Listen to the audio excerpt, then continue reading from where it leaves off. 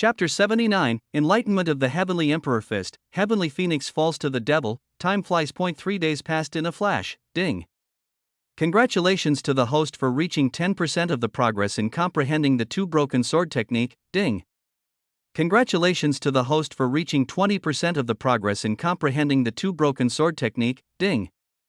Congratulations to the host for reaching 30% of the progress in comprehending the two broken sword technique. Ding. Congratulations to the host for reaching 100% in comprehending the two broken sword technique. Listen to the system prompts in your ears. Jisho slowly opened his eyes and felt something strange. In just 3 days, he had already mastered the two broken sword technique. Even if he possessed a divine mind and bones, and had a very high level of comprehension, it was impossible for him to comprehend an emperor-level forbidden technique, the two broken sword technique, in just 3 days, just as his thoughts were turning. Feng Huang slowly opened her eyes. Her pretty face was much paler and her brows were full of fatigue, but her beautiful eyes were full of excitement. Jisho, I have already practiced most of the two broken sword technique. And you? Feng Huang looked at Jisho blankly with her beautiful eyes and asked. Not as good as you. Jisho glanced at Feng Huang casually. He had been thinking about whether there was anything in Zhou Garden that could help him to attain enlightenment and practice, so he was too lazy to pay attention to Feng Huang. I knew it. A faint smile appeared on Feng Huang's lips. She thought that she was still better than Jisho in one aspect, which was her comprehension, and when she thought of this, she couldn't help feeling inexplicably happy. Hearing this, Ning Xian also opened her beautiful eyes. She looked at Feng Huang with interest, with a faint smile on her face, and shook her head and whispered softly, perhaps, even this girl herself didn't notice that her hostility towards Jisho has decreased a lot, and she has also become much gentler. I'm really curious, what will her and Jisho's future be like? After saying that, Ning Xian closed her eyes again and began to comprehend the truth. Jisho, on the other hand, walked alone into the depths of the grassland. He smelled the fragrance of tea and became suspicious. If there really is a divine object of enlightenment of that level in Zhou Garden, that's really a big profit. However, Feng Huang and Ning Xian stayed in front of the dragon corpse to gain enlightenment. Jisho followed the faint scent of tea and headed deeper into the grassland. Finally, one day later, in the southernmost part of the endless grassland, Jisho saw an ancient tree with a very large shade. The ancient tree stands alone on the endless grassland, and one can see a condensed intangible clear air rippling around the ancient tree. At the same time, the extremely rich tea aroma made Jisho's whole body numb for a moment. I actually found it. Jisho murmured in a daze, then he endured the numbness in his body and walked under the enlightenment tea tree. I took a deep breath, and the fresh air entered my body and the fragrance of tea filled my nose. For a moment, he felt his whole body become light, and the floating feeling made him feel as if he were ascending to heaven. 9 Heaven's Treasure. Enlightenment Tea Tree. Jisho murmured in surprise. The tea tree of enlightenment is a magical tool for spiritual practice. According to legend, practicing under the Wudao tea tree for 1 hour is equivalent to practicing hard in the outside world for a month, and if you drink a cup of enlightenment tea, you can enter the state of enlightenment where man and nature are one. No matter what technique you practice, you can gain at least 10 times the benefit. What a coincidence! This prince actually has a forbidden method that I want to practice. Jisho smiled slightly, and immediately opened the system mall. His eyes were fixed on a forbidden technique of the emperor that he had long admired, Emperor Fist, 100,000 Essence of Destiny.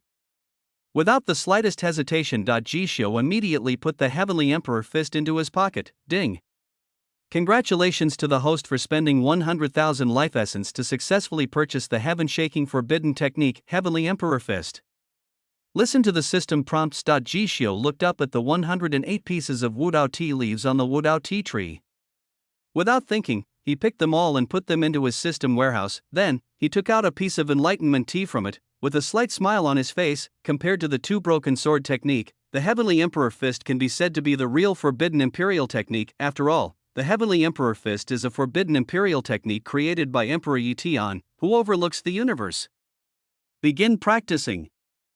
Jisho took a deep breath and swallowed the piece of Wudao tea leaves, then sat cross-legged under the Wudao tea tree and began to practice. At this moment, Jisho only felt that he was in the boundless universe, and a vague figure was standing at the end of time. Hanging above his head is the cauldron of the mother energy of all things. Thousands of immortal lights fell on him. There are many enemies around him, and they are very powerful, but the moment he threw his imperial fist, heaven and earth were silent, and all enemies were destroyed. At this time, Ji Xiu, who was in a deep state of enlightenment and practice, did not notice it at this moment. Wisps of supreme divine power were emanating from him, but he said, 7 days later Feng Huang, who was sitting in front of the dragon bone, slowly opened her eyes, and she let out a long breath and said to herself, two broken sword technique. Finally, the practice was successful. Hearing this, Ning Xian smiled and said, "Congratulations, Her Royal Highness the Princess." Feng Huang chuckled, then looked around subconsciously with her beautiful eyes, and asked, "What about him?" Ning Xian shook her head and looked at Feng Huang with amusement. "How? You miss him?" "Of course not." Feng Huang looked at Ning Xian in surprise. She didn't know why Ning Xian missed her so much. She didn't even have time to hate Ji Xiu. Ning Xian smiled and shook her head, and said nothing more. "Sister Xian, how is your practice of the two broken sword technique going?" Feng Huang asked softly. "I haven't practiced. I am just using this sword technique to verify myself." Ning Xian shook her head. "In that case, have you discovered the magic of these two broken sword techniques? This sword technique can not only be practiced normally. It seems that practicing backwards is also feasible. In fact, I have a feeling that practicing the two broken sword technique backwards will be even more powerful than practicing it normally. Because this will be a completely new sword technique." Feng Huang's eyes sparkled, and she told Ning Xian her discovery without hesitation. "I see that, too. But, if you practice backwards, then you must reverse the profound skill. This is very dangerous. If you are not careful, you will go crazy." Ning Xian reminded Feng Huang very seriously. "It doesn't matter. I have confidence in myself." Feng Huang smiled at Ning Xian, and then she sat cross-legged in front of the dragon bone again. In her opinion, the path of spiritual practice is a process of constantly breaking out of one's own cage. Only by continuous creation and exploration can we achieve breakthroughs. Feng Huang took a deep breath and began to practice the Liangduan sword technique in reverse order. "This girl. It does have some resemblance to my past self." Ning Xian looked at Feng Huang and murmured as if reminiscing about something, and at this moment, the temperature of the air suddenly rose. "Hot. It's a bit hot." Feng Huang frowned slightly. She felt the change in body temperature, but she didn't take it seriously and still didn't stop. What she didn't know was that in the process of reversing the mysterious art and practicing the Liangduan sword technique, she inadvertently broke into a new realm, the Devil's Way, and there seems to be only one ending waiting for her ahead: falling into the devil. Chapter 80. Who am I in your eyes?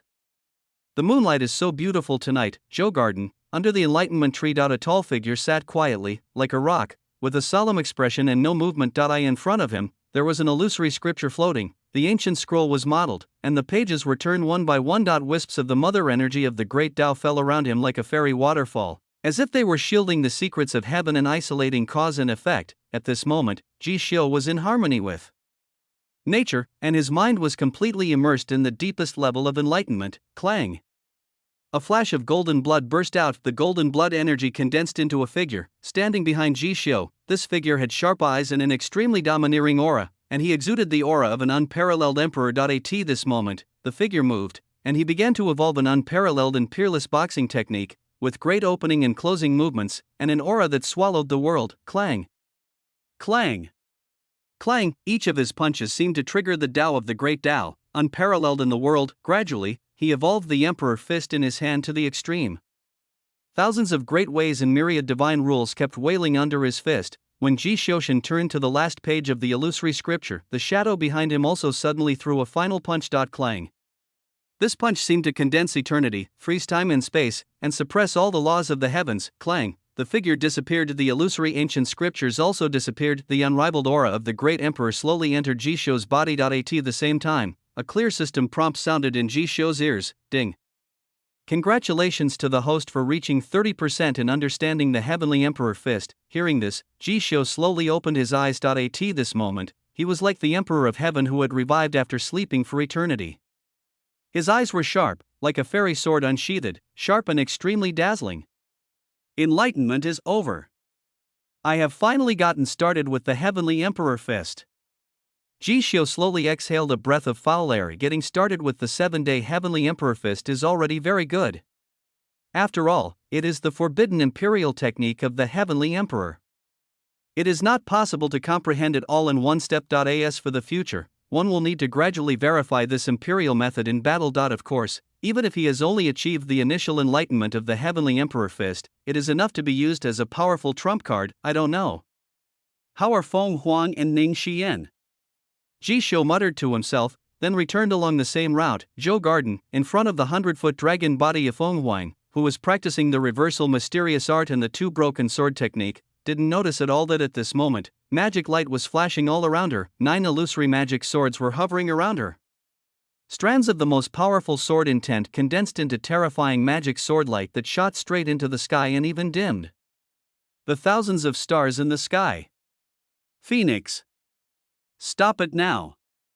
Stop it. Ning Xian frowned and shouted loudly. At the beginning, she felt that there was a risk of going astray when practicing the two broken sword technique with the Phoenix reversal technique, but she didn't stop at this because she believes that Feng Huang possesses the blood of the Heavenly Phoenix, and that Feng Huang's talent for cultivation is also extremely powerful. Even if the mysterious skill is reversed, if you feel something is wrong, you can stop it in time and there will not be serious consequences. But now, she realized that things were completely beyond her expectations. Feng Huang, after reversing the mysterious skill, couldn't stop at all. Obviously, this two-cut sword technique has an extremely strong and strange magical nature. Once you reverse your practice, you will fall into the devil. The words fell of Feng Huang didn't react at all. The demonic light on her body became brighter and brighter, and the demonic aura became stronger and stronger. If it were in the outside world, she might be able to use her saint-level cultivation to forcibly stop it, but here, she couldn't circulate her true energy at all and could only watch Feng Huang go towards the abyss step by step. Damn it. What should we do now? Ningxi bit her red lips, feeling a little at a loss for a moment. As soon as the words fell, clang.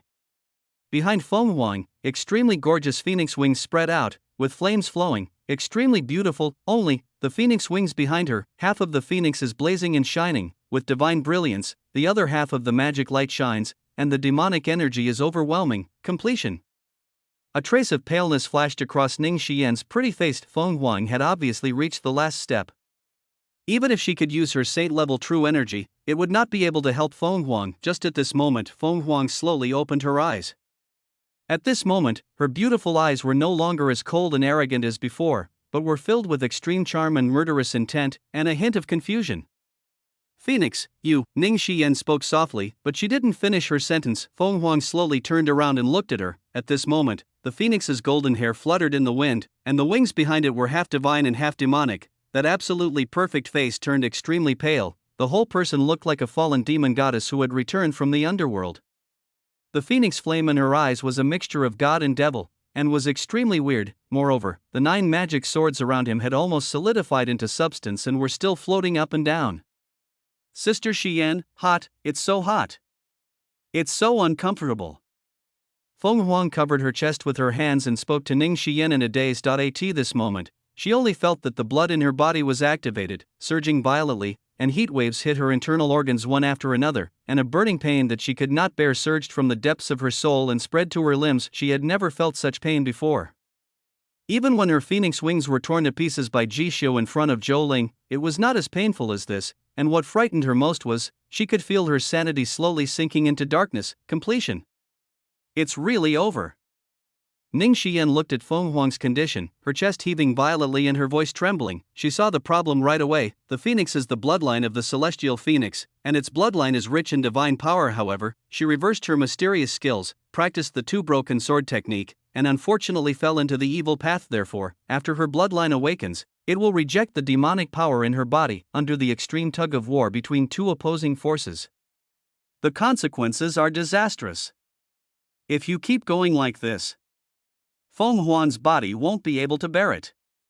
The phoenix blood is surging, the phoenix flames are burning my body, the power of the devil is colliding, and I will die in the end. The thought stops here. Ning Xian's pupils suddenly shrank. She gritted her teeth, thinking that she would try her best to save Feng Huang's life no matter what, but just at this moment, Jisho is back. What's wrong with this woman? Jisho frowned and asked as he looked at Feng Huang, who was almost falling into the path of evil with 9 magic swords floating around him and his body swaying. 2-cut sword technique. Ning Xian shook her head. Hearing this, Jishou instantly understood what was going on. In fact, when he was practicing the two broken sword technique, he also discovered that if he practiced the two broken sword technique with the reversal mystical art, it would form a new evil sword technique. However, he was practicing the immortal devouring demon art, and had already reached the 5th level, therefore, he did not need to practice the two broken sword technique in reverse again. He only needed to reverse the mysterious skill and then he could directly use the mysterious magic sword technique. But Feng Huang is different. She has the blood of the heavenly phoenix, and has never practiced any magic skills, nor has she ever come into contact with any demonic power, and now, she has stepped into the path of magic for the first time. Divinity and devil coexist in one, and her body cannot bear it at all. Under the pull and collision of these two forces, the only outcome waiting for Feng Huang is death. Do you have any idea? Ning Xian asked in a low voice. Yes. Jishou nodded. After saying that, Jishou slowly walked in front of Feng Huang, raised his hand and slapped the 9 magic swords that were floating around Feng Huang to pieces. Puff.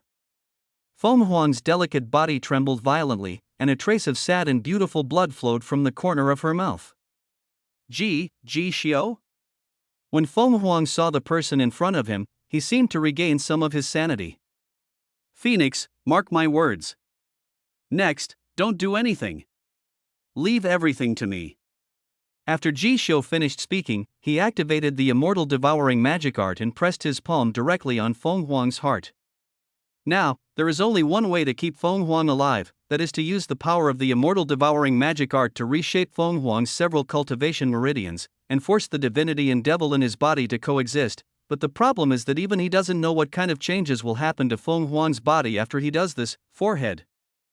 Feng Huang bit her red lips with her pearly teeth and groaned in pain. At this moment, she could clearly feel that many meridians in her body were crushed by Jishou and then reborn, and a mysterious force forcibly calmed the phoenix blood and demonic power that were constantly surging in her body. This made her feel 100 times better than the excruciating pain she had felt before. She even had an indescribable sense of comfort. Half an hour later, Jishou withdrew his hand and Feng Huang fell weakly into Jishou's arms. She could feel that the two forces in her body stopped pulling and colliding, and finally fell into calm, but she felt as if there was something extra in her body. Thank you very much. Feng Huang spoke weakly. How do you feel? Jishou shook his head and asked in a low voice. Feng Huang remained silent with his eyes slightly lowered, and did not respond. Go ahead. How do you feel? Jishou frowned and asked. The words fell. There was a magical light flashing in the depths of Feng Huang's beautiful eyes, and her red lips were slightly pursed, raising a charming arc. Feel, it's like being reborn. This, Jishou and Ning Xian's faces changed when they heard the laughter. This voice is indeed the voice of Feng Huang, but the voice no longer had the cool and elegant feeling it had before. Now it was filled with an endless and enchanting charm that could captivate the soul. Just when Jishou and Ning Xian were stunned, Feng Huang took the initiative to stretch out her slender jade hand and hook it around Jishou's neck. The pair of beautiful eyes that were enough to captivate the whole world stared at Jishou without blinking, with a light flickering in them that Jishou could not understand. Jishou had just uttered one word when his voice suddenly stopped because his mouth was tightly blocked by Feng Huang.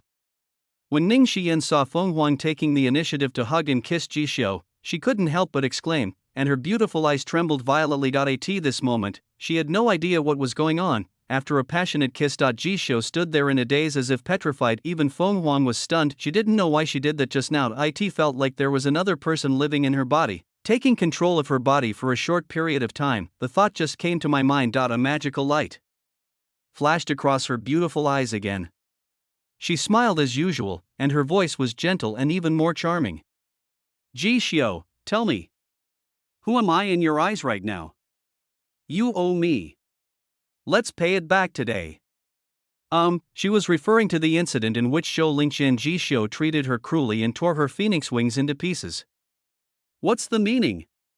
Jishou stared at Feng Huang in a daze, not quite understanding what Feng Huang meant. How did she want him to return it to her? Have you ever heard of magic restoration? As soon as she finished speaking, Feng Huang pounced on Jishou in front of Ning Xian's shocked gaze, madly and passionately. At this moment, Jishou seemed to understand something. Feng Huang is no longer the noble and stunning princess of the Divine Phoenix Empire. Or, more than that, again, from today on, there will be one more person in Feng Huang's body. That person has extremely charming and demonic power. She can be said to be another phoenix, the demonic phoenix, but if you think about it carefully, this doesn't seem to be a bad thing. The thought stops here. Jisho lay powerlessly on the ground, looking up at the bright moon hanging high in the sky, his eyes gradually becoming blurred and lost. He murmured as if in a dream, "The moonlight is so beautiful tonight." Chapter 81. The wedding date is approaching. The Holy Queen and concubine Yan and Kyoto is undergoing drastic changes, but it is said that when the moonlight in Zhou Garden blooms in spring, that ray of moonlight also shone on the Ice Palace, the Imperial Palace. Mu Bing stood in front of a woman. She lowered her eyes slightly to hide the sadness in her eyes. "Binger, don't be sad. Master hasn't died yet. Also, Master would like to thank you for the 10,000 years mysterious ice you brought back." The woman smiled gently and reached out to gently ruffle Mu Bing's hair, and she is the former palace master of the Ice God Palace, Jisho's aunt Muqiu. Now, Muqiu's injuries have deteriorated to the extreme. If she doesn't choose to be frozen in sleep and freeze her life, I'm afraid she won't be able to hold on for even 3 days. Master, wait until you wake up. Binger will definitely be able to heal your injury. Mu Bing raised her head and looked at Muqiu in a daze, her beautiful eyes full of determination. This time she returned from the Ice Jedi and brought back the 10,000-year-old Black Ice in her previous life. She failed to save Muqiu, and therefore regretted it for the rest of her life. In this life, she must cure her master Muqiu no matter what. She knew that although she couldn't do it now, she would be able to do it as long as she entered the realm of the great emperor. Good. Master believes Binger can definitely do it. Master is waiting for you. Muqiu smiled with relief. After that, she suddenly thought of something and said, "Binger, your engagement with Xior is almost here." Mu Bing nodded. "The Ji family's tiger talisman is not lost, right?" Muqiu then asked. "No." Mu Bing responded softly. "That's good. In that case, you should take the tiger talisman with you to Beixia Kyoto tomorrow. Master hopes that you and Xior can get married soon." As Muqiu spoke, he reached out and gently stroked Mu Bing's beautiful face with affection. When she found Mu Bing in the iceberg, she was still a little girl, but now she is getting married. For a moment, she couldn't help but sigh. That time was passing quickly. He knew. "Master, Binger will go." Mu Bing bit her teeth lightly and clenched her jade hands a little. "Good, very nice. Wait until you and Xior get married. Master is completely relieved. Both your future life and the Ice Palace are in his hands." Muqiu let out a long sigh, then turned around, walked into the ice coffin and slowly lay down. "Master, take care." Mu Bing looked at Muqiu lying in the ice coffin and felt a little sad for a moment. Hearing this, Muqiu smiled and nodded. She felt sleepy and slowly closed her eyes. At the moment her consciousness slowly froze, she whispered in a dreamlike voice, "By now, my Binger." Hearing this, Mu Bing finally couldn't hold it in anymore. Her eyes turned red and tears overflowed from her eyes. Memories came flooding back to in the snow-capped mountains shrouded in ice and fog all year round. A woman in a snowsuit saw for the first time the tiny girl sitting in a pile of ice. The girl was as pure as snow. She took a piece of black ice and put it in her mouth and bit it gently, as if it was the most delicious thing in the world. "Little guy, where is your mother?" "No mother? Will you leave here with me?" "Where are you going?" "Go home." "Good. What's your name?" "No. I don't know." "Okay. From now on, I'll call you Binger. In the future, I will be your master, and your mother." Cool. Mu Bing took a deep breath, raised her hand to wipe away her tears, took one last look at Muqiu in the ice coffin, then turned and left the Imperial Palace. Next, she would go to Beixia, to Kyoto, to find someone. She and he will eventually come to an end. The moon is bright. Demon Mountain, the supreme heaven, the top of the Demon Mountain. Under the bright moon, two tall and graceful figures stood facing each other. One of them was wearing a long black dress that dragged on the ground, outlining her voluptuous and breathtakingly beautiful body curves. Her face was extremely cold and her beautiful eyes seemed to have the ability to freeze people's minds and souls, and she is none other than the Holy Queen of the Supreme Heaven, Nan Lingyue. The other person was wearing a long red dress and her long hair, like a kiss of fire, fluttering in the wind. Her skin is as crystal clear as snow and her face is like a fairy. A pair of phoenix eyes looked at Nan Lingyue playfully, with her red lips slightly pursed, and she is Yan Fei. Post-Saint Adult. It seems that you really don't have the world-purifying devil flame. Forget it. Looks like I have to go find that little fellow from the G family. Yan Fei waved her hand at Nan Lingyue and spoke casually, hee hee. What do you think of me, the Supreme Heaven? Come when you want, leave when you want? Nan Lingyue stood with her hands behind her back, looking at Yan Fei and spoke coldly, you are strong. But I'm not weak either. Even if you can defeat me, you can't keep me. Why waste your energy? Yan Fei smiled at Nan Lingyue. Ji Xiu is my man. Go find him. I will take your life. Nan Lingyue spoke expressionlessly, hee hee. Your Majesty, you should know him. I have his people in my hands. Even if I don't go to him, he will come to me. Why are you doing this? Yan Fei shook her head. Hearing this, Nan Lingyue was stunned for a moment. A playful smile appeared on Yan Fei's red lips. Clang! A teleportation array appeared under her feet, an array of moonlight flashed by and disappeared. Only a faint laugh remained lingering between heaven and earth. Goodbye, Holy Queen Nan Lingyue. Emperor-level teleportation array. This woman is not simple. Nan Lingyue frowned. At this moment, a sound of breaking wind was heard. Luo Yuzhu came to Nan Lingyue's side. Post-Saint Adult. I found it. There's news about the blood Shura next to Ji Xiu, explain. Nan Lingyue turned and looked at Luo Yuzhu. Yan Fei captured Gu Jian in Shuai City. Then I went to the Great Qin dynasty. She sold Gu Jian to the Crown Prince of Qin Yingsu. Then what? Nan Lingyue continued to ask. Now Yingsu has brought Gu Jian to the capital of Beixia. Now, Prince Ji Xiu's MI6 has learned the news. Gu Yao seems to have taken action, but the specific results are unknown. The atmosphere in Beixia Kyoto is very wrong right now. You can sense the storm is coming. Luo Yuzhu responded. Besides Yingsu, who else went to Kyoto? As Nan Lingyue spoke, a cold light flashed in her eyes. The Prince of the Divine Phoenix Empire Feng Mian. Luo Yuzhu responded in a low voice, no. Something is not right. I am going to Kyoto in person now. Nan Lingyue spoke coldly. Now. You're not waiting for Prince Ji Xiu? Luo Yuzhu was very surprised. No more waiting. He will return to Kyoto eventually. Nan Lingyue shook her head, then turned around and disappeared on the spot. Prince Ji Xiu, how lucky are you that the Holy Queen treats you this way? Luo Yuzhu looked at Nan Lingyue's receding back and murmured softly. One day later, northern summer Kyoto, the Imperial Palace, in the Weiyang Palace, Shuli looked at Miss Yu with a cold face and asked, what did you say? The Crown Prince of Qin, Yingsu, has brought Gu Jian to Kyoto? Yes, Miss Yu nodded, then said hesitantly, that's not all. According to Luo Wang intelligence, the Divine Phoenix Empire's Prince Fengmian has also arrived in Kyoto. It seems that the Crown Prince of Daqin wants to give a gift to the Divine Phoenix Prince Fengmian. What gift? Shuli frowned suddenly. The Supreme Bone. Miss Yu's voice trembled a little. Yingsu is so brave. Shuli spoke in shock. This is not over yet, Miss Yu swallowed, what else? Shuli's delicate body trembled.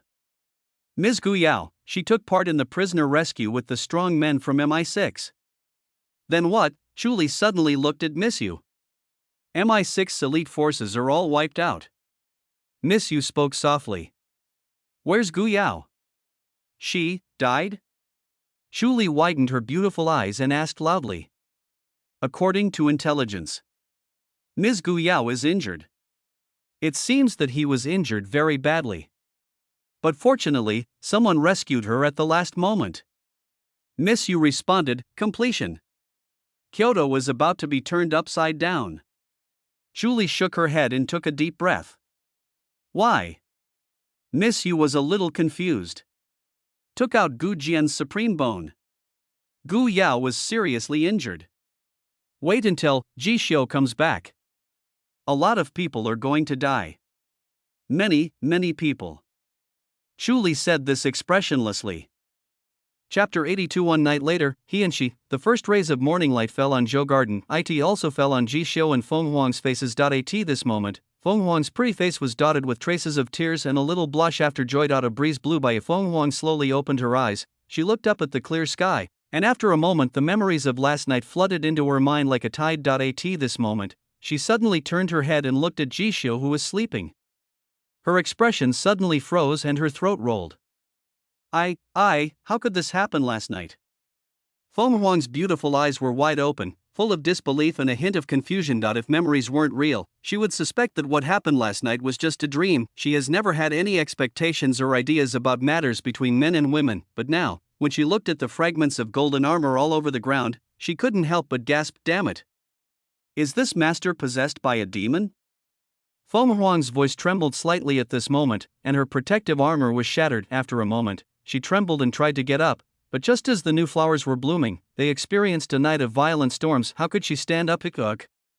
With a groan of pain, Feng Huang's legs went limp and she fell directly into Jisho's arms. The scent of jasmine fills your nose. Jisho slowly woke up. At the same time, a clear system prompt sounded in his mind. Ding. Congratulations to the host, you have obtained the Demon Phoenix Essence and advanced to the 6th level of the Lord level. Ding. Congratulations to the host, you have obtained the Demon Phoenix Essence and advanced to the 7th level of the Monarch level. Listen to the system prompts in your ears. Jisho opened his eyes. At this moment, he and Feng Huang looked into each other's eyes and could even hear each other's breathing. What do you want to do now? Jisho looked at Feng Huang and asked seriously, "You, asshole." When Feng Huang heard this, she glared at Jisho fiercely. A blush appeared on her cheeks and climbed all the way to her ears. Some people seem to be the high and mighty princess, the future empress of the empire. Actually, Jisho smiled and didn't finish his words. Shut up. Feng Huang stretched out a jade finger and pressed it against Jisho's lips. At this moment, she was extremely ashamed and angry, and glared at Jisho. It looks like if you, Jisho, dare to say that, I, Feng Huang, will fight you to the death. Whatever. If you don't want to tell me, then don't tell me. Jisho shook his head indifferently, then lazily rested his head on his hands, staring quietly at the clear sky. It must be said that what happened last night was indeed beyond his expectations. Of course, I have to admit that it was indeed a wonderful experience. In addition, he also personally confirmed that the current Feng Huang possessed both the bloodline of the Heavenly Phoenix and the essence of the Demonic Phoenix. Therefore, after that passionate and crazy night, the immortal devouring magic art was able to absorb a lot of the Demon Phoenix's true essence, and his cultivation level was able to complete a double jump call. When Feng Huang saw Jisho shut up, she took a deep breath, endured the pain, and slowly stood up, then took out a set of Xinhuang Palace skirt from her ring and covered herself with it. Then he said without turning back, "Jisho, what happened last night? Just think of it as a dream. You and me. Forget it all." Upon hearing this, Jisho couldn't help but look with some amusement at the beautiful figure in front of him who had regained her former noble and cold appearance. Then, he spread his hands, put on a black robe and said, "It doesn't matter. Do whatever you like, you." Feng Huang heard this, and a nameless anger suddenly surged in her heart. She turned around and glared at Jisho and scolded him. "Jisho, what's your attitude?" Jisho looked at Feng Huang with a strange expression. "I thought, wasn't I just saying what Feng Huang wanted? Now, what is this woman angry about? You are such a bastard." Feng Huang cursed angrily, and her clenched jade fists trembled for some unknown reason. Just at this moment, a beautiful figure appeared. Cough, cough, cough. "You want to fight again?" Ning Xian calmly looked at Jisho and Feng Huang, who were arguing with each other, and asked, "Last night, she really had an eye-opener. So she had to stay away from Jisho and Feng Huang in order to calm the slightly agitated blood in her body, and now, she saw that Jisho and Feng Huang were about to draw their swords to fight, so she spoke jokingly to ease the cold atmosphere between them. "It's done. Let's leave Zhou Garden." Jisho responded casually, "It's done." Feng Huang's voice was very cold and hard. A strange woman. Jisho looked at Feng Huang with a cold face and shook his head. Then he turned and looked at the clear sky of Zhou Garden, with a sharp knife-like light surging in his eyes. Clang. Jisho raised his hand and pointed his finger at the vast sky. Boom. A sound like the collapse of heaven and earth rang through my ears. A ray of morning light froze the sky, as if a knife mark had cut through the worlds of yin and yang, stretching across the sky. The sky over Zhou Garden was like a curtain, with a dark crack cut into it. Wisps of ethereal divine light sprinkled from the pitch-black cracks and fell on Jisho and the other two like a sudden rain. It is indeed so. Enter Zhou Garden. Only by understanding the two-broken sword technique can you leave. Mr. Zhou really has good intentions. Jishio spoke in a low voice, snort. You don't have to tell me. I know that, too. Feng Huang snorted softly. Is this how you get along with each other nowadays? One way at night, another way during the day. Ning Xian teased playfully as the words fell. A teleportation array appeared under the feet of Jishio, Feng Huang, and Ning Xian. Clank. Clank. Clank, the teleportation array emitted a divine light, and immediately the three figures disappeared within Zhou Garden. At this moment, Zhou Garden fell into darkness again. Even the wind stopped, and it became that silent dark world again. The camera turns. Jishio and the other two were back in the Imperial Palace. His Royal Highness. You are finally back. Elder Wei let out a long sigh. The moment he saw Jishio, he finally felt relieved. Yes. Where on earth were you teleported to during these 10 hours? Mu Xianyin also looked at Jishio with surprise and asked. 10 hours? When Jishio heard this, he understood the key point of the problem. If he remembered correctly, they stayed in Zhou Dufu's Zhou Garden for at least 10 days. If only 10 hours have passed in the outside world, 10 days have passed in Zhou Garden. Then there is only one explanation, that is, the time in Zhou Garden is much slower than that in the outside world. The thought stops here. Jishio couldn't help but feel a little sorry. He thought that if he could have a Zhou Garden of his own, that would be perfect. Don't think about it. The Zhou Garden small world can only be created by a great emperor. You're still a long way from that. Feng Huang saw through Jishio's thoughts at a glance and mocked him mercilessly. How? If I could own a world like this in the future. Are you going to do it again? Jishio asked, looking at Feng Huang with amusement. Hearing this, Feng Huang was stunned for 3 seconds before realizing what Jishio meant. Her pretty face turned red, her beautiful eyes avoided Jishio's gaze and spoke softly, Come on, your head. Mu Xianyin couldn't help but feel a little strange when she saw Feng Huang like this. Before, Feng Huang looked like she hated Jishio to the core, but now Feng Huang's attitude towards Jishio has undergone a 180-degree change. Although on the surface, Feng Huang is still hostile to Jishio, but she could smell something unusual between the two of them. She even observed that Feng Huang didn't dare to look directly into Jishio's eyes at this moment. It was as if Feng Huang had done something bad. Her woman's intuition told her that something must have happened between Jishio and Feng Huang. Prince Jishio. Wait till you create your little world. I'll do it. My lady, sister, you and I are all here. Miss Xue spoke to Jishio with a cute smile on her face. Cough, cough, cough. Upon hearing this, Jishio couldn't help but feel embarrassed. If they all come, he won't be able to bear it. Asshole. Feng Huang couldn't help but spit quietly when he saw the change in Jishio's expression. Let's go, get out of here. I got everything I was supposed to get. We should go back to Kyoto. Jishio ignored Feng Huang and spoke with a smile on his face. Hear this, Elder Wei, Mu Xianyin, and Miss Xue all froze in silence. What Jishio meant was that he had obtained the two broken sword technique. For a moment, they were all a little excited. This trip to Zhou Garden was truly fruitful. Of course, what they don't know is not only did he obtain the two broken sword technique, some other things, Jishio seemed to have got them as well. Chapter 83 Someone is seeking death again, another woman in Feng Huang's body. However, when Jishio and his group left Zhou Garden and walked across the endless snowfield, everyone was in a completely relaxed mood. This time, Mu Xianyin looked at Feng Huang, who had been silent all the way, and became playful. Jishio, have you learned the two broken sword techniques? Mu Xianyin asked with a smile. I have learned it. What's wrong? Jishio glanced at Mu Xianyin and nodded without hiding anything. How about you teach me? After all, you and I have been friends for 10 years. Mu Xianyin said as she hugged Jishio's arm or forehead. Jishio felt the softness in his arm and felt helpless for a moment. Mu Xianyin has changed a lot in the past 10 years, from a once noble princess to a cynical witch. Facing such a Mu Xianyin, he just felt a headache for a moment. Prince Jishio, since you have already learned the two broken sword technique, can you teach my young lady when you return to Kyoto? Miss Snow hesitated for a moment, then she stood up and asked, but she was not as bold as Mu Xianyin. She only dared to reach out and grab the corner of Jishio's clothes. Jishio couldn't help but laugh as he looked at Miss Xue's face full of longing. Mu Xianyin asked with a playful look on her face, Jishio and I have known each other for 10 years.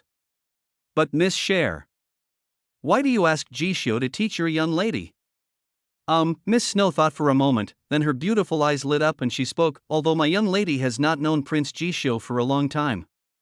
But, he and my lady have already. He didn't finish his words. She seemed to realize that what she said next was inappropriate, so she shut her mouth decisively. A forehead. Jishio couldn't help but rub his brows helplessly, thinking that this girl was really simple-minded. What already? Mu Xuannin's beautiful eyes flickered as she looked at Miss Shui and asked, "It has nothing to do with you." Miss Shui glared at Mu Xiannin, but she held on to the corner of Jishio's clothes even tighter. It doesn't matter if it doesn't matter. You don't have to say anything. Anyway, I've already guessed it. Mu Xiannin raised her red lips slightly, looking as if she knew everything in the world. Just then, a cold snort came from behind. Hearing this, Mu Xiannin turned around and looked at Feng Huang with interest. How? Is Her Royal Highness the Princess dissatisfied? After saying that, she hugged Jishio's arm 3 times tighter, so that Jishio's arm was deeply sunk into it. As expected of the Witch of the Supreme Heaven. How shameless! Feng Huang sneered, and her beautiful eyes looked coldly at Mu Xiannin, who was extremely close to Jishio. Then what? Mu Xiannin looked disapproving upon hearing this. Oh. So what if you and Jishio have known each other for 10 years? It means knowing each other for 100 years. He may not teach you the 2 broken sword technique? But if you ask me, perhaps I can consider teaching you the 2 broken sword technique. Feng Huang raised her chin slightly, her beautiful face full of provocation. No need. You are just a prisoner. But you want this saint to beg you? Ah, this is really funny. Mu Xiannin smiled and spoke. Who do you say are the prisoners? Feng Huang glared at Mu Xiannin, her jade hands clenched into fists, a surge of anger rising in her heart. Isn't it you? Have you forgotten how miserable you were in front of Zhou Ling?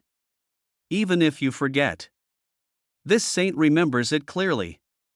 The smile in Mu Xuannin's beautiful eyes became more intense, presumptuous. I was defeated in front of Zhou Ling. But, in Zhou Garden, I snort. Feng Huang scolded coldly, but she didn't continue talking in the end. She could only snort in indignation, and at this moment, an extremely charming voice came from her mind. Feng Huang said, "Why don't you say it? If you tell someone, go out and smash this woman's face." Who is talking? Feng Huang frowned tightly, her heart suddenly startled, but the sound had disappeared and could not be found anywhere. I see. It seems that Her Royal Highness the Princess has truly been in love. Mu Xiannin said with a smile on her face. Roll. Feng Huang shouted angrily, and then ignored Mu Xiannin. She was a little confused for a moment. She clearly heard a woman's voice just now. Was it an illusion? Women! Jishio shook his head and quickened his pace. Soon, Jishio and the others returned to the Shinmu Forest. This time, they saw a beautiful woman in a tight black dress and with a perfect figure standing under the sacred tree. Sister Yuzhu. When Mu Xiannin saw the woman, she couldn't help but feel happy and went forward to hug the woman. Supreme Heaven, Luo Yuzhu. Feng Huang frowned slightly. She knew that the woman in front of her was an important figure in the Supreme Heaven, and the right-hand man of the Holy Queen Nan Lingyue. 10 years. She hasn't changed at all. Jishio looked at Luo Yuzhu and murmured softly. His Royal Highness. Long time no see. Luo Yuzhu smiled at Jishio. Did she call you? How? Now she wants me to go to the Supreme Heaven to meet her? Jishio asked calmly. No. Your Excellency, there is no need to go to the Supreme Heaven. Luo Yuzhu shook her head. And what does she mean? Jishio frowned. The Holy Queen has gone to Kyoto. She'll be waiting for you in Kyoto. Luo Yuzhu responded softly. What? Upon hearing this, Jishio's expression suddenly froze. Nan Lingyue went to Kyoto. What does she want to do? It seems that His Royal Highness. I don't know yet. Gu Jian's supreme bone was whipped. Gu Yao is seriously injured. Kyoto changes dramatically. Luo Yuzhu opened her red lips slightly. The words fell. Mr. Wei's face suddenly became extremely ugly, and looking at Jisho again, there was no emotion on his face, and he didn't say a word, but his eyes were as creepy as a wild beast, and his whole body exuded an extremely cold aura. Even in the eyes of others, Jisho seemed to be in darkness, whether it is Feng Huang, Shui Girl, or even Ning Xian. They all felt a chill rising from the soles of their feet and rushing straight to their foreheads. Gu Jian's supreme bone was pulled out. Gu Yao is seriously injured, and we don't know whether she is alive or dead. Kyoto changes dramatically.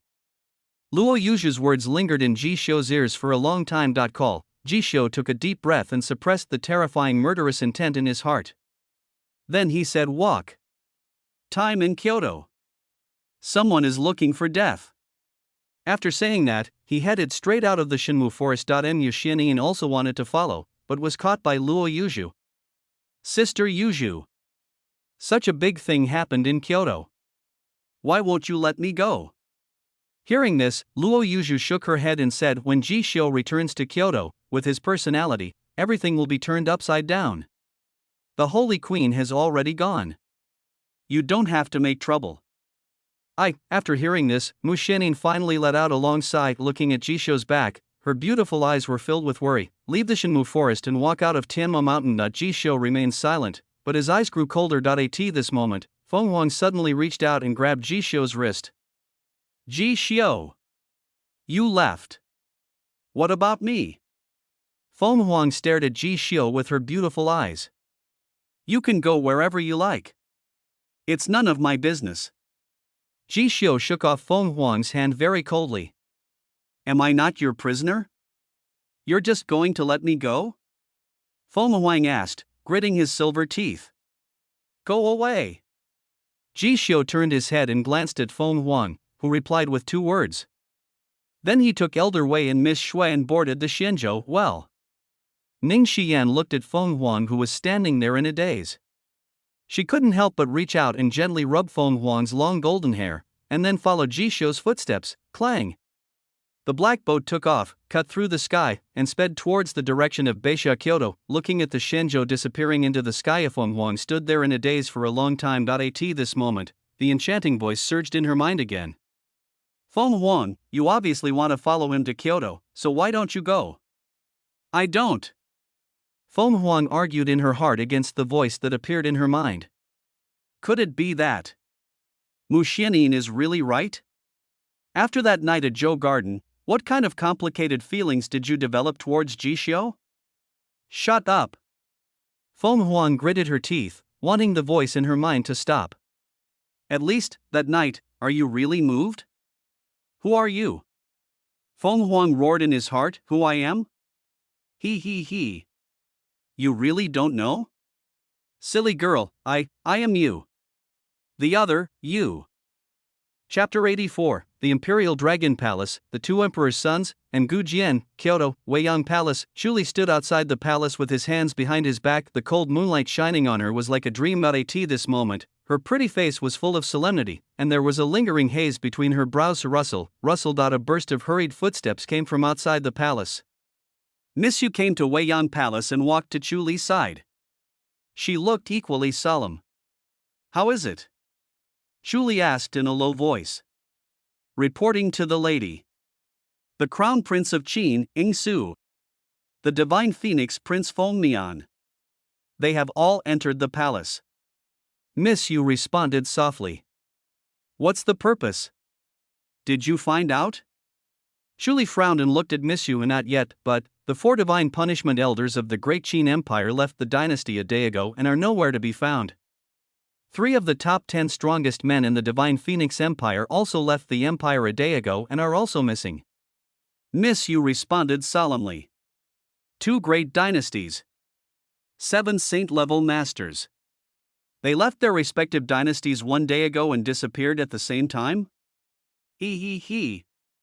Do we need to guess? I'm afraid they have already arrived in Beisha Kyoto. Zhuli sneered. Hiss. Miss Yu couldn't help but take a breath of cold air when she heard this. Her expression changed drastically and she exclaimed in shock. Mississippi. You mean they came to Kyoto to help Long Yuan? Long Yuan is going to take action against the Ji family? Chu Li nodded and said Long Yuan. I don't know what promises he made to the two empires. He was able to get the two great empires to send out 7 saints to help him. It seems, I underestimated him after all. Miss, what should we do now? Miss Yu looked at Chu Li and asked. Hearing this, Chu Li thought for a moment and then asked, where's Ji Xiu? Is he back? Miss Yu nodded and responded, Schwer just sent a message saying that Prince Ji Xiu will be able to return to Kyoto tonight at the latest. Good. Chu Li heaved a sigh of relief upon hearing this. Now she and Ji Xiu are allies. Moreover, she placed a heavy bet on Ji Xiu, and she even took out Luo Wang for Ji Xiu to use it. So, she didn't want to see Ji Xiu fall. She also believed that Ji Xiu would not fall, and would not allow Ji Xiu to fall. Go check again. Look at Long Yuan, Ying Su, and Feng Mian.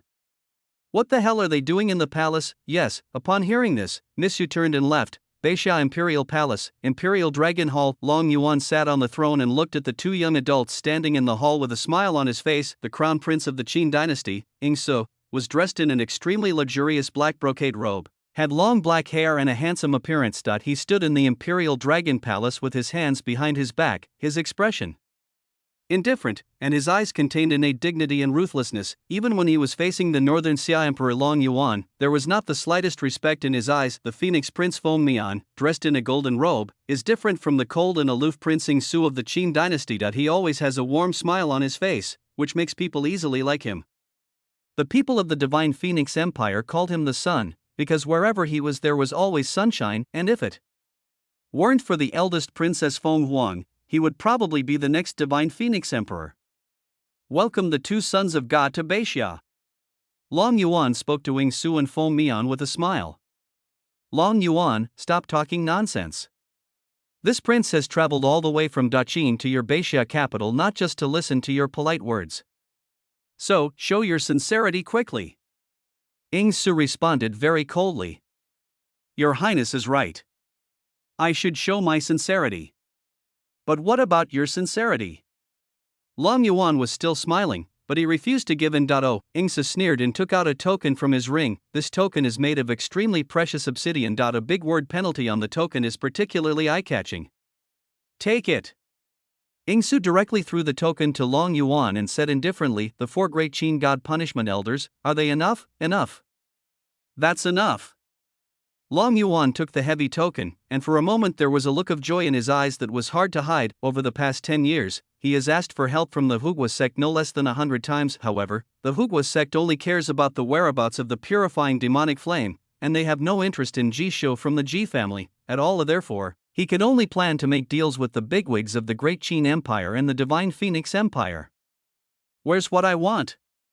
Ying Su asked coldly. Hee. When Long Yuan heard this, he chuckled and immediately took out a magical fruit from his ring that was crystal clear and exuded a rich fragrance. Your Highness, this is the longevity fruit I promised you.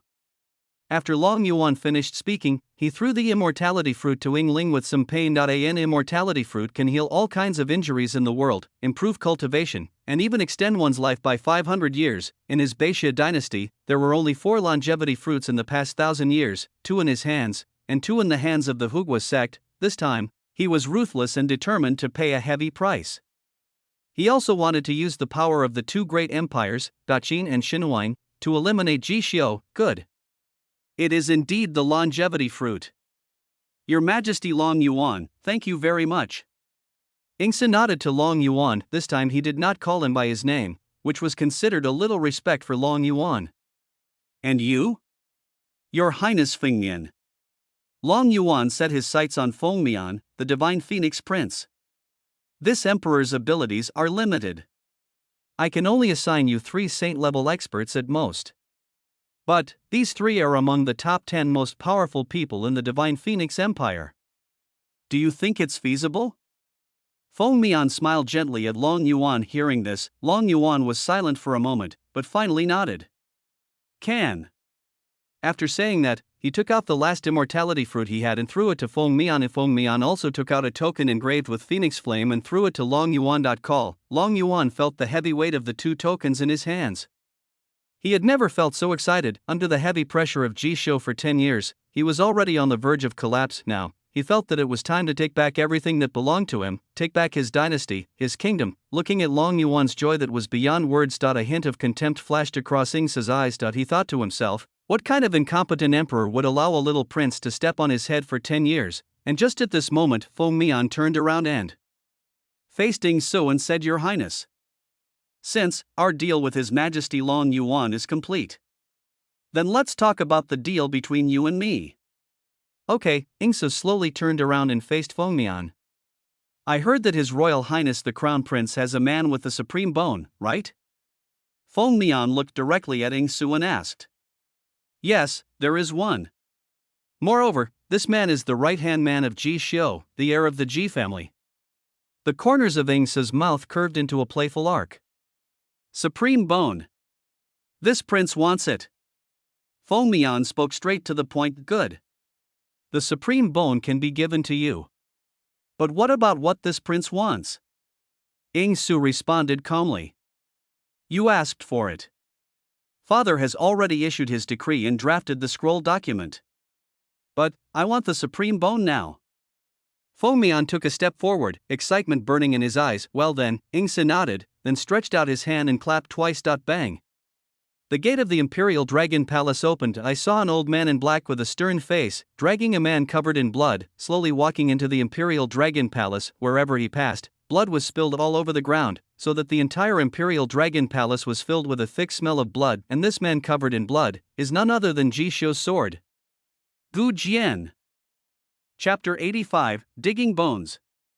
Gu Jian is back home, in the Imperial Dragon Palace. Ji Jian lay helplessly in the center of the hall. He was covered in blood and his limbs were bent abnormally. Obviously, his hands and feet were broken, even his hand bones and leg bones were broken. Elder sister, Your Highness, Master. Gu Jian stared at the ceiling with lifeless eyes and murmured about the three most important people in his life now. Only when he thinks of these three people will he have the courage to persevere. No matter what kind of dark future is waiting for him ahead, he always thought that if he held on a little longer, he could look at his sister, His Royal Highness the Crown Prince, and his master who treated him like his own son. It was because of this belief that he survived. Is he the man with the supreme bone? Feng Mian asked with a frown. Yes. A faint smile appeared on Ing Su's lips. I want the supreme bone. Not a dying man. Didn't the rumor spread that you dug out the supreme bone? Now, what does this mean? Feng Mian's tone was somewhat displeased. Ing Su sneered and said, Prince Feng Mian, you said it was just a rumor.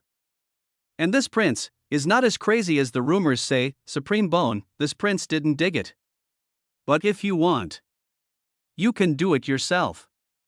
After saying that, Ing Su folded his hands, took 2 steps back and looked like he was enjoying a good show, and Long Yuan, who was sitting on the throne, had a faint sneer on his face. As long as someone related to Ji Xiu was hurt or tortured, he would be happy to see it. Snorted. Feng Mian glanced at Ing Su and snorted coldly, then slowly walked to Gu Jian, looking down at Gu Jian who was on the verge of death and said, Your Highness, if you lied to this prince, then, the deal between you and me, the Great Qin Empire and my Divine Phoenix Empire, ends here. Good. Upon hearing this, Ing Su spread his hands and disagreed at all. Clang. Feng Mian took out a silver knife from his storage ring and looked at Gu Jian with cold eyes. Then, he took the silver knife and slashed Gu Jian's chest directly. A puff. The sound of blood splattering echoed throughout the hall. The thick blood flowed out of Gu Jian's chest like a stream. Ugh. Gu Jian groaned, and beads of sweat as big as soybeans flowed down his forehead, but even so, he did not scream. He gritted his teeth and endured the pain. In his subconscious, he could endure torture, but he could never bring shame to His Royal Highness the Crown Prince. Good. He is quite a man. This prince has become curious about this guy Ji Xiu. What kind of man is this, to be able to train such a guy? Ing Su sneered, but Feng Mian ignored Ing Su, because his eyes had been attracted by the talisman bone in Gu Jian's chest, which was glowing with divine light and seemed to be flowing with the mysteries of the heavens. It's truly the supreme bone. Feng Mian looked at the rune bone that was shining with divine light and engraved with countless runes with extreme greed and passion in his eyes. That's the case. Then let's do it. Ing Su urged. Feng Mian chuckled and swung the silver knife in his hand again. This time he directly dug out the talisman bone from Gu Jian's chest. His Royal Highness, I'm so cold. Gu Jian murmured with a dazed look in his eyes. At this moment, he only felt a trace of coldness rising from the depths of his soul, his eyelids were heavy, and he was about to fall asleep at any time. Clang! The talisman bone left the body. In an instant, the entire Imperial Dragon Palace was filled with sacred light. Thank you, Your Highness. This supreme bone, this prince will accept it. After Feng Mian finished speaking, he put the supreme bone into a special container filled with fairy energy that he had created at great cost. The supreme bone can only keep its divine brilliance and immortal divine power in this kind of container. I gave you what you asked for. What about what I want? Ying Su asked calmly. For you. Feng Mian took out a scroll from the ring and threw it directly to Ying Su. Take the scroll. Ying Su opened it and glanced at it, then a faint smile appeared on the corner of his mouth, and he stretched out his hand to Feng Mian. It's a pleasure to work with you. He. Feng Mian also smiled and held Ying Su's hand, saying meaningfully, it's a pleasure to work with you. Future brother-in-law. What he wants is the supreme bone. What Ying Su wanted was a marriage certificate, or a woman. A woman of powerful bloodline, unparalleled talent, and noble background, and this woman is the eldest princess of the Divine Phoenix Empire, Feng Huang. Your Highness. This prince is very curious. Feng Huang has the blood of the Heavenly Phoenix. It is said that she will be the future empress of the Divine Phoenix Empire. Then, Lord of the Divine Phoenix Nation, why did you agree to this marriage? Ying Su asked with some curiosity. It's very simple. It might be a good thing if my sister becomes the queen. But if I get the supreme bone, then when I ascend to the throne of the Divine Phoenix Nation, I will be able to do no less than her. And, if she marries you, my Divine Phoenix Empire can form an alliance with your great Qin Empire. Then, the Divine Phoenix Empire will reach a new height, and even have a place in the Nine Heavens upper realm. This is a good thing that kills two birds with one stone. How can father not agree to it? Feng Mian responded with a smile. I see. Ying Su nodded. In fact, he had guessed this a long time ago. However, he just wanted to confirm it one last time. All right. Your Highness. You should be on your way. When my sister comes home, you can marry her. Feng Mian waved his hand. What about you? Aren't you going back to the Phoenix Empire with me? Ying Su looked at Feng Mian and asked. No. This prince heard that Gu Jian has a sister, named Gu Yao. Maybe, she has some secrets too. Feng Mian responded with a smile, greed flashing in his eyes, as expected of you. Ying Su nodded, then he turned and left the Yulong Palace. This time, the only people left in the entire Imperial Dragon Palace were Feng Mian, Long Yuan, and the dying Gu Jian. Your Highness. Gu Jian, how are you going to deal with this? Long Yuan supported his head with his left hand and asked with interest. Feng Mian thought for a while and then responded. He now has at most 3 days left to live. So, of course we have to send him home. After all, he is this prince's benefactor. Speaking of this, Feng Mian couldn't help but laugh out loud. When Long Yuan heard this, he couldn't help but curl his lips. Feng Mian clearly wanted to provoke Ji Xiu, yet he said it in such a high-sounding way. However, he did not reveal the matter because he was planning to do the same. After all, he had to have a reason to make Ji Xiu angry, provoke the Ji family to rebel, and then destroy them in one fell swoop. Only in this way can we appease the gossips of the people of the Northern Xia Dynasty. Think of this. Long Yuan slowly stood up and walked to the center of the Imperial Dragon Palace. Long Yuan looked at Gu Jian lying on the ground with a cold gaze and said, Gu Jian, your fate today. This is the fate that Ji Xiu is about to face. I'll make sure you see it all. Hearing this, Gu Jian's throat rolled over, and then he weakly said 4 words ago, you. Hear this. If Feng Mian shook his head and laughed out loud. Long Yuan's face turned extremely dark and ugly. He turned his head and roared towards the outside of the hall. Someone come. Throw this wild dog back to the Ji family. The words fell. The weak Gu Jian raised a slight arc at the corner of his mouth, and he murmured like a dream. Finally, I can go home. Chapter 86, Even if there is a flood? Even if there is an abyss, it's night. A mysterious boat cut through the sky and landed in Kyoto. As soon as Ji Xiu stepped into Kyoto, he felt that the entire city seemed to be shrouded in layers of haze, but when he arrived at the Ji family military mansion and looked at the cold and desolate mansion, an extremely bad premonition surged in his heart. His Royal Highness is back. Go and inform the lady. Your Highness, you are finally back. During the days you were away, something really bad happened at home. Ms. Gu Yao is injured. It's a serious injury. One voice after another rang in Ji Xiu's ears, but Ji Xiu walked straight towards Luofeng Palace without any pause. As soon as I walked into Luofeng Palace, Mother Lin Ru and Grandmother Mu Hua came to greet them. Sure. You're finally home. Lin Ru spoke softly with a haggard face. Go check on Yaoer. She's badly hurt. Mu Hua patted Ji Xiu's shoulder. Hear this. Ji Xiu only felt a buzzing sound in his head, and his breath became a little disordered in an instant. Ning Xian, who had been following behind Ji Xiu, saw that Ji Xiu's breath was disordered, and she couldn't help but call out softly, Ji Xiu. I'm fine. Ji Xiu shook his head and walked into Luofeng Palace. On the palace bed, there was a beautiful woman lying. Her life breath was extremely weak, there was no blood on her pretty face, and she looked extremely haggard. Yaoer. Ji Xiu was sitting on the edge of the bed, reached out and touched Gu Yao's cold cheek and called out softly. Ji Yao opened her eyes tiredly. When she saw the person in front of her, her dim eyes lit up for a moment and she tried to raise the corners of her mouth into a slight arc. The Crown Prince. Your Highness? You're back, the weak voice made Ji Xiu's heart tremble. I'm back.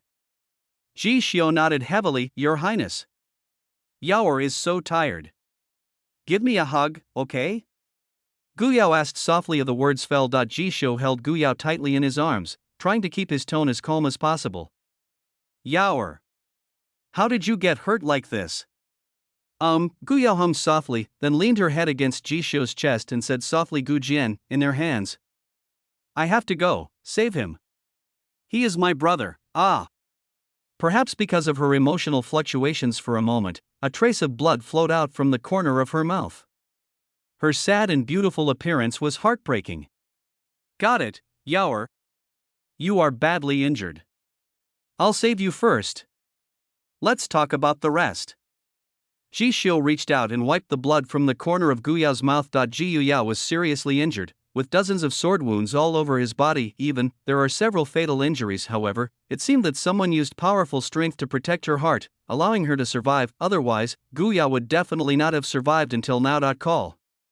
Ji Xiu took a deep breath and opened the system mall. He spent 3,000 life essences to buy 7 or 8 kinds of holy medicines, and then used them all on Gu Yao. Soon, Gu Yao's injuries stabilized a lot, at least her life was no longer in danger. But when Ji Xiu looked at the sword wounds on Gu Yao's body that were deep enough to penetrate the bones and difficult to heal, a raging rage arose in his heart that he could not suppress at all. Yaoer. Tell me about it. Who hurt you? Ji Xiu gently hugged Gu Yao and asked in a low voice. The Crown Prince of Qin. Ying Su. He's amazing. Yaoer is no match for him. If it weren't for that person, Yaoer might not have been able to see you, His Highness. Gu Yao hugged Ji Xiu tightly with both hands, her eyes reddened. That person. Is it her? Ji Xiu frowned. If I'm not mistaken, the person who saved Gu Yao should be Nan Lingyue. It seems I owe her again. Ji Xiu shook his head and muttered to himself with mixed emotions. His Royal Highness. Can you please save my brother? Yaoer knows, this is difficult. But, please save him. If he falls into those hands, he will die. Gu Yao tilted her head back, staring at Ji Xiu with her beautiful eyes, which were sparkling with sparkling thoughts. When she thought of Gu Jin covered in blood, her heart as a sister felt as if it was torn apart. Yaoer. Don't worry. The one who hurt you. The person who hurt Gu Jian. I won't let any of them go. Ji Xiu's voice was neither light nor heavy, but one could hear the murderous intent that could overturn the world. The Crown Prince of Qin, the Phoenix Prince, so what? Anyone who hurts him must pay the price, it's the same no matter who you are. Gu Yao hummed softly, then buried her head in Ji Xiu's arms, as obedient as a wounded cat. Her mind suddenly relaxed, and the strong sleepiness also surged up. Only she herself knew that she had not slept well since Ji Xiu left Kyoto. At the moment of life and death, the only person she thought of was Ji Xiu. She thought, if she died, Ji Xiu would be sad, and she didn't want to make Ji Xiu sad. And just at this moment, outside the Weiyang Palace, the voice of Elder Wei was heard. His Royal Highness. Come out soon. Gu Jian, it's Gu Jian. Hearing this, Ji Xiu's expression froze. Gu Yao, enduring the severe pain in her body, also wanted to get up. Yaoer. You lie down. I'll go and take a look. Ji Xiu placed Gu Yao on the bed and spoke to her seriously. But, Gu Yao bit her red lips, she felt extremely uneasy. No buts. Listen to me. After Ji Xiu finished speaking, he turned around and walked out of Luofeng Palace. At this time, a familiar figure was lying outside Luofeng Palace. There were two people standing in front of him. Ji Wuji, deputy commander of the Iron Buddha Army. Ji Xian, the commander of the Northern Xia Emperor's personal guards. His Royal Highness. Following the order of His Majesty the Emperor, my father and I have come to escort Gu Jian home. Ji Wuji smiled and spoke to Ji Xiu. Well, Your Highness. To be honest, Gu Jian was injured like this because he tried to assassinate the Crown Prince of Qin. However, the Crown Prince of Daqin has always admired you, so he kindly spared Gu Jian's life. Ji Xian also said with a smile. Hearing this, Mr. Wei's face turned extremely cold. Lin Ru and Mu Hua also looked unhappy, but Ji Xiu didn't even look at Ji Wuji and Ji Xian. He walked straight to Gu Jian and squatted down. At this time, he only saw that Gu Jian's chest was wrapped in a piece of white gauze soaked with blood. To reach out and lift the white veil. Ji Xiu only saw a bloody knife wound with blood flowing out. Gu Jian's supreme bone was dug out. When this thought came to his mind, all the strength in Ji Xiu's body seemed to be drained away, and a chill spread from the bottom of his heart. At this moment, he could no longer suppress the murderous intent in his heart. I saw him slowly stand up. A thick haze fell on him. What are you talking about? Ji Xiu asked in a low voice with his eyes lowered. I said, the Crown Prince of Daqin has always admired you, so he kindly spared Gu Jian's life. Your Majesty, I hope His Royal Highness the Crown Prince can learn to be grateful. Ji Wuji spoke again, looking at Ji Xiu without a smile on his face, and the words had just fallen. Ji Xiu suddenly looked up. At this moment, his eyes were full of bloodshot, like a demon from the abyss. When Ji Wuji saw Ji Xiu like this, his face changed drastically and he subconsciously took 2 steps back. The cold air spread from the soles of his feet to his scalp. Clang, Ji Xiu came up to him in one step and put one hand directly on his head. When Ji Xian saw his father being held in Ji Xiu's hand, he panicked and said in a startled voice, Ji Xiu, don't be impulsive. If His Majesty the Emperor knew you, he didn't finish his words. Ji Xiu raised a cold arc at the corner of his mouth, and clenched the hand on Ji Wuji's head fiercely. A puff. Ji Wuji's head shattered in an instant like a watermelon, the blood splattered directly onto Ji Xian's face like bursting juice. Ji Xian roared, and the thick smell of blood filled his nose. He immediately lost his voice and roared, Ji Xiu, how dare you? You killed my father. His Majesty the Emperor will definitely exterminate your entire clan. His father was the deputy commander of the Iron Buddha Army and an old friend of Ji Xiu's father. Moreover, Ji Xiu's mother Lin Ru and grandmother Mu Hua were present. He never expected that Ji Xiu would dare to act so brutally. He didn't care at all about his father's identity and his long-term friendship with the Ji family. As soon as the words fell, puff. A hand went straight through Ji Xian's chest. When Ji Xiu slowly pulled his hand out, I saw a big black hole on Ji Xian's chest. Boom. Ji Xian's body fell to the ground with a loud bang. Ji Xiu turned around and looked at his mother Lin Ru and Mu Hua without saying anything. Sure, have you thought about the next path? Lin Rushan took a deep breath and asked softly. She is Ji Xiu's mother, therefore, at this moment, there was no need for Ji Xiu to tell her. She knew what Ji Xiu was going to do. I've thought it through. Ji Xiu nodded. Even if the flood is overwhelming? Mu Hua stared at Ji Xiu in a daze. Even if it's a bottomless abyss? Ji Xiu responded. Chapter 87, Saint Level? He can kill indiscriminately. Ji Xiu invites the wind and rain. Kyoto, Weiyang Palace. Kill the sun. The soul-snatching saintess. Bribe the prince. Put the blame on Yi Xian. Even, he is suspected of stealing Yi Xian's fiancée. Ji Xiu, this time, I have a new impression of you. As Chu Li listened to Miss Shue's exaggerated description of Ji Xiu's various evil deeds in Tianma Mountain, the smile in her eyes became more intense. Miss. This guy Ji Xiu is really a super dangerous person.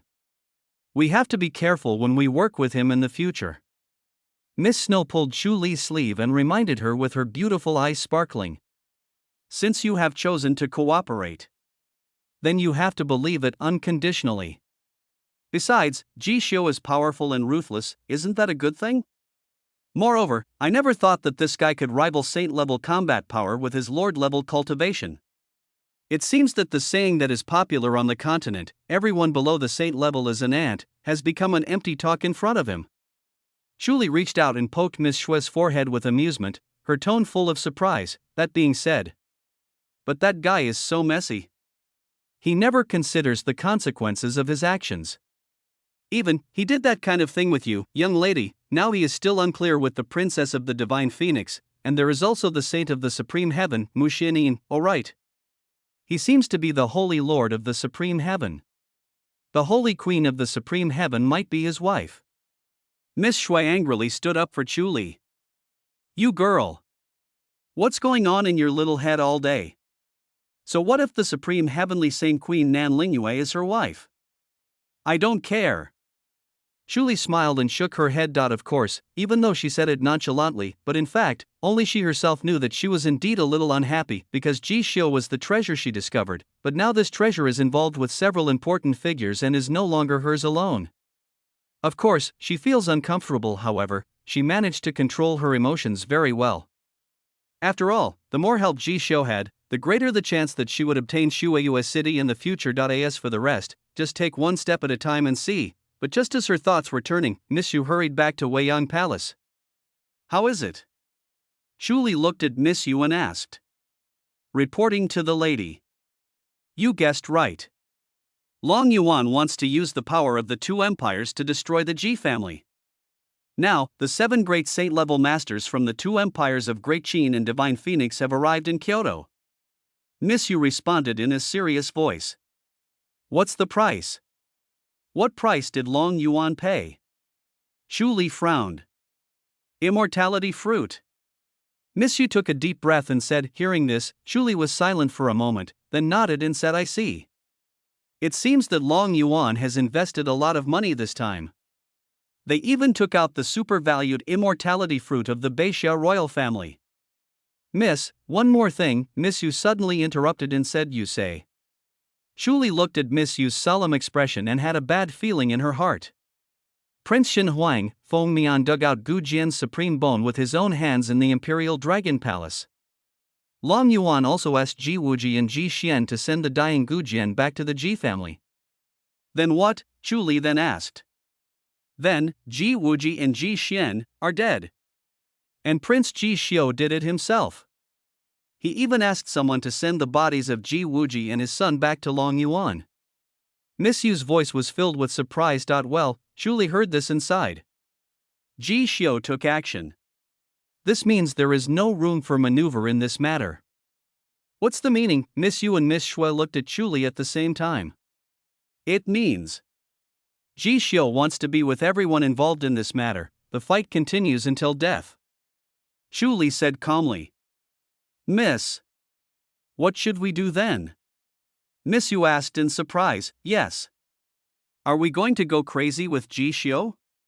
Miss Shui bit her red lips and stared at Chu Li with her beautiful eyes. It's come to this. What other choice do I have? He's going crazy. I have no choice but to accompany you to the end. Chu Li looked up at the bright moon in the night sky, her beautiful eyes gradually becoming blurred, and just at this moment, an old man came outside the Weiyang Palace. The Queen. His Majesty invites you to the palace. He's waiting for you in the Imperial Dragon Palace. The old voice echoed in the Weiyang Palace. A powerful saint. Chu Li couldn't help but frown slightly as she felt the vast and powerful aura.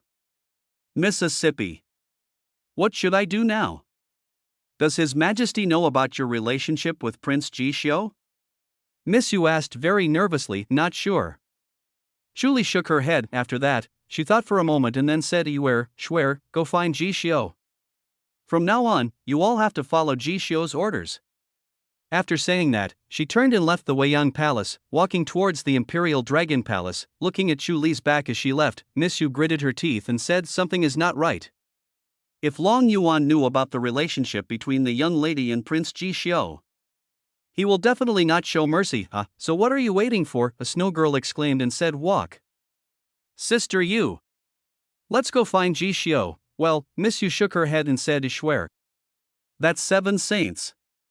What can Ji Xiu do even if he does?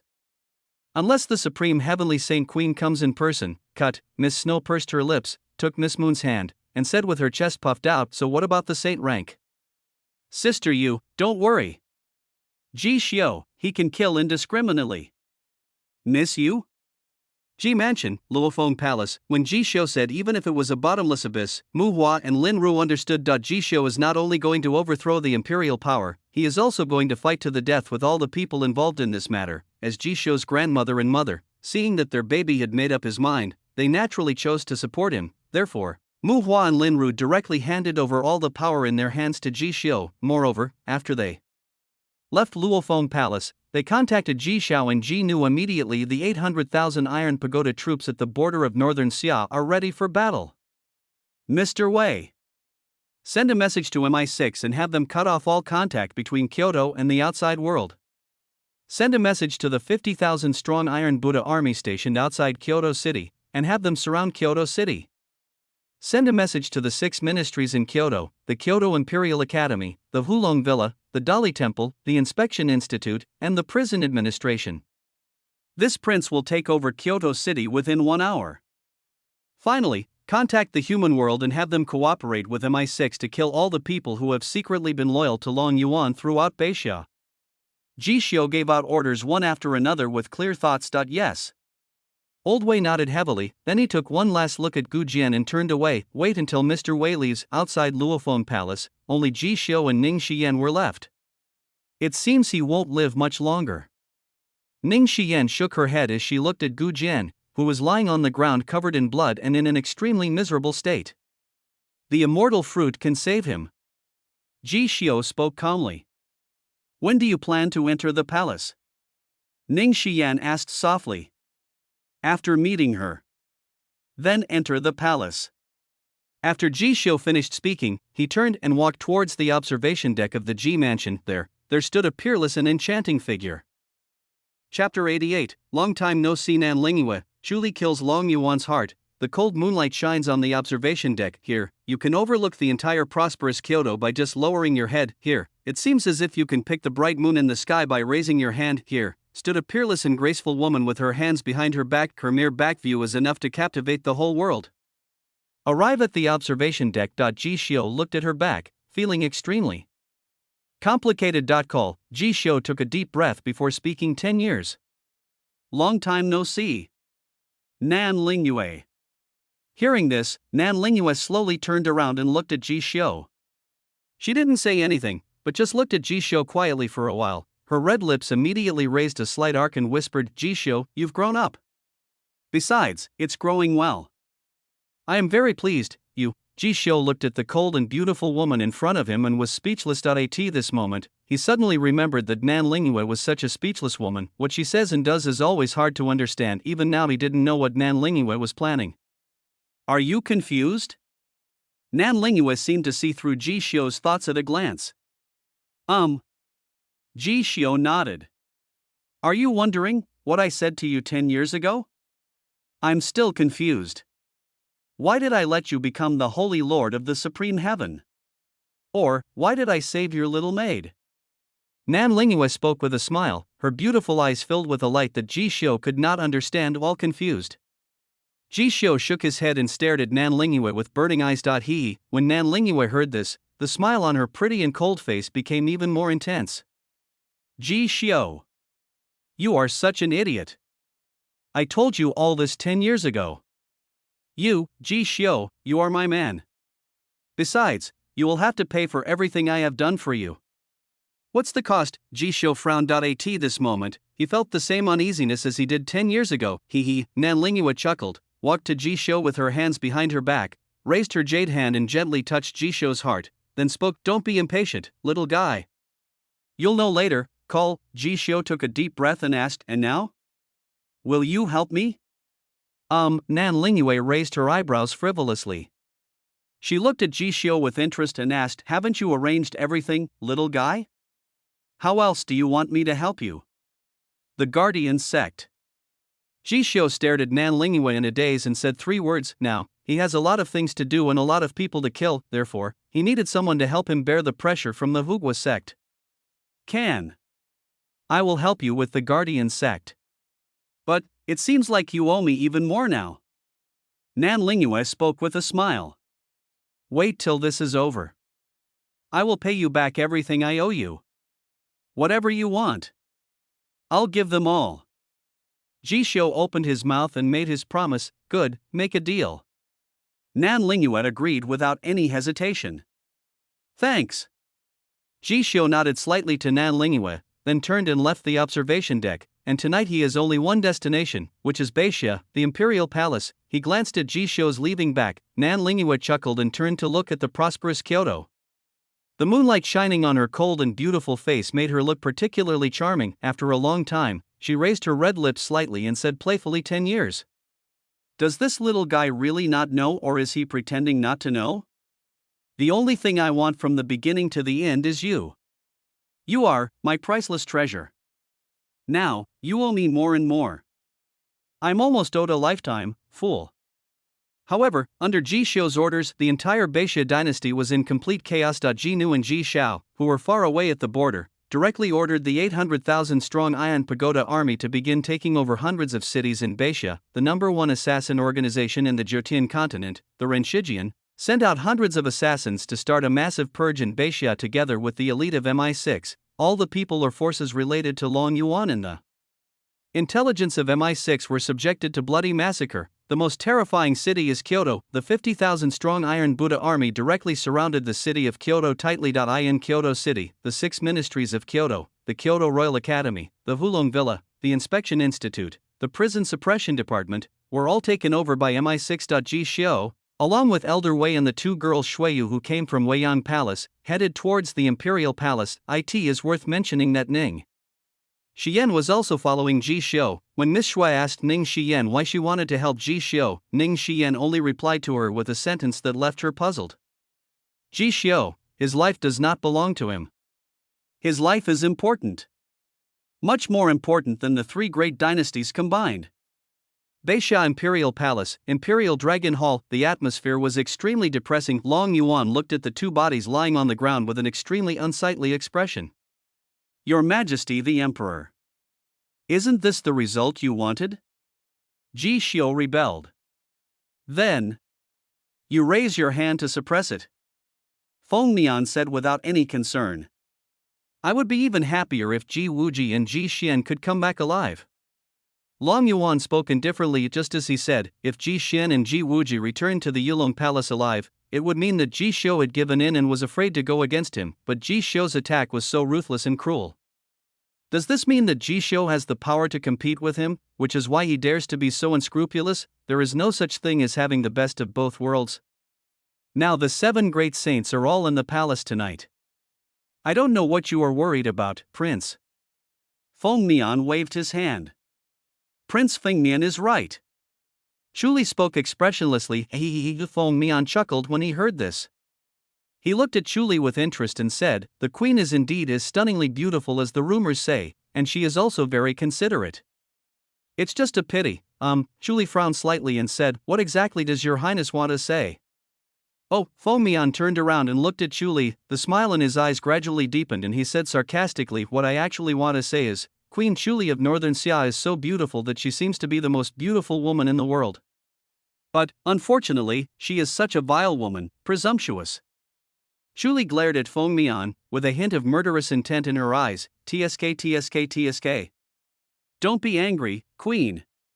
After all, His Majesty Long Yuan is not angry. Feng Mian smacked his lips and then pointed at Long Yuan, who was sitting on the throne with a gloomy face. The Queen, you say? What happened between you and Ji Xiu that night? Long Yuan looked at Shuli with gritted teeth and questioned. Snort. Shuli snorted coldly and remained silent. There was no need to explain to Long Yuan what happened between her and Ji Xiu. After all, Long Yuan was nothing in her eyes. Since the Queen doesn't want to talk about it, then let this prince speak for himself. Feng Mian spread his hands, thought for a moment and said, this prince is very familiar with the Queen's brother. We are close friends. 3 days ago, the Queen's brother sent a message to this prince saying, her sister founded a force called Luo Wang. Earlier still, the Queen actually gave away your hard work to Ji Xiu. I guess, the relationship between the queen and Prince Jishio must be complicated. Asshole. When Chuli heard this, she gritted her teeth and clenched her fists. She didn't expect that the network she created would be known to her brother. Moreover, it seemed that her brother had secretly planted a hidden pawn in her trap. Chunari. I'll ask again. What on earth did you do with Jishio? Long Yuan stood up angrily and glared at Chuli. He has always respected Chuli to the utmost. Even though Chuli was his queen, he had never touched an inch of her clothes. He thought that there would always be a chance to win Chuli's heart in the future. However, he never expected that Chuli and Jishio would end up together. Your Majesty? You really want to know? Chuli sneered, her beautiful face full of mockery. Explain. Long Yuan roared. Your Majesty the Emperor. Then listen carefully. I am already Jishio's woman, both in body and mind. This palace, all belongs to him. How? Do you understand? Chuli opened her red lips slightly as the words fell. Long Yuan suddenly took a step back and felt a little dizzy. His face turned extremely pale. Chuli's words were really heartbreaking. For a moment, he felt a little stuffy in his chest and trembled as he pointed at Chuli and cursed, bitch. Chunari. You vile woman. I can't forgive you. The words fell. Bang. The gate of the Imperial Dragon Palace opened. I saw a tall figure slowly walking into the palace. Jishio. When Long Yuan saw the person coming, he gritted his teeth and spat out the name that made him unable to sleep or eat and that he hated to the core. Dog Emperor, today. You must die. Jishio looked at Long Yuan and Feng Mian coldly and spoke indifferently. Chapter 89. Have you ever seen hell? He. Hearing this, Long Yuan lowered his head, shook his head with a gloomy face, and laughed out loud. Jishio. You think highly of yourself, don't you? Kill this emperor? Are you worthy? I'll tell you the truth, tonight. You and your family, and that bitch Chuli. They will all perish in this city of Kyoto. Yeah, Jishio said sarcastically with an expressionless face. Just relying on the 7 saint-level experts you acquired by dissipating all the resources of the northern Xiao royal family? When Long Yuan heard this, the smile on his face froze instantly. At this moment, he looked at Jishio's calm eyes, and for a moment he had a bad premonition in his heart. Being suspicious, he couldn't help but wonder if Jishio had any hidden cards that he didn't know about. At this time, the Phoenix Prince Feng Mian stopped and pointed at Jishio with a smile on his face. Jishio. Should I call you stupid? Or is it ignorance? You are about to die and yet you still have the audacity to talk so loudly. TSK. After tonight, the Beixia Ji family will no longer exist. Besides, with 7 saints from the 2 great empires here, even the Ice God Palace can't protect you. In his opinion, it only takes 1 saint to crush Jishio and the Ji family. The reason why Long Yuan wanted 7 saint-level powerhouses was to compete with the Ice God Palace behind Jishio. Hearing this, Jishio turned his gaze and glanced at Feng Mian. He did not explain anything to him, but simply asked, Prince Feng Mian. May I ask, have you ever seen hell? What? Feng Mian frowned. For some reason, when he looked at Jishio, a chill instantly ran down his spine. You bastard. You dare to threaten this prince? After that, Feng Mian gave an order to the stern-looking old man standing next to Chuli with a cold face. Old Gu, send him off. Yes, Old Gu nodded, then slowly walked towards Jishio, an extremely vast saint-level pressure emanating from his body. 7th level of the monarch level? Good talent. What a pity. After saying that, a hint of coldness flashed in Gulao's eyes. He spread out his withered palm and grabbed Jishio directly. This palm was plain and simple, but the space was distorted wherever it passed, and its power was far beyond that of the monarch level, even surpassing the initial level of the saint level. Yes. What a pity. Jishio sneered, chaotic light bloomed in his eyes, and at the same time, the temperature of the air around him rose suddenly, and the divine ban was lifted. Boom. Gulao pressed his palm on Jishio's chest. The terrifying holy energy waves spread out, but a shocking scene happened. Jishio stood there motionless, as if he had taken Gulao's blow with his body. At this, Gulao felt the strength in his body gradually disappearing, and his pupils suddenly contracted. The 5th level of the saint stage? Is this all you have? A cold arc appeared on Ji Xiu's lips, and he immediately grabbed Gu Lao's wrist, with terrifying demonic flames appearing in his eyes. Boom! The purifying demonic flame erupts. In an instant, Gu Lao's body exploded under the power of the purifying demonic flame. Even old Gu didn't even utter a scream before his entire body turned into a pile of ashes. See the scene, everyone present was stunned. A powerful saint died in a split second. He was killed instantly by Ji Xiu. The purifying devil flame. Long Yuan's eyes almost popped out. He never expected that the disappearing purifying demon flame was actually in Ji Xiu's hands. How is this possible? Feng Mian took 2 steps back and looked at Ji Xiu with fear on his face. Everything that just happened so fast that he had no time to react, but now he seemed to understand that the man in front of him really didn't seem to take the saint rank seriously. Ding! Congratulations to the host for successfully killing the saint level 5 realm expert, and the immortal demon devouring skill successfully devoured his life essence. Ding! Congratulations to the host for improving his cultivation and reaching the peak of the 7th level of the monarch rank. Listen to the crisp system prompts in your ears. The corner of Ji Xiu's mouth curled up into a cold arc now that his immortal devouring magic art has reached the 5th level. It can be said that a qualitative change has occurred. Demonize the monk and turn him into his own puppet, kill the monks, devour their life essence, and quickly improve your cultivation. Also, during the battle, weaken the enemy's cultivation. These are the magical powers gained after the immortal devouring magic art reaches the 5th level. So strong.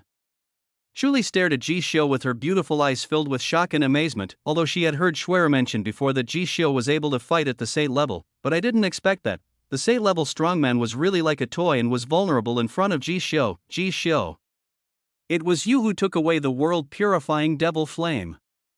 My guardian sect will not let you go. Long Yuan gritted his teeth and shouted angrily. After saying that, he suddenly crushed the 2 tokens in his hands. Snap! The token shattered. The divine light flashed. 6 terrifying hazes instantly descended upon Kyoto, and the entire city seemed to have entered its darkest hour. Thousands of people in Kyoto and millions of monks stared at the direction of the palace with wide eyes in horror. He swallowed and murmured, holy steps. 6 saint-level masters. Outside the Imperial Dragon Palace. 6 terrifying figures descended. The terrifying pressure from the saint rank made all the people and monks in Kyoto feel weak all over. Die in the eyes of these people. The holy rank is no different from a god. Kill these 6 saints. What realm can this prince reach? Ji Xiu turned around and looked calmly at the 6 saint-level powerhouses standing outside the Imperial Dragon Palace. This was the only thought in his mind. Mr. Wei. Shu Pair. Keep your eyes on Long Yuan and Feng Mian. Ji Xiu waved his hand, then turned around and walked out of the Imperial Dragon Palace. He wants to save the best prey for last. If anyone messes with him, he will let them see what hell is like. Good. Julie nodded and stood with the 2 girls. Shuiyu. Old Wei walked into the center of the Imperial Dragon Palace, and his cold gaze made Feng Mian feel a little cold. It was here that Feng Mian dug out Gu Jin's supreme bone. If it weren't for Ji Xiu's order, he would have probably cut Feng Mian into pieces long ago. Don't you need my help? Ning Xian asked softly. Unnecessary. Ji Xiu shook his head and slowly walked towards the 6 holy steps. Looking at Ji Xiu's back, Ning Xian bit her red lips lightly with her pearly teeth, her beautiful eyes full of confusion. The prophecy of the Ning family's ancestor rang in her mind. There will be a person holding the Daliwa sword embryo and saving the Ning family from danger. At this moment, she became more and more convinced that Ji Xiu was that person. Be careful. This young man possesses the devil flame of purification. It's quite tricky. A divine punishment elder from the Great Qin Empire gave a gentle reminder. That's not all. This young man has an unknown magical power in his body. This power is enough for him to kill a saint with his monarch-level body. I have traveled across the continent for so long, but this is the first time I have seen such a young man. Another divine punishment elder spoke in a very serious tone. Bone Knife has died in his hands. If everyone wants to leave alive, then let's attack together. The saint-level elder of the Divine Phoenix Empire also spoke. Rational.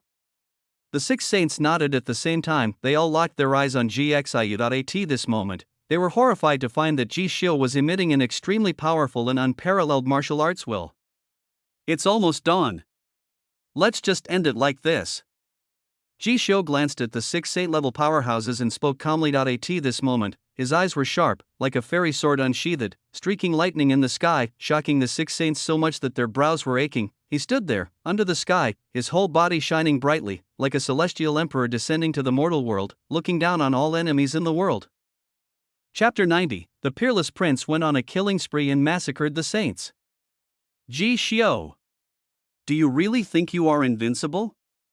The voice of the great Qin Empire's divine punishment elder was so loud that it shook the entire forbidden area. Kill us before dawn? Who do you think you are? Zhou Dufu? The saint-level elder of the divine Phoenix Empire had a gloomy expression that if Ji Xiu had entered the saint level now, they would naturally turn around and leave without saying a word, but Ji Xiu is only at the peak of the 7th realm of the monarch level now. Even if his combat power is against the sky, what does it matter? What if he has the magic flame of purification? He really didn't believe that Ji Xiu could kill the 6 of them who were at the saint level with his body at the lord level. You talk a lot. I'll kill you first. Ji Xiu's body was filled with brilliant immortal light, and his gaze was fixed on the saint-level elder of the divine Phoenix Empire, Clang. Ji Xiu stepped on the broken shadow of the star god, and his figure suddenly disappeared from the spot. His speed was so fast that even the 6 saints present were unable to react. In an instant, he arrived in front of the saint-level elder of the divine Phoenix Empire, Yu. Upon seeing this, the expression of the old man of the divine Phoenix saint rank changed drastically, and all the saint rank power in his body instantly erupted. Wanting to fight against Ji Xiu, however, he overestimated himself and underestimated Ji Xiu. Chaos energy surged before his eyes, and he only saw a pair of fists, with overwhelming power, capable of crushing everything. Puff! The old saint-level man of the divine Phoenix Empire vomited blood, his saint-level body shattered into pieces, his holy blood splattered everywhere, and he flew backwards like a cannonball, his bones shattered, and he fell to the ground like a puddle of mud. The fire of his life quickly extinguished like a burnt-out candle. How is that possible? When the remaining 5 saints saw this scene, they were all stunned. If the old man with the bone knife died because he was not aware of the existence of the purifying demonic flame, but now, the saint-level elder from the divine Phoenix Empire was crushed head-on by Ji Xiu's punch. What's more, what shocked them the most was that they seemed to have just witnessed a kind of boxing style that was unparalleled in the world and seemed to be able to crush the universe. This style of boxing is a supreme existence that is beyond their cognition. Nothing is impossible. Ji Xiu slowly turned around and looked at the 5 holy ranks. His expression was calm, and his eyes were cold and ruthless. Kill! The 5 great saints roared, their true energy erupted together, tearing through the void and rushing towards Ji Xiu. This scene was very shocking, because the 5 saints joined forces to kill a king, which had never happened in the ancient history of the 9 heavens, but now, it is actually happening before our eyes. This guy, where did he get so many cards? Ning Xian opened her red lips and murmured to herself. Ji Xiu, he is really beyond belief.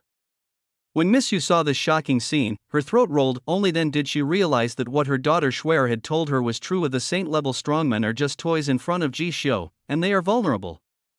He can really kill them at will. This bad guy Ji Xiu seems to have become stronger again. Miss Snow looked with her beautiful eyes sparkling as she spoke softly to Ji Xiu, who was fighting against the 5 great saints alone. What kind of person is he? Chuli looked at Ji Xiu's figure, her beautiful eyes a little blurry. Wait until His Royal Highness has finished killing these old guys. He will come and deal with you too. So, please be patient.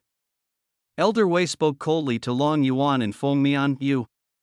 Upon hearing this, Long Yuan and Feng Mian's faces turned ugly, and now they can only pray that the remaining 5 saint-level powerhouses from the 2 empires can work together to stop Ji Xiu. But, if prayer were useful, there wouldn't be so many injustices in the world. Outside the Imperial Dragon Palace, Ji Xiu's body was filled with chaotic energy, and his unparalleled aura made the 5 saints who were approaching him feel stuffy in their chests. Clank!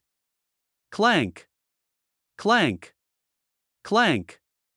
Clank! The 5 great saints all drew out their saintly weapons from the void. 3 holy swords, a halberd, and a bloody knife. The 5 of them rushed towards Ji Xiu from 5 directions like 5 evil stars. Ji Xiu stood alone, looking down upon the enemies. He felt the murderous intent approaching him and slowly raised his fist. With one punch, the road wailed and the aura of chaos filled the air.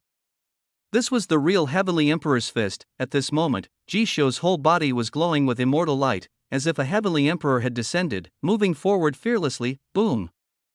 One of the Great Qin Empire's divine punishment elders was the first to be severely punished, and Ji Xiu crushed his halberd with one punch. His face changed and he reacted quickly. He raised his fists and punched out, wanting to confront Ji Xiu head-on, but the next second, he truly felt the horror of the imperial fist. Puff. Puff. Puff, his fingers broke one by one, then his arms exploded, and then his body shook violently and tore into pieces. He was a powerful man at the 7th level of the Saint stage, but with one punch from Ji Xiu, he fell directly into the Sea of Stars and returned to his hometown. He was no match for Ji Xiu at all. Drink. Two saints from the Qin Empire arrived. Ji Xiu turned around slowly, a cold light flashing across his eyes. He condensed his left hand and drew a knife in the air, then his right hand ignited the world-purifying magic flame, and the Emperor of Heaven punched out. Clang! Ji Xiu's finger drew a knife mark of 100 feet long. The knife was so sharp that it seemed to cut through day and night, and also seemed to cut through the two worlds of yin and yang. Two broken sword technique. The pupils of the saint-level elders of the Great Qin Empire shrank, and the thought just came to his mind, a flash of knife light that was enough to shock everyone's eyes flashed across his body. Puff. His entire body was broken in half, and the sword in his hand was shattered into ashes, and that ray of sword light stretched across the sky for a long time. It was extremely shocking. Another saint-level elder, however, faced the terrifying power of the Emperor's fist and the purifying demonic flame. Before Ji Xiu's fist arrived, just that wisp of imperial power caused the sword in his hand to explode. When the fist landed, the body of the saint-level elder shook violently, his skull was directly lifted up, and scarlet blood and white brain matter splattered all over the ground. Under the moon, chaos is shrouded in mist. A hazy figure stands between the independent world, and under his feet were the corpses of powerful saints. This shocking scene sent chills down the spines of everyone present. You, who are you?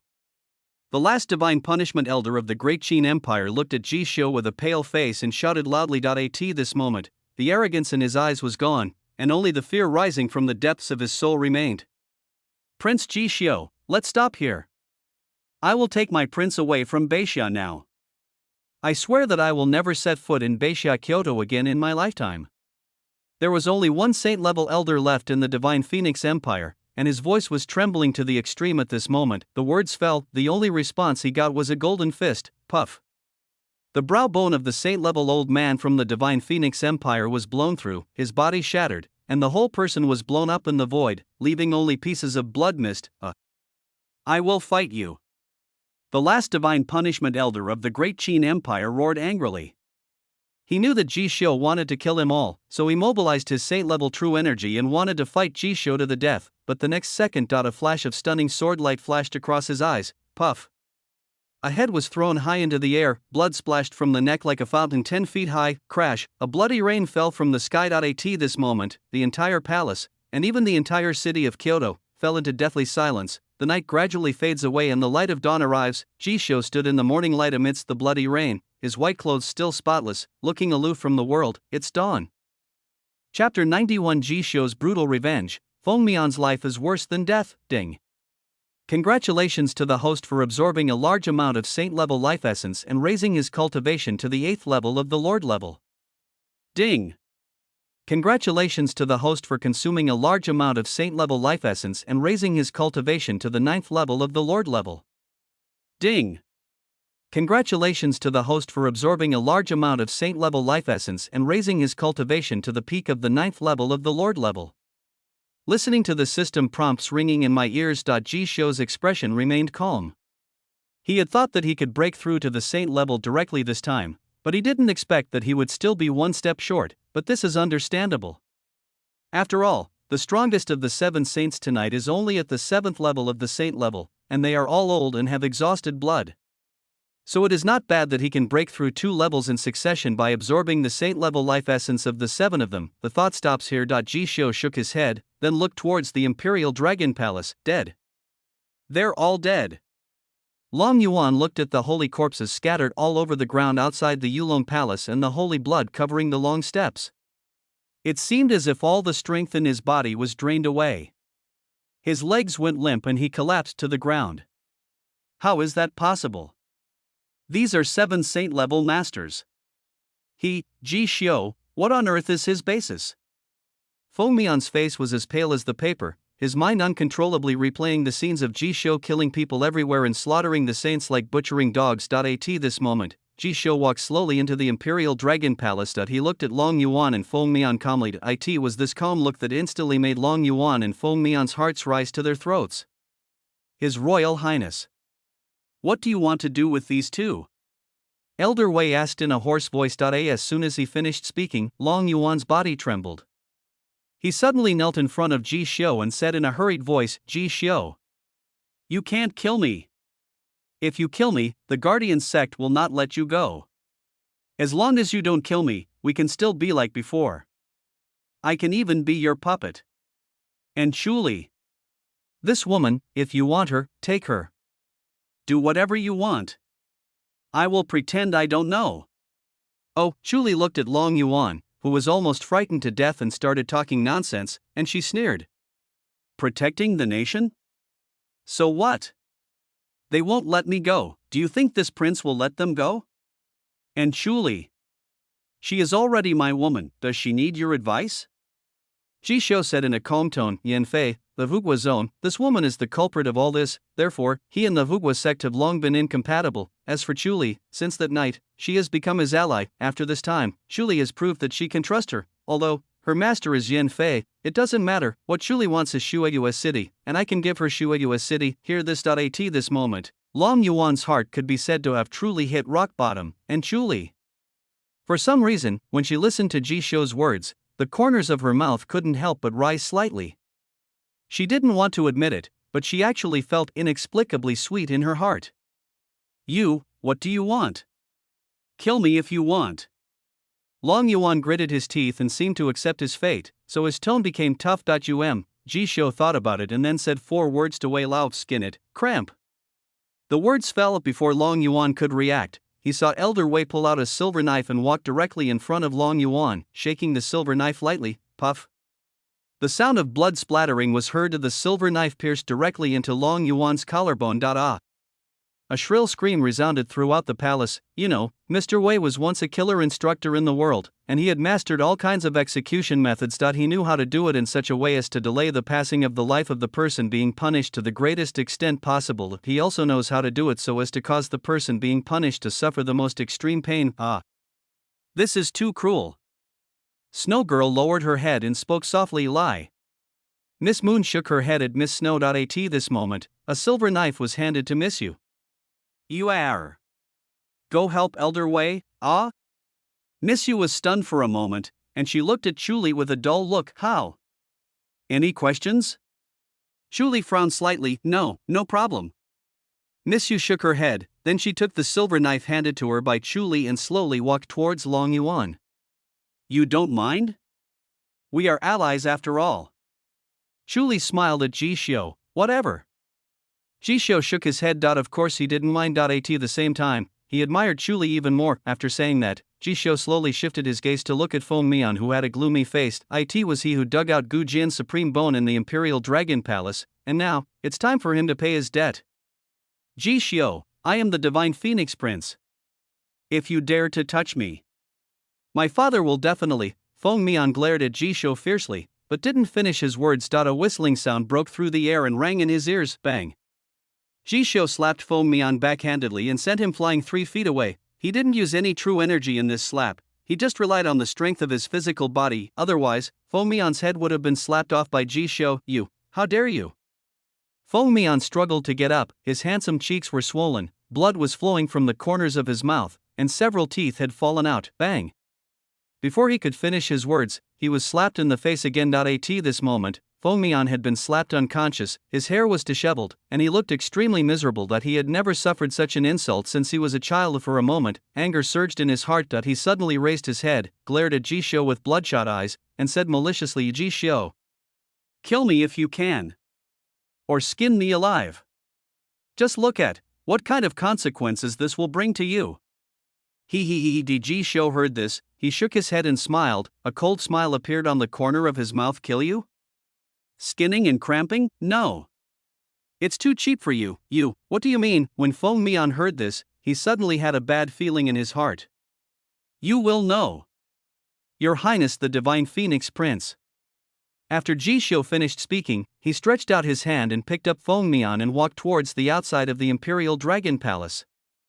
Jishio, where are you going? I'm with you. Chu Li spoke up.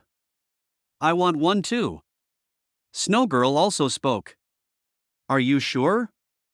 Jishio turned slightly and looked at Chu Li and Miss Shui, with a faint smile on his face. Sure. Chu Li followed Jishio without saying a word, and Miss Shui also followed. Of course, Chu Li also saw Ning Xiyan, but she didn't say anything. Miss Shui once told her that Ning Xiyan was a mysterious figure with saint-level cultivation. Where are you going? Ning Xiyan frowned and asked in a low voice.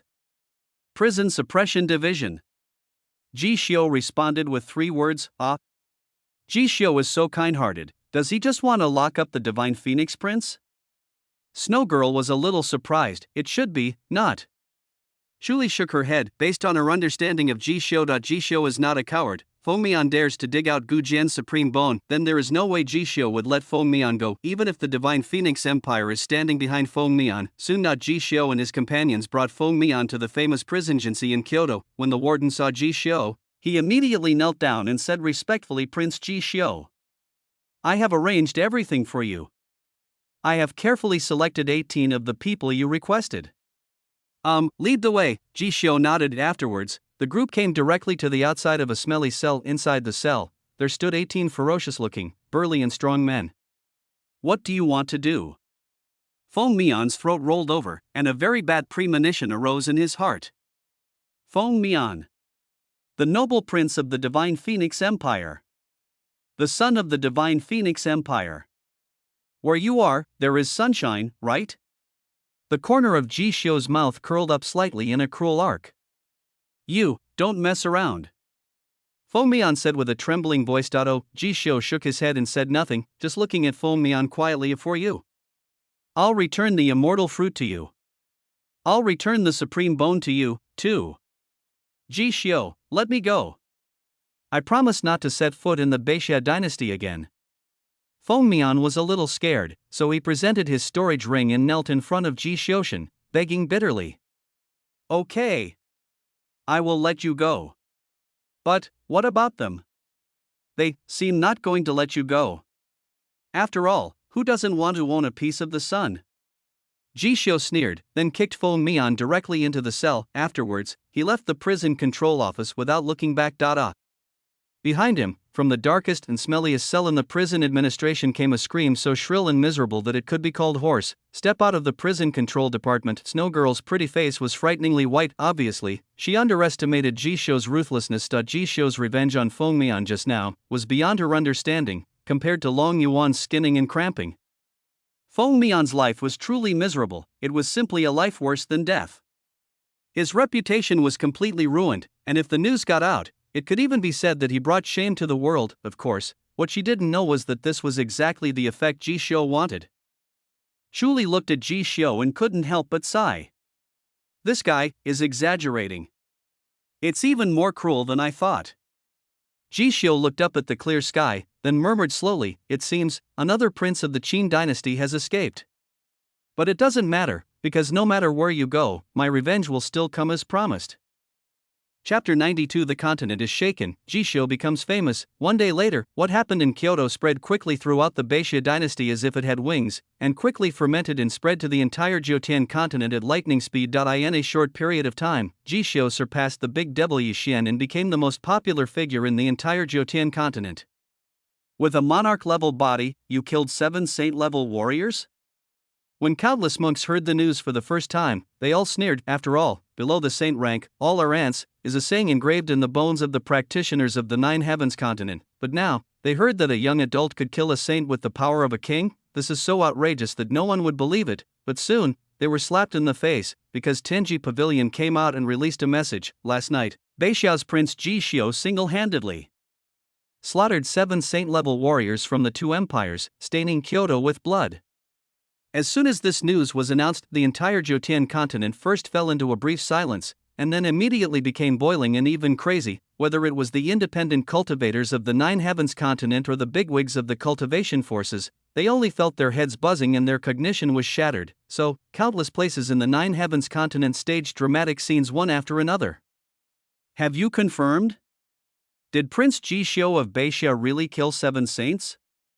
Nonsense. Tianji Pavilion has already confirmed it, how could it be false? Impossible. Absolutely impossible. He is a saint-level expert who is high above us. Naive.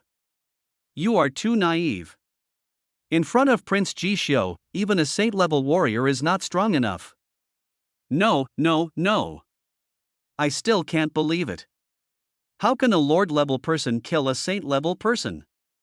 Ha ha. To tell you the truth, Prince Jishio not only killed 7 saints, but also crushed them. Those 7 saints had almost no power to fight back in front of him. Hey! How did you know that? He. I'm originally from Beixia, Kyoto. The pretty widow of my second uncle's family told me. And now everyone in Kyoto knows about it. It's not a secret anymore. Hiss. It's so terrifying. Not only the independent cultivators in Jotian continent. At this time, even the bigwigs of the top cultivation families in the Jotian continent went crazy. Red sect. Ken Shin. During this trip to Tianma Mountain, you said that it was the Prince of Beixia who saved you, is this true? The beautiful woman in red, Shinryu, looked at Shin Jianxin with a look of surprise and asked, Yes, it's true. Master, what happened? Shin Jianxin spoke with some shock. Jishio, that kid is beyond belief. The beautiful lady in red, Shinryu, let out a long sigh and told Shin Jianxin the news that had shocked the entire Jotian continent in a very serious tone. As expected of you, master. Shin Jianxin's red lips curled up in a slight arc. With infinite pride in her heart, she, who had been planted with the slave mark, could be said to be Jishio's most devout believer, and her heart was full of Jishio. By the way, what is your relationship with Jishio? Shinryu continued to ask. Yeah. Great relationship.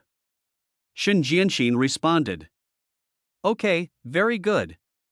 When Shinryu heard this, he felt extremely happy. Of course, what she didn't know was that the relationship between her beloved disciple and Jishio was much closer than she had imagined. The great Qin Empire, in Lingxiao Palace, as expected of him. As expected of Prince Jishio.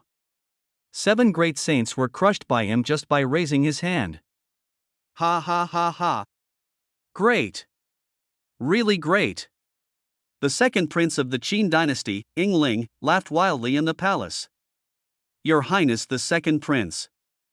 It's true that Jishio killed 7 saints, but 4 of them were divine punishment elders of our empire. What's there to be happy about?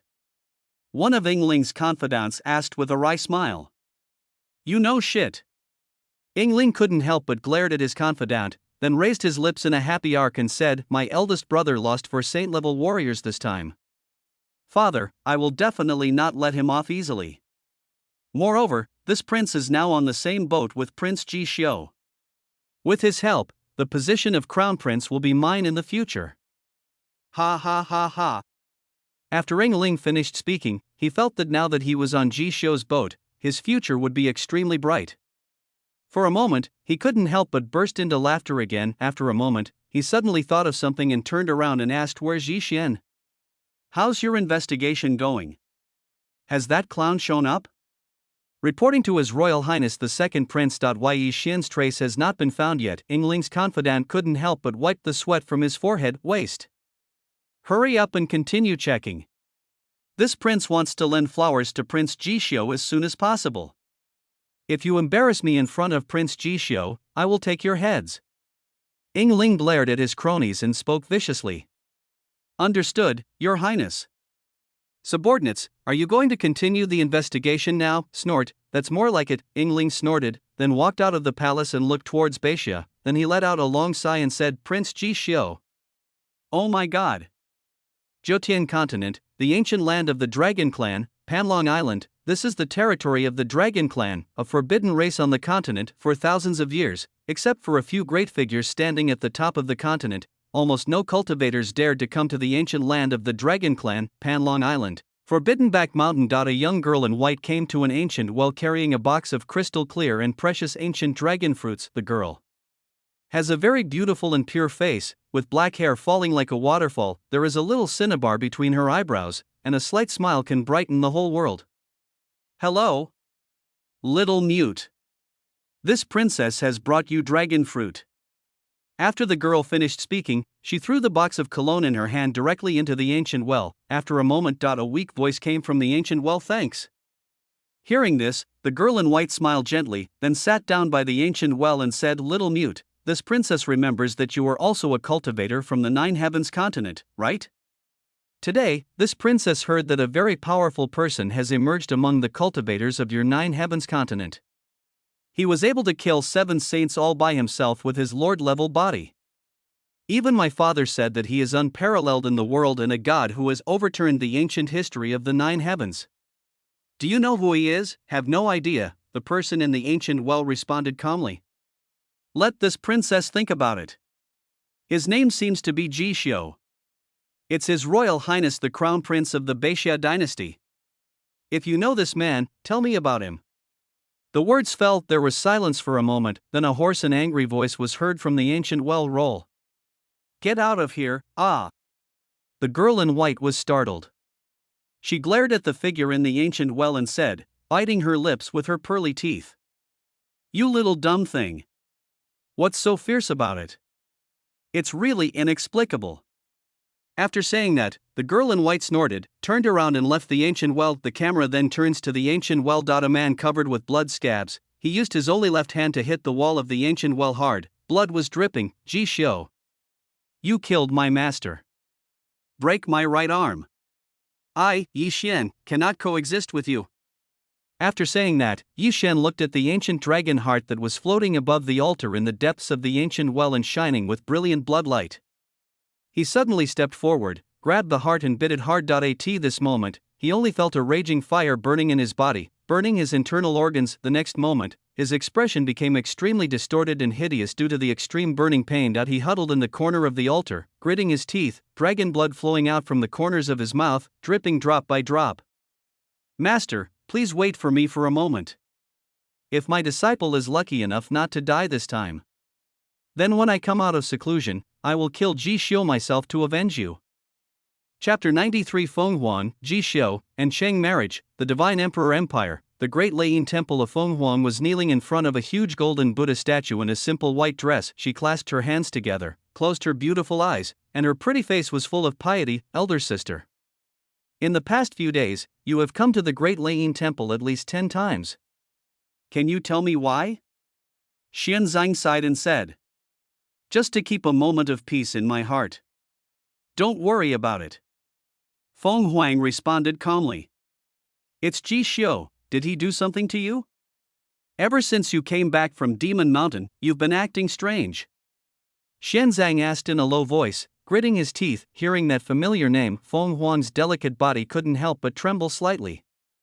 She responded to Xianzang in a cold and hard voice. No. He didn't do anything. I said, I just want to have a moment of peace in my heart. Hearing this, Xianzang shook his head. She and Feng Huang are siblings, so he could tell at a glance that Feng Huang is very different now than before. She seems to be much gloomier, and there is a dangerous aura all over her body. Even though he is Feng Huang's biological brother, he still feels cold in his heart, but that's true, in front of Zhou Ling.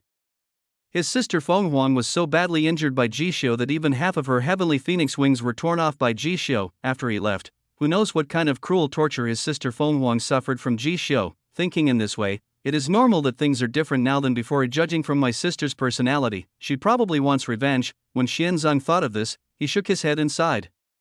Elder sister. Now Jishio has truly become famous throughout the world. 7 saints are no match for him. Plus, Mu Bing from the Ice God Palace has already gone to Baixia Kyoto. If she marries Jishio, if you want revenge, you'll have to think long and hard. Hearing this, Feng Huang was speechless for a long time. Xianzang did not continue to say anything, but just stayed quietly beside Feng Huang. Just at this moment, an extremely charming voice sounded in Feng Huang's mind. You light incense to worship the gods, but can that relieve the unrest in your heart? Ha, Feng Huang, I have to say you are really a twisted woman. Shut up! Feng Huang gritted his teeth and yelled angrily in his heart. Are you angry with me again? Or are you still mad at yourself? You can never forget that night in Zhou Garden, right? You are still upset about Ji Xiu's cold attitude towards you in front of Tianma Mountain, aren't you? And you also hate that you can't see your inner self clearly now, don't you? Shut up, I told you to shut up, Feng Huang roared angrily, stood up suddenly, clenched her jade hands into fists, and her delicate body trembled with anger. See the scene. Xianzang was so frightened that his face turned pale and he whispered, Elder sister. I didn't say anything. Feng Huang turned around with a cold face and glanced at Xianzang. You shut up too. Xianzang was stunned for a moment. If she heard correctly, Feng Huang just used the word also. That night in Zhou Garden. I have forgotten it. You should bring it up again. Feng Huang took a deep breath and said in his mind. Whatever. If you said you forgot, then forget it. But it is true that Ji Xiu is going to marry Mu Bing. You really don't care? The seductive voice with a playful smile sounded again in my mind. Call. Feng Huang took a deep breath and gritted his teeth and responded in a hard voice, I don't care. I don't care. The words fell, he. A playful laugh echoed through Feng Huang's mind. At this moment, Feng Huang really hated this laughter with gnashing teeth, but she could do nothing about it. Just at this moment, a woman in green walked in quickly. Her name was Qinger and she was Feng Huang's personal maid. She came in front of Feng Huang and handed him a scroll with a serious expression. Miss. Things are bad. The maid Qinger whispered. Feng Huang opened the scroll with a cold face. There were two big words written at the beginning of the scroll: marriage certificate. Miss. The king has announced it to the whole world. 7 days later, you will marry the Crown Prince Xing Su of Qin. Snorted. Feng Huang snorted coldly, threw the marriage certificate in his hand to the ground, and then said in a cold voice, You are worthy of being my good father. Everyone in the world knows about it. But I am the only one who knew it last. And me, Xianzang raised his hand weakly. Growl. Everyone, get out of here. Feng Huang spoke coldly. Hearing this, Xianzang and Qinger hurriedly left the temple and stood quietly outside the main hall. After they leave, Feng Huang stood there for a long time in silence, his expression constantly changing, as if he was struggling with something. But in the end, she made a decision in her heart that she would go to Beixia and look for that person again. I saw her just walked out of the Leiyin temple. A middle-aged man wearing a scarlet phoenix robe, who looked intimidating. Even without being angry, came up with several old men. Huanger, where do you want to go? Hearing this, Feng Huang remained silent. After a moment, she gritted her teeth and said, Father. My daughter does not want to marry the crown prince of Qin. So, no. The middle-aged man shook his head and said decisively, Phoenix. Father can do whatever you want with everything else. Only this one thing won't work. Your marriage to the crown prince of Great Qin is related to the future of the divine Phoenix Empire. It is a foregone conclusion. I won't let you refuse. But Feng Huang just opened his mouth to argue. Several elderly people beside the middle-aged man have come to Feng Huang. Your Highness the Princess. Let's go back to the palace, snorted. Feng Huang snorted coldly, looking at the powerful elders of the divine Phoenix Empire in front of him, and finally could only walk towards the palace with an expressionless face. It is worth mentioning that before she left, she sent a message to Xianzang. Tell Ji Xiu. I will get married in 7 days. I want to know his attitude. Hearing this, Xianzang stared blankly at Feng Huang's disappearing figure and pondered for a long time. After a moment, he came back to his senses, although he couldn't understand why Feng Huang wanted to know Ji Xiu's attitude, but he still hurriedly spread the news according to Feng Huang's instructions. Sister and Ji Xiu, what on earth just happened? After Xianzang finished doing all this, he looked at the sky of Beixia and muttered to himself, Northern Summer, Kyoto, Jifu. Ji Xiu looked at the scroll in his hand, his expression not changing at all. What's wrong? Chu Li asked softly. 7 days later. Feng Huang is getting married. Ji Xiu responded calmly. So what? Chu Li chuckled. She wanted to know my attitude. Ji Xiu put away the scroll and looked in the direction of the divine Phoenix Empire. So, what's your attitude? Chu Li asked with a smile. No attitude. I just think some people are looking for death. You want to get married if you hurt my people? It's really ridiculous. A cold arc appeared at the corner of Ji Xiu's mouth. How? You want to rob the bride? Chu Li teased with interest. Why not? After Ji Xiu finished speaking, he raised his hand, demonic flames rose, and in an instant the scroll turned into ashes. After doing all this, he turned and walked towards Luofeng Palace. Chu Li looked at Ji Xiu's back and smiled, whispering to herself, Prince Ji Xiu's mouth is really hard. But robbing a bride is the most exciting.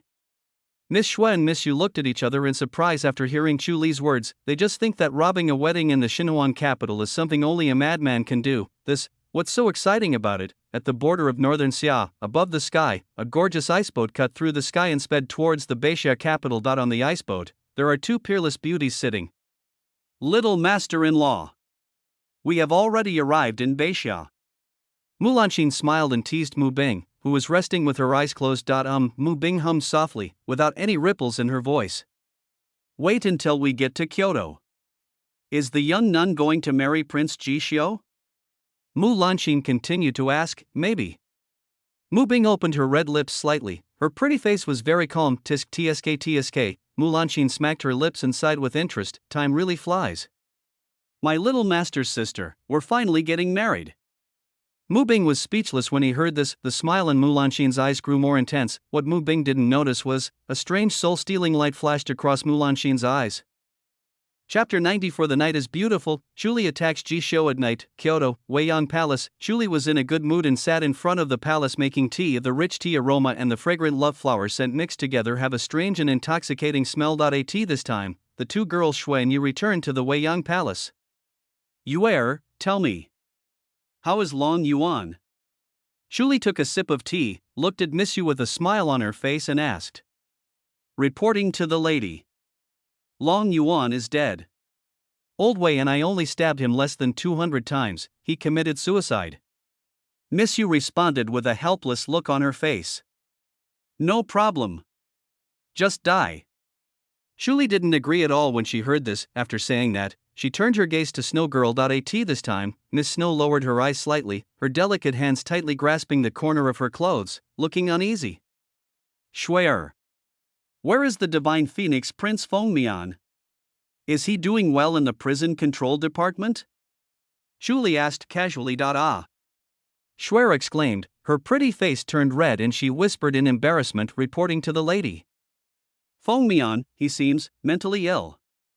When I went to the prison, he was huddled in a corner, with disheveled hair, dull eyes, and talking nonsense. Besides, he was surrounded by a lot of big men. It was a scary scene. Chu Li nodded and then spoke to herself. It seems that Ji Xiu has achieved his goal.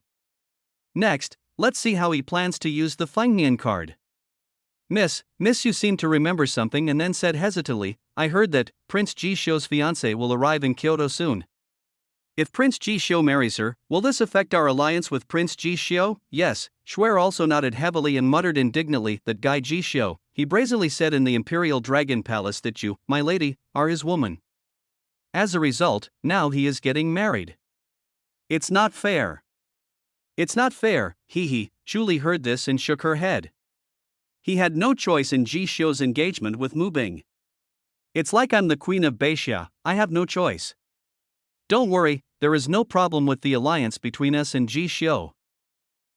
Where is Mu Bing? The two girls Xue Yue asked at the same time. Mu Bing, she is a problem. Chu Li supported her snow-white chin with her jade hand and whispered to herself. As for Mu Bing, she had only heard of her name, and knew that she was the junior sister of the Ice God Palace Master and was extremely talented. As for the rest, she knew nothing, and even her web of deception could not find any useful information. Yue, when will Mu Bing arrive in Kyoto? Chu Li suddenly asked. Tomorrow at the latest. Miss Yu responded softly, good. Then I still have time. Chu Li nodded. What's the meaning? Upon hearing this, the two girls Xue Yue's expressions froze. Snort. Chu Liliumi snorted frivolously, then raised her hand and drank the tea in the cup. She raised a slight arc on her red lips and spoke softly, two silly girls. Have you heard of the night raid? Snow Girl? Miss Moon. G Mansion Villa, this is where Mr. Wei lives. I in the bedroom. Gu Jian lay weakly on the bed. His breathing had stabilized a lot and his life force was gradually recovering. The wound on his chest was slowly healing, and one could see faint spots of divine light seeping out of it. Thank you, Your Highness. Saved Gu Jian's life. Elder Wei bowed deeply to Ji Xiu. All right. Mr. Wei. Gu Jian is this prince's man. Then I cannot watch him get into trouble.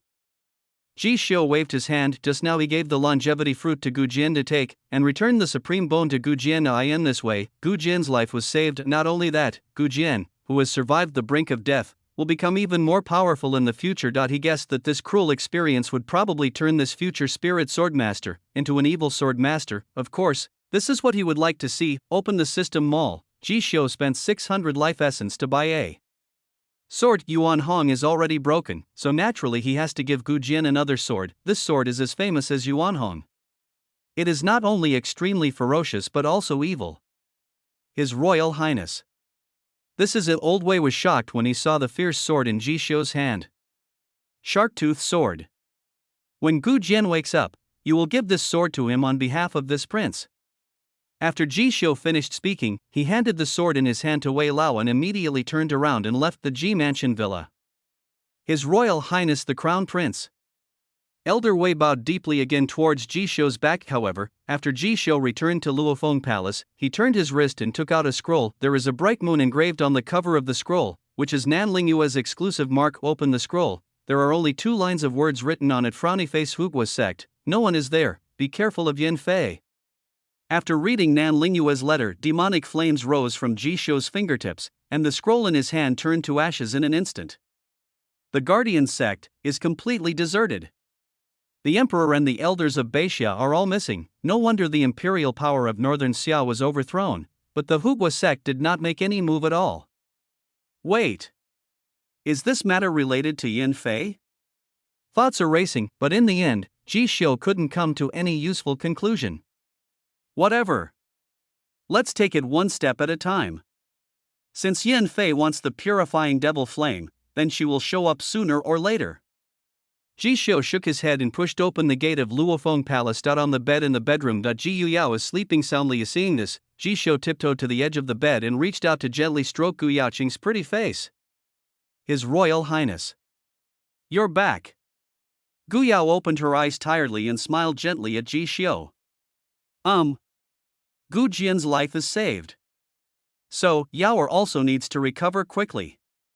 Ji Xiu spoke softly. Thank you, Your Highness. Gu Yao's voice was still very weak, and her eyelids were very heavy. She fell into sleep again without saying a few words to Ji Xiu. Yaoer. The bloodline has also awakened.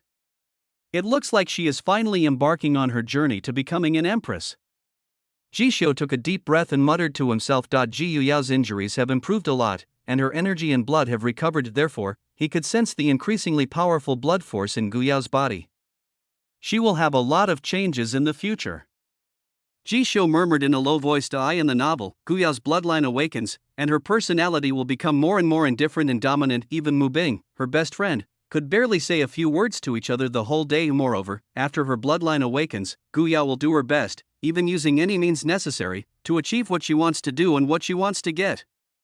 It was precisely because of her character that she was able to transform the declining spirit race into the #1 royal family in the 9 heavens. Think of this. Ji Xiu smiled knowingly that he was looking forward to Gu Yao's next changes. The thought stops here. Ji Xiu closed his eyes and prepared to enter the state of cultivation. Mu Bing will arrive in Kyoto tomorrow. What he needs to do is to improve his condition to the peak and welcome his fiancée. And just at this moment, a graceful figure appeared outside Luofeng Palace. Under the moonlight, she was wearing an elegant long dress with a phoenix pattern that trailed on the ground, looking graceful and elegant. That face that is difficult to depict in painting is breathtakingly beautiful under the moonlight. She stood quietly outside Luofeng Palace for a long time. After a moment, she looked up at the bright moon in the sky, her red lips slightly raised in a shallow arc.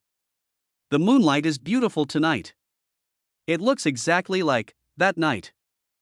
Chapter 95, Bad Woman. Shuli, the magic paper cranes, and Mu Bing are here. Call. Shuli took a deep breath, then walked lightly to the front of the bedroom. Raising her jade hand, she gently pushed open the palace door. Chu Pair? Ji Xiu opened his eyes and looked at the peerless figure in front of him with some surprise. He didn't understand why Chuli came to see him so late at night.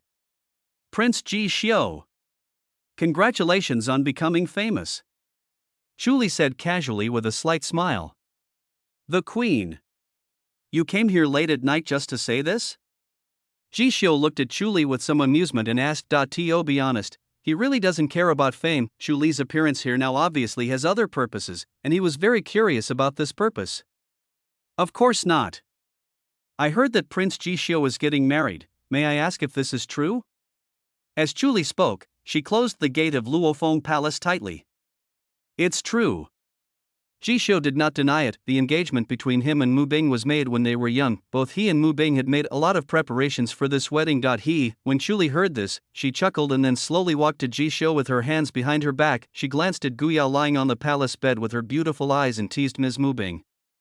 I will arrive in Kyoto soon. But now Prince Ji Xiu has a beautiful woman in bed? It seems, you don't seem to take this wedding very seriously. Hearing this, Ji Xiu frowned and said the Queen. What on earth do you want to say? Chuli thought for a moment and took another step closer.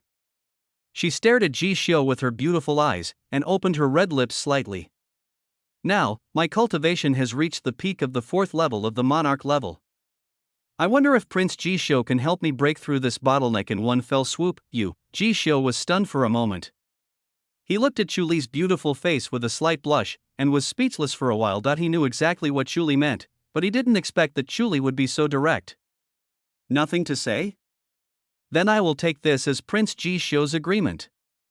Chuli smiled slightly, then came to GXIU.at. This moment, the distance between the two was very close, so close that Ji Xiu could even hear Chuli's slightly rapid and nervous breathing, and the next second, when Ji Xiu and Chuli looked at each other, an inexplicable light flashed in their eyes. Chuli was the first to step forward and cover Ji Xiu's mouth. Ji Xiu couldn't help but hug Chuli's slender and soft waist. After a passionate kiss, Chuli whispered softly in Ji Xiu's ear, His Royal Highness, remember. This is a secret between you and me that cannot be told. The words fell. The curtains also fell down immediately. The bright moonlight quietly poured into the bedroom, and then shyly retreated. Empress, my Yaoer is still here. Shut up. I don't care. You are so unrestrained. Focus, oh. But, when the first ray of sunlight in the early morning fell into Luofeng Palace, a series of crisp system prompts rang in Ji Xiu's ears. Ding. Congratulations to the host for receiving the baptism of the heavenly spirit Yuan Yin and advancing to the saint level. Ding.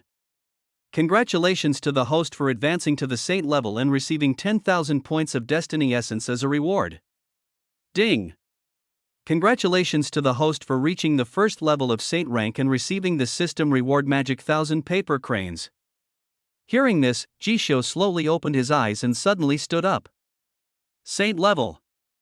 Ji Xiu muttered something unexpected, then he carefully felt the holy power surging in his body and let out a sigh of relief. Sure enough, saint-level power and lord-level power are two completely different worlds, two levels of existence. No wonder there is a widely circulated saying in the Jotian continent, below the saint rank, all are ants. If he didn't have the power of the divine ban, the heavenly emperor fist, and the purifying demon flame, which are all powers that can be said to be against the will of heaven, holy steps, this high mountain is not so easy to cross, etc. I also got a magic paper crane? When Ji Xiu thought of this, he quickly took it out from the system warehouse and placed it in his palm. The black paper cranes looked extremely strange, with wisps of weird black air steaming out from them. Item name, Magic 1,000 Paper Cranes. How to use, light up the 1,000 paper cranes to release the strange magic power inside. Effective item, can turn anyone into a killing puppet regardless of their cultivation level. Effect duration, 7 days. Look at the introduction of this magic paper crane. Ji Xiu's eyes immediately lit up. Ignore your cultivation. Can turn anyone into a killing puppet. This is too perverted. Ji Xiu gasped. At this moment, the first person he thought of was Mu Bing. His original plan was to fight to the death on his wedding night, but the problem is that he doesn't know Mu Bing's true cultivation and combat power at the moment. No one knows what her other killer weapons are besides the soul-eating nail. This is risky after all, but now there is the magic paper crane, then, why not expand the layout a little bit? At this moment, an evil plan suddenly came to his mind. Shu pair. You are worthy of being my prince's lucky star. Ji Xiu kissed Chuli on the forehead excitedly, thanks to Chuli. I now have this super powerful killer weapon. Chuli's long eyelashes trembled slightly, and she slowly opened her eyes and looked at Ji Xiu quietly. She leaned slightly, supported her chin with her jade hand and opened her red lips slightly. What's wrong? Has Prince Ji Xiu fallen in love with me? He. Ji Xiu chuckled and said to Chuli playfully, how do you know? This prince really loves you to death. Hearing this, a blush flashed across Chuli's beautiful face, and her heart skipped a beat. She cleverly avoided Ji Xiu's fiery gaze and snorted proudly, snort. I didn't expect that Prince Ji Xiu could speak sweet words. But unfortunately, I don't buy your tricks. After that, Chuli stood up and put on her long skirt very elegantly. She turned her back to Ji Xiu and said, I'll go first. In the future, I'll find you again. After saying this, Chuli left Luofeng Palace directly. This woman, their faces changed so quickly. Ji Xiu shook his head in confusion, and only then did he realize that Gu Yao was still sleeping soundly. Well, he silently made up his mind that he must not be so presumptuous the next time he had a tryst with Chuli. After all, it wouldn't be good if Gu Yao saw it. What Ji Xiu didn't know was, when Chuli left Luofeng Palace, she happened to meet Lin Ru. Your Majesty the Queen, how did you get out of Xiuer's bedroom? Lin Ru looked at Chuli in surprise and asked, cough cough cough. Chuli coughed 3 times in embarrassment, then responded with a serious face, Madam, why not go ask Prince Ji Xiu?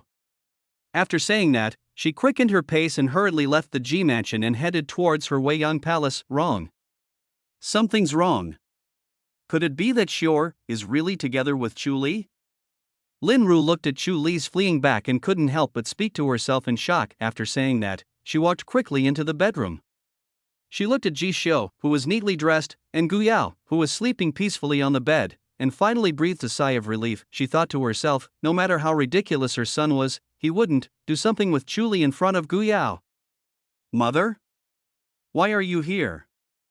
Ji Xiu asked in surprise. You kid. Quickly clean yourself up. Binger is here. Also, you'd better have less contact with Chuli in the future. She is a bad woman. After Lin Ru finished speaking, he turned and left. Call. Ji Xiu took a deep breath, and a cold light flashed in his eyes. Mu Bing. We're finally here. Chapter 96. Goodbye Mu Bing, a wedding. Wedding night. Driving into the divine nail. The sky is stained with blood. The devil is crying blood. Ji Xiu silently recited the plot of the novel, his expression becoming increasingly grim. After saying this, he calmed down, sorted out his thoughts, and left Luofeng Palace. He wanted to see what Mu Bing looked like after not seeing her for so many years. You really have the ability to make this devil cry blood. Ji Mansion, Xian Pavilion, magnificent stone pillars and a circling dragon, gorgeous red carpet. All over the palace, this is the Ji family's first banquet hall. It is full of jewels and is extremely luxurious at first glance. Back then, Ji Xiu and Mu Bing got engaged here. Until now, Ji Xiu can still remember the scene vividly. As soon as I stepped into Xian Pavilion, a beautiful figure came into Ji Xiu's sight. She, wearing a moon-white dress, stood in the center of the hall with her hands behind her back. Her long silver hair fell to her perky buttocks. She was as quiet as she had been many years ago. Mu Bing, haven't seen you for a long time. Ji Xiu spoke calmly. As soon as she finished speaking, the woman turned around abruptly. She has beautiful eyebrows, noble and heroic. A pair of beautiful eyes seem to contain the sea of stars, and also seem to contain the biting wind and snow on the top of the snow-capped mountains. Her nose is straight and noble and elegant, and her red lips are as moist and attractive as a rose after the rain. The whole face seemed to have been created with all the efforts of the creator. There is no doubt that her beauty has reached an ultimate and breathtaking level. But, when Ji Xiu saw this peerless flower nightmare, his emotions did not fluctuate at all, and his heart became even colder, because he knew that the woman in front of him was very dangerous and was probably the person in the world who wanted him dead the most. Ji Xiu, haven't seen you for a long time. Mu Bing glanced at Ji Xiu casually with her beautiful eyes and opened her red lips slightly. The words fell for a moment. Both of them fell into an awkward and silent atmosphere. Name, Mu Bing, cultivation? Combat power? Destiny essence potential? Hint, this person is extremely dangerous. When Ji Xiu opened his all-seeing eye, he unexpectedly came up with a string of question marks. At this moment, his heart was a little heavy. It seems that Mu Bing's cultivation and combat power have really undergone tremendous changes over the years. Ji Xiu even felt that Mu Bing seemed to be hiding something, otherwise why couldn't even the all-seeing eye see through her, of course. Just as Ji Xiu was looking at Mu Bing. Mu Bing was also looking at Ji Xiu. Speaking of surprise, Mu Bing was no less surprised than Ji Xiu at this moment. The legend on the continent, this guy crushed 7 saint-level masters from 2 empires with his king-level cultivation. How on earth did he do that? Even in his previous life, he didn't have such a monstrous fighting power.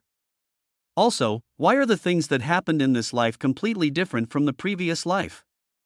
Is it him who has changed, or is it some cause and effect that has changed?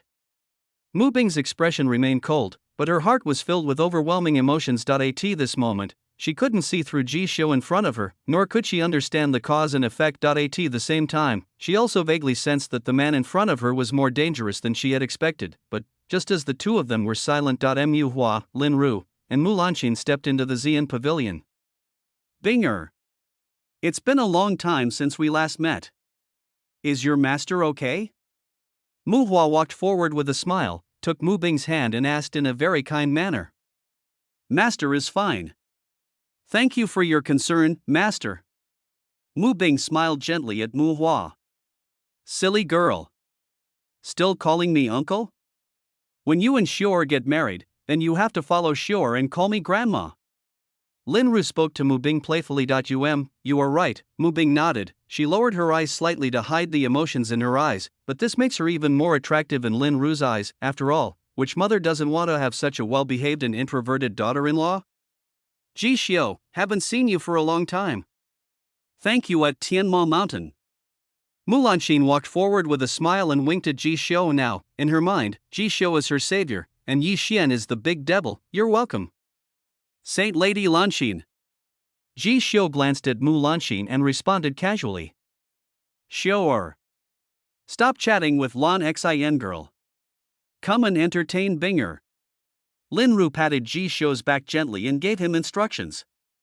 She wondered why her son was so rude. With a beautiful wife in front of him, he doesn't even take this opportunity to get closer to her. Good. Ji Xiu nodded, then sat down with Mu Bing. He picked up the wine jug and considerately poured Mu Bing a glass of fine wine. Thank you very much. Mu Bing's expression remained unchanged.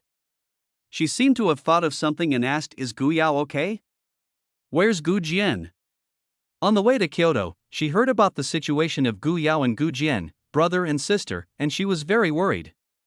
Don't worry. Yaoer is fine. Gu Jian, he also survived. Ji Xiu took a sip of the wine in the glass and responded casually. Ji Xiu, I didn't expect you could do this for these two siblings. Mu Bing spoke softly. To be honest, she was really shocked that Ji Xiu slaughtered 7 saints for Gu Yao and her brother. In her impression of Ji Xiu, this shouldn't be the case, otherwise. What kind of person do you think I am? Ji Xiu asked indifferently. Hearing this, Mu Bing drank the wine in the glass in silence. She didn't know how to respond to Ji Xiu. Binger. Do you have the Ji family tiger talisman with you? Mu Hua asked with a smile. I brought it. Mu Bing nodded, and with a flip of her jade hand, she placed the precious black jade tiger talisman directly on the table. Xior. Where's the ice god jade?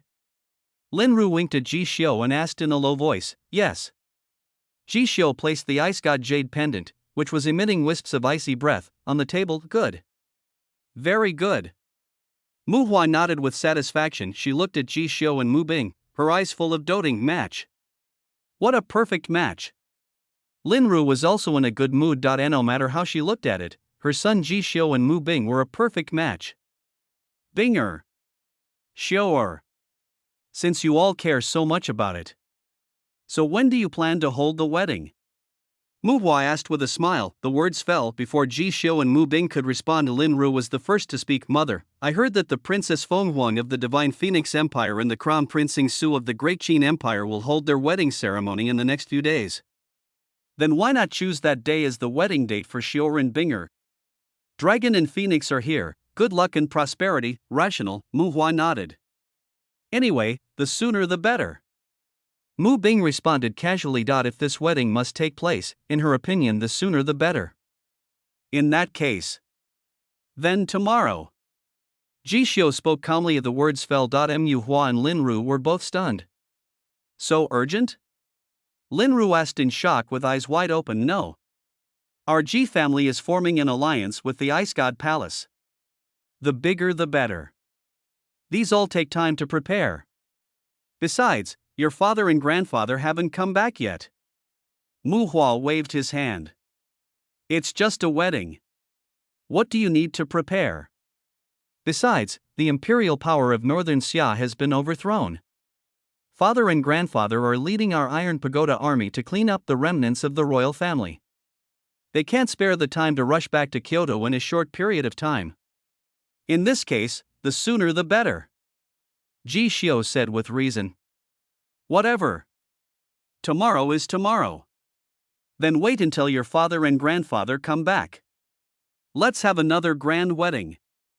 Mu Hua nodded, agreeing with Ji Xiu's statement. What she was interested in was the combination of the Ji family and the Ice God Palace. Just make sure this one thing comes true and everything else will be easy. Good. Tomorrow then.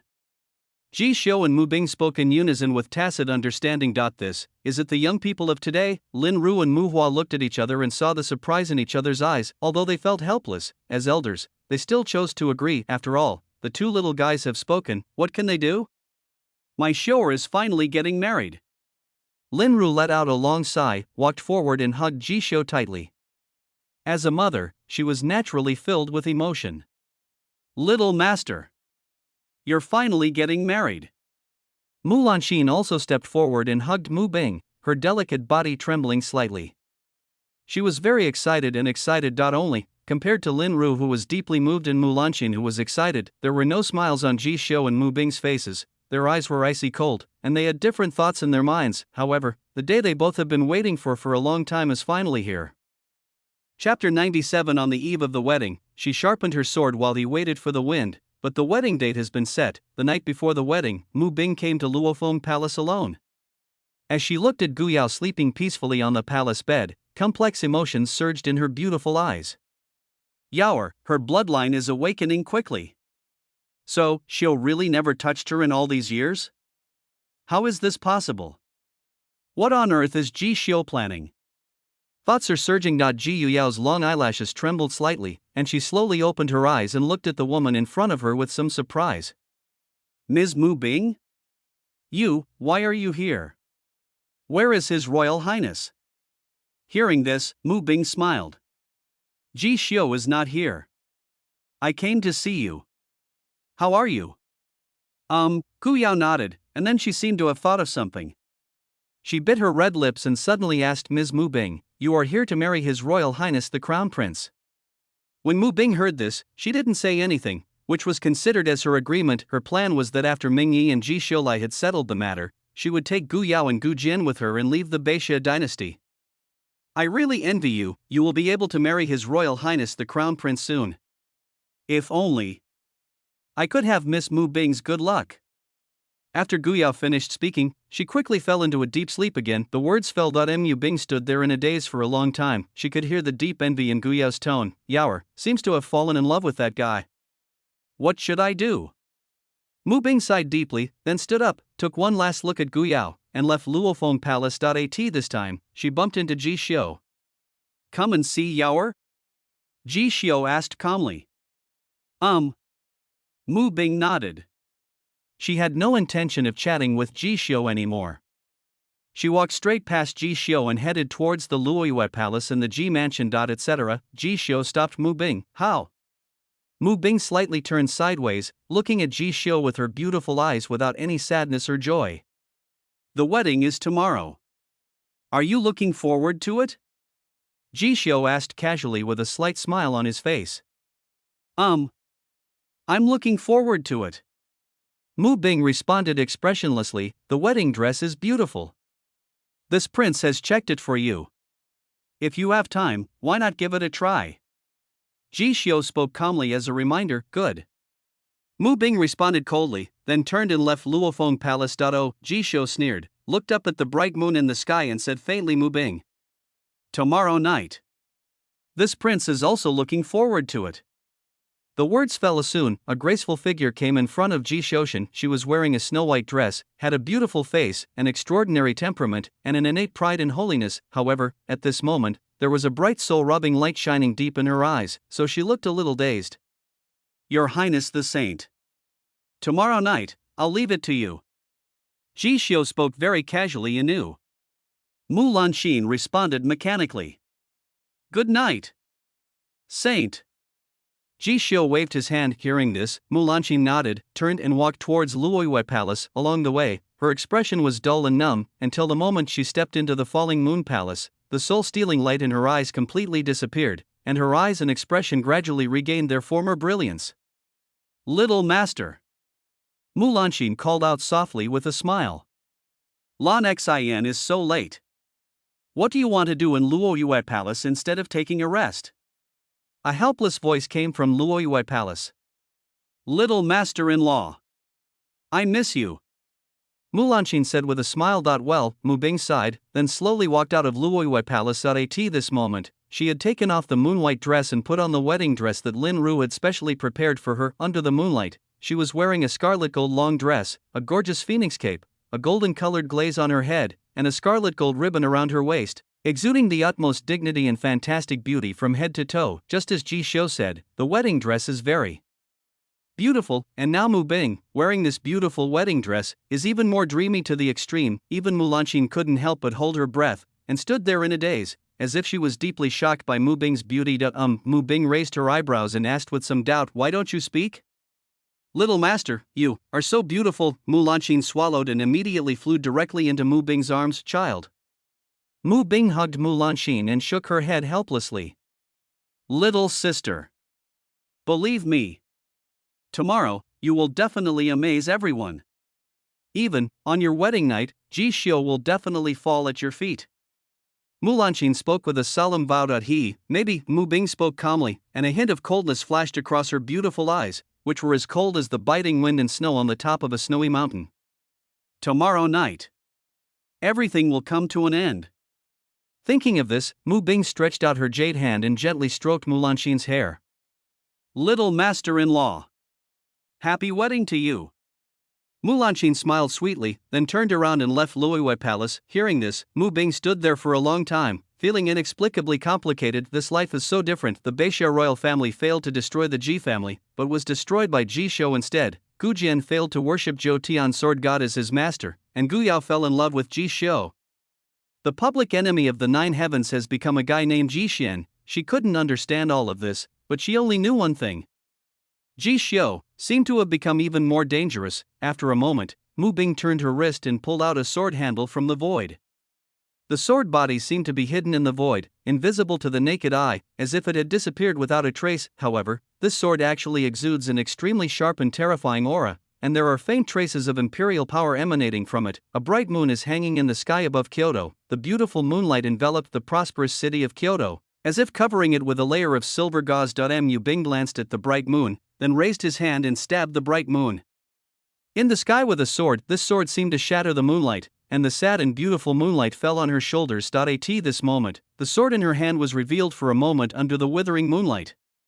This sword is really extremely sharp, but in just a moment, the sword disappeared into the void again.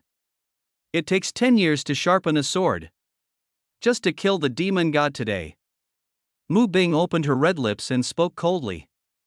Her beautiful eyes were really cold to the extreme, and her heart gradually became firm. Outside Luophone Palace. Ji Xiu sat under the moon and drank tea. There is a scroll on the stone table, which comes from the divine phoenix. On the scroll, 3 lines of words are particularly eye-catching. The Crown Prince of Qin, Yingsu, has arrived at the imperial capital. The princess of the divine phoenix, Feng Huang, is imprisoned. The wedding is coming soon. May I ask if the prince will invite the storm? And it is worth mentioning that, on top of this scroll, there is a black paper crane. The moonlight shining on the crane makes it look particularly enchanting. Ji Xiu looked at the black paper crane, his eyes showing no sadness or joy. After a moment, the corners of his mouth curled up slightly. Everything is ready. All we need is the east wind. Chapter 98. Beixia is shocked. The prince is getting married, wedding day. Before dawn, the whole city of Kyoto was already bustling with activity. Countless Aion Buddha soldiers put on red armor and majestically guarded every corner of Kyoto city. The mistress of the Ji family, Lin Xia, issued a death order that if anyone dared to act presumptuously today, he would be killed without mercy. Moreover, today all the restaurants in Kyoto have been booked by the Ji family, and all expenses will be borne by the Ji family. And on the edge of the red carpet that almost covered the entire Kyoto, there stood beautiful girls in colorful clothes. The girls held flowers in their hands and smiled brightly. They were truly beautiful. Beisha Royal Academy, Beisha Inspection Institute, Northern Summer Kyoto Rokubu, Beisha Jinui, Huolong Villa, Dali Temple, Prison Suppression Department. The bigwigs from all the major forces in Kyoto arrived outside the Ji family's military headquarters early in the morning, eagerly waiting. They had been in the same boat with Ji Shou 10 years ago. Now that the Beisha imperial power has collapsed and the Hugua sect has remained silent, the Ji family has become the real ruler of the Beisha dynasty, and Ji Shou became the only true god of the Beisha dynasty. Just one word from him can destroy an entire force, just one word from him can make a force rise to prominence. So when Ji Shou got married, of course, these extremely smart and important people all wanted to seize the opportunity and show their faces in front of Ji Shou first. What others don't know is that Ji Shou's wedding was only announced yesterday. This group of big shots really tried their best and mobilized the entire Beisha's resources in just one day, wanting to present their gifts to GXIU.SO. Even though the wedding was held in Kyoto, the entire Beisha dynasty was shocked by the madness of this group of bigwigs. After all, whoever can become Ji Shou's confidant and gain Ji Shou's trust, then their family and their power will soar in the Beisha dynasty. They even thought that as long as they could get even half a step closer to Ji Shou, it would be the supreme honor for them. In Luofeng Palace, Ji Shou got up very early unexpectedly. Gu Yao did not fall asleep today. She attentively helped Ji Shou bathe and change clothes. She dressed Ji Shou in a luxurious golden robe, tied a red gold jade belt around his neck, and put on a red gold crown. This outfit makes Ji Shou look radiant and has an outstanding temperament, which is really amazing. "My prince, it's so beautiful." Gu Yao spoke softly with her beautiful eyes sparkling like stars. "My Yaoer is also very beautiful." Ji Shou gently rubbed Gu Yao's hair. "His Royal Highness, we're finally getting married. Yaoer is very happy." Gu Yao hugged Ji Shou gently, lowering her eyelids slightly to hide the gloom in her eyes. "Is my Yaoer jealous?" Ji Shou sensed Gu Yao's complex emotions and couldn't help but ask in a low voice. "No. Yaoer is happy for His Royal Highness the Crown Prince. Miss Mu Bing is fine. She is the junior sister of the Ice God Palace Master, and will be the future leader of the Ice God Palace. Moreover, she is very beautiful, and has strong talents and abilities. Only someone like her is worthy of His Royal Highness the Crown Prince. Yaoer. I only hope that I can always be with His Royal Highness the Crown Prince in the future, and I will be satisfied." Gu Yao's voice was very gentle. She wasn't lying, she really meant it. But having said that, she still felt sad when she saw Ji Shou getting married. After all, there is no woman in the world who would not feel sad or heartbroken to see the person she loves getting married. "Yaoer, do you know? From the moment I handed MI6 over to you, you are destined to stay with this prince forever. In the future, even if you want to leave, this prince will not let you go. You, Gu Yao, can only be mine. It's all mine."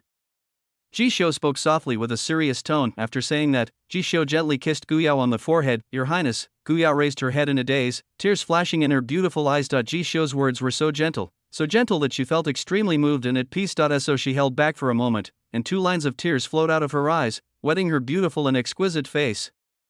She bit her red lips and said with a crying voice, "That's enough." Ji Shou chuckled, raised his hand and gently wiped away the crystal tears on Gu Yao's face, then said, "Let's go." "Yaoer." Gu Yao hummed softly. As soon as I walked out of the palace gate, I saw Elder Wei and Gu Jian waiting quietly in the courtyard. "Greetings, His Royal Highness."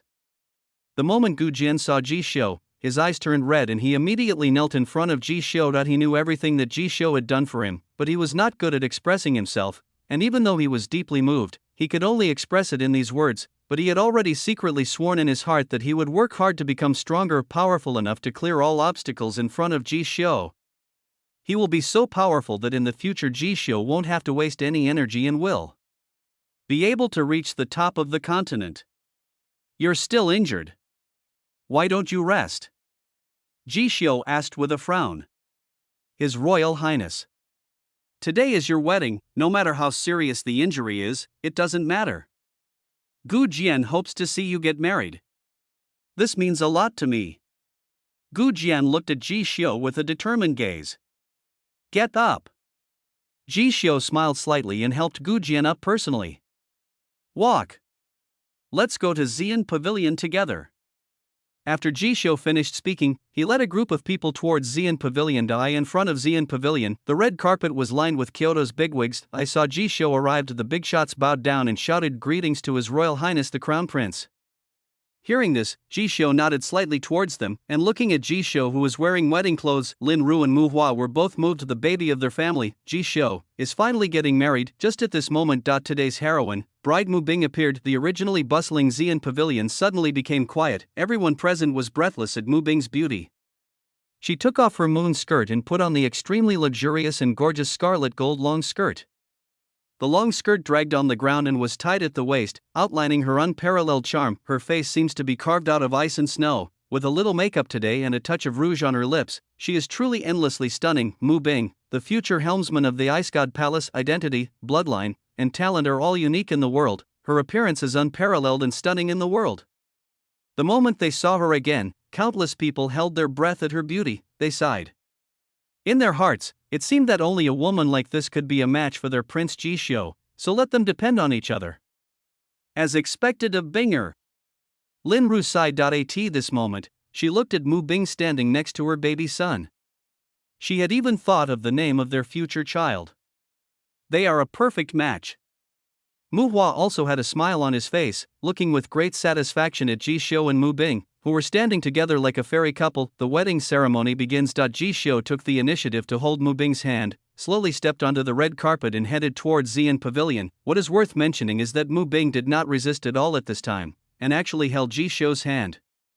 The two people who are moving forward and backward together at this moment really look like a newlywed couple who are about to enter into marriage. In the Xian Pavilion, the solemn wedding ceremony is in progress. Ji Xiu and Mu Bing both cooperated with the ceremony very quietly. Everyone had smiles in their eyes as they looked at the two people who looked like a couple from heaven. The end of the ceremony. Ji Xiu and Mu Bing looked into each other's eyes and recited the last sentence of the Beishou wedding oath. I belong to you. You belong to me. Starting today. Until death. The words fell. Hundreds of cannons fired simultaneously in Kyoto City. Endless fireworks bloom in the sky, casting down dazzling points of light. The people and monks of the entire Kyoto were immersed in this wedding ceremony for a long time and couldn't extricate themselves. The end of the wedding. Ji Yuyao walked out of Xian Pavilion with red eyes. At this moment, a teasing laugh sounded behind her. Ms. Gu Yao. It seems like you really love Ji Xiu. Hearing this, Gu Yao turned around and saw Chuli leaning against the dragon stone pillar.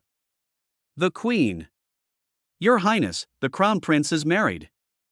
So, please respect yourself in the future, Queen. Gu Yao left after saying this to this girl. Did you stay awake that night? Chuli's eyebrows are frivolous. She hadn't thought of that. However, she felt that she seemed to have taught Gu Yao a lesson unintentionally. If you like someone or want something, you should take the initiative. So what if Ji Xiu got married? She doesn't care. Chapter 99, Kill Me at the Wedding? Ding. The killing puppet is loading. A wedding. The entire Kyoto turned into a boiling ocean. Even when night fell, the lively atmosphere of Kyoto City did not fade in the slightest. In the night sky, the moon is bright and brilliant. Fireworks are blooming. The major restaurants in Kyoto were still bustling with activity. The common people and monks of Kyoto were all drunk, and they were talking about today's grand wedding. Ji Mansion, Luofeng Palace, flickering candlelight, red gauze curtains, Phoenix crowns and drapes. Outside the palace window, the moonlight is bright and the fireworks are hazy. A ray of moonlight sprinkled into Luofeng Palace and fell on the beauty sitting beside the palace bed. After the wedding ceremony, Mu Bing had been sitting on the soft bed for a long time. No one knows how she feels at this moment, but you can see that the pretty face under the golden bead curtain is extremely cold.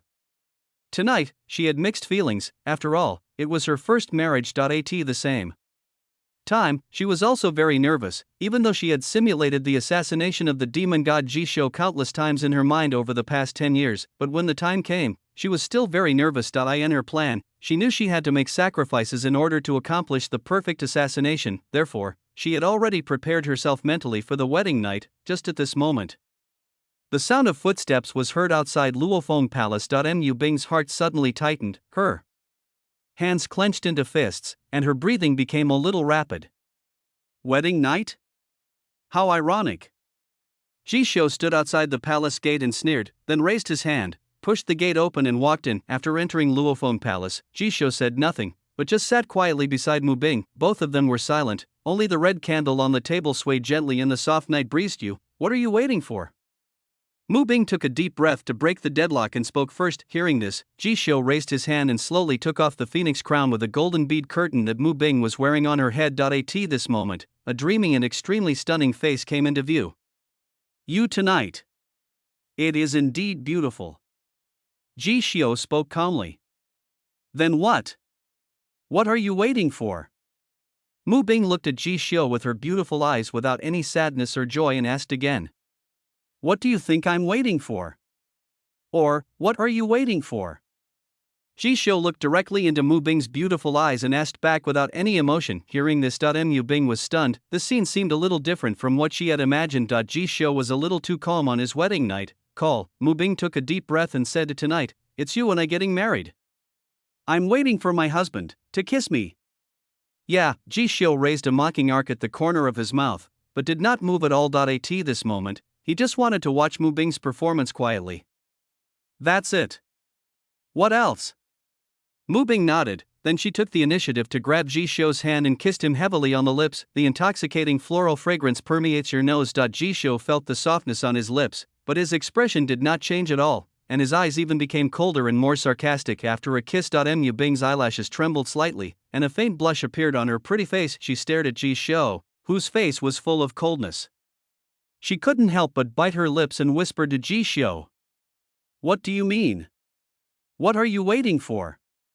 Even if this marriage is not what you and I want. But the end is done, you and I are husband and wife. Now, who are you showing this cold face to? Couple? The Ji Xiu shook his head and laughed.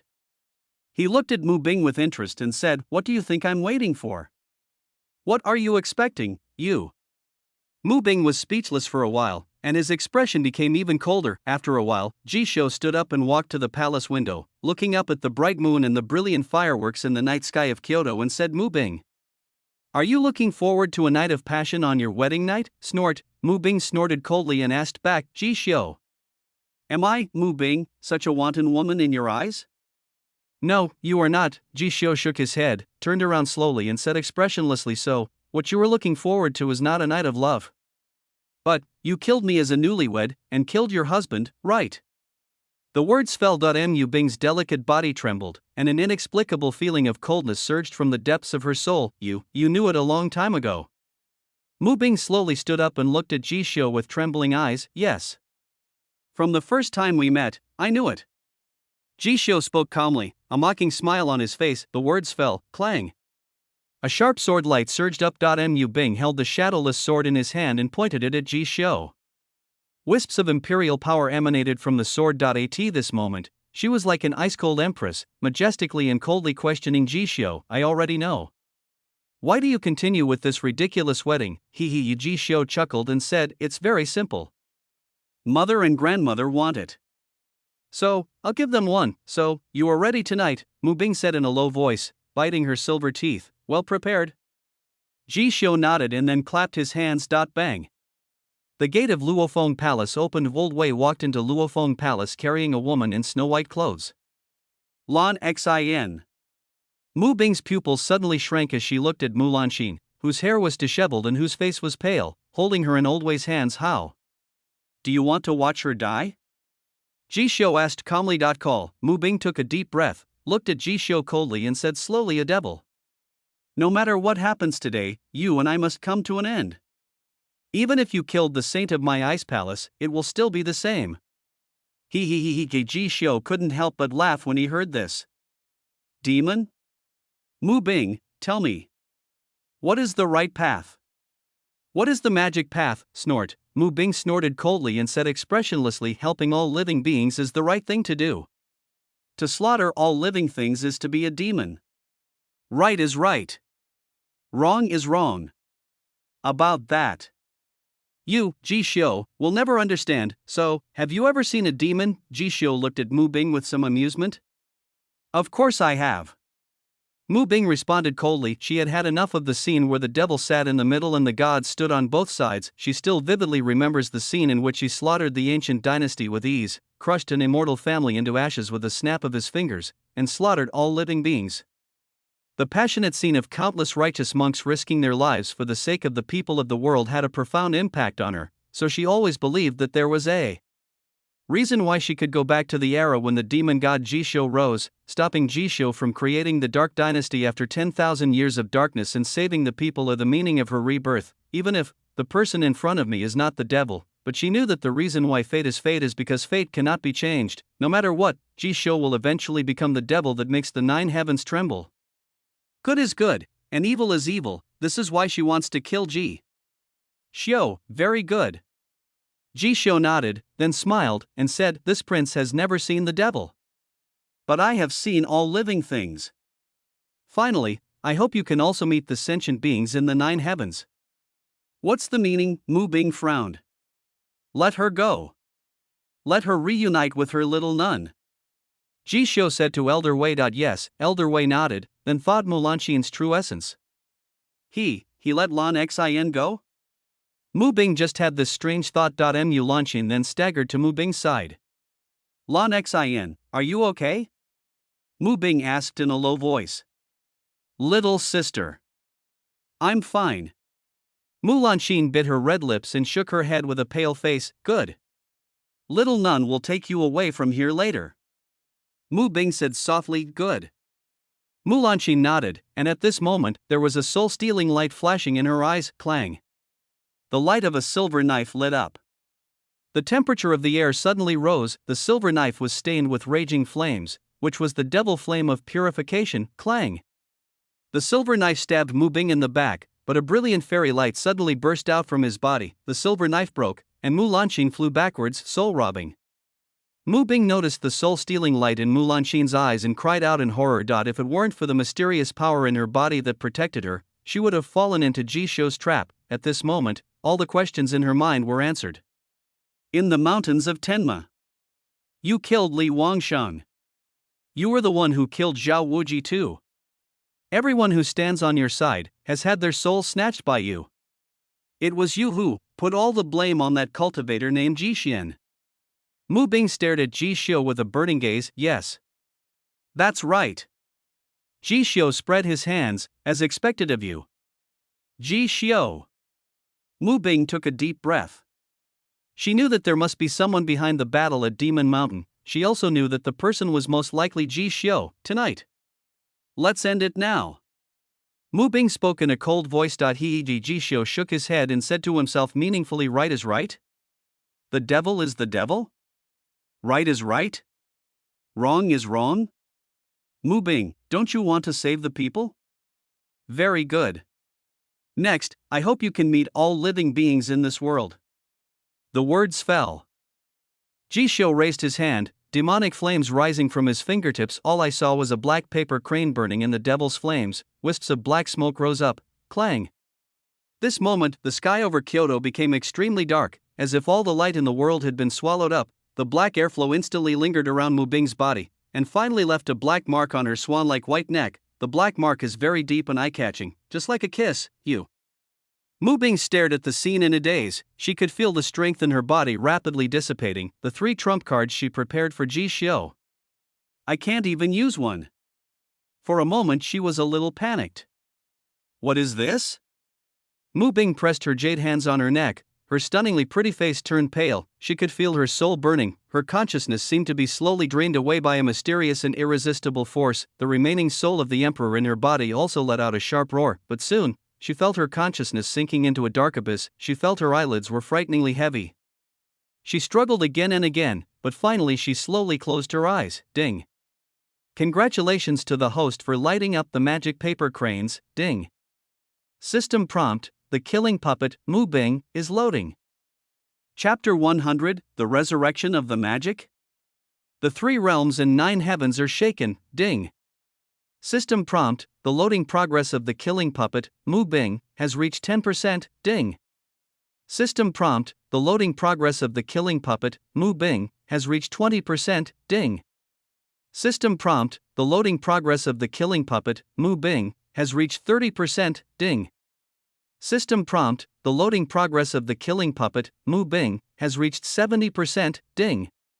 System prompt: the loading progress of the killing puppet, Mu Bing, has reached 80%. The clear sound of system prompts rang through Ji Xiu's ears. When the progress is loaded to 70%, I saw wisps of black demonic smoke rising above Mu Bing's delicate body, and her entire body was shrouded in an ominous and weird aura. When the progress is loaded to 80%, a vast demonic force was constantly surging and gathering in her body. Her silver hair contained purple demonic light, making her look like a witch. His Royal Highness, this old Wei looked at Mu Bing in shock, as she had changed so much in just a few breaths, and couldn't help swallowing that he had never seen such a vast and powerful demonic force before, and this power was still growing exponentially. He even felt that he was as small as a ridiculous ant under this power. Lie. It's not over yet. Ji Xiu shook his head and spoke softly, his eyes flashing with cold light. The power of the magic paper cranes can ignore a person's cultivation level and instantly turn him into a killing puppet. Moreover, during the time as a killing puppet, all of Mu Bing's qualities and abilities related to combat power will achieve a qualitative leap when the loading progress reaches 90%. The boundless demonic light flashing around Mu Bing had almost condensed into substance and was about to break out of his body. Ding. System prompt: the loading progress of the killing puppet, Mu Bing, has reached 100%. When the last system prompt sounded, the demonic power in Mu Bing's body reached its peak, and the boundless demonic light that permeated her body suddenly exploded. Boom. This ray of light is extremely sharp, as if it can tear the heavens apart. It is extremely powerful and unparalleled. In an instant, light shot up into the sky, tearing through the 9 heavens, and went towards the top of the 9 heavens. The boundless magic light that reaches the sky connects heaven and earth. In the depth of its light, there is a black paper crane that is burning brightly. It seems that it is struggling to cross the boundless sea. This scene is shocking to the extreme. This moment, the entire continent. No, it should be said that the entire 9 heavens world saw the boundless magic light reaching the sky and the black paper cranes hidden in the depths. Even the cultivators of the 9 heavens continent felt deep fear and uneasiness under this extremely powerful demonic force. Kyoto. Tens of millions of monks and common people stared blankly at the demonic light that reached the sky, and cold sweat soaked their backs. That is the direction of the Ji family's military headquarters? Could it be that some great demon has been born in the Ji family? I don't know, this power is too terrifying. Who on earth has awakened this terrifying demonic power? Is he going to destroy the world? Isn't he afraid of being punished by God? You guys think, could it be Prince Ji Xiu? That's a lie. Don't talk nonsense. The same thing happened in every corner of the Jiotian continent. Ice God Palace, Red Dress Sect, Tian's Army, 10,000 Poison Valley, Holy Sect, Xiantian Sword Sect, Great Lane Temple. The leaders of the 7 top cultivation families looked towards the direction of Beixia with trembling eyes, and remained silent for a long time at the ray of magic light that connected heaven and earth. The devil is reviving? This is going to overturn the entire continent. Is it the Supreme Heaven, the Saint Queen Nan Lingyue? If it's her, I'm afraid the 9 heavens continent will be in chaos from now on. It's over.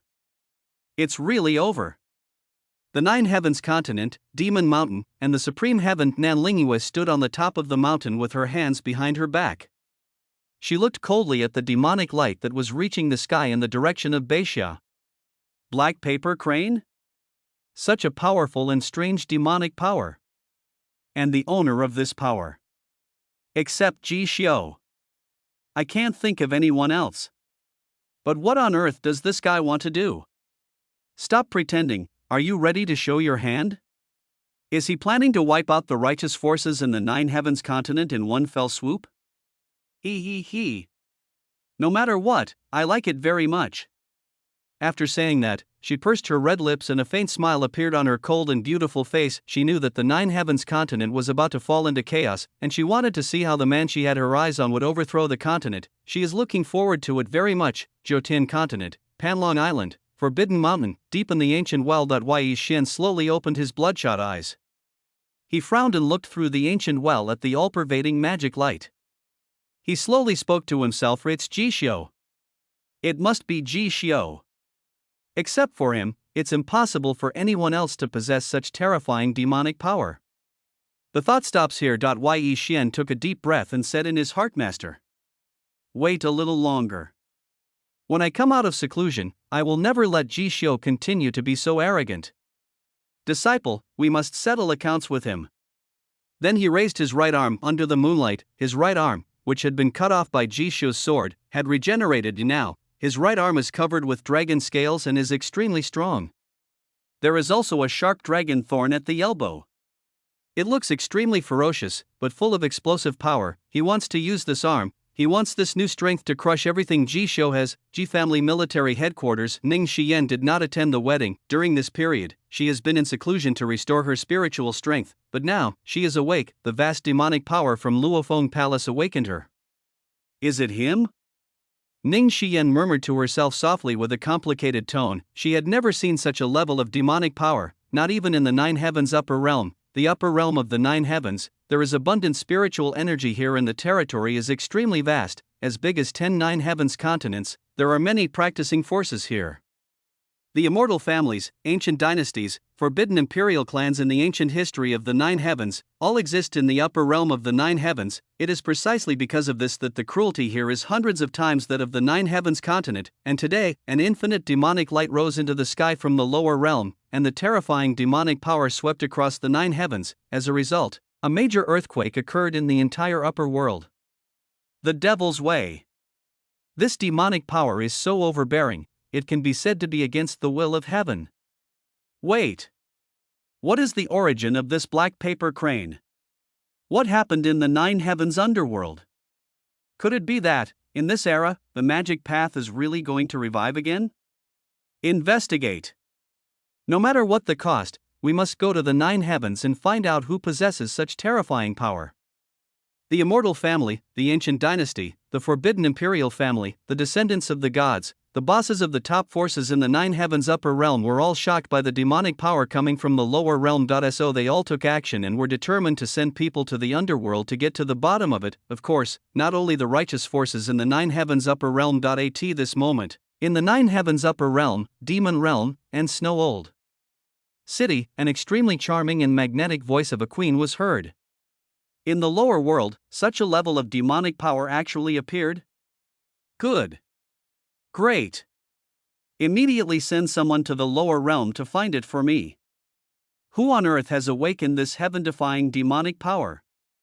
I, the Lord, want to meet her in person, and even possess her. Yes. The Demon Emperor.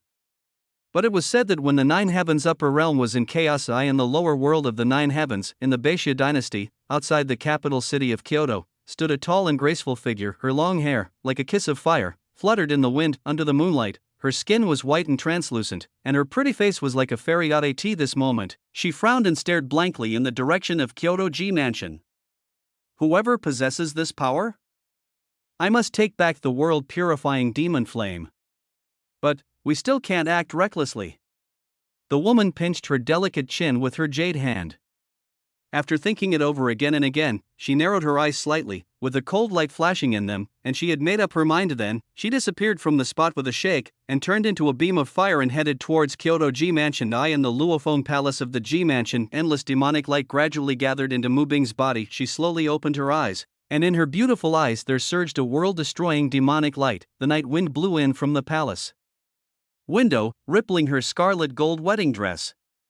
She stood in front of Ji Shoshin. Her stunning appearance still made people stunning and breathtaking, but at this moment, she really was like an emotionless killing machine, emitting a cold breath of killing. Name, Mu Bing, age, 22 years old. Cultivation, say level 1 combat power assessment. Identity, killing puppet. Hidden, soul-devouring nails, 9 pieces, Emperor sword, shadowless, Emperor's remnant soul, can burn the power of the remnant soul at any time to increase realm cultivation, time limit, 7 days. Chapter 101 My God-killing wife. Feng Huang wants to escape from marriage, really? Mu Bing has prepared 3 great weapons for this prince. Soul-devouring nail. Emperor's sword shadowless. And, the remnant soul of the great emperor. Look at the information given by the all-seeing eye. Ji Xiao couldn't help but sneer. He guessed correctly. Mu Bing had indeed obtained a great opportunity in the Iceland over the years. If there were no magic thousand paper cranes today, although he was confident that he could defeat Mu Bing, he would have to pay a price in the end. Fortunately, however, everything went as planned. My thought stop here. Ji Xiu walked slowly to Mu Bing with his hands behind his back, looking at her stunning face. He was silent for a moment and then spoke meaningfully. Right is right? The devil is the devil? Right is right? Wrong is wrong? Mu Bing, 7 days later. I hope you can still say such words. The words fell. Mu Bing didn't react at all, she just stood there quietly, as if she was lost in her own world. At this moment, a strange and extremely cold voice was heard outside Luofeng Palace. Prince Ji Xiu. Happy wedding! Hearing this, Ji Xiu frowned and then walked out of Luofeng Palace with Wei Lao. This time, they only saw a tall and graceful figure standing under the moon with her hands behind her back, with a gentle smile on her lips. Nice to meet you. I have to say, Prince Ji Xiu is really, as the rumors say, a rare handsome man. No wonder Nan Lingyue cares so much about you. He. The woman chuckled and spoke, her beautiful eyes looking at Ji Xiu from head to toe unscrupulously. Protecting the nation sect, Consort Yen. Ji Xiu spoke calmly. Since this woman mentioned Nan Lingyue, then there is no doubt that it can only be the woman he has been thinking about day and night. Protecting the nation? TSK. Who told you that I am a member of the Guardian sect? Could it be that girl Chuli? What a pity. I was just saying it casually, but that silly girl actually took it seriously. Yan Fei shook her head and chuckled, her beautiful eyes full of mockery. Tell me the purpose of your visit. Ji Xiu asked knowingly, and at the same time opened his all-seeing eye to scan Yan Fei. Name, Yan Fei, cultivation? Combat power assessment? Identity? Destiny value potential? Looking at the series of question marks given by the all-seeing eye. Ji Xiu was speechless for a while. Sure enough, he still thought things were too simple. Prince Ji Xiu. Don't bother. You can't see through me. Besides, you should know what I want. Yan Fei looked at Ji Xiu with amusement and spoke with amusement. The purifying devil flame. Ji Xiu slowly uttered 4 words. This time, he had secretly raised Yan Fei's danger level to the highest level. After all, people who are in unknown areas are the most terrifying. Yes. Yan Fei nodded, then looked at Ji Xiu with a playful look and asked softly, Ji Xiu. So, will you give me this world-purifying devil flame or not? No, Ji Xiu refused without even thinking. How can you spit out something you've already eaten? I see. Then, Your Highness, you can't blame me. Yan Fei shook her head and then took a step forward. I saw a stunning fire blooming in her beautiful eyes. An aura above the holy level swept across heaven and earth. Tens of millions of monks and common people in the entire Kyoto were trembling under this power. A legendary expert? Ji Xiu frowned frivolously. He was not surprised. Kill you. I can also obtain the world-purifying demon flame. Your Highness, am I right? A cold arc appeared at the corner of Yan Fei's mouth. Clang, she shattered the void with one step, and suddenly came in front of Ji Xiu. She slapped out with one palm, and wherever her palm passed, the space shattered and the power of the law surged. Space fragments flew out in all directions like blades. This was a power above the saint level. And just at this moment, a graceful figure mysteriously appeared in front of Ji Xiu. Under the moonlight, she was wearing a long red gold dress, her long silver hair fluttering in the wind, and her stunning and unparalleled face was cold to the extreme. She held the shadowless emperor's sword in her hand and stabbed it out.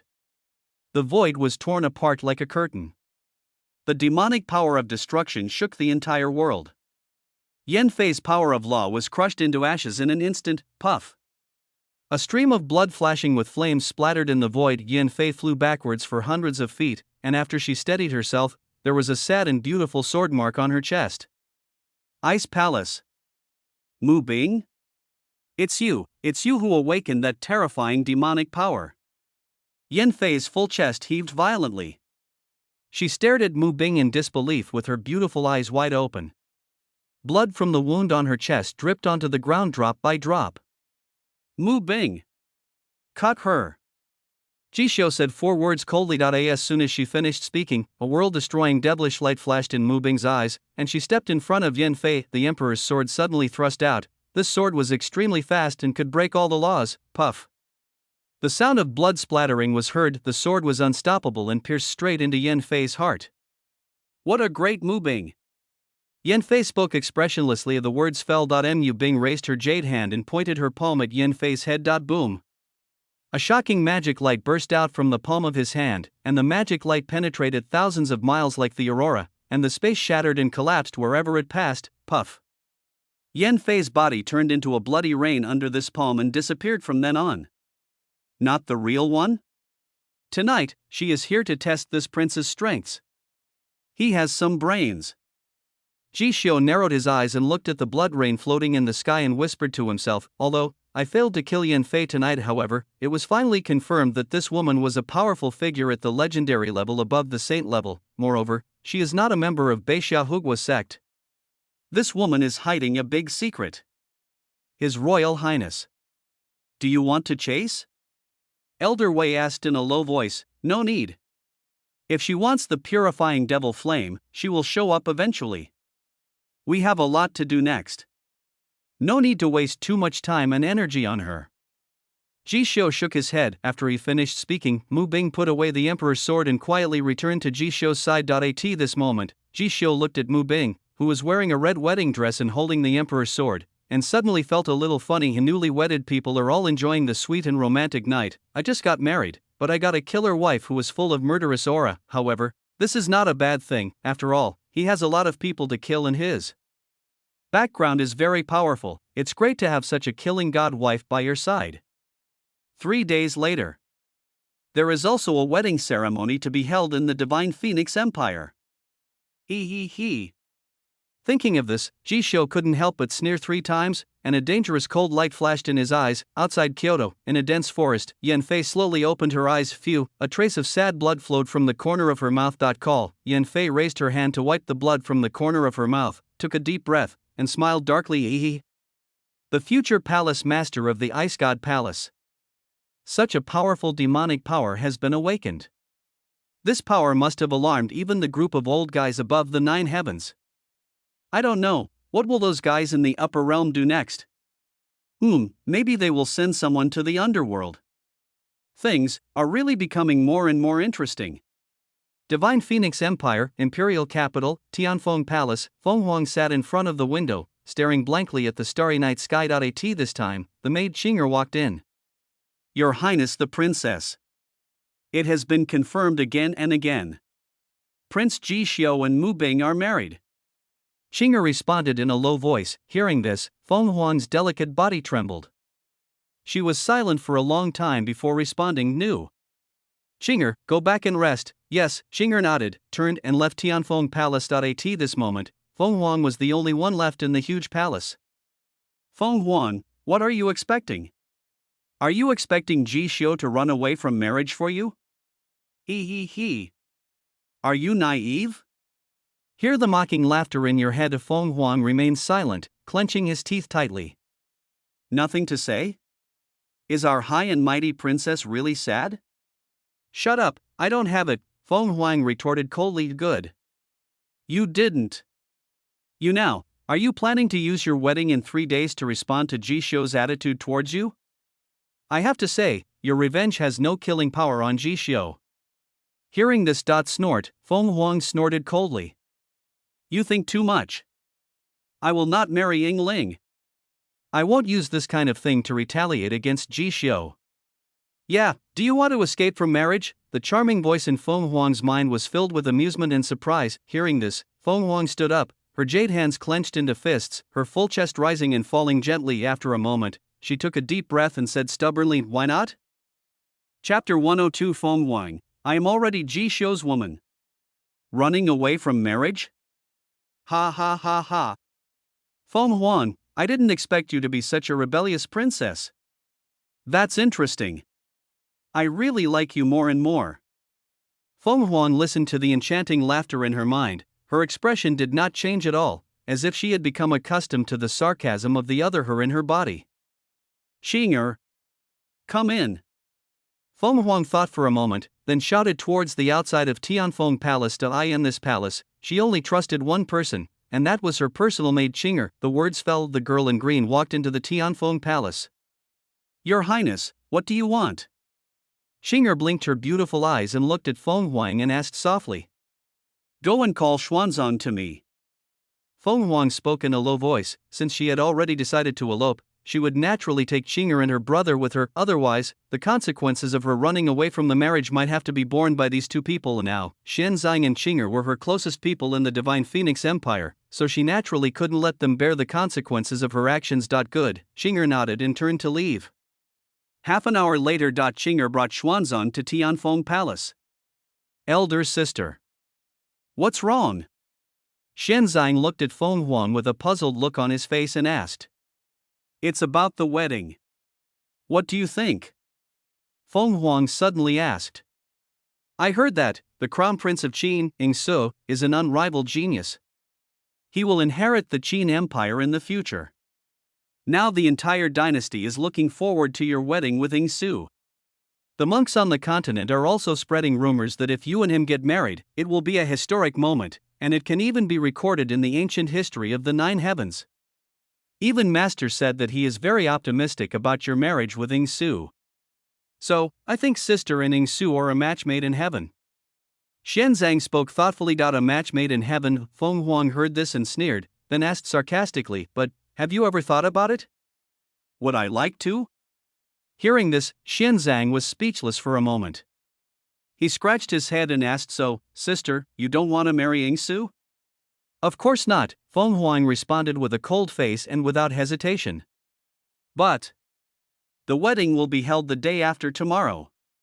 This matter is already set in stone. It can't be changed." Xuanzang said very worriedly. From the perspective of Divine Phoenix cultivators, Feng Huang and Yingsu are indeed well matched in terms of status and position, but from the perspective of a younger brother, he really hopes that his sister will marry the person she loves.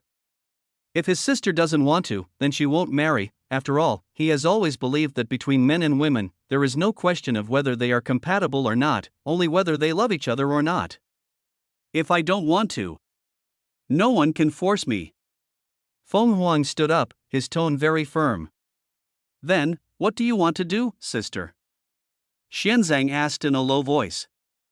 At this moment, he had realized the seriousness of the matter. "Escape from the Divine Phoenix." Feng Huang opened her red lips and said four words very seriously. The words fell. Xuanzang and Qing'er's expressions changed suddenly. Escaping from a marriage is easier said than done. Moreover, once successful, the consequences will be irreversible. The Xinhuang Empire and the Great Qin Empire might even break up because of this. I'm leaving the Divine Phoenix Empire this time, and I may not come back for a long time. So, I hope you and Qing'er can leave with me. I wonder if you guys are willing. Feng Huang spoke softly, her beautiful eyes looking at Xuanzang and Qing'er very seriously. Your Highness the Princess. Qing'er is willing. Wherever you go, Qing'er will go. Qing'er bit her red lips and responded very seriously. She has been serving Feng Huang since she was a child. I in the entire palace, Feng Huang is the person closest to her. Since Feng Huang was leaving, she naturally would not stay in the palace. Although she knew the road ahead might be difficult, she still did not hesitate. Elder sister. Have you really thought it through? Xuanzang spoke with some fear. Feng Huang nodded. Good. I'll take you away. Xuanzang took a deep breath and made up his mind. Hearing this, Feng Huang smiled. She knew that her brother and Qing'er would definitely stand on her side, even if the consequences of what she was about to do were extremely serious. After saying that, the three of them took advantage of the cover of night, transformed themselves into 3 rays of starlight, and quietly left the Xinhuang Palace. Even they didn't expect that they could leave so smoothly. It seemed too smooth outside the Xinhuang imperial capital. Feng Huang looked back at the capital city, where she grew up, a complex look flashing across her beautiful eyes. She knew that once she left, the Divine Phoenix Empire would be turned upside down, but she was also very clear in her thoughts. If she were asked to marry someone she didn't love, she would rather die. Sister, where do you want to go next? Xuanzang asked in a low voice. Beixia. Kyoto. Feng Huang responded softly, biting her silver teeth. You need to go find Jixio. Why? Xianzang looked at Feng Huang in shock. At this moment, he suddenly remembered that Feng Huang asked him to pass a message to Jishu in front of the Great Leiyin Temple, elder sister.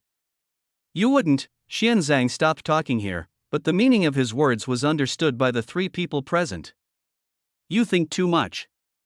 Now, only the Beixia dynasty can accommodate me. Do you want me to go to the Qin Empire and fall into its trap? Where else can I go besides Beixia? Feng Huang glanced at Xianzang, who looked very calm but still stubborn.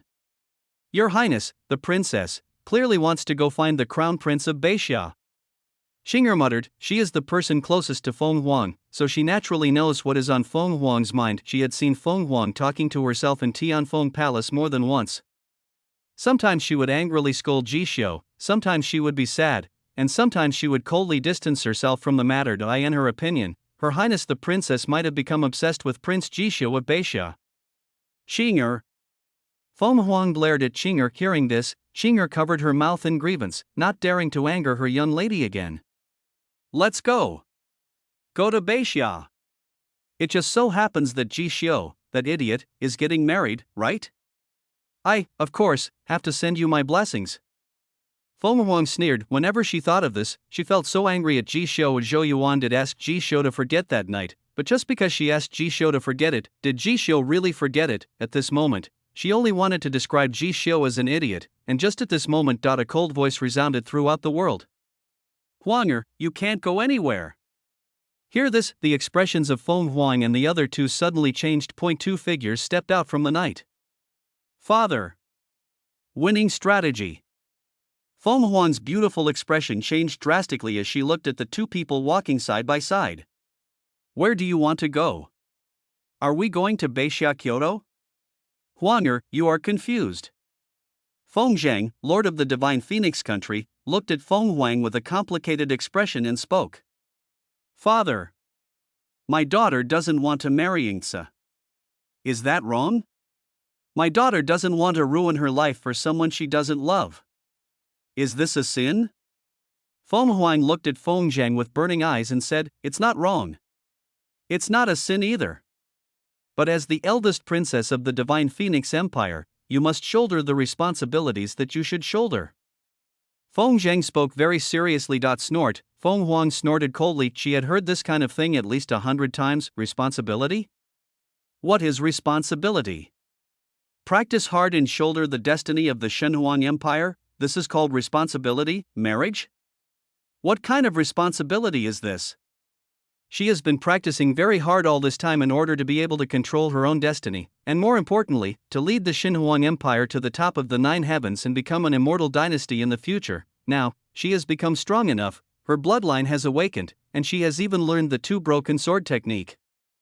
As long as she is given time, she believes that she will be able to make the Shenhuang Empire immortal, but even though she was like this, she still became a tool for the imperial marriage. In that case, why should she care about the responsibility that is changed on her shoulders? Huanger. Go home. This marriage must be successful whether you want it or not. Feng Zhang spoke coldly. Feng Huang sneered, then she glanced at Yingzi, who was looking at her with a playful look on his face, and then she gritted her teeth and said to Feng Zhang, Father. To tell you the truth. My daughter is no longer a virgin.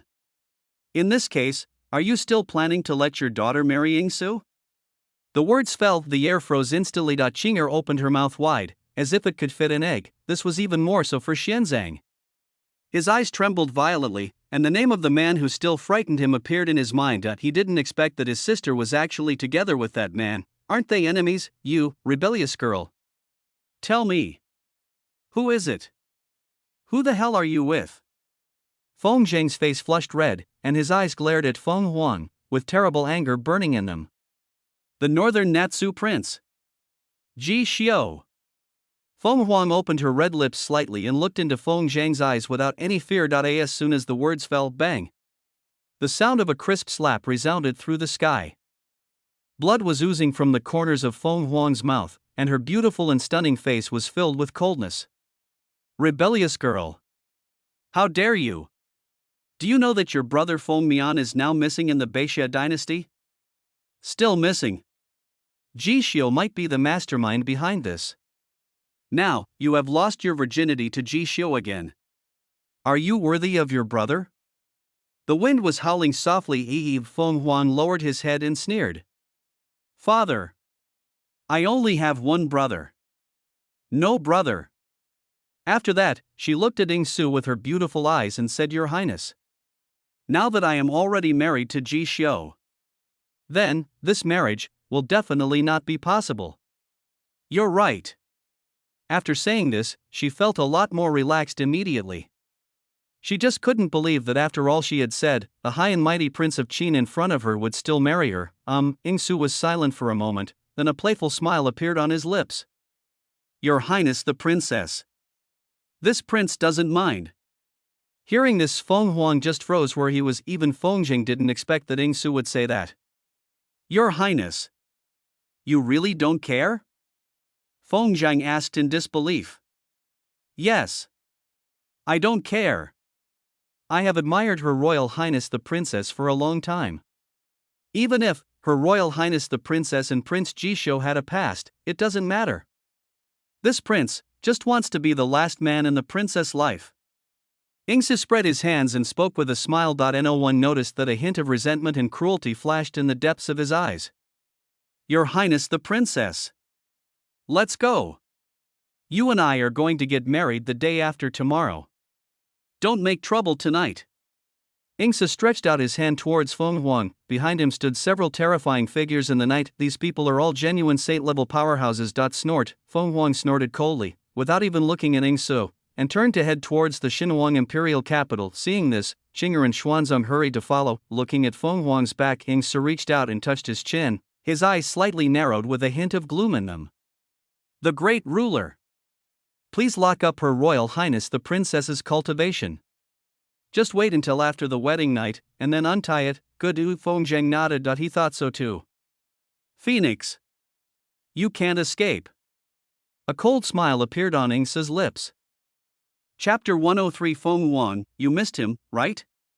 Departure to Xinhuang, Beixia Dynasty, Ji Family Military Headquarters. What? Sure, are you going to the Phoenix Empire with Bing'er? Why? You two are newlyweds. Lin Ru looked at Ji Xiu and Mu Bing in surprise and asked in confusion, Yes. You were married yesterday.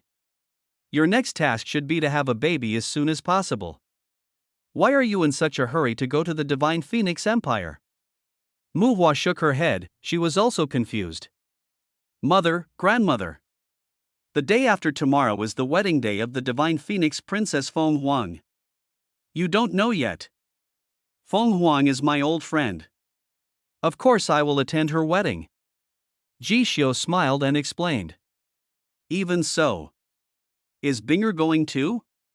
Lin Ru pointed at Mu Bing, who was standing quietly beside Ji Xiu and had taken off her wedding dress and put on a moon-colored dress and asked. Mother. Of course. Mu Bing and I are newlyweds. How can it be justified to separate a newlywed couple right after their wedding?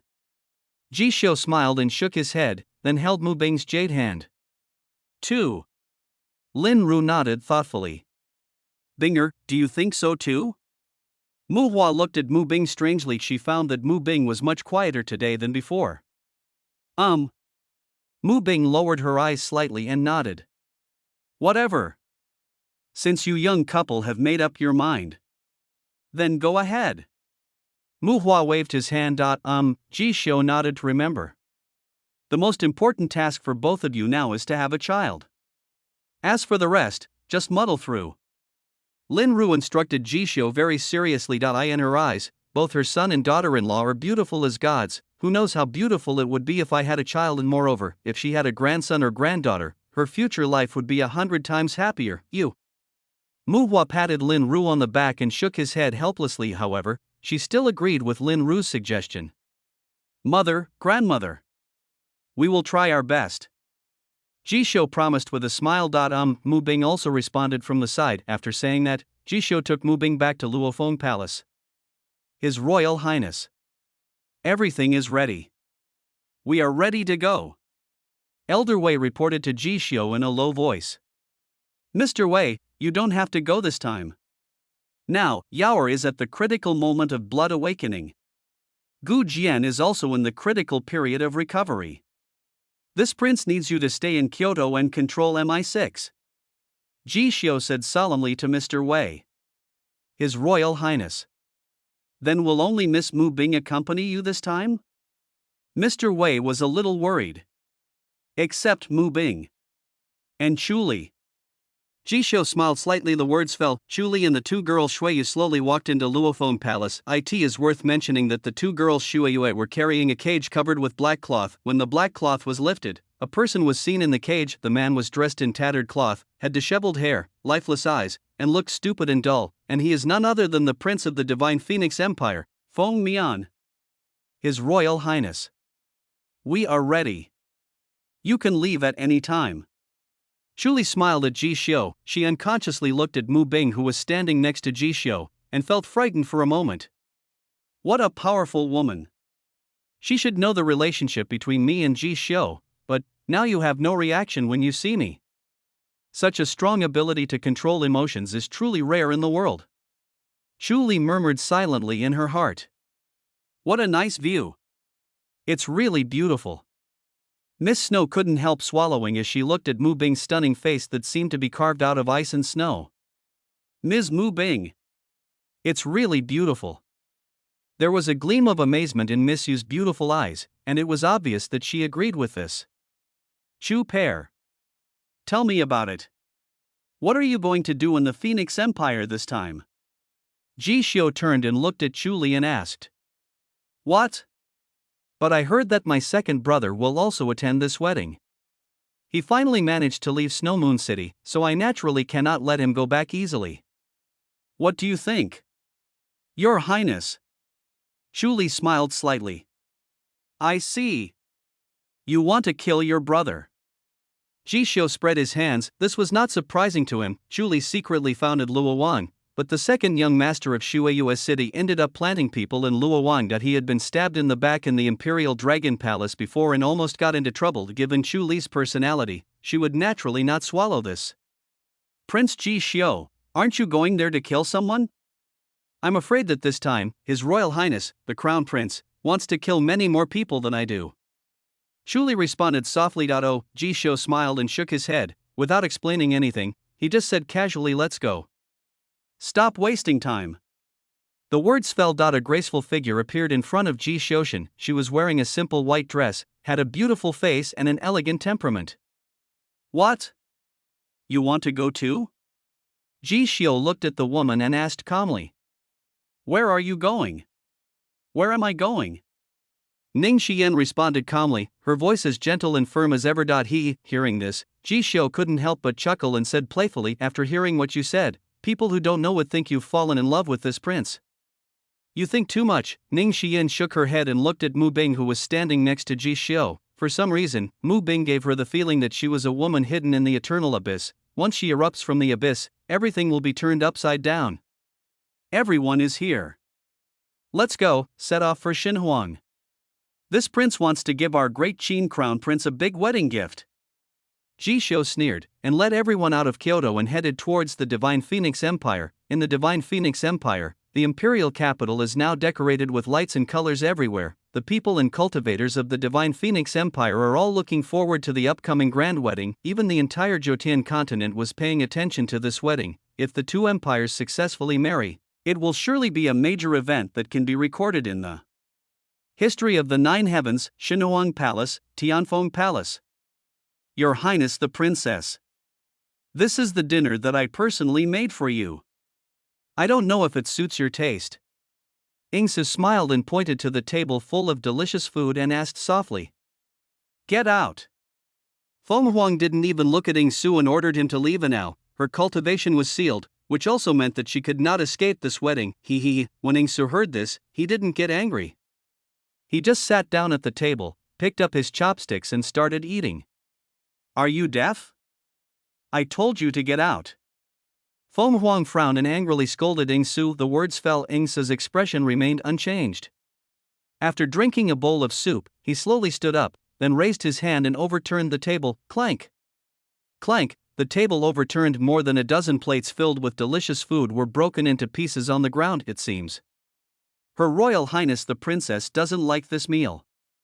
Then don't eat it. Ingsu spoke coldly yet presumptuous. Shinger shouted angrily, saying that this was her young lady's bedroom. How could she allow Ingsu to act so recklessly and humiliate her young lady? Hearing this, a hint of coldness flashed in Ingsu's eyes, and he slapped Shinger directly in the face with his backhand. Bang! This slap sent Shinger flying 3 feet away. Her pretty face was swollen and blood was flowing from the corner of her mouth. Winning strategy. Who do you think you are? How dare you hit my maid? Feng Huang stood up and angrily scolded Ingsu. Phoenix. Who do you think you are? Ingsu sneered and said with disdain after the wedding. You are my crown princess. Don't even mention fighting.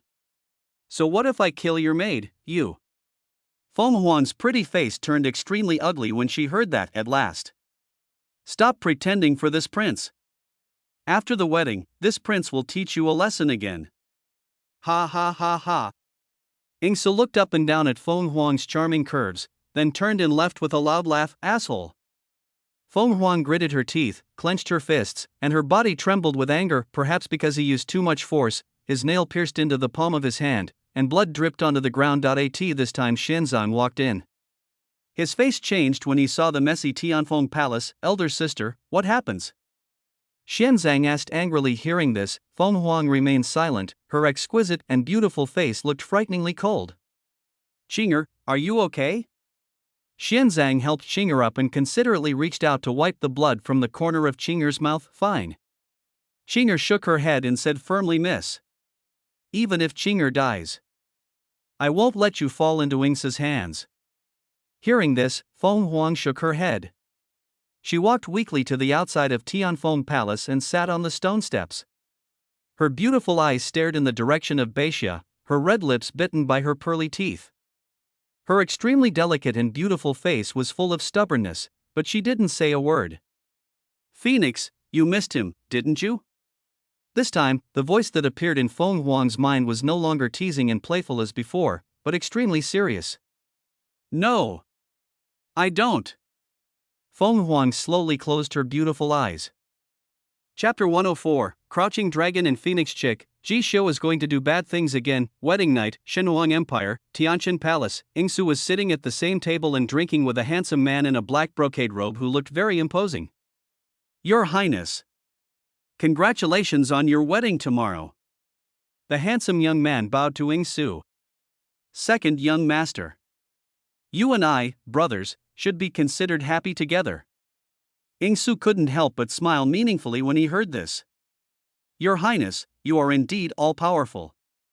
I just came back from Panlong Island. You will know everything. Ha ha ha. The handsome young man laughed 3 times, with unstoppable joy in his laughter. Second young master. You are marrying the Dragon Clan. This is a big deal. In a sense, you are not worse than Zhou Dufu. He slays dragons. You marry a dragon. I admire you. In the future, Shueiyue City will definitely be yours if nothing unexpected happens. After Ingsu finished speaking, he personally poured the man a glass of wine. The man who deserved his personal hospitality was Chu Feng, the second son of Shueiyue City, the first city in Jiotian continent. Chu Feng smiled lightly, shook his head and said, Your Highness is joking. But if there is help from the Dragon Clan, I have a better chance of winning if I take Snowmoon City from my elder brother and sister. After saying that, he raised his head and drank the wine in the glass. Brother Chu. There is a rumor that your sister Chuli and Ji Xiu are on their way to the Divine Phoenix Empire. I don't know whether this is true or false. Ingsu tapped the table with his fingertips, looked at Chu Feng with interest and asked, Not sure. However, if Chuli dares to come, then as her brother, I will never let her leave Shenhuang. How dare a mere woman dream of taking over Snowmoon City? My father has already driven her to Beixia to be the queen, but she is still restless. If that's the case, then you can't blame me for being so unkind as your brother. Chu Feng twirled the wine glass with his fingers. The sound was neither light nor heavy, but full of ruthlessness. Yeah, Ingsu heard this, his eyebrows raised frivolously. He asked casually, Chuli is now climbing up to Ji Xiu. Do you dare to do anything to her? Snort, Chu Feng snorted when he heard this, and asked Chu Feng snorted when he heard this, and asked Ying Su, Your Highness. Ji Xiu took over Feng Huang's body. Do you dare to attack him again? Hearing this, Ying Su's expression suddenly became extremely gloomy. He raised his glass and took a sip of the wine. Then he said in a sinister tone, If he dares to come to Xinhuang, this prince will let him stay here forever. Yeah, Chu Feng chuckled and said Long Tian committed suicide. We don't know whether Feng Mian is alive or dead. And Ji Xiu, with his own strength, relying on his lord rank body, killed 7 saint rank people. Ji Xiu is now the most influential figure in the entire Jutian continent. His methods and abilities are truly extraordinary. Do you really dare to attack him? Ying Su sneered. It is very powerful to kill a saint with the body of a lord. But so what? If a saint-level warrior can't stop him, can a legend-level warrior do it? There are always people who are better than you. In the vast 9 heavens, it is not even the turn of a Ji Xiu to act so presumptuously in front of this prince. Good, Chu Feng nodded and said with interest with his Royal Highness words, I feel relieved. I hope your wedding tomorrow goes smoothly and you can successfully marry the eldest princess Feng Huang. After saying that, he put down his wineglass, stood up and walked out of Tianqian Palace. Brother Chu. Ying Su suddenly called out. Mrs. Ling. Will she be present at the wedding tomorrow? Chu Feng thought about it and then said who knows? Maybe. Wait until Chu Feng leaves. Ying Su looked at the bright moon in the night sky with some uneasiness. At this moment, a tall figure slowly walked out of the darkness. She was wearing a red dress, and her long hair, like a kiss of fire, swayed in the night breeze. The cold moonlight shining on her crystal white face made her look particularly beautiful.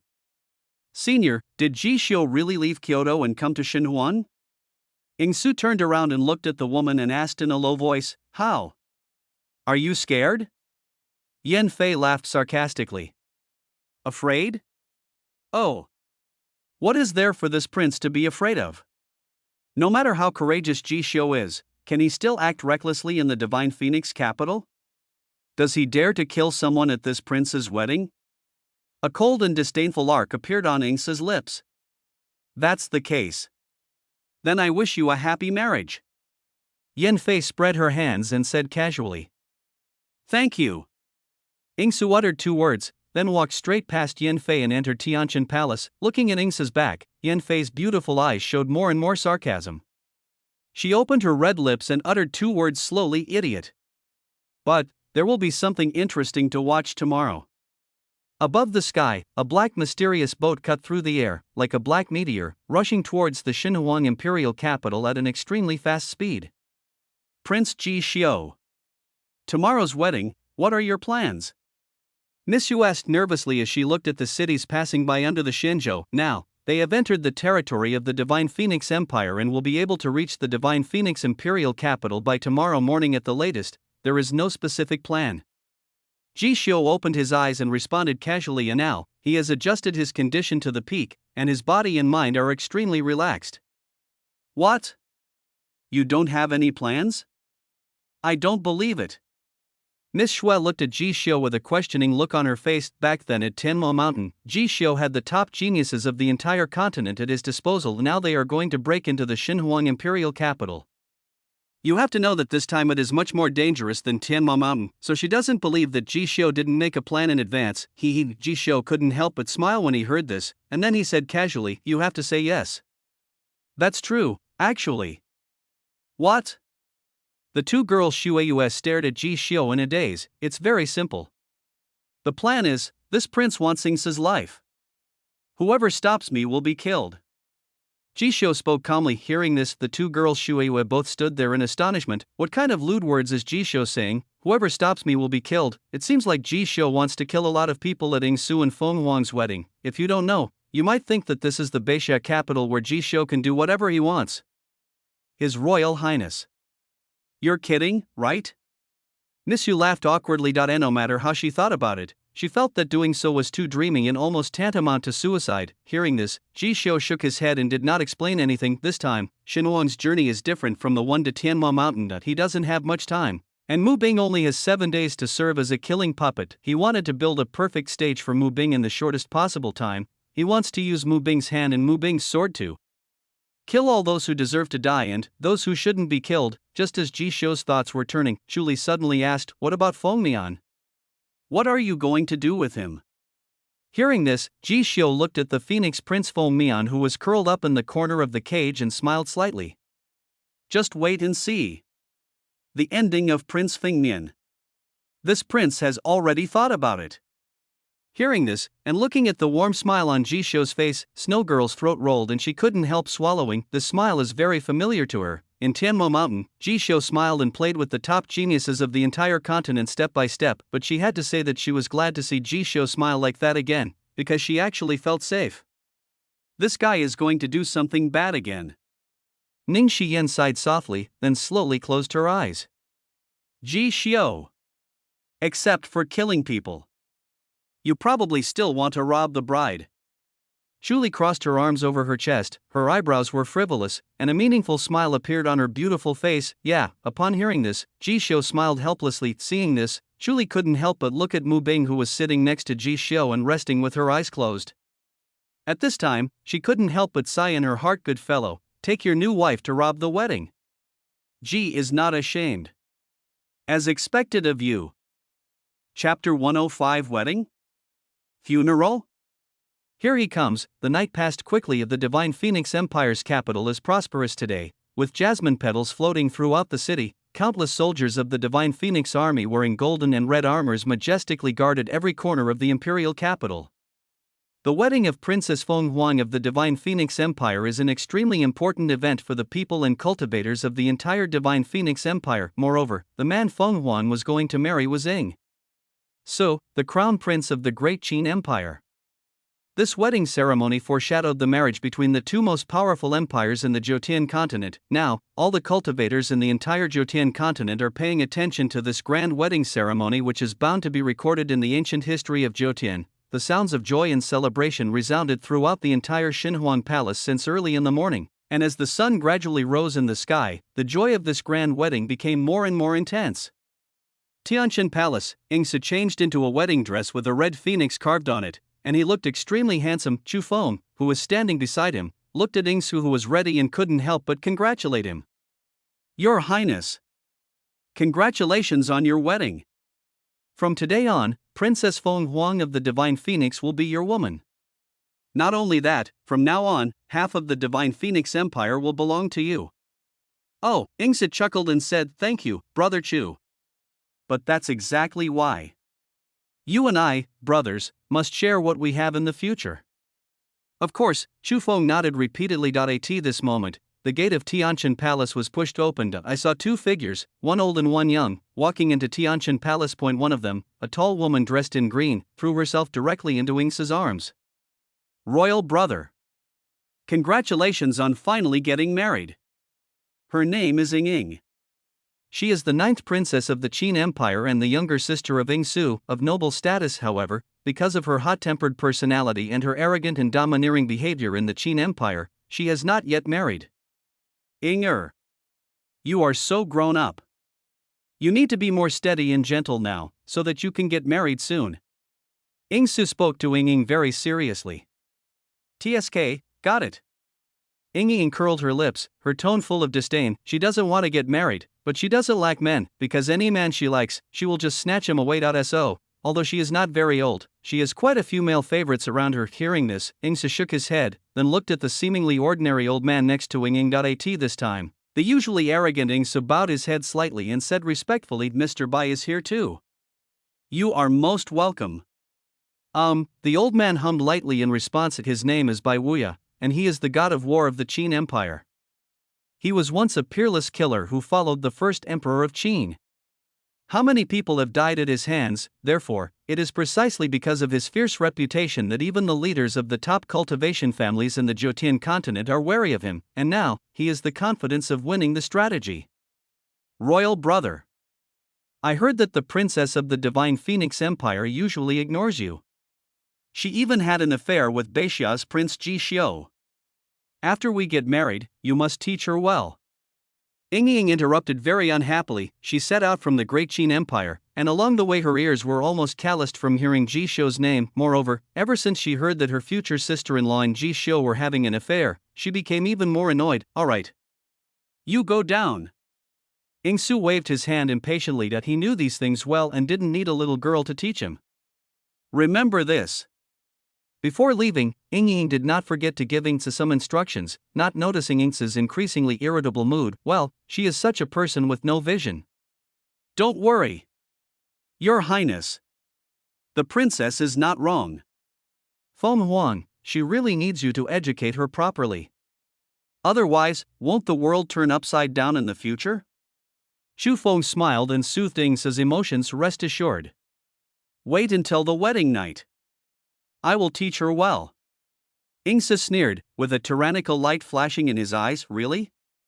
After all, a night of love is worth 1,000 gold. Ha ha ha ha. Xu Feng laughed wildly. At the same time, outside the Tianfeng Palace, there stood 4 majestic old men.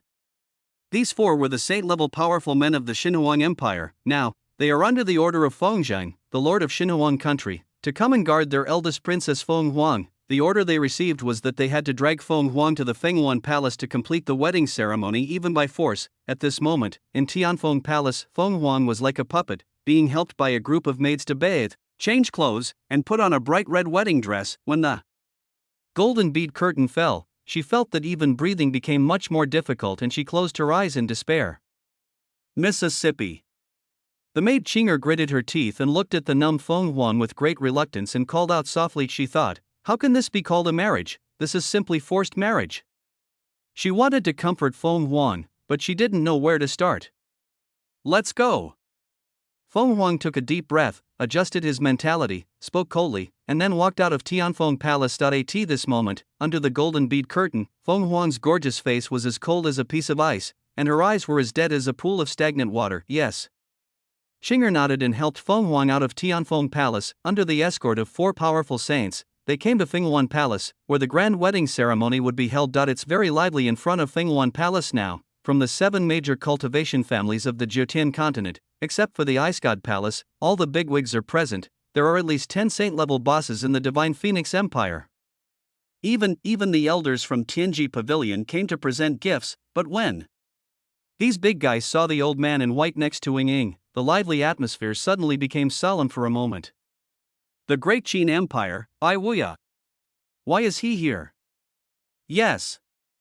How could the Qin dynasty send such an extremely evil star here? Alas. Be careful with your words. Who knows what the Emperor of Qin is thinking? Just as the big guys were discussing, a crisp voice rang out. The bride has arrived. An extremely clear sound resounded through the sky. Everyone's eyes looked in the direction where the sound came from. At this time, a peerless woman wearing a wind-patterned wedding dress, a golden phoenix crown on her head, and a golden pearl curtain covering her face was seen walking slowly towards Fenghuan Palace, surrounded by dozens of maids. The bride's appearance made the originally heavy atmosphere much more relaxed. Many bigwigs present bowed and congratulated Fengzhang, the lord of Xinhuang country. Fengzhang smiled and returned the greetings one by one. Tisk tsk tsk. The princess of the Divine Phoenix, the reputation of being the most beautiful woman in the country is indeed well deserved. I haven't seen his true appearance, but he is already peerless. Why do you think the crown prince of Qin is obsessed with her? With a powerful background, unparalleled bloodline, and stunning beauty and figure, she is unique even in the entire 9 heavens continent. Yes.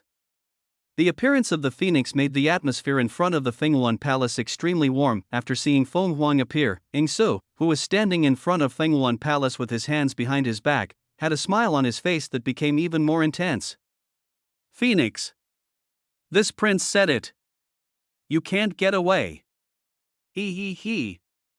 Ying Su was extremely excited, and as he looked at the peerless figure of Feng Huang, he even began to look forward to his wedding night. Elder sister Xianzang stood in the crowd, with his head lowered and his fists clenched tightly. He hated himself for being so powerless and unable to save Feng Huang and Shueihua. For the first time, he, who had always been casual, longed for powerful strength. He thought again, if he had as strong power as Ji Xiu, perhaps his sister wouldn't be in this situation today. Miss, almost there.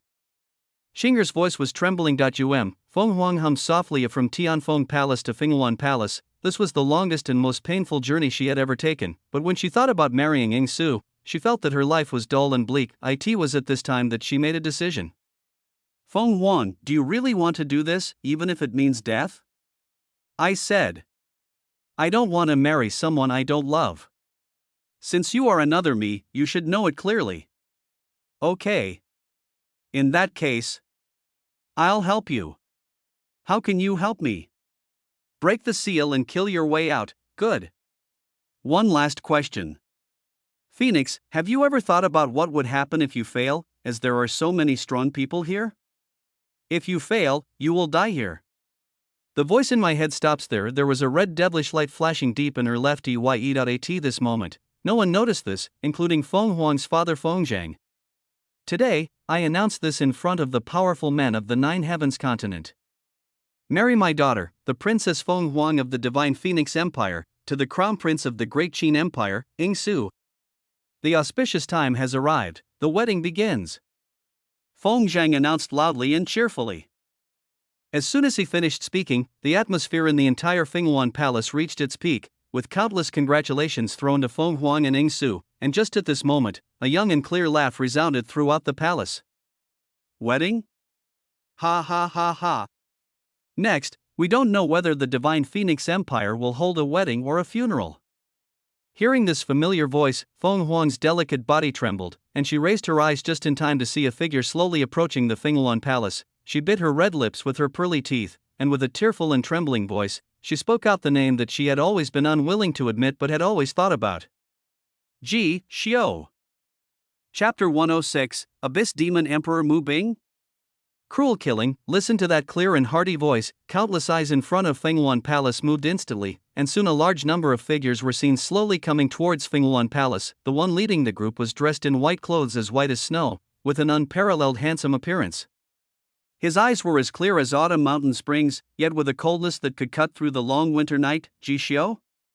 He is the legendary Prince Ji Xiu of Beixia. Why is he here? Judging from his appearance, he may have bad intentions. I heard that this Prince Ji Xiu and Princess Shen Huang had a story in Tianma Mountain. I'm afraid he is not here to grab the bride today, right? That can't be. Didn't he just get married to Mu Bing of the Ice God Palace a few days ago? Wait, the person next to him, isn't that Mu Bing? Not only Mu Bing, even the daughter of the Lord of Shueiyu's city, Chu Li, is here. If my guess is correct, the group of people behind Chu Li are all killers. It looks like something is really going to happen today. In front of Fenghuan Palace, countless important figures looked in surprise at Ji Xiu and others who had brought a large group of people to the wedding scene. At this moment, they already had a bad feeling in their hearts. He actually came. Ying Su looked at Ji Xiu with gritted teeth, a hint of cold murderous intent flashing in his eyes. That woman Chu Li is here too. You are so brave. Chu Feng sneered, and in his heart he had already begun to silently plan how to catch Chu Li in the network she had created in one fell swoop. Miss. Is that Prince Ji Xiu? Xinger asked in a low voice. It's him. Feng Huang nodded, her red lips slightly curved under the golden bead curtain, and a bright smile appeared on her absolutely beautiful face. For some reason, the moment she saw Ji Xiu, her heavy mood instantly became much lighter. He is here to steal the bride? Xinger spoke softly, then shook her head and said, Miss. That's not right. Who steals a wedding and takes the newlywed wife with him? Hearing this, Feng Huang couldn't help but look at the woman standing next to Ji Xiu, who was wearing a moon-colored skirt and had a breathtakingly stunning face. Her expression suddenly froze. This is Mu Bing? Why did he bring Mu Bing here as well? What on earth does this guy want? The thought stops here. Feng Zhang, the leader of the Xinhuang kingdom, looked at Ji Xiu with a gloomy face and said, Good for you, Ji Xiu. I didn't go looking for you. You actually delivered yourself to my door. Explain. What have you done with my son? He also heard a little about what happened in Beixia. Ji Xiu, with the body of a king, killed 7 saints. Long Yuan committed suicide, and his son Feng Mian disappeared. This matter has always been a thorn in his heart. If he had not tried his best to promote the wedding of Feng Huang and Ing Su, he would have brought his men to Kyoto long ago. Your Majesty the Divine Phoenix. Prince Fengmian is now in your Divine Phoenix capital. Don't you know? Ji Xiu raised a mysterious smile at the corner of his mouth and responded casually. Hearing this, Feng Zheng frowned. He would verify whether Ji Xiu was telling the truth now. The most important thing is to find out Ji Xiu's real purpose of coming to Xinhuang. If it wasn't absolutely necessary, he didn't want to spill blood on Feng Huang's wedding day. Call. Feng Zheng took a deep breath, then looked at Ji Xiu again with caution and asked Prince Ji Xiu, "What exactly is the purpose of your visit today? If you want to attend the wedding, I welcome you. But, if you come here with the intention of causing trouble, then you'd better consider whether you are qualified." This is his Divine Phoenix imperial capital. That he really didn't believe that Ji Xiu would dare to act recklessly. However, this is hard to say. After all, that is Ji Xiu. The words fell. Ji Xiu glanced at all the big shots from the Jiotian continent present, and then fixed his sights on Ing Su, who was wearing a wedding dress and looking full of high spirits. This time, he smiled grimly and said, "This prince said it. Today, Your Majesty, you have to wait a little longer. Because, we don't know whether the wedding or funeral is being held in your palace today." Presumptuous, bold, a group of Divine Phoenix elders glared at Ji Xiu. Feng Zheng's face also became extremely gloomy. He knew that Ji Xiu did things without any taboos, but what was he trying to do? Do you want to kill the crown prince of Qin at the wedding? Kill his future son-in-law? At this moment, a sharp and piercing voice sounded. Ji Xiu, who do you think you are? Where do you think this is? Do you think this is your Beixia Kyoto?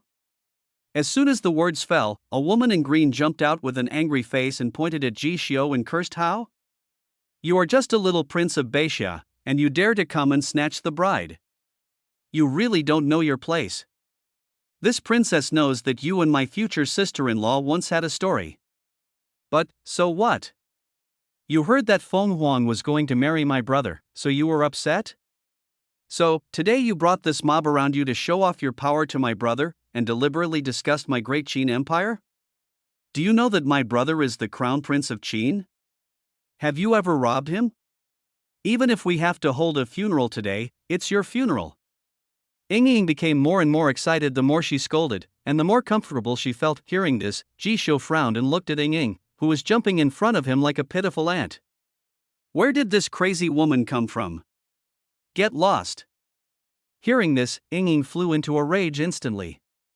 She was the most favored ninth princess of the Qin dynasty. How could she have ever been treated like this? She ignored Ying Su's obstruction, rolled up her sleeves and walked straight towards Ji Xiu and said, "Ji Xiu, who do you think you are? How dare you scold this princess?" Mu Bing stood in front of Ji Xiu and blocked Ying Ying's way. "Ice Palace, Mu Bing? Get out of here, you bitch. You can't even manage your husband, so this princess will personally discipline him for you. Also, you really brought shame upon your ice palace. Disgusting thing, bah."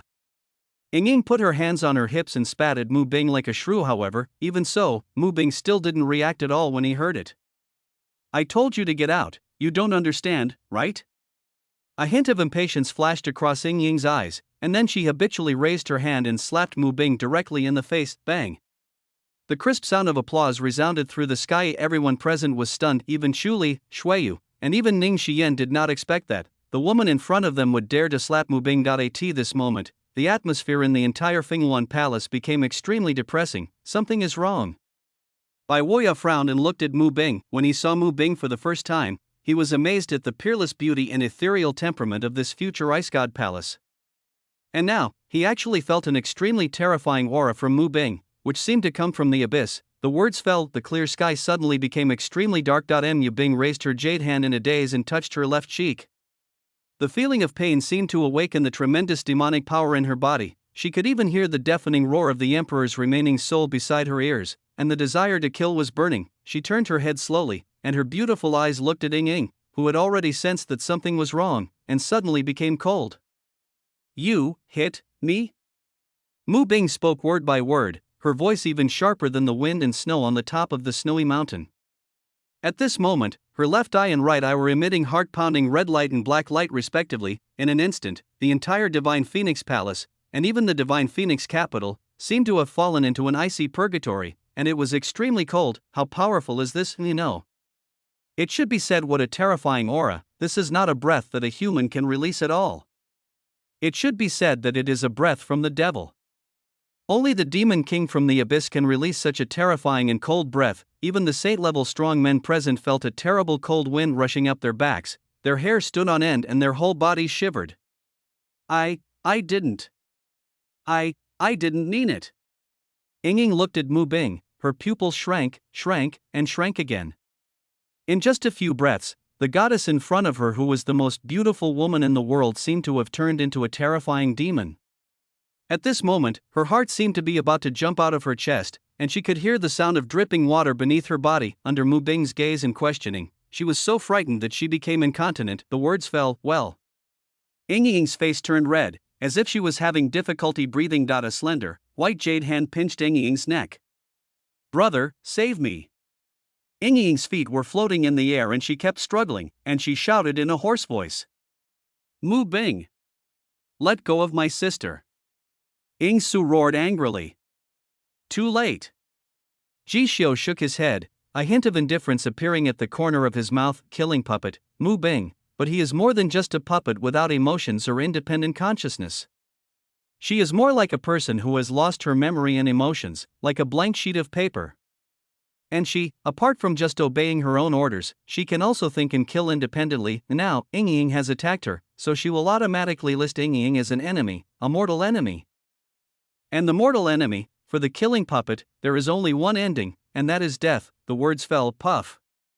The sound of blood splattering was heard. Ying only felt an extreme pain in her chest, and the pain instantly overwhelmed her nerves and consciousness. She lowered her head slightly and saw a slender jade hand passing through her body. The shrill and painful screams resounded through the sky. The next second, Mu Bing's lips curled up into a chilling and bloody smile. She raised her jade hand and threw Ying directly into the sky, with a demonic light flowing in her icy eyes. Puff. Puff. Puff. Ying's body was torn into hundreds of pieces in the air. The air was filled with a sickening smell of blood. Seeing this cruel scene, many people present turned pale with fear, and those with weaker mental abilities even retched. Ying Su yelled out in pain and felt a little dizzy. Her Highness the Ninth Princess. Bai Woya's pupils also suddenly contracted. Kill. Shirei. Kill them all for me.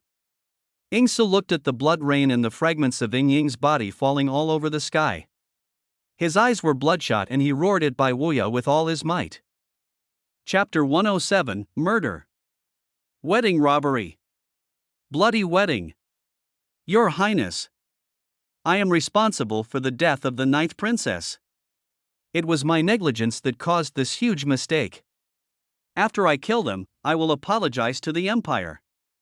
Bai Woya sighed deeply, then he slowly walked towards Ji Xiu and his group. At this moment, his expression gradually became cold, and the aura of the legendary realm awakened from his body. He was like a humanoid dragon that had revived from silence, emitting a terrifying and heart-pounding aura from his entire body. Even saint-level warriors, facing his overwhelming aura like the ocean, felt like a small boat that could capsize at any time. Mu Bing. Kill him. Kill Ying Su again. Anyone who stands in your way will be killed. Ji Xiu looked at Bai Woya, who was slowly walking towards them, and calmly gave orders to Mu Bing. The devilish sound entered her ears, and Mu Bing's beautiful eyes flashed with brilliant murderous light, firmly locking onto Ying Su. Then, she raised her jade hand and pulled out the shadowless Emperor's sword directly from the void. The terrifying pressure from the Emperor stunned everyone present. Emperor's sword. As expected of the future Ice God Palace Master. It's just a pity, no matter how amazing you are still just a young man. Bai Woya turned his wrist, and a silver dragon holy sword appeared in the world. The moment the holy sword appeared, an extremely murderous aura swept over. Everyone knows that Bai Woya used this holy sword bestowed by the first emperor to slaughter millions of monks from the enemy country. Kill. The two of them were like two evil stars, colliding violently in the void. Clang. The moment the Emperor's sword and the holy knife collided, the void around the two of them shattered into pieces. A 1,000-foot-high true energy storm rolled back into the sky, and dozens of thunders and lightning exploded in the airs. Horrifying black sword and knife marks appeared in the void. The laws of the holy way and the power of order in the legendary realm exploded, and the entire sky seemed to have turned into a bloody abyss under the duel between the two. A legendary expert? Both of them. How is it possible? Mu Bing is only in his 20s, how could he have reached the legendary realm? This is too outrageous. This couple is amazing. In front of the Fenghuan Palace, the bigwigs of the Jiotian continent looked at the legendary battle above the sky, and they were all ashamed. In the past few days, everything that happened, one after another, shattered their cognition. Ji Xiu was able to kill 7 powerful saints with his king-level body. His wife is even more amazing. At the age of just over 20, she has already reached the legendary realm. Not only that, she is also able to fight against the military god of the Qin dynasty. Mu Bing, she has reached the legendary realm. Not only the big guys of Jiotian continent, but even Chu Li and the others were stunned at this moment. Ji Xiu smiled and didn't explain anything. Of course, it is impossible for Mu Bing to have the cultivation level of the legendary realm. Her cultivation level is only at the saint level, but you have to know that her body has been extremely strengthened by the magic 1,000 paper cranes. Therefore, she can burn and use the power of the Emperor's residual soul without limit, and her body can bear it. If you add the demonic power in her body, what is the legendary realm? If Mu Bing lets go, even the powerful Shanin will have to kneel down. Chu Pair, go find your second brother. Today is your best chance to kill my brother. Ji Xiu glanced at Chu Feng, who was standing there speechless and shocked by Mu Bing, and then reminded Chu Li, good. That's exactly what I meant. Chu Li nodded, then she locked her eyes on Chu Feng, and led the Luowan warriors to transform into terrifying killing lights and attack Chu Feng. Second young master. Your sister doesn't seem to want to let you go. The guardian beside Chu Feng spoke in a low voice. Okay. In that case. So today, no one should leave. I will fight this woman to the death. Chu Feng roared, turned his wrist, and held the sharp sword in his hand again. He personally led his men to fight directly with the Luowan strongmen. Kill. Kill. Kill. The deafening sound of killing resounded through the sky. The entire Fenghuan Palace became chaotic because of the tit-for-tat between the brother and sister, the sharp sound of weapons colliding, the splattering blood, the flying limbs and arms, the pungent smell of blood. In an instant, the originally festive wedding turned into a bloody battlefield with blood raining everywhere. Miss Snow and Miss Moon rushed into the crowd with amazing fighting power and exquisite swordsmanship. Wherever they passed, there were broken limbs and arms. The brother and sister Chu Li and Chu Feng drew their swords against each other. Both of them had the cultivation level of a king, and both wanted to kill the other, so every move they made was ruthless and every sword was deadly. Amid the flashing of swords and the shadow of sabers, these two young masters and daughters from the first city in the 9 heavens launched a unique killing battle. At this time, Chu Feng's protector could not help but take action. He was a saint-level expert from Shuaiyue City, and now the strongest person under Chu Feng's command. Ning Xian. Go help her. Ji Xiu spoke to Ning Xian. Why? Ning Xian frowned. She didn't want to take action, especially when it was a fight and killing that had nothing to do with her. If you still want to stay with me, then go help Chu Li. Otherwise, just leave. Ji Xiu said bluntly. You. Ning Xian was annoyed when she heard that, but looking at Ji Xiu's serious expression, she finally chose to stop the saint-level expert who was trying to kill Chu Li. Seeing this scene, Ji Xiu smiled slightly, then raised his foot, slowly walked towards the Fenghuan Palace, and stepped onto the stone steps. Today, he has 2 goals. First, kill people. Second, snatch the wedding. Outside the Fenghuan Palace, Divine Phoenix Lord Feng Zhang and Great Qin Crown Prince Sing Su looked at Ji Xiu with gloomy faces. Beside them stood a dozen Divine Phoenix Saint-level elders who also looked very unhappy. And not only them, but dozens of bigwigs from the major cultivation families in the Jiotian continent also looked at Ji Xiu warily. Everyone! Can you make way for me? Ji Xiu glanced at the dozens of bigwigs from the cultivation families in front of the Fenghuan Palace and asked. The voice fell. The faces of the big guys changed one after another. They first looked at Feng Zhang, the lord of the Divine Phoenix country, and then at Ji Xiu. Soon someone made a decision. Prince Ji Xiu, please, the red dress cult will not stop His Highness today. An archbishop of the Cardinal Church readily made way for Ji Xiu. Holy sect, we do not want to be enemies with Prince Ji Xiu today. Prince, please do as you please. The Grand Elder of the Holy Sect stepped back decisively. I, a poor monk, will not stop Master Ji Xiu today. The abbot of the Great Laiyin Temple looked at Xuanzang with an expectant look on his face and couldn't help but shook his head and sighed. Prince Ji Xiu, it's easy. Our Tianji Pavilion has always maintained a neutral stance since ancient times. Tianjizi, the chief elder of Tianji Pavilion, smiled politely at Ji Xiu. See this scene, Tian's military headquarters, Valley of 10,000 Poisons, Xintian Swordgate. The bigwigs of all the major cultivation families made way for them, they are not fools. Ji Xiu's strength is unfathomable. They are not stupid enough to serve as free thugs for the Phoenix Empire. Thank you. Ji Xiu smiled slightly, stepped onto the stone steps and soon arrived in front of the Fenghuan Palace. Ji Xiu. What do you want to do? Feng Zhang glared at Ji Xiu. Nothing. Just meeting an old friend. Lord, will you give in or not? Ji Xiu asked calmly. Presumptuous. Who do you think you are? Today you ruined my divine phoenix wedding, I will not forgive you. Feng Zhang roared angrily, brilliant phoenix flames surged in his eyes, and a pair of gorgeous phoenix wings spread out behind him, and the power of the peak 8 level boomed into the sky. Kill.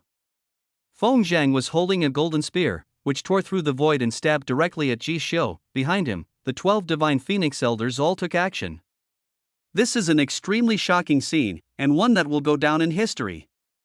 The Divine Phoenix Wedding Ceremony, 13 saint-level powerful men, Zhan Ji Xiu. In the Divine Emperor Empire, on the Forbidden Back Mountain, there stood two figures. One with a red dress as red as blood, hair as if kissed by fire, and an extremely beautiful and enchanting appearance. A tall man wearing a Divine Phoenix brocade robe, with an old face full of wrinkles and a pair of extremely majestic eyes. Yan Fei crossed her arms over her chest, her beautiful eyes looking at the battle in front of Fenghuan Palace, and said with disdain, "Old man Feng, you old bastards from the Phoenix Empire, seem unable to stop Ji Xiu." Hearing this, the old man smiled bitterly, shook his head and said, "Your Highness is right. The cultivators of my Divine Phoenix Empire, including my son, are indeed a little weaker." Snort, Yan Fei snorted coldly. In that case, then you go ahead yourself. That little fellow Ji Xiu has taken advantage of your Divine Phoenix Empire. Can you bear this? Your Highness is right. The old man bowed slightly to Yan Fei, with an extremely humble attitude, and it turned out to be the Emperor Emeritus of the Divine Phoenix Empire. Fengji. Chapter 108 Buddha's Angry Lotus. A shocking mushroom cloud rises, in front of the Phoenix Hall in the Xinhuan Palace. The immortal battle begins. 13 saint-level powerhouses from the Divine Phoenix Empire are confronting Ji Xiu. This scene that can be recorded in the ancient history of the Nine Heavens is happening. The bigwigs of the cultivation families in the Jotian continent all widened their eyes, eagerly looking forward to this battle. According to legend, Ji Xiu killed 7 saint-level warriors in the capital of Beixia with his king-level body. This event has almost been made into a myth by the cultivators of the Jotian continent. However, few people have witnessed how Ji Xiu killed the saint level with his king level body. Even the Tianji Pavilion only knew the general idea and was not aware of the specific details. And now, the Grand Elder of Tianji Pavilion, Tianjizi, was at the scene, so he took out the Tianji paper in Tianbi of Tianji Pavilion without hesitation to record this battle. Maybe, by recording this battle, he can successfully become the next leader of Tianji Pavilion. Boom! Boom! Boom! Boom! Above the void, the 13 powerful Xinhuang warriors turned into dazzling killing lights that streaked through the sky and attacked Ji Xiu. The terrifying fluctuations of true energy resounded in the void, countless stars fell, and huge craters were created in the palace. Ji Xiu stood in the void with his hands behind his back, his eyes emitting chaotic holy light, and he stepped on the broken shadows of the star god. He was like a heavenly emperor descending to the mortal world. Touring the 9 heavens, he strolled leisurely and calmly, which frightened the bigwigs of the 9 heavens continent. The 13 saints could not do anything to him and could not even touch an inch of his clothes. Aren't these 13 saint-level warriors above the void powerful? They are the most powerful force in the Divine Phoenix Empire. Some of them are even from the same generation as Zhou Dufu. Of course they are powerful. Lord of the Divine Phoenix country, isn't Feng Zhang powerful? In his time, he overwhelmed all the heroes and roamed the starry sky. He ascended the throne of the Divine Phoenix Emperor with absolute power. Below the legendary realm, he was almost invincible, so naturally he was extremely powerful. But now, they attacked together, wanting to kill Ji Xiu in one fell swoop, but in fact they had no way to deal with Ji Xiu at all. The most important thing is, Ji Xiu hasn't used a single move so far. How can this not make people feel surprised? Ji Xiao. Is that all you can do? Feng Zhang, the lord of the divine phoenix nation, roared angrily, his chest heaving violently. So, Your Majesty, are you ready? Ji Xiao smiled slightly and said something that puzzled everyone present. What? Feng Zhang and the 12 strong men beside him all froze in silence, not understanding what Ji Xiao meant. Ji Xiao smiled lightly, and then his true energy circulated. A wisp of green flame floated out of his left eye, and a wisp of red flame floated out of his right eye. He spread his hands, and 2 flames rose up in his palms, burning fiercely. 2 completely different destructive forces created ripples in the void. At this moment, the temperature of heaven and earth began to rise wildly. This is strange fire? Tianjizi stared at the 2 flames in Ji Xiao's palms with wide eyes and trembled as he spoke, the purifying devil flame. It's actually the 3rd-ranked purifying devil flame on the strange fire ranking. Isn't this strange fire in the hands of Supreme Tian Nan Lingyue? It seems, we were all wrong. Wait, what's the origin of that green strange fire? There doesn't seem to be such a strange fire on the 9 heavens strange fire list. How can a cultivator possess 2 strange fires? This is impossible. Stop talking. I have a bad feeling about Ji Xiao. At this point, the voice stopped abruptly. The bigwigs from the cultivation families in the Jetian continent were all shocked and had a bad premonition in their hearts, and the next second, under the watchful eyes of everyone, Ji Xiao clasped his hands together and suddenly merged the 2 strange fires in his hands together. Boom! Boom! Boom! Muffled thunderous sounds rang out in Ji Xiao's palms, as if something terrible was about to be born. This guy is crazy. The cardinal's face changed drastically and he spoke in shock. What is this guy doing? Fusing strange fire? The Grand Elder of the Holy Sect also frowned suddenly. Doesn't he know that different fires cannot coexist, and once they are forcibly merged, a shocking explosion will occur? Everyone looked at the flame in Ji Xiao's hand in horror. Every time the sound of thunder sounded, their hearts would twitch. The time is now. Ji Xiao muttered to himself, and then he concentrated his mind highly. The secret of Buddha's wrath lotus passed through his heart like a meteor. At this moment, his eyes were clear and his 10 fingers moved rapidly as if picking flowers through leaves. Finally, a red-green fire lotus emitting black gas slowly appeared. Fire lotus, extremely exquisite, the red petals are crystal clear, the green lotus seed was emitting wisps of strange black smoke. At the same time, a terrifying aura of annihilation swept across the sky. The moment I saw this fire lotus, everyone present smelled a scent that made them extremely nervous. Success. Buddha's wrath lotus. Ji Xiao stared blankly at the exquisite fire lotus floating in his hand, then he raised his head and glanced at the 13 Sate-level powerhouses in front of him. A cruel smile appeared on Ji Xiao's lips, and he immediately threw the fire lotus in his hand away. Clang! Red and green fire lotuses cut through the sky, leaving behind long trails of light that shot rapidly towards Feng Zhang and his group. Retreat! Retreat quickly! Feng Zhang roared angrily, and while retreating madly, he used his strength to form a flame shield around him. Burst! Ji Xiao slowly uttered a word, and the devilish sound permeated the heaven and earth, and at Ji Xiao's command, the fire lotus began to spin and expand at high speed, and then exploded with a loud bang. Boom! The sound of an uncontrolled explosion resounded through the sky. The extremely destructive force swept out in all directions from the center of the explosion. Ripples appeared in the empty space, and wherever the ripples passed, the space twisted and collapsed. Above the sky of the Divine Phoenix Imperial Capital, waves of fire swept across, covering the entire sky, and wisps of black smoke fell from the sky. At this time, a mushroom cloud was seen rising up. This is undoubtedly a scene where shock and destruction coexist. In the Divine Phoenix Imperial Capital, tens of millions of cultivators and common people stared blankly at the waves of fire sweeping across the sky. They couldn't help swallowing, and their backs were already soaked with sweat. Some people's legs went limp and they sat down on the ground. They all thought of the same thing. What if the explosion didn't happen in the sky, but in the Xinhuang Imperial Capital? Then I'm afraid that this immortal city before our eyes will turn into ruins in an instant. Look at the Xinhuang Palace again. Bai Wuya, who was above the sky, looked at the mushroom cloud in shock. He was horrified to the extreme. With this power, even a powerful person in the legendary realm could fall. Ji Xiao, this guy is beyond belief.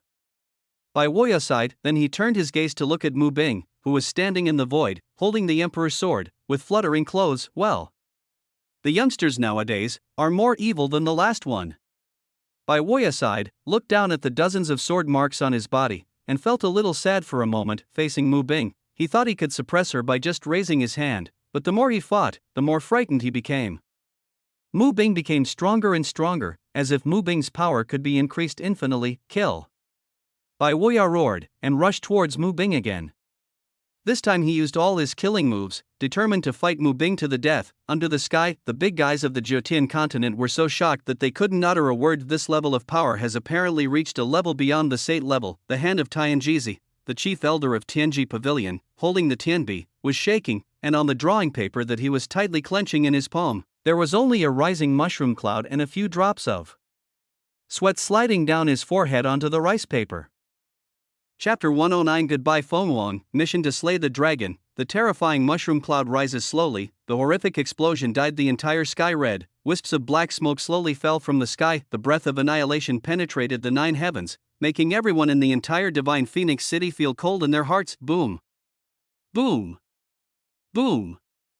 Boom! Several charred figures fell from the sky and crashed into Fenghuang Palace, splashing up clouds of dust, and they are naturally Feng Zhang and several Sate-level powerful men from the Xinhuang Empire. As for the rest, their bodies had probably already been turned into ashes in that horrific explosion. Ding! Congratulations to the host for killing a Sate-level 6 strongman, successfully devouring his life essence, and improving his cultivation. Ding! Congratulations to the host for killing a Sate-level 7 realm expert, successfully devouring his true destiny, and improving his cultivation. Ding! Congratulations to the host for killing a Sate level 8 strongman, successfully devouring his true destiny, and improving his cultivation. Ding! Congratulations to the host for killing a Sate level 9 realm expert, devouring his true destiny, and advancing his cultivation to the Sate level 3 realm. Ding! Congratulations to the host for killing 12 Sate level warriors and obtaining 38,000 points of destiny essence. Listen to the crisp system prompt sound in your ears, then feel the advancing holy level true essence in the body. A delighted smile appeared on Ji Xiu's lips, thinking that it was worthy of being called the Buddha's Wrath Lotus. 12 of the 13 Sate level warriors died instantly. Not only did his cultivation level directly reach the 3rd level from the 1st level of the Saint stage, he even obtained 38,000 points of destiny essence. I have to say, the power of the immortal devouring demonic art is really getting stronger and stronger. Ji Xiu, you, a weak voice came from the ruins. Ji Xiu raised his eyebrows, and saw Feng Zhang, the leader of the Divine Phoenix country, crawling out, completely charred and bloodstained. Feng Zhang was covered in wounds at this moment, and his breath was extremely weak. A broken dragon scale on his chest caught Ji Xiu's attention. The Divine Phoenix's most precious treasure, the heart-protecting scale. Ji Xiu nodded thoughtfully. Feng Zhang is a powerful person at the peak of the Saint level, and he is only one step away from entering the legendary realm. However, even if he was like this, if he did not have the Divine Phoenix Empire's most precious treasure, the heart-protecting scale, which protected his heart meridians, he would probably have died here. Your Majesty the Emperor. What do you want to say? Ji Xiu asked with an amused look at Feng Zhang, who had turned into a bloody man. You are not allowed to touch my Huanger. Feng Zhang spoke intermittently. The words fell. A breeze blew by. I saw an old man wearing a Divine Phoenix brocade robe standing in front of Feng Zhang. He looked at the seriously injured and dying Feng Zhang with great sorrow, and then at the 12 fallen Divine Phoenix warriors. His old body was actually trembling a little at this moment. The Emperor Emeritus of the Divine Phoenix Empire. The wind stops. Ji Xiu looked at the old man and spoke softly. Ji Xiu. That's enough. Feng Ji opened his mouth with gritted teeth. Ji Xiu's move directly destroyed half of the foundation of the Xinhuang Empire. How could he not feel distressed and angry? But I feel deeply helpless, senior. Will you teach me how to do things again? Ji Xiu stood with his hands behind his back, looking at Feng Ji with interest. The all-seeing eye is open. Name, Feng Ji. Identity, the Emperor Emeritus of the Divine Phoenix Empire. Cultivation, Legendary Level 3, possessing the essence of destiny potential, 8,000 points. System prompt, bloodline is exhausted, remaining lifespan is 20 years, what a pity.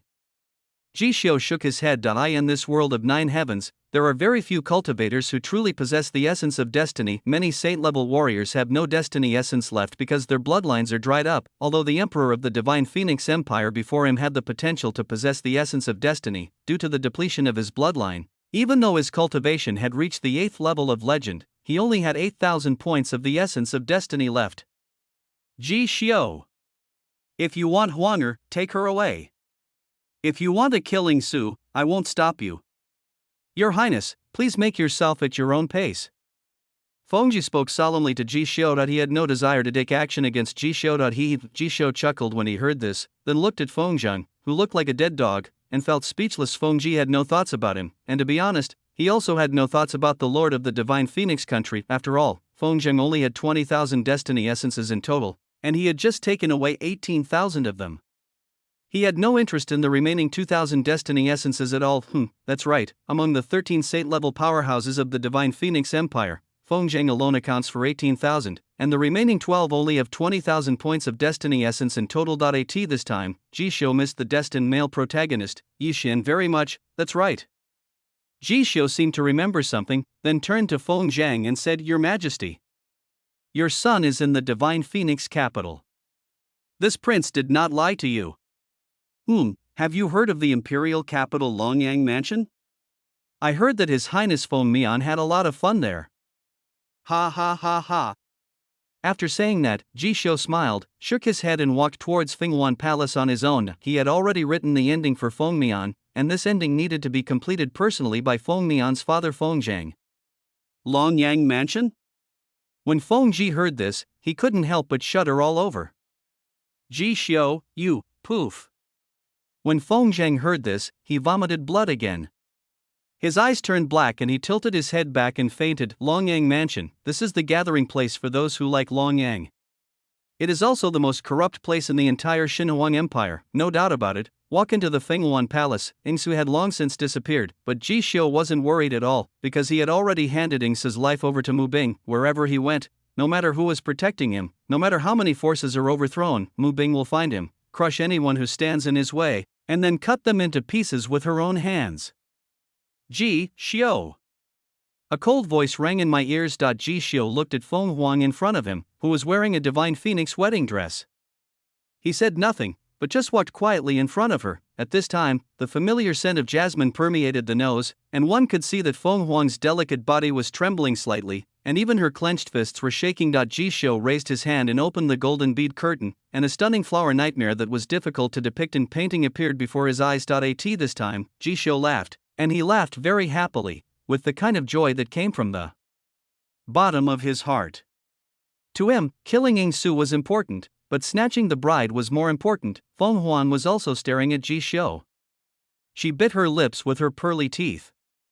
She felt that everything was as unreal as a dream. In a short moment, she burst into tears. She took the initiative to hug Ji Xiu and said softly, Ji Xiu, I really miss you. After saying that, she buried her head in Ji Xiu's chest. The familiar smell and temperature made her heart tremble violently. At this moment, she couldn't help but recall the unforgettable journey in Zhou Garden when Ji Xiu carried her on his back, walking through the sacred path, stepping through the darkness, and into the depths of Zhou Garden. Your Highness the Princess. I'm here to grab a wedding. Ji Xiu joked. Good grab. The Phoenix Jade hand tightly grasped the corner of Ji Xiu's clothes, just like she did in Zhou Garden. Very good. Your Highness, the princess finally got what you wanted. Xing'er watched the scene and quietly wiped away her tears. At this moment, she was really happy for her eldest princess. And at this moment, the battle in front of Fenghuan Palace ended. Chu Li lifted Chu Feng's head and cut Chu Feng's neck with a knife. Her delicate face stained with blood looked like a peerless enchantress. Miss Shui and Miss Yu slaughtered all of Chu Feng's men. No one could have imagined that these two beautiful ladies had such fighting power. Ning Xian killed the strongest man in Chu Feng's camp with an expressionless face. In fact, she had been impatient for a long time, and above the sky, a black immortal light flashed, and a black abyss appeared in the void. The body of the Qin army god, Bai Wuya, was pierced directly by a soul-devouring nail. The whole person fell from the sky like a meteor, splashing up clouds of dust. In an instant, the world was quiet, but Just when everyone thought the battle was over, a deafening dragon roar sounded from the distant sky. At the end of the sky, a giant black frost dragon with noble blood came flapping its huge wings. There was a raging dragon flame erupting from the giant dragon's eyes, determined to destroy everything. Dragon clan? Mysterious frost dragon? Chuli frowned. Some of them are uncleared. I don't understand why the noble dragon race would appear here, etc. This is a blood contract. Ning Xian's pupils suddenly shrank, and her beautiful eyes were fixed on the drop of sad and beautiful dragon blood floating from Chu Feng's chest, and she cried out in horror. So, that bastard Chu Feng married into the dragon clan, right? Chuli took a deep breath, and her full chest rose and fell violently. She never expected that her second brother still had this trick up his sleeve. Yes. You killed her husband. She will take crazy revenge on you. Fight until death. Ning Xian spoke very solemnly. This time, Ji Xiu and Feng Wanhao heard a clear system prompt in his mind. Ding. System bounty mission released. Mission, slay the dragon. Task reward, 50,000 Destiny Essence plus 1 free system lottery plus 7-star divine pet. Mission penalty, deduct 50 years from your lifespan. Listen to the sound of the system in your ears. Ji Xiu was silent for a moment, then he uttered 2 words: accept. Chapter 110, Encountering a Dragon. Two-cut sword technique, dragon slaying technique, ding. The host has accepted the system task, dragon slaying, ding. The mission officially begins.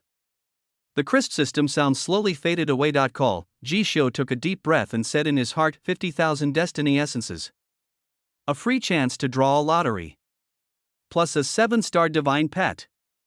This is a great opportunity that cannot be missed.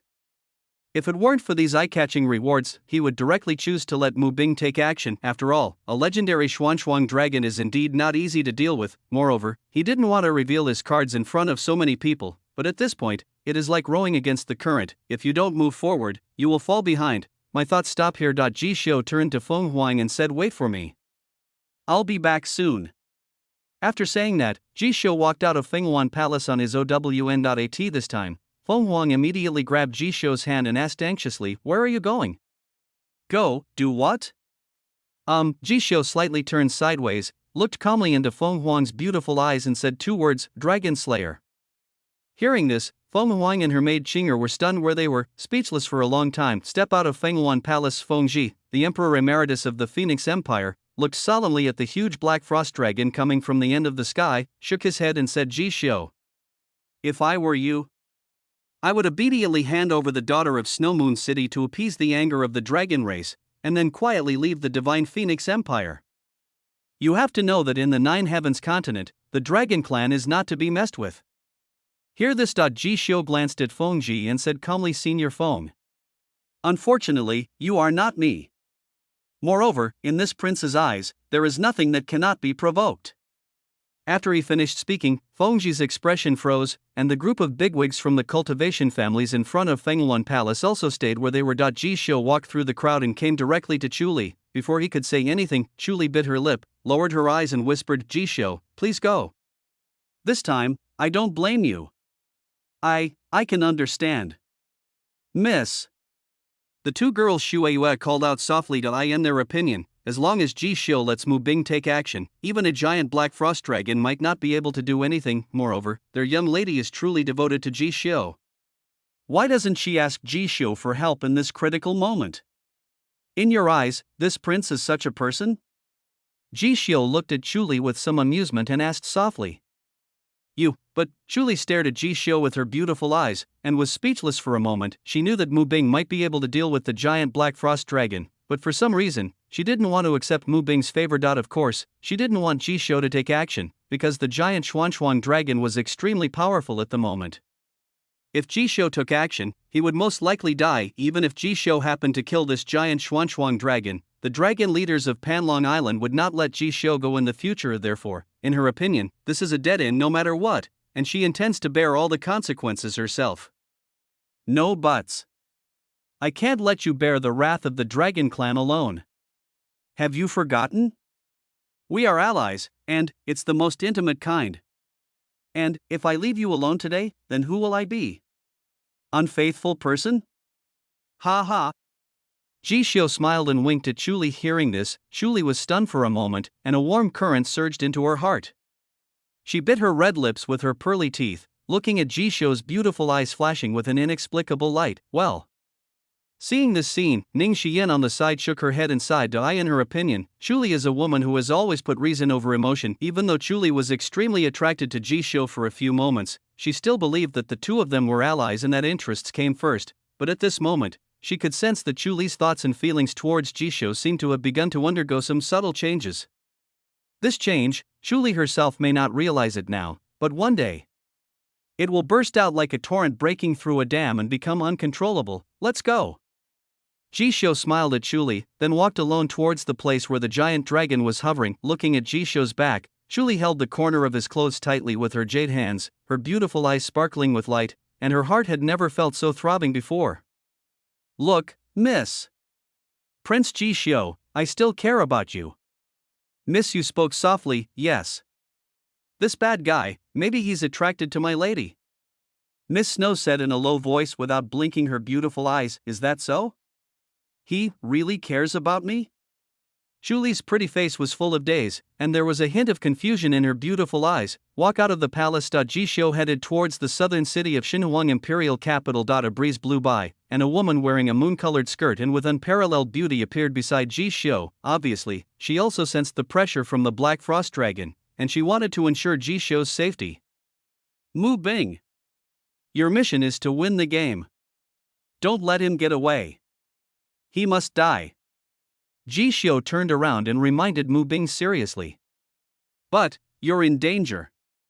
Mu Bing stood there in a daze, her red lips slightly parted, her voice was as cold and emotionless as always. It's fine. You go ahead. Ying Su must die. Ji Xiu spoke in a firm tone. Good. Be careful. Mu Bing nodded, her beautiful eyes looked into the distance, and finally locked onto a direction. Clang.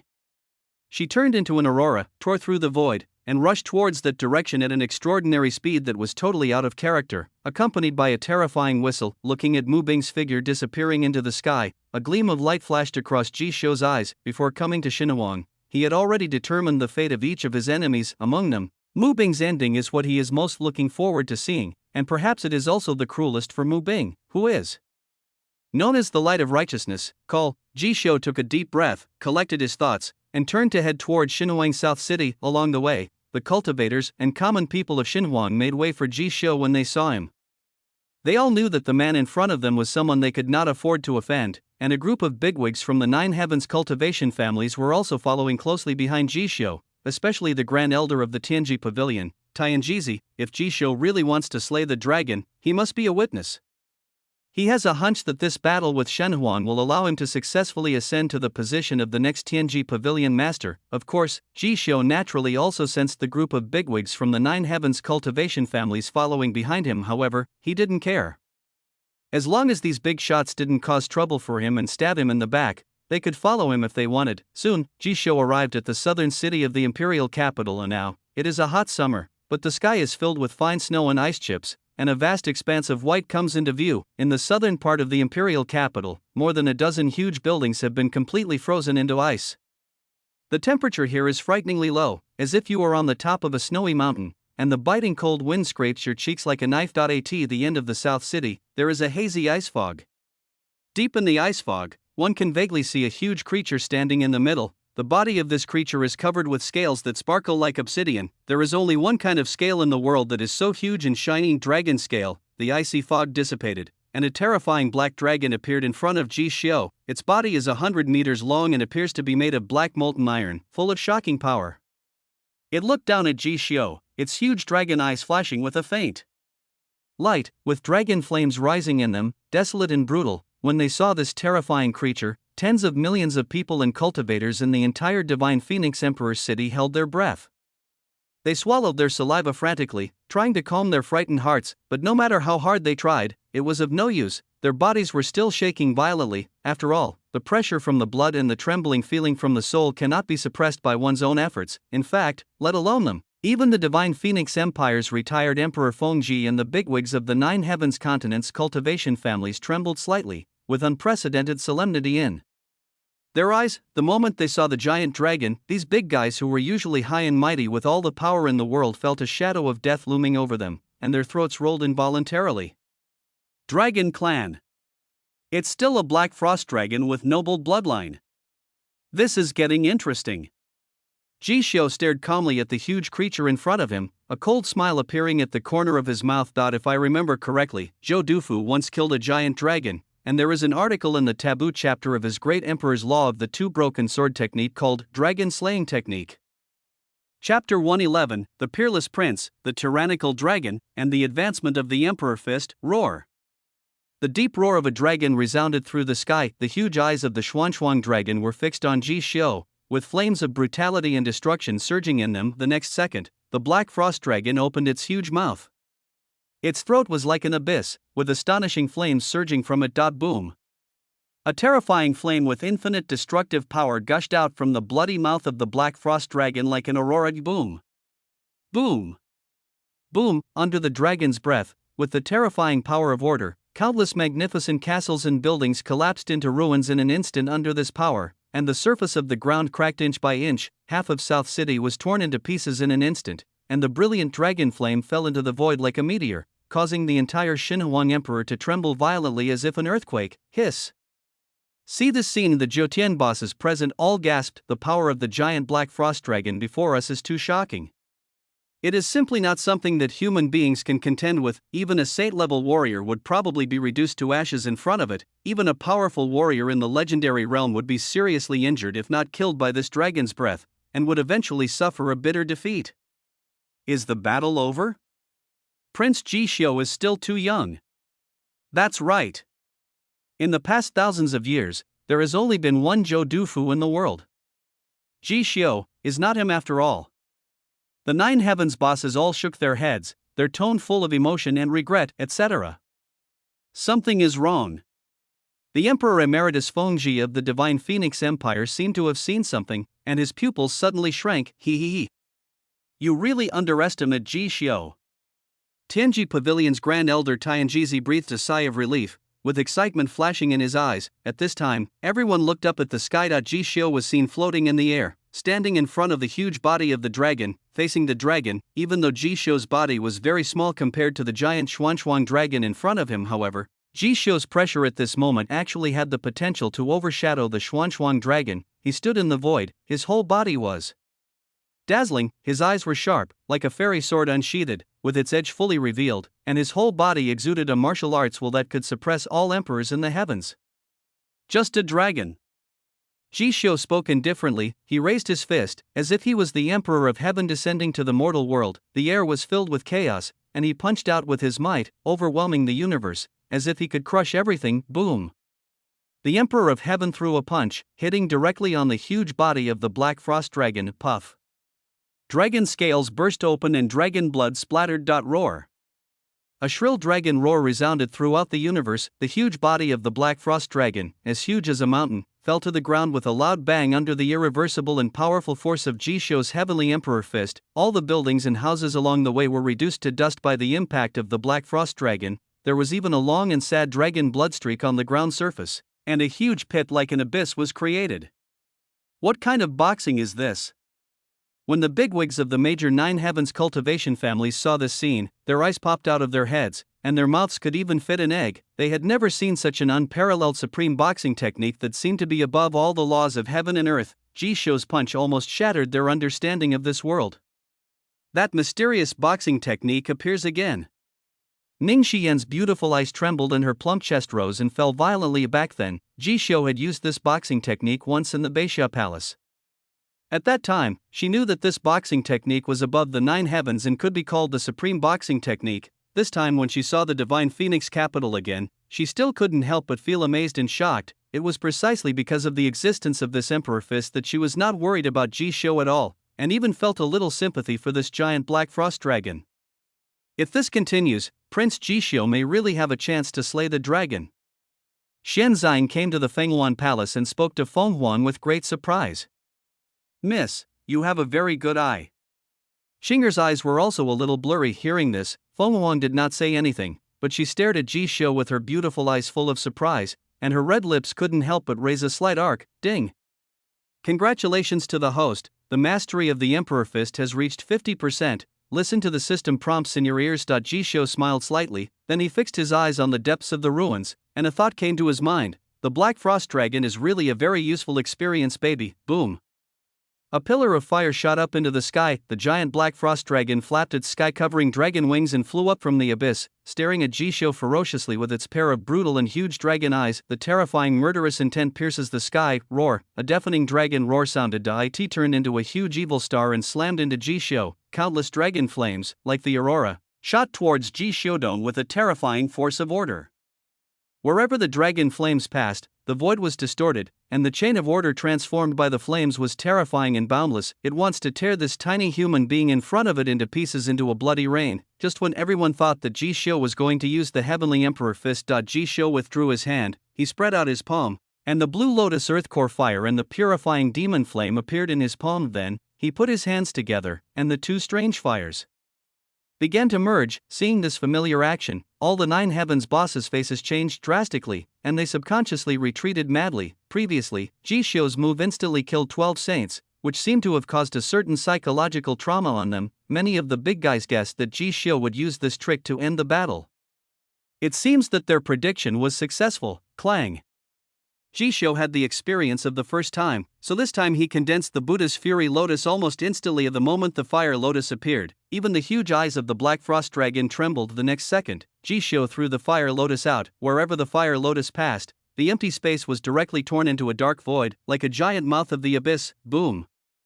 A 1,000-foot-long wave of fire exploded in the void. Under the ripples of the terrifying true energy storm, countless tall buildings in the Xinhuang imperial capital that reached into the sky were cut in half. The brilliant waves of fire dyed the entire sky red. The entire Xinhuang imperial city had its surface cracked, as if it had experienced an epic earthquake. When the fire slowly subsided, the huge figure of the Black Frost Dragon at the center of the fire wave slowly appeared in front of everyone. At this moment, the giant Black Frost Dragon had its scales shattered and was covered in dragon blood.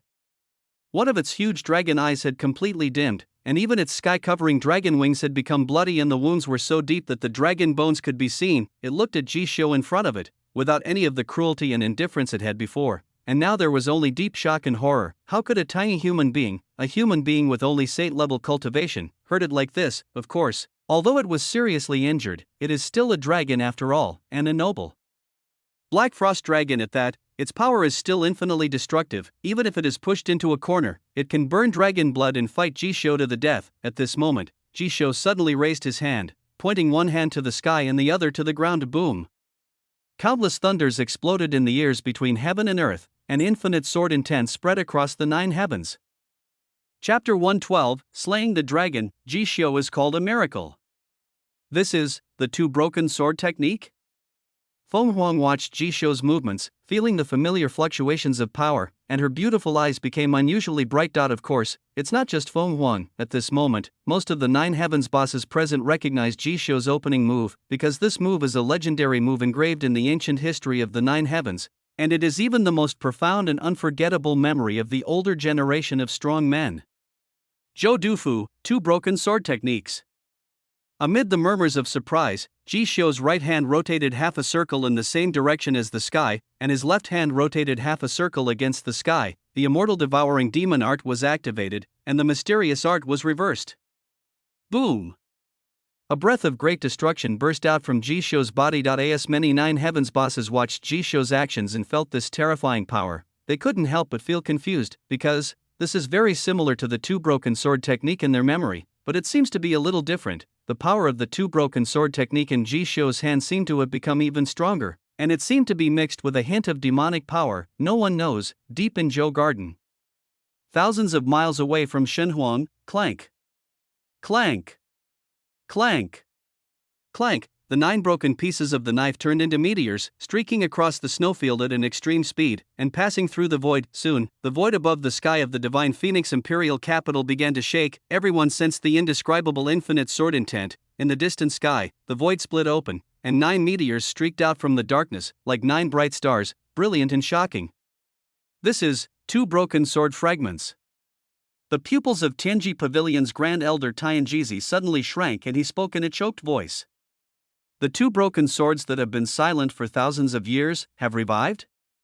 The divine phoenix Emperor Fengji's heart was shaken violently that he was a strong man from the same era as Zhou Dufu, and in that era, Zhou Dufu single-handedly overwhelmed all the heroes of the Nine Heavens and became the most dazzling star in the Nine Heavens continent. Everyone else pales in comparison to Zhou Dufu, including him. Now, he looked at Jishou from afar, his face turned pale, and he once again felt the fear and deep sense of powerlessness that he had felt when he was dominated by Zhou Dufu in the old era. Clang! Clang! Clang! Clang! 9 pieces of the broken sword came cutting through the sky, then they floated around Jishou, spinning and dancing wildly, and then automatically pieced together in the blink of an eye. A complete two-broken sword appeared in front of Jishou, and the sound of the sword ringing seemed to tell Jishou that it was longing for killing and the taste of blood. Jishou took a deep breath, then reached out and grasped the handles of the two broken swords. At this moment, an extremely powerful, an invincible sword intent emanated from his body, and endless power surged from the depths of his soul. Ding! Congratulations to the host for obtaining the 6-star imperial weapon, the Liangduan sword. Clang! Jishou fixed his eyes on the giant black frost dragon, then he turned his wrist, his profound energy surged, and he performed the dragon slaying technique from the forbidden chapter of the two broken sword art. This is not a simple dragon slaying technique, but a dragon slaying technique after reversing the mysterious skill. The power of this sword is more than 10 times that of the previous one. Boom! Chop it down with one knife. Endless light overflowed, and the blazing sword light was dazzling. Everyone felt their eyes were stung by the light and they subconsciously closed their eyes, and when they opened their eyes again, they saw a scene that they would never forget. With this strike of the sword, Jishou actually created a dazzling red sun in the sky above the South City. The brilliant light spread to every corner of the Xinhuang Imperial City and on everyone's face. Looking at this scene, they seemed to be looking at a miracle. Their eyes lost their color, and only the endless sword light remained in their eyes. At this moment, a shrill dragon roar was heard above the sky. Dragon blood was sprinkled in large flakes, like a torrential blood rain. Boom! The huge dragon body, like a kite with a broken string, fell from the sky, creating a deep pit. The dragon's blood spread all over the South City like a waterfall. Bang! A ferocious dragon head finally fell to the ground and rolled for hundreds of meters.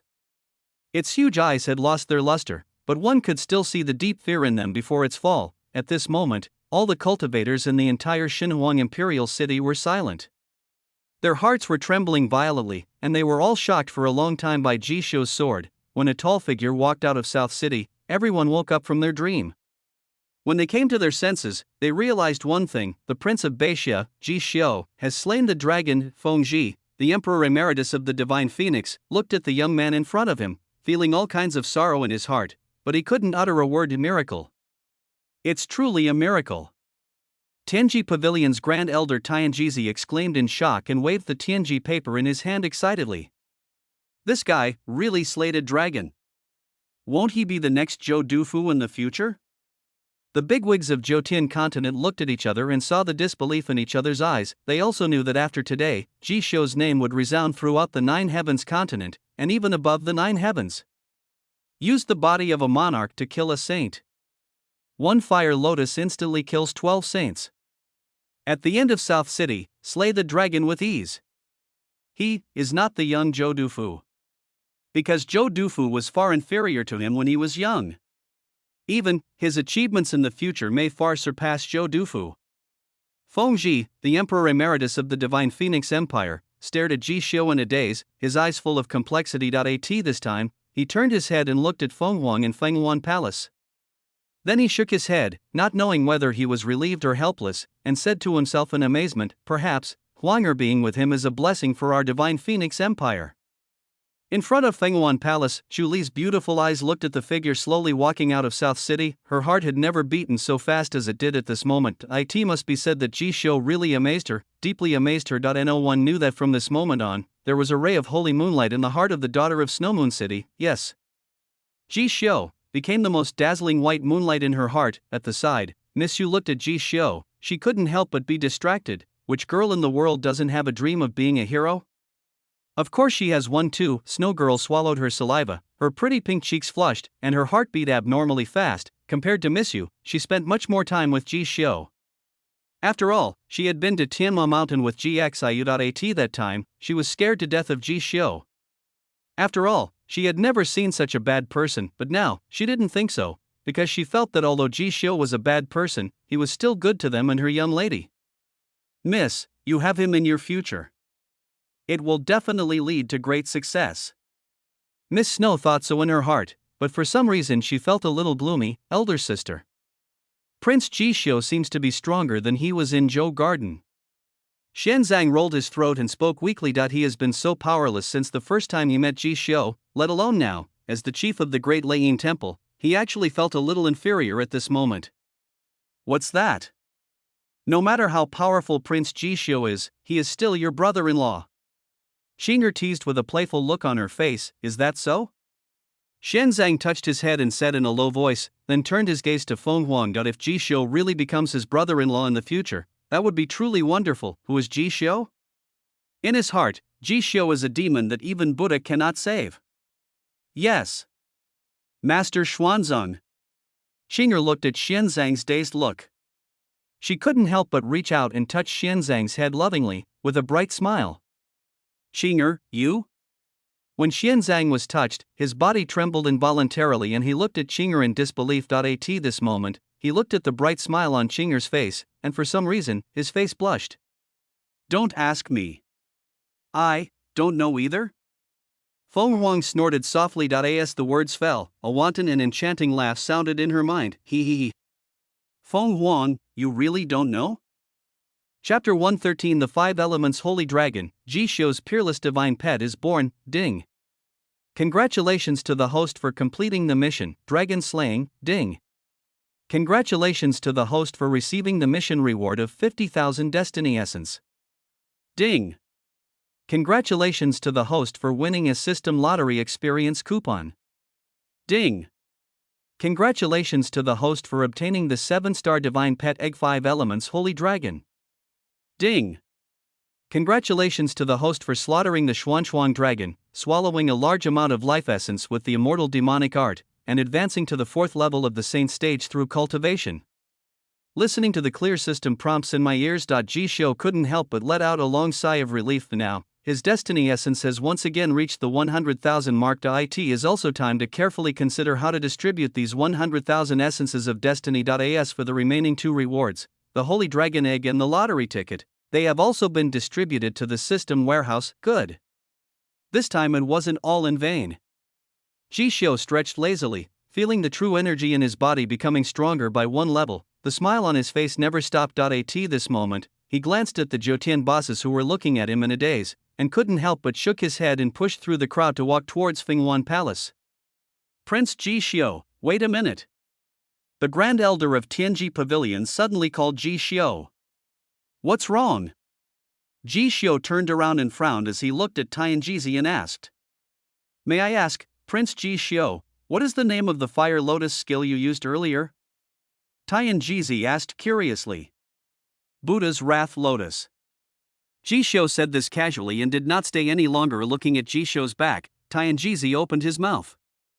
He had many questions that he wanted to ask Ji Xiu to answer. Buddha's Wrath Lotus is just one of them. What is the origin of the supreme boxing technique that Ji Xiu displayed that surpassed all others? How did Ji Xiu learn Zhou Dufu's 2 broken sword technique? Not only did he learn it, but the power of the 2 broken sword technique displayed by Ji Xiu was even more powerful than what was recorded in the 9 Heavens ancient history. How did he do this? All kinds of questions lingered in his mind, leaving him puzzled, but in the end, he swallowed the question in his mouth. After all, this is a monk's secret and trump card. How could he be told? The fact that Ji Xiu could mention the name Buddha's Angry Lotus was already a great honor to him, and he couldn't be shameless. Thinking of this, Tianjizi nodded heavily, and then hurriedly put the dozen or so pieces of Tianji paper in his hand into the ring, and then left the imperial capital without saying a word. Looking at Tianjizi's back, dozens of bigwigs from the Zhoutian continent all sighed thoughtfully. After today, Ji Xiu will probably become the #1 figure in the Zhoutian continent. However, Ji Xiu came to Fenghuan Palace, smiled politely at Xianzang and Xing'er, and then naturally extended his hand to Feng Huang. Let's go. Hearing this, Feng Huang was stunned for a moment, and asked with some doubt, where are you going? Ji Xiu thought for a moment, then pointed to the bright moon in the sky in the dark night and said, it's getting late. Won't you find a place for me to rest? Besides, today is your wedding night, isn't it? When Qinger heard this, she couldn't help but exclaimed, and then quickly covered her mouth. She blushed and whispered, Prince Ji Xiu, this is too direct.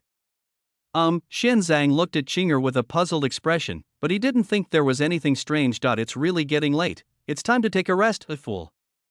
Qinger glared at Xianzang. What's wrong? Ji Xiu looked at Feng Huang, who was keeping silent with her eyes slightly lowered and her lips clenched with her teeth, and asked in some surprise. Nothing. Feng Huang shook her head, then held Ji Xiu's hand. Where do you want to rest? Your Tianfeng Palace is great. Ji Xiu, aren't you a little too direct? Feng Huang, what are you talking about? Pretend, you are still pretending. The two of them left Fenghuan Palace hand in hand and walked towards Tianfeng Palace together. Miss Snow and Miss Moon looked at the two men's backs and couldn't help frowning, feeling secretly unhappy. Miss, is Prince Ji Xiu bullying you for your good temper? I actually went back to the palace with Feng Huang in front of you. Snow Girl spoke indignantly. That's right. Miss Yu also nodded. Snort, Chu Li snorted softly. Mu Bing is not in a hurry. What's the hurry for this palace? Don't you agree? Senior Ning. Forehead, Ning Xian shook her head speechlessly and responded, I don't know. At this moment, she suddenly looked towards the distant sky, frowned and whispered to herself in confusion, Mu Bing, where did she go? Just as her thoughts were turning, Qinger smiled and politely took Chu Li and his group to the Tianfeng Palace Villa to rest. In the end, Ning Xian had no choice but to follow, but she had a vague feeling that something big was going to happen regarding Mu Bing. Tianfeng Palace, outside the courtyard, is full of jasmine flowers. Under the bright moonlight, the whole courtyard looks extremely beautiful. Ji Xiu, please do as you please. I will go take a shower and change clothes first. You, wait a moment. Feng Huang tried her best to maintain her original aloofness, but she found that she simply couldn't do it in front of Ji Xiu. After saying this, she quickly let go of Ji Xiu's hand and ran into the Tianfeng Palace as if escaping. No one knew that at this moment, the beautiful face under the golden bead curtain had blushed to the extreme, and the blush had even extended to the ears. No one knew that her heart was about to jump out of her chest at this moment. She didn't know why she said this to Ji Xiu. Wasn't this a hint to Ji Xiu?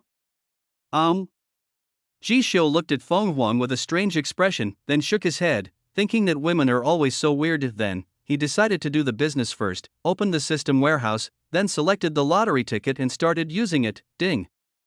Congratulations to the host for starting the lottery system. Each lottery will cost 100,000 Destiny Essence. Ding! Congratulations to the host for successfully using the lottery ticket. The lottery begins. Ding! The lucky draw is complete. Congratulations to the host for winning a Huazizai experience card. Listen to the system prompts in your ears. Ji Xiu frowned frivolously. His Huazizai experience card was okay. You must know that his method of transformation is a forbidden method of the Heavenly Emperor who has been arbitrary throughout the ages. Even in his own Mall of all worlds, it is not for sale. Now, although I am not so lucky to draw the Huazi Dafa, I also drew an experience card, which is not bad. This can be used as a super trump card in the future. Whatever. Let's take another look at the 5 elements Holy Dragon. While thinking about this, Ji Xiu took out the Holy Dragon Egg from the system warehouse. This Holy Dragon Egg exudes a faint golden light all over, and you can also sense traces of dragon power. Then what? Ji Xiu frowned. Ding! Please drop a drop of blood on the Holy Dragon Egg to establish a master-servant contract.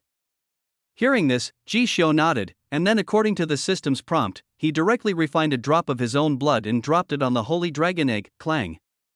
When Ji Xiu's blood essence and the Holy Dragon Egg merged, a brilliant golden light filled the world. Gold, wood, water, fire and earth, these 5 elements that construct the 9 heavens avenue, transformed into 5 small stars that hovered around the Holy Dragon Egg.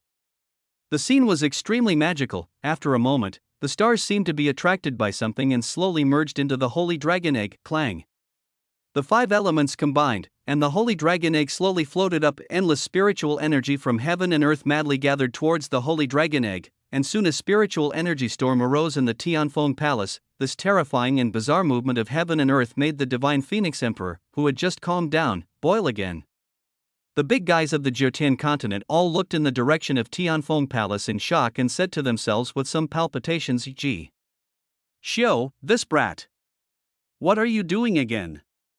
The Emperor Emeritus of the Divine Phoenix Empire rubbed his brows tiredly, his tone very helpless. That's all. Let him do whatever he wants. Let him be. The camera turns to the outside of the Tianfeng Palace courtyard. With a click, the holy dragon egg was broken in the dazzling golden light. A round creature rolled out. This creature has golden, soft hair all over its body and a round white belly, just like a small golden ball. It has a round little head, pointed ears, and a furry tail, coupled with a pair of black, round and watery eyes. He looks naive and cute. When it saw Ji Xiu, it flew to Ji Xiu's shoulder like a child, then squinted its eyes and rubbed Ji Xiu's face with its little head with enjoyment. It looked really funny. This is the legendary divine pet. The 5 Elements Holy Dragon? Ji Xiu looked at the little guy in front of him and couldn't help but smile bitterly. Ouch. The little guy seemed to understand what Ji Xiu said, and he whimpered at Ji Xiu with some dissatisfaction. Well, I have to say that the little guy looks very much like the Pikachu deep in Ji Xiu's memory. That's all. Ji Xiu rubbed his brows, then reached out and rubbed the furry head of the little guy lying on his shoulder and said, "Little guy, from now on, I'll call you Kaka." Chapter 114 Father Kills Son. Ji Xiu's ending for Fengmian, name, Kaka, bloodline, 5 elements holy dragon, cultivation, say level 1 master, Ji Xiu, loyalty, 100%, never changed. Looking at the introduction about the little guy in front of me. Ji Xiu couldn't help but smile, but he was also surprised at the same time. He thought to himself, it is worthy of being called the 5 elements holy dragon. It possesses holy level cultivation right after birth. If it grows up, it will be extraordinary. At this moment, an extremely surprised voice was heard in Tianfeng Palace. This is the 5 Elements Holy Dragon? Ning Xian originally wanted to find Ji Xiu to talk about Mu Bing's matter, but she saw the little guy lying on Ji Xiu's shoulder and breathing heavily for a moment. She felt a little bit unbelievable. How did Ji Xiu get this legendary creature? 5 Elements Holy Dragon. Shuli behind him also suddenly froze in expression, with a strange glint in her beautiful eyes. The ancient history of Jiotian once recorded that the 5 Elements Holy Dragon was the highest level ancestral dragon bloodline among the dragon clan in the ancient era. The Xuanshuang dragon and the 5 Elements Holy Dragon that Ji Xiu killed before are completely on 2 different dimensions. In other words, the Black Frost Dragon is not even worthy of carrying the shoes of the 5 Elements Holy Dragon. This little fellow, is he a 5 Elements Holy Dragon? The 2 girls, Shuai and Yu, looked at Kaka with love in their eyes. They had never seen such a lovely creature, so they couldn't help but go forward and hug Kaka in their arms, caressing him. Oh, whoa! Kaka whimpered in dissatisfaction, but in the end it did not resist, because it can sense that the people in front of it are good friends of its owner. So he could only let them take whatever they wanted, and his big black eyes looked at Ji Xiu pitifully. Alright. You two should stop hurting this little guy. Shuli stepped forward and helplessly returned Kaka, who looked like he had lost all hope in life, to Ji Xiu. Ji Xiu, this little guy, how did you get it? Shuli opened her red lips and asked softly. Good luck. Ji Xiu spread his hands. Some things couldn't be explained clearly, so he just brushed them aside. Hee. Shuli smiled slightly when she heard that. Seeing that Ji Xiu didn't want to answer, she didn't ask any more questions. She said with some relief, anyway. With this little guy, I'm relieved. How to say it? Ji Xiu looked at Shuli, somewhat confused. You killed the Black Frost Dragon. It will spread throughout the entire 9 Heavens continent in no time. Then what awaits you next is the crazy revenge of the Dragon Clan. But, if you have this little guy, then I'm afraid there is no strong person in the entire Dragon Clan who dares to attack you. After all, the bloodline of the ancestral dragon level has not appeared in the Dragon Clan for tens of thousands of years. Shuli spoke with a smile. I see. Ji Xiu nodded. I am looking forward to seeing what those Dragon Clan bosses will look like when they see your Kaka. The smile on Shuli's pretty face gradually became more intense, and then she gently patted Kaka's round head. Just then, I saw a graceful figure walking out of Tianfeng Palace. She had already changed out of her Divine Phoenix wedding dress and taken off the divine crown on her head. At this moment, Feng Huang's long golden hair was slightly moist, and there were some crystal water droplets on her beautiful face. It was obvious that she had just come out of the bath. She was only wearing a thin nightgown, which clung to her body in the night breeze, outlining her absolutely perfect curves to the fullest. Wearing the golden armor, she is a peerless martial god, so noble that people dare not look directly at her. Now she is extremely charming, and this look also makes people blush. The strong contrast made Ji Xiu stunned for a few seconds. Ji Xiu, come in. Feng Huang just spoke, and then regretted it, because there are more than just Ji Xiu outside her Tianfeng palace. Chu Li, Ning Xian, Miss Shui, and Miss Yu all stared at Feng Huang in a daze. For a moment, the atmosphere was a little awkward and subtle. Damn it, Feng Huang gritted his teeth, growled, then turned around and fled the scene. Cough, cough, cough. Chu Li coughed 3 times and said awkwardly, Ji Xiu, you should take a rest first. I'm leaving now. After saying that, Chu Li took the 2 girls Shuiyu and left Tianfeng Palace. You're not leaving yet? Ji Xiu asked with some amusement as he looked at Ning Xian, who was looking at him with strange eyes. Where did Mu Bing go? There seems to be something wrong with her. No. There's something wrong with you and her. Ning Xian looked straight at Ji Xiu and asked. Hearing this, Ji Xiu was silent for a moment, then responded, she has her own things to do. Ning Xian, don't worry about this matter. Hear this, Ning Xian clenched her fists tightly and asked unwillingly what will happen to her. Ji Xiu was silent for a while, then responded, you'll see. It's late at night. The lord of Xinhuang State, Feng Zhang, dragged his seriously injured body and left the palace with hundreds of guards, and came to the most famous mansion in the imperial capital, Longyang Mansion. He stood outside Longyang Mansion for a long time, but still did not dare to go in. He knew very well what this place was, and he was afraid of seeing the worst scene. Your Majesty. Your Highness, there is no way he is here. The commander of the royal guards called out softly. Come in. Feng Jing shook his head, and finally he made up his mind. He also knew that Ji Xiu would not lie to him, and Feng Mian must be in Longyang Mansion. As soon as he finished speaking, hundreds of Divine Phoenix guards rushed into Longyang Mansion. For a moment, the entire Longyang prefecture was in chaos. Call. Feng Jing took a deep breath and finally mustered up the courage to step into Longyang Mansion. The Emperor? Your Majesty. His Highness Feng Mian is in Longyuan Pavilion. The lord of Longyang Mansion knelt at Feng Jing's feet and trembled. Walk. Feng Jing said this coldly, and quickly brought his men to Longyuan Pavilion. Bang. Feng Jing pushed the door open and the scene in front of him made him dizzy and his vision went black. Strange picture, strange sound. Feng Zhang was so angry that he roared, Feng Mian. Hearing this, Feng Mian, who was rolling his eyes, came to his senses and looked back at you. Feng Jing. At this moment, he was frightened to the point of almost losing his soul, and his scattered mind returned to normal. He rolled and crawled to Feng Zhang and knelt down, holding Feng Zhang's legs with both hands, and said in a trembling voice, Father, listen to my explanation. Bang! As soon as the words fell, Feng Mian was slapped by Feng Zhang and flew away, with his teeth falling to the ground. Explain? Explain what? Feng Zhang's face turned black and he was shaking all over. It's all Ji Xiu. It's all Ji Xiu's fault for turning the child into this. I don't want to do that either. Feng Mian accused at the top of his voice. Hearing this, Feng Jing slowly closed his eyes. Of course he knew it was Ji Xiu, but what does it matter if I know? Well, Feng Mian himself was not up to the standard. He became a slave to desire and a laughingstock of the entire Xinhuang. After tonight, if Feng Mian's actions were to be spread out, the entire Xinhuang royal family would be brought into disgrace. Call. Feng Jing slowly opened his eyes. At this moment, there was a calmness in his eyes, so calm that Feng Mian was scared. That he slowly spoke 3 words, kill them all. The words fell. The Divine Phoenix guards slaughtered a large number of people in Longyang Prefecture. As for Feng Mian, the guards did not dare to take action, but Feng Zhang coldly took out a silver knife. With a flash of silver light, he cut Feng Mian's neck with a knife, and blood splattered all over the ground like a stream. Feng Mian covered his neck with both hands and looked at Feng Zhang in disbelief. He didn't expect that his father would actually attack him and didn't care about the father-son relationship at all. The thought stopped there. Blood flowed out of the neck like a stream, and dripped onto the ground through the gaps between the fingers. Finally, his body fell to the ground with a loud bang. Prince of the Divine Phoenix, Feng Mian is dead.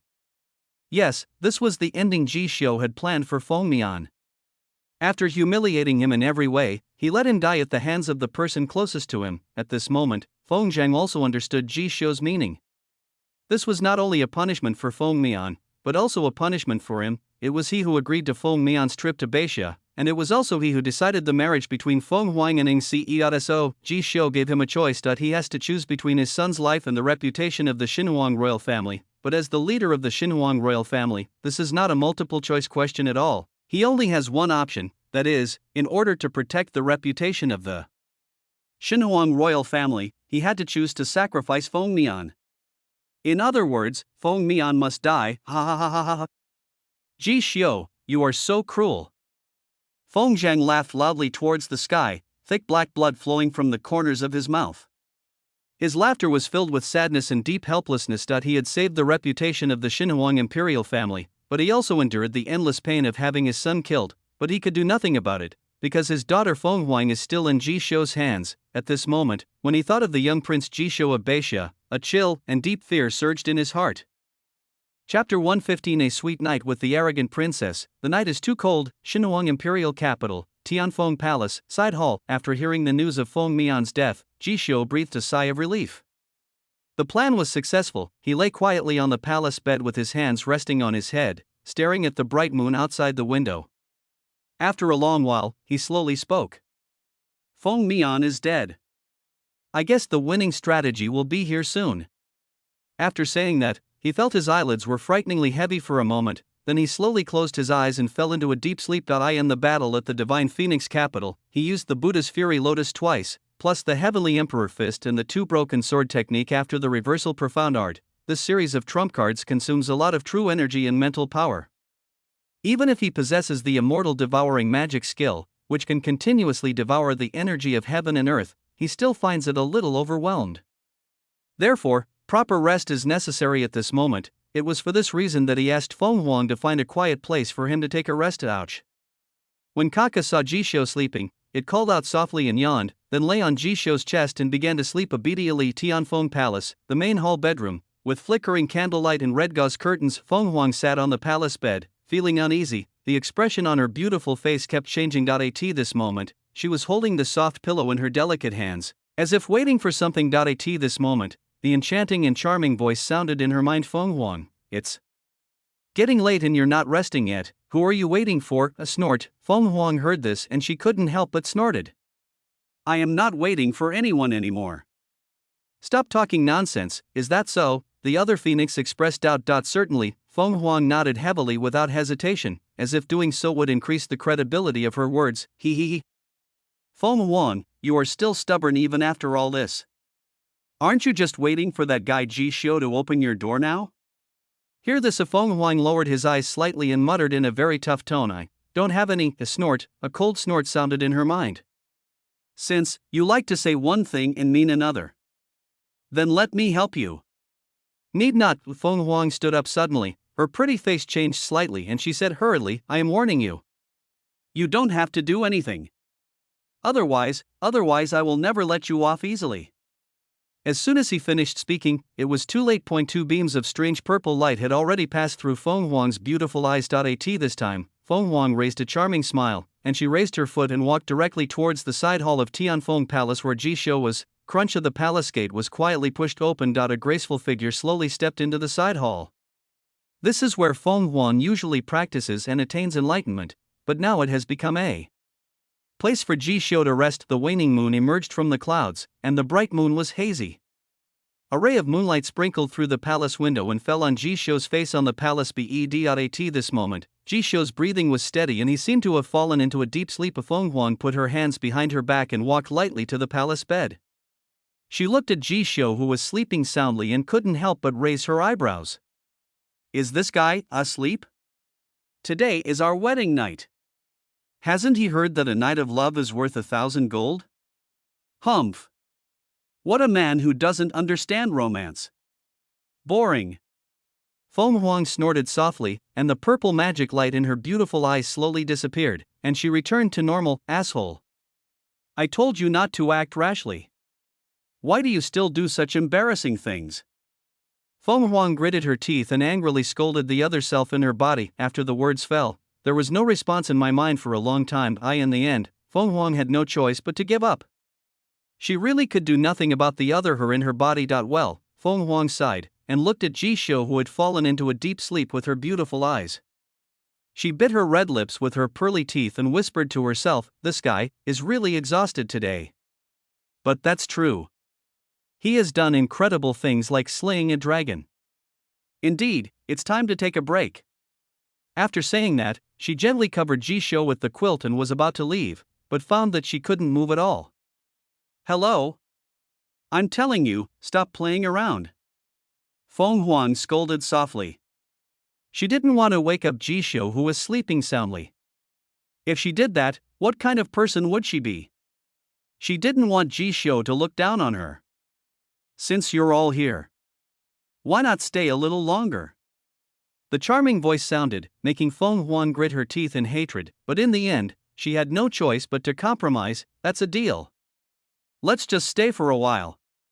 Feng Huang let out a light breath, then she sat gently on the edge of the bed, and then her beautiful eyes began to look at Ji Xiu, who was sleeping soundly without blinking, from the forehead to the closed eyes, long eyelashes to the high nose bridge, and thin lips. "This guy looks pretty good. It's just too domineering, so mean."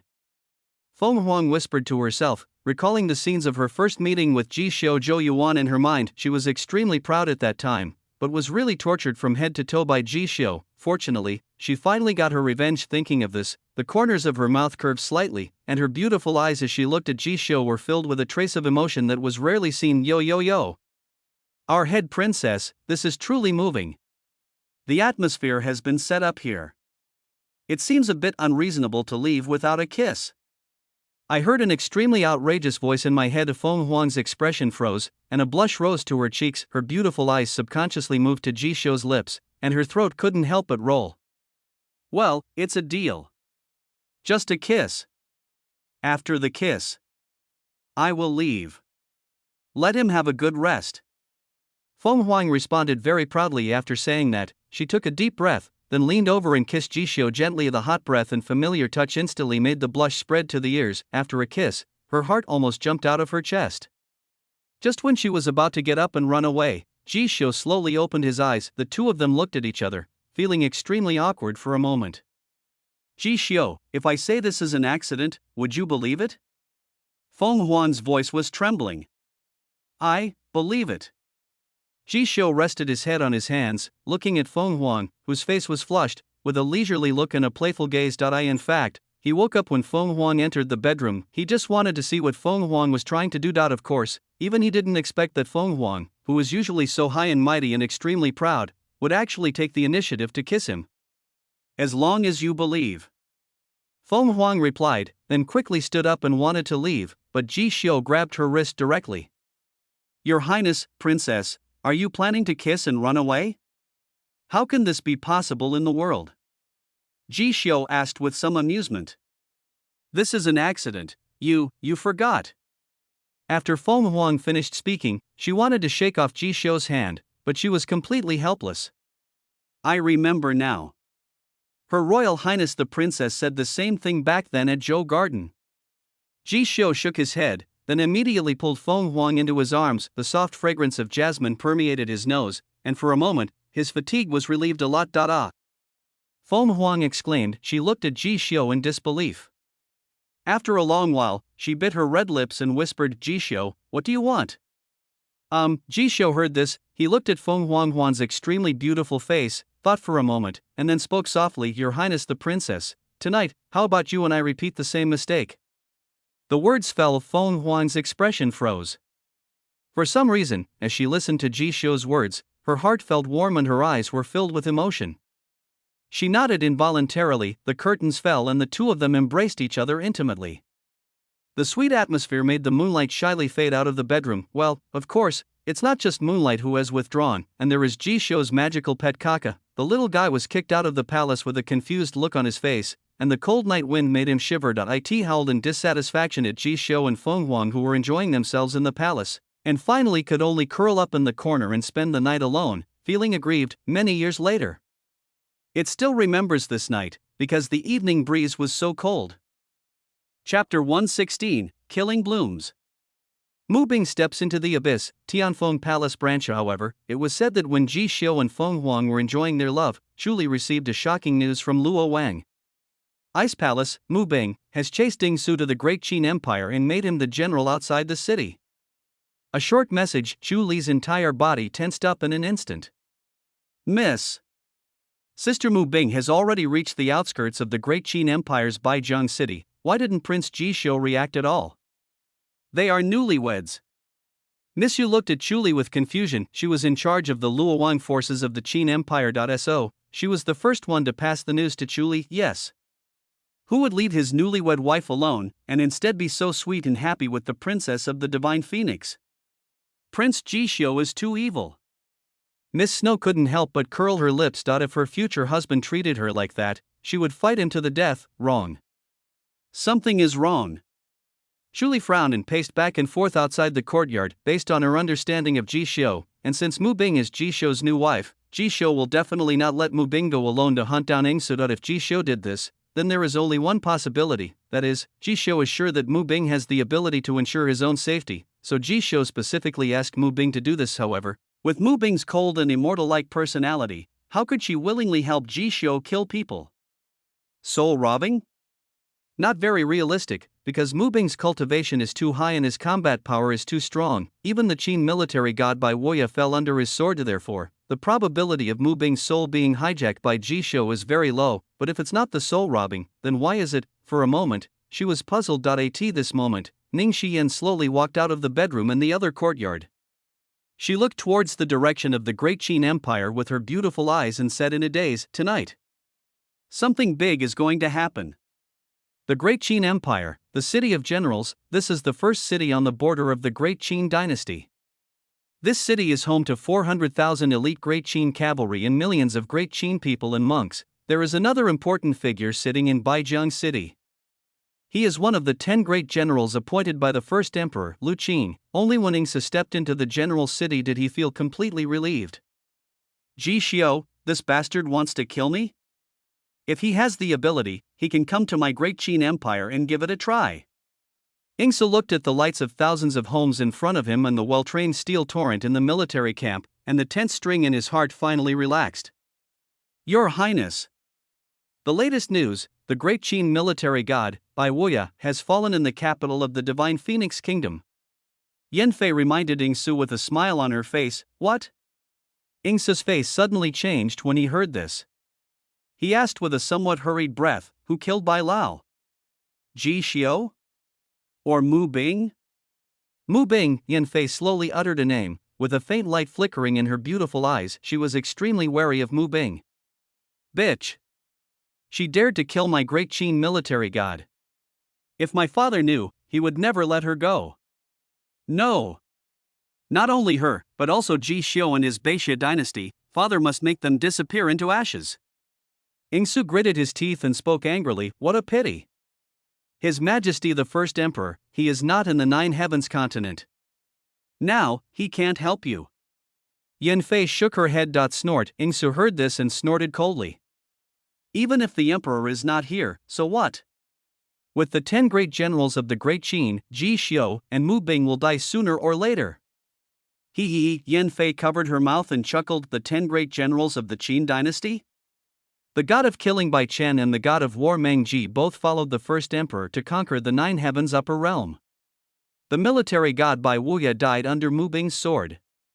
Your Highness, tell me, what do you have to fight Ji Xiu? Hearing this, Ing Su's expression froze and his throat couldn't help but roll. He fixed his eyes on Yan Fei, and then said in a low voice, Senior. You once promised my father to take care of the Great Qin Empire. If you can lend a helping hand to my Great Qin Empire, and with the help of the 7 great generals of my Great Qin Empire, why should Ji Xiu and Mu Bing be afraid? He. When Yan Fei heard this, she laughed as if she had heard something funny and was shaking with laughter. After a moment, she looked at Ing Su with interest and said playfully, What a pity! You, Ing Su, cannot represent the Great Qin Empire. Besides, I am tired of playing in the lower world. It's time to go back to the upper world of the Nine Heavens. If you meet your father in the upper realm, I can help you pass on a message to him. After all, you and I have known each other for such a long time, it's not a big deal to bring a last word. After saying that, she walked away on her own. Looking at her leaving back, Ing Su asked angrily with gritted teeth, Yan Fei. Since you don't intend to stand on the side of my Great Qin Empire, Why do you want to rescue this prince and return to Daqin? Hearing this, Yan Fei stopped and turned slightly. The moonlight falling on her seemed particularly cold, the corners of her mouth raised a slight arc, and then she said, because I also hope to see the wonderful drama of the goddess falling into the devil. Your Highness, take care. As the voice fell, her figure suddenly disappeared into the darkness. Damn it. What on earth is this woman talking about? What goddess fell into evil? Yingse frowned, not understanding the meaning of Yan Fei's words at all. Just when he was full of worries, boom! A deafening roar resounded throughout the entire Baijiang city. 3,000 Qin cavalrymen galloped out of Baijiang city. At this moment, under the bright moonlight, a peerless figure was standing outside Baijiang city. She has a cold and beautiful face, and is unparalleled in her charm. She is dressed in a plain moon-colored skirt, which makes her look holy and elegant. She is as beautiful as a goddess from heaven who has descended to the mortal world, and it takes one's breath away. As the night wind blew, her skirt rustled, and she looked extremely cold and murderous. Mu Bing! It's Mu Bing! When Yingse saw this peerless immortal figure, he was shocked. Your Highness! It's not safe here anymore. Please leave as quickly as possible. I will try my best to buy you some time. Lu Qing said to Yingse with a serious expression. Hearing this, Yingse's body trembled. He gritted his teeth, clasped his fists towards Lu Qing, and then said, "Take care, God." Well, upon hearing this, Lu Qing sighed, turned around and headed out of the city. The first time he saw Mu Bing, he knew that he was no match for her, but even so, what can he do? He absolutely could not watch the crown prince of Qin die in the city where he was appointed as a general. Therefore, he issued a death order, requiring all the Qin soldiers and practitioners in the general city to stop Mu Bing, even if it means risking my life, even if it can only stop him one step. At this time, outside the defeated general city, Mu Bing moved.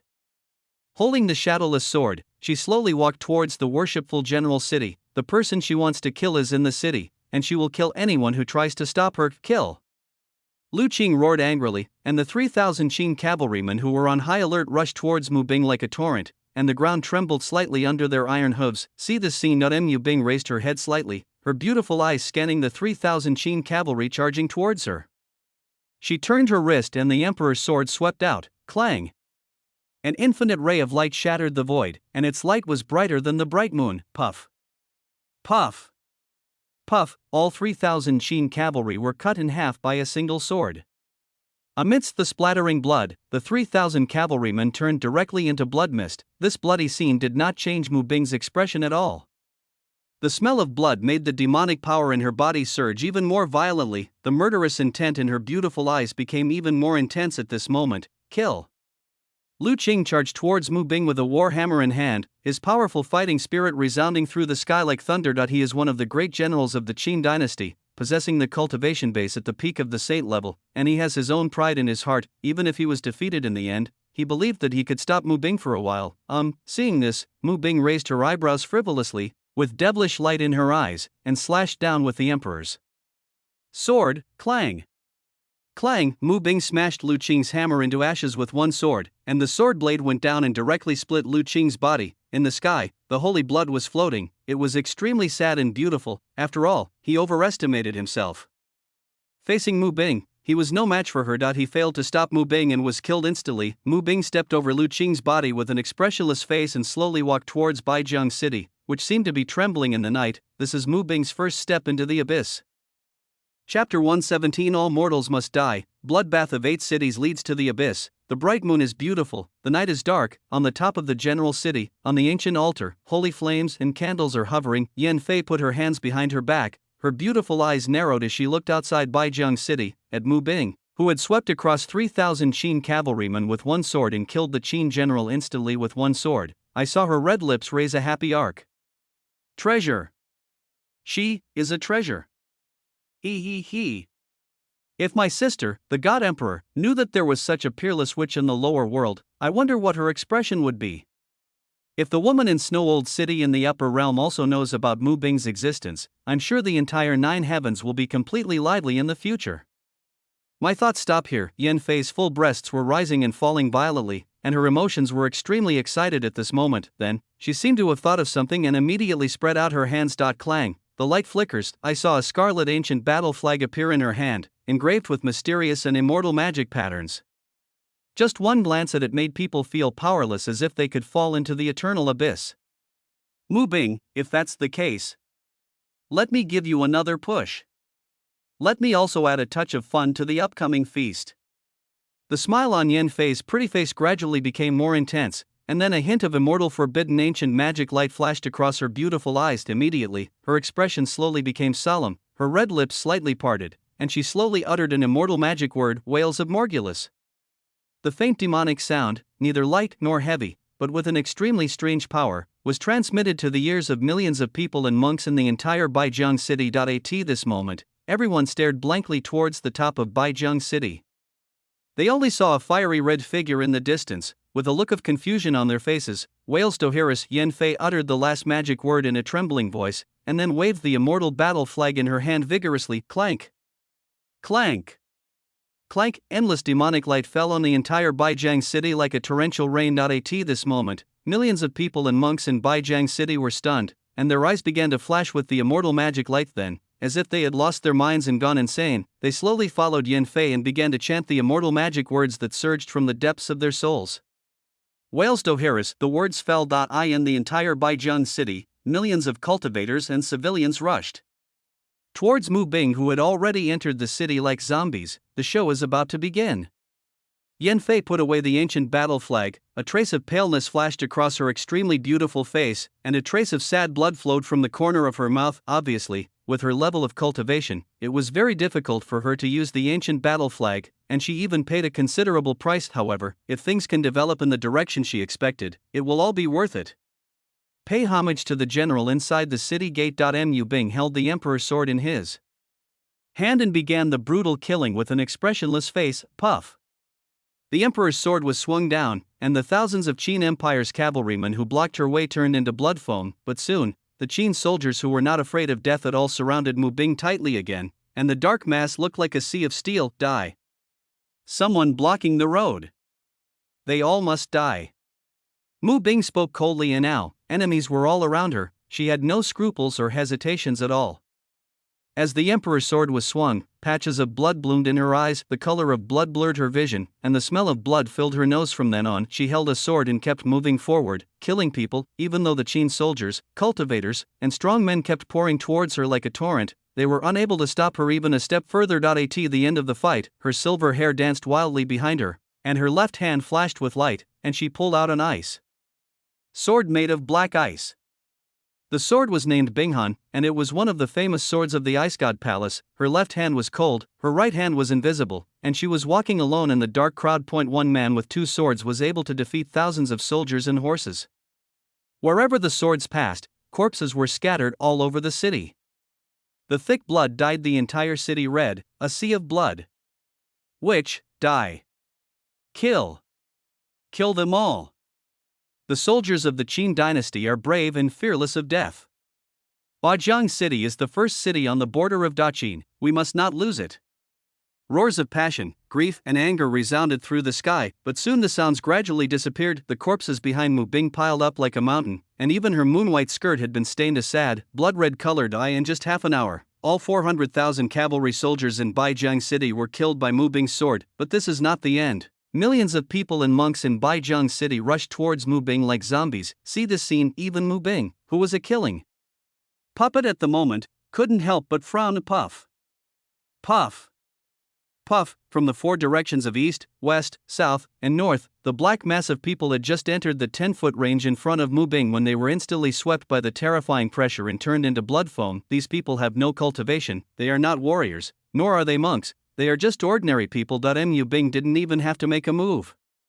Just a glance and a hint of murderous intent were enough to kill them all. Mu Bing was standing and walking in the Baijiang city, his silver hair fluttering in the wind, leaving bloody footprints with every step, and behind him was a mountain of corpses and a sea of blood. At this moment, she really looked like a peerless killer, perfectly combining killing and beauty. When she walked out of Baijiang city, the lights of the city were still there, but the whole city was deserted and lifeless. The thick blood and the shadow of death completely engulfed the city. The huge Baijiang city was as silent as an abyss, with millions of dead souls. Beautiful. So beautiful. Yan Fei looked at Mu Bing, whose pretty face was stained with blood and who had massacred millions of people, from afar. The smile on her beautiful face became more intense even at the end. She started laughing in a somewhat morbid way. Ha ha ha ha.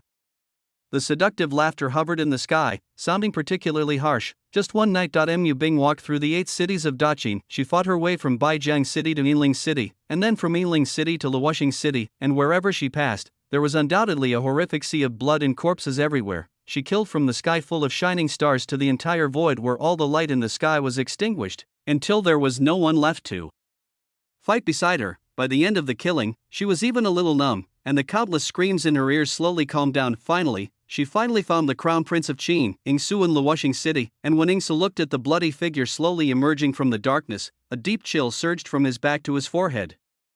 This woman comes from the abyss. Yingsu's eyes were lifeless as he murmured softly like in a dream. The words fell. A thick, sickening smell of blood filled his nose. Mu Bing had already arrived in front of him. Yingsu raised his head slightly. Mu Bing's face under the moonlight is still unparalleled, so beautiful that it takes your breath away and is thrilling. There were a few drops of residual blood on her cold and pretty face, and she looked extremely seductive. The strong smell of blood all over her body was in sharp contrast to her beauty, but they were perfectly combined together. Mu Bing's moon-white skirt rustled in the night wind. Under the moonlight, the gorgeous shadowless sword was revealed, and the blade was still dripping with blood. You, just kill me. Yingsu spoke in a daze. His legs went limp and he fell weakly to the ground. He didn't want to run anymore, and he couldn't run anymore. The 8 cities of Daqin were killed by Mu Bing alone. As the crown prince of the Qin dynasty, he cannot escape blame. He even thought that if Yan Fei didn't save him, he would just die in the Xinhuang imperial capital. That if that were the case, there wouldn't have been so many monks and civilians in his great Qin empire dying tonight. The words fell. Puff. The emperor's sword pierced directly into Yingsu's heart and penetrated his entire body and forehead. Yingsu's body trembled violently, and a trace of scarlet blood flowed from the corner of his mouth. He grinned and murmured weakly, Mu Bing, you have fallen into the evil path. After tonight, there will no longer be a place for you in the 9 heavens world. He. Puff. Mu Bing pulled out the emperor's sword expressionlessly, bringing out a trail of blood, and turned away coldly at the Qin prince. Yingsu fell to the ground with a loud bang, splashing up clouds of dust. Walking out of Falling Star City, a ray of morning light fell on Mu Bing's shoulders.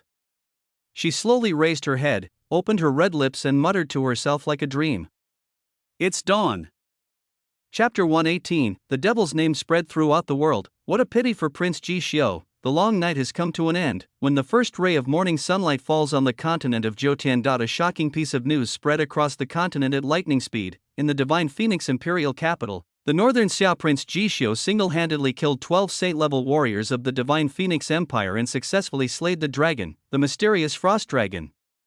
When the billions of cultivators on the Jotian continent heard this news, they felt that their brains were not enough for a moment. Just a few days ago, the incident of Ji Xiu killing 7 saints seemed to be still fresh in people's minds, and now, why did he suddenly kill 12 saints? Not only that, he even managed to slay a dragon, and it is not just an ordinary dragon, but a giant Xuanchuang dragon with noble blood and legendary combat power. Just when everyone was in amazement and confusion, a scroll from the Tianji Pavilion spread throughout the entire Jotian continent. The Buddha's wrathful lotus shook the world, and the dragon he slashed with ease shocked the 9 heavens.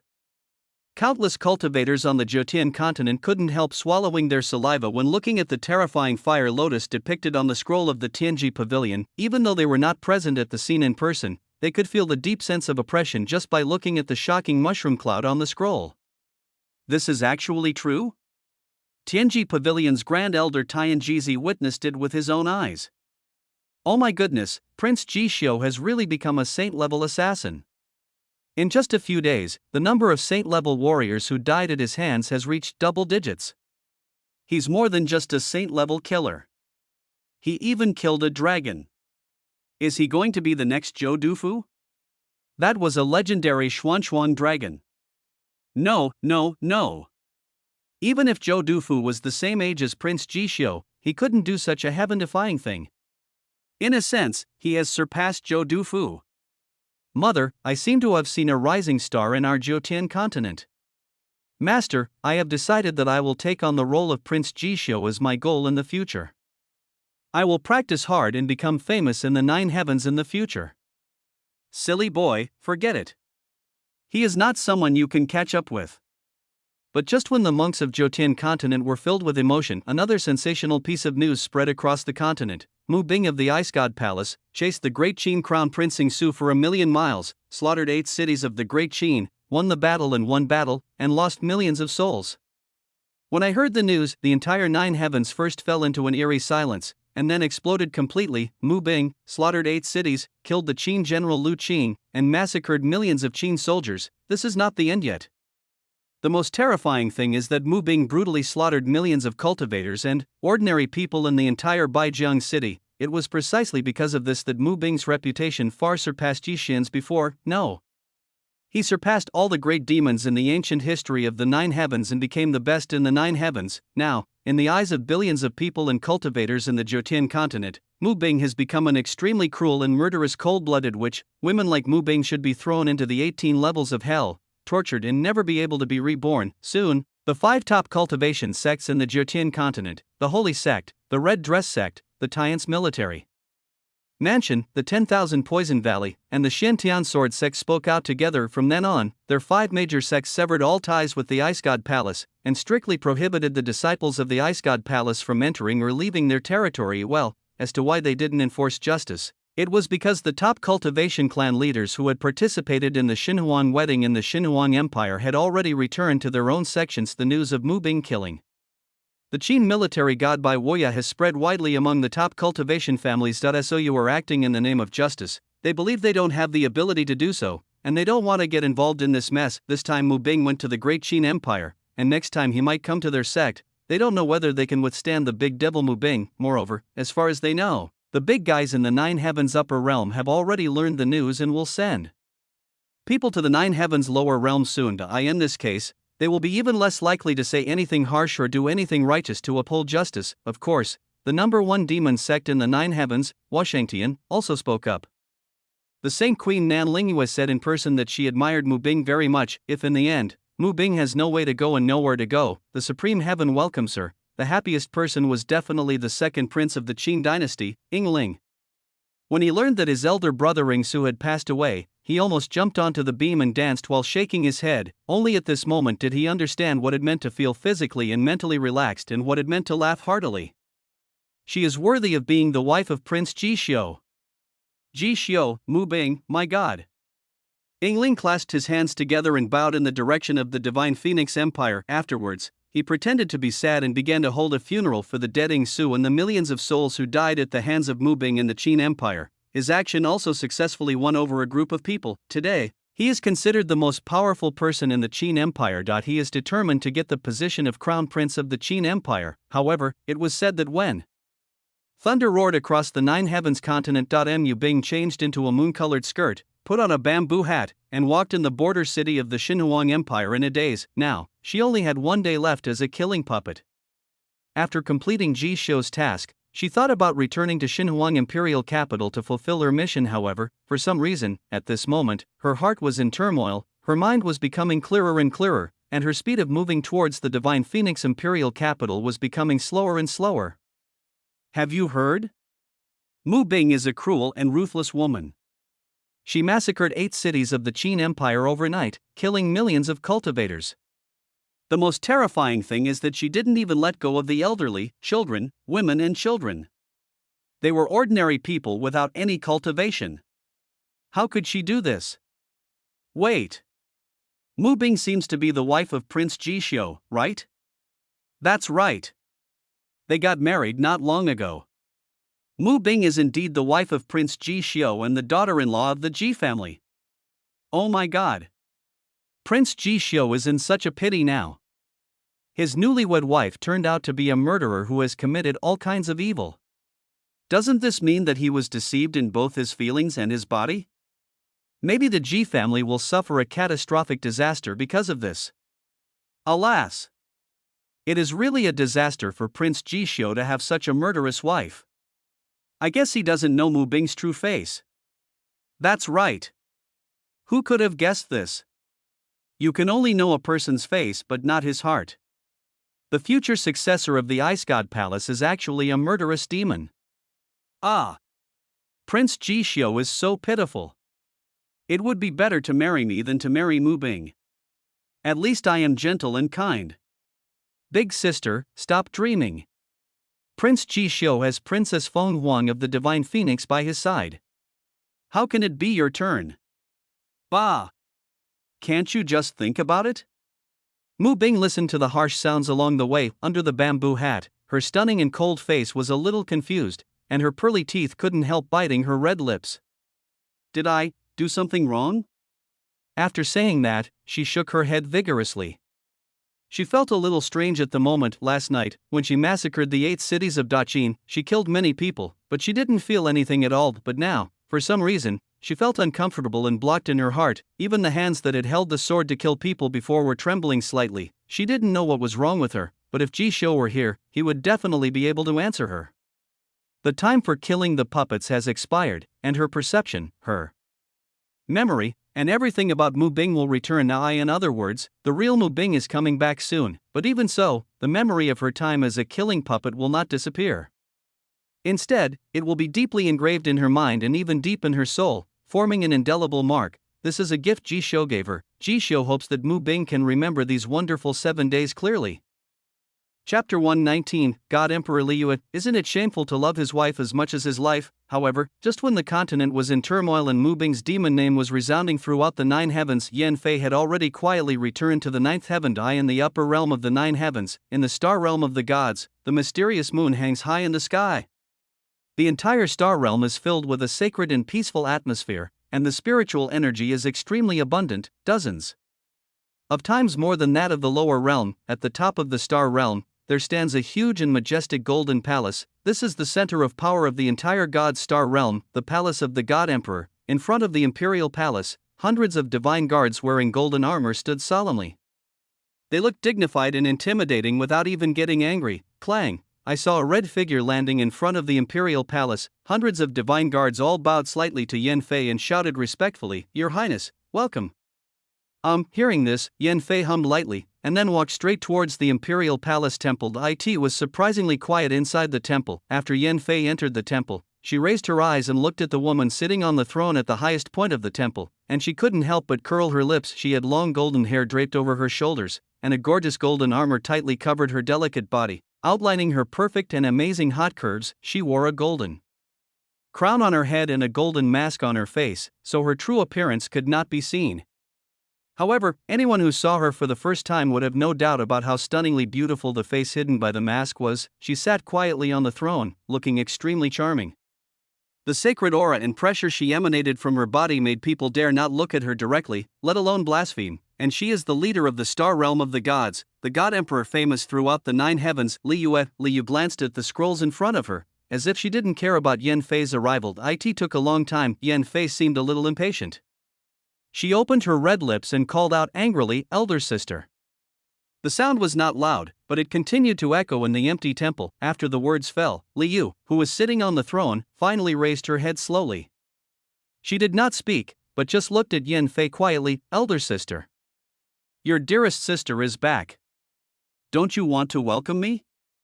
Or rather, aren't you curious about what your sister has been doing in the underworld these years, and what news I will bring you?" Yan Fei crossed her arms over her chest, looked at Liu with a sneer on her face and asked, Liu nodded slightly when she heard this, and then said, "I heard that there is a very remarkable little guy in the lower world. His name is Ji Xiu. If you want to talk about him, I already know. Use the body of the Lord to kill the saint, and after breaking through the saint, kill the dragon with ease. In the future, he may make a name for himself in the 9 heavens upper realm." Snort! Yan Fei snorted softly. "How? Sister, are you moved? Do you want to take him under your command?" Liu nodded and said, "If someone as stunning as him wants to come to the realm of gods, you are welcome, Emperor. I can even consider teaching him personally." Yan Fei raised her eyebrows frivolously, raised her red lips into a cold arc and said, "What about Mu Bing?" Hearing this, the atmosphere in the palace of the divine emperor suddenly turned cold. Liu did not say anything. Now even she had heard that a murderous demon had appeared in the 9 heavens underworld. Just at this moment, Yan Fei's red lips slightly curved, and she spoke without blushing or beating her heart. "Sister, you have to know that Mu Bing is Ji Xiu's new wife. So, you don't have to consider taking him under your wing. After all, our Prince Jishio loves his wife as much as his life. So since Mu Bing has fallen into the evil path, Jishio will definitely not give up his beloved wife. In my opinion, it is more likely that both of them have fallen into the devil's way. Does he love his wife as much as his life? Hearing this, Liu murmured, and then she slowly called out to the outside of the imperial palace. Lydian, come in. The words fell. I saw a tall and handsome man wearing divine armor slowly stepping into the temple, and then half knelt in the hall, waiting for the order from the God Emperor. Go to the lower world of the 9 heavens. Check Jishio. See if he has any signs of falling into evil. If there is anyone who can be saved, then save him. If you can't save him, then kill him. Liu spoke in a very serious tone. In her opinion, if Jishio with his talent unfortunately falls into the evil path, then his future will be a disaster for the entire 9 heavens. As the divine emperor, she would never allow such a thing to happen, no matter how much she admired Jishio. Your Majesty, what about Mu Bing? The divine general Li Tian asked in a deep voice. Mu Bing is out of your business. The Archbishop of the Axiom Church has spoken. Another demon emperor cannot appear in the 9 heavens world. So, I think they will deal with Mu Bing. Liu responded calmly. Yes, Li Tian nodded, then turned and left the temple. Is the Axiom Church going to take action too? Yan Fei listened to Liu's words with a frivolous look on her face. The Axiom Church is the immortal church in the 9 heavens, and it is also the foremost force in slaying demons and defending justice. In her opinion, if someone from the Axiom Church came, things would become even more interesting. How long do you plan to stay in the realm of the gods this time? Liu turned her head and looked at Yan Fei. Snort. Yan Fei snorted coldly and waved her hand in response. Leave now. I won't bother you here anymore. After saying that, she turned and left the temple. Well, Liu looked at Yan Fei's back and let out a long sigh. Even though she was the divine emperor, she was helpless towards Yan Fei. However, after Yan Fei left the palace of the divine emperor, she returned to her own private bedroom. Clang, a woman in tight black clothes came up to her. Your Highness, what are you going to do next? Yan Fei tapped her delicate white chin with her jade hand, and then a playful arc appeared at the corner of her mouth as she instructed the woman in black shadow. Please go to the Yin Yang dynasty and find Long Yang. Tell him that his Baixia dynasty has been completely overthrown by the Ji family. His son and grandson are all dead. After you finish this, go and remind the first emperor who was visiting the Changshenggu family, and tell that old man who has spent his whole life seeking immortality what happened in his great Qin dynasty. I hope this fire will burn brighter and brighter. The more chaotic the 9 heavens are, the happier I am. Yes, Shadow nodded, then she seemed to think of something and asked, Your Highness, what about you? Are you planning to return to the 9 heavens continent? After all, the world-purifying demon flame has not yet been obtained. Yan Fei chuckled, shook her head and said no hurry. Compared to the purifying devil flame, Jishio has something else on him that is even more important. Once I have captured Jishio, then I will see how my sister, the divine emperor, will continue to be so high and mighty in the future. After saying that, she walked out of the palace. Your Highness, where are you going? Shadow asked in a daze. Demon World. Snow Old City. Chapter 120. After Yan Fei was humiliated and stepped on the head, Yixian became the son-in-law of the Dragon Clan, the 9 heavens upper realm, the Demon Realm, and the Snow Old City. The Demon Emperor's palace, with its purple gauze curtains, was filled with a unique and intoxicating fragrance, and on the palace bed, lying on its side, was a peerless beauty in black clothes.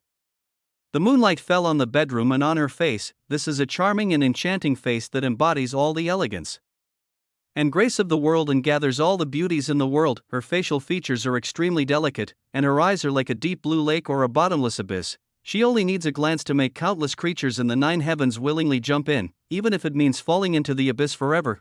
When Yan Fei saw this woman, she couldn't help but shudder and took a deep breath. This was not the first time she came here to see this woman, but every time she saw this woman, she felt like she had one foot in the endless abyss. Obviously, the intimidation of this person in front of her was extremely great, and this woman is the Demon Emperor, Lu Yueshi. You're here. A charming voice that makes people numb to the bone sounded. Greetings to His Majesty the Demon Emperor. Yan Fei bowed slightly when facing the Demon Emperor, she was countless times more reserved and respectful than when facing her sister, the God Emperor. Come over. Give me a foot massage. Hearing this, Yan Fei's pretty face changed, and a hint of humiliation flashed across the depths of her beautiful eyes, but in the end, he obediently walked forward and carefully sat on the edge of the bed. This time, Lu Yueshi put her slender and round long legs in front of Yan Fei. Call. Seeing this, Yan Fei took another deep breath and then raised her jade hand to start massaging Lu Yueshi's legs. Don't you understand what I'm saying? I told you to massage your feet, not your legs. Lu Yueshi frowned slightly and scolded softly. Yes, the Demon Emperor. Yan Fei gritted her teeth, then moved her jade hand down slightly. Then she held Lu Yueshi's slender white feet and began to caress them gently from the soles of the feet to the insteps and then to the toes. She massaged very patiently and carefully, fearing that she would displease the Demon Emperor in front of her. Good. That's the strength. Tell me, why did you come to Shuelao City tonight? Lu Yueshi spoke calmly. Madam Demon Emperor, I guess you've heard that a good talent has emerged in the Jiotian continent. My sister has already started to take action. She said that Mu Bing must not be allowed to step into the demon world, and she must not let another demon emperor appear in the Nine Heavens continent. Yan Fei spoke to Lu Yueshi without blushing at all, saying things that her sister Liu had never said before. Then what? Lu Yueshi's beautiful eyebrows are frivolous. It's my opinion. Master Demon Emperor should send powerful demons to the Nine Heavens continent. We can't let Mu Bing, this excellent magic talent, go. Maybe she can become your right-hand man in the future. And Ji Xiu, it would be best if he could serve the demon clan in the future. If you, Lord Demon Emperor, are unable to spare any time, I am willing to serve you. After all, even my sister is shocked by his potential. So, you must not let him go. Yan Fei smiled slightly, her tone extremely gentle. Silly girl. My demon clan has already gone to the Nine Heavens continent. You don't have to worry about the following things. I have already made all the arrangements for all the plans. Lu Yueshi looked at Yan Fei with interest in her beautiful eyes. After saying that, she slowly stood up, and then, in front of Yan Fei's shocked gaze, she raised her jade feet and stepped directly on Yan Fei's pretty face. Master Demon Emperor, what are you doing? Yan Fei was stepped on by Lu Yueshi, her beautiful eyes flashing with fear and humiliation, but in the end she dared not move a nothing. I'm just warning you, don't ever think of teaching me how to do anything again in the future. And don't try to be clever in front of me anymore. I am not your sister, the God Emperor. I don't have that much patience with you. Lu Yueshi looked down at Yan Fei from above, a faint sneer on her beautiful and charming face. After that, she retracted her jade feet and waved her hand. Go away. Go back to your Jiotian continent and do what you should do. Hearing this, Yan Fei hurriedly got up and fled from the bedroom. Call. After leaving Shuelao City, Yan Fei took a deep breath, looked up at the bright moon in the sky, gritted her teeth and whispered to herself, My dear sister, sooner or later I will drag you down into the abyss, no matter what the cost. And you, Devil Emperor Lu Yueshi, you must remember your actions today. When my plan succeeds, you will be the one to be stepped on next time. After saying that, she took out a handkerchief and wiped her pretty face, which had been stepped on by Lu Yu's jade feet. Pooh, stinky woman, so disgusting. Yan Fei spat lightly, her pretty face full of shame and indignation. In the lower world of the Nine Heavens, Panlong Island, a figure was sitting under the altar in the forbidden ancient well in the back mountain. At this moment, wisps of crimson light bloomed from the man's body. At the same time, an extremely terrifying pressure is gathering. Holy steps arrive. The moment Yi Xian slowly opened his eyes, he was like a human-shaped real dragon that had awakened after sleeping for eternity. The terrifying pressure turned into a ray of blood that shot up into the sky in an instant. At this moment, the terrifying pressure from the real dragon attracted the attention of countless dragon leaders in Panlong Island. This pressure is actually the blood power of the semi-ancestor level. How is it possible? It seems that the bloodline of a strong man in my dragon clan has evolved successfully. Ha ha ha. Half-ancestor bloodline? God bless our dragon race. The direction of the pressure is the Forbidden Mountain? The words fell, rays of auroras headed towards the Forbidden Mountain. The Forbidden Mountain? Isn't that where the little mute is? The Dragon Girl by Xin looked at the red bloodlight rising into the sky with shock. Then she gritted her teeth and rushed towards the Forbidden Back Mountain. Although she didn't like the moody little mute, she was kind-hearted and couldn't bear to see the little mute being eaten alive by his own elders. At this moment, Yi Xian jumped out of the ancient well. He stood on the well, his eyes scanning the surroundings vigilantly. He was randomly teleported from Zhou Garden to the bottom of the ancient well. This was the first time he saw the world outside the ancient well. He also knew that this was Panlong Island, but he was fearless. Human? How could it be a human? The Dragon Clan's great elder Bai Zhu arrived first. He looked at Yi Xian in front of him and his brows furrowed into a shape of a. About as soon as he finished speaking, 9 auroras came to his side. These 9 were the 9 elders of the Dragon Clan. Junior, Yi Xian. Greetings, fellow dragon elders. Yi Xian bowed to the dragon leaders in front of him. Seeing this, Bai Zhu was silent for a moment and then asked, Human, tell me about it. What on earth is going on here? Hearing this, Yi Xian nodded. He took a deep breath, sorted out his thoughts, and then began to tell his story to the dragon leader in front of him, from Tianma Mountain, to Shinmu Forest, to Zhou Garden, and finally to the bottom of this ancient well. He told the dragon leaders in front of him everything he had experienced. Ji Xiu. It's actually him. It turns out he is the culprit behind all this. A leader of the Dragon Clan cried out in horror with a gloomy expression. The news of Ji Xiu slaying the dragon has spread throughout the entire Jiotian continent. While they were thinking about how to retaliate, they didn't expect that it would involve a major incident that had occurred in the Jiotian continent before. So, Bai Zhu looked at Yi Xian's thick dragon arm and felt the pressure of the semi-ancestor emanating from his body. He couldn't help but ask with some fear, so, you swallowed the heart of the ancestral dragon? Yes, Yi Xian nodded. His right arm was cut off by Ji Xiu, and then he was teleported to the bottom of the ancient well by Ning Xian, so this was the only way left for him and he had to take it. Hiss. Hearing this, all the dragon leaders present gasped. The heart of the ancestral dragon under the ancient well is a taboo for their dragon clan, and it is also a glimmer of hope for the revival of the dragon clan. However, for thousands of years, no strong young man qualified to devour the heart of the ancestral dragon has appeared in their dragon clan, so the heart of the ancestral dragon has been sealed under the ancient well. But they didn't expect that a human being could actually be devoured successfully, and that the bloodline actually evolved into a semi-ancestor level bloodline. This impossible thing actually happened before their eyes. This is God's will. Bai Zhu looked up to the sky and sighed. His expression was very complicated. Yi Xian didn't quite understand what Bai Zhu meant. Yi Xian. In the future, can you serve my dragon clan? Bai Zhu looked at Yi Xian with burning eyes and asked in a deep voice. Can. Yi Xian nodded heavily without any hesitation. Since he has devoured the heart of the ancestor dragon of the dragon clan and has been reborn, he can be considered half a dragon, then serving the dragon clan is naturally his duty. Good.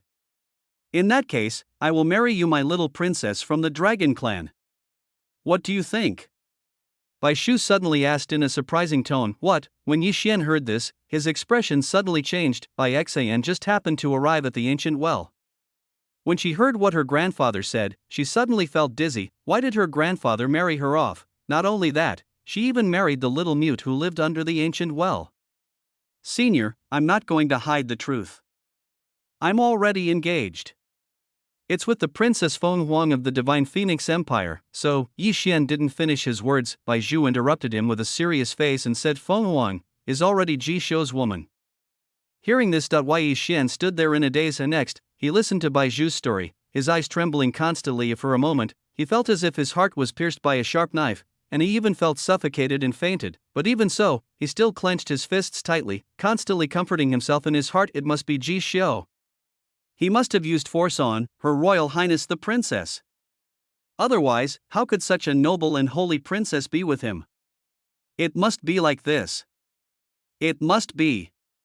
Yi Xian, are you willing or not? Bai Zhu frowned and asked again. After hearing this, Yi Xian was silent for a long time. He suddenly raised his head and responded with 2 words, willing. Now, as long as he can kill Ji Xiu, he is willing to do anything, even become the son-in-law of the Dragon Clan. He wanted to avenge his master Ning Xian. After all, in his opinion, Ning Xian had sacrificed her life to save him from Ji Xiu's sword. he also wants to save Feng Huang from danger, he will never allow Haisa. When Bai Xin heard this, she was stunned. Yi Xian is willing, but she didn't say she is willing. Good. In that case, my dragon clan is also willing to help you, Yi Xian, to avenge your previous shame. What a coincidence, my dragon clan and Ji Xiu also have a blood debt to settle. Bai Shu spoke indifferently of the giant black frost dragon that Ji Xiu killed in the Divine Phoenix Imperial capital was none other than the youngest elder of his dragon clan. Good. Then please accompany me to Xinhuang to settle accounts with Ji Xiu. Yi Xian nodded heavily. Xin. Go. In the name of our dragon clan, send a letter of challenge to that Beixia prince Ji Xiu. Since he dared to massacre members of my dragon clan, then my dragon clan will make him pay with blood. Bai Shu said very coldly. Yes, grandfather. Bai Xin nodded somewhat uninterested, then turned and left. Ji Xiu. Just you wait. I, Yi Xian, have come to see you. Yi Xian looked far away in the direction of the Divine Phoenix Empire, his expression becoming increasingly cruel, with murderous intent in his eyes. Chapter 121 Sweet Phoenix. The prince walked out with the help of the wall. The sun sets and it is already evening. Divine Phoenix Empire, Imperial Capital, outside the Tianfeng Palace. Julie paced back and forth with an ancient scroll in her hand, her pretty face full of anxiety. Ning Xian teased Kaka in her arms, her gentle smile bright enough to melt anyone's heart completely. And it was obvious that Kaka also liked Ning Xian. It was like a little kitten, rubbing its furry head affectionately against Ning Xian's cheek. The interaction between the two was very interesting. Miss. It's been a whole day and night. Prince Ji Xiu and Princess Feng Huang are really going too far. Is this ever going to end? Miss Shui said angrily, pointing at the closed gates of Tianfeng Palace. Who says it's not? Prince Ji Xiu, this is too much. Ms. Mu Bing had such a big problem, but he didn't ask about it at all. Our young lady has to worry about him. What the hell is this? Miss Yu was also very dissatisfied and stood up for Chuli. She felt more and more that her own daughter was a complete enemy. Snort. My young lady has been worrying about him all day. He is fine. He actually spent a whole day in the Tianfeng Palace with Princess Feng Huang. You are truly worthy of being the famous Prince Ji Xiu. Playboy. Miss Shui pouted and felt more and more sorry for Mu Bing and Chuli. Hearing this, Chuli looked at Miss Shui and Miss Yu with some amusement and said, "You guys. What a child." After that, Chuli came to Ning Xian and spoke softly, "Senior. You've also noticed something's wrong." Ning Xian nodded. She turned around holding Kaka and looked at Chuli. Mu Bing, bloodbathed the 8 cities of Daqin, slaughtered millions of cultivators and civilians. This is too strange, but it is true. Ji Xiu, you are indifferent to Mu Bing's attitude. How can you be like a newlywed couple? So, I think Ji Xiu had anticipated this long ago, and he was even happy to see it happen. But I don't understand what happened to Ji Xiu and Mu Bing. Why is Ji Xiu so cold and indifferent to Mu Bing, and even happy to see her become the public enemy of Zhou Tian? Julie spoke out all her thoughts and questions at once. Well, Ning Xian sighed. In fact, she had already sensed something was wrong since the very beginning of the Beixia wedding. The peerless demonic power was shocking. She thought it was Ji Xiu's awakened power, but in fact it was Mu Bing. But how could the future heir of the Ice God Palace awaken such a shocking and heaven-defying demonic power? So in her opinion, there is only one truth, that is, this is Ji Xiu's masterpiece. In addition, the fact that Ji Xiu allowed Mu Bing to kill in the past few days and even guided Mu Bing to kill made her even more certain of this. However, she still didn't know how Ji Xiu did it, let alone what Ji Xiu's purpose was. She only knew one thing, that after that day, Mu Bing was trapped in darkness, and after last night, Mu Bing took another step into the abyss, and there was no turning back. After all, having done such a terrible thing, the group of big shots above the 9 heavens will definitely not let Mu Bing go. He believed that Ji Xiu knew all of this very well. What he probably wants is to make Mu Bing step into the abyss, trapped in darkness, make Mu Bing the public enemy of the 9 heavens, and leave Mu Bing with no way out. No. This is such a huge matter. I must let Ji Xiu know. Chu Liu tightened her grip on the scroll in her hand. This scroll came from Shueyue City and from his father, Shueyue Sword Immortal. Wait a little longer. They should be coming out soon, right? Ning Xian shook her head. In Tianfeng Palace, Feng Huang had already awakened, and the bright moon shone through the palace window onto her extremely beautiful face. At this moment, her pretty face was slightly flushed, and her beautiful eyes contained a charm and allure that was inconsistent with her noble temperament. She looked at Jishio, who seemed to be still sleeping, with a slight curve at the corner of her mouth. Then she stretched out her slender jade fingers and drew circles on Jishio's chest. At this moment, she looked like a charming and beautiful enchantress, exhausted. Jishio slowly opened his eyes. After that night with Feng Huang, he finally understood the true meaning of a night of love is worth 1,000 gold. Yo! Prince Jishio has woken up. Feng Huang smiled and teased. Jishio looked at Feng Huang in front of him, and for a moment he just felt something was wrong. The aloof Princess Feng Huang does not possess such enchanting and charming attributes. At this moment, he couldn't help but think of that night in Zhou Garden and that enchanting phoenix. Who am I in your eyes?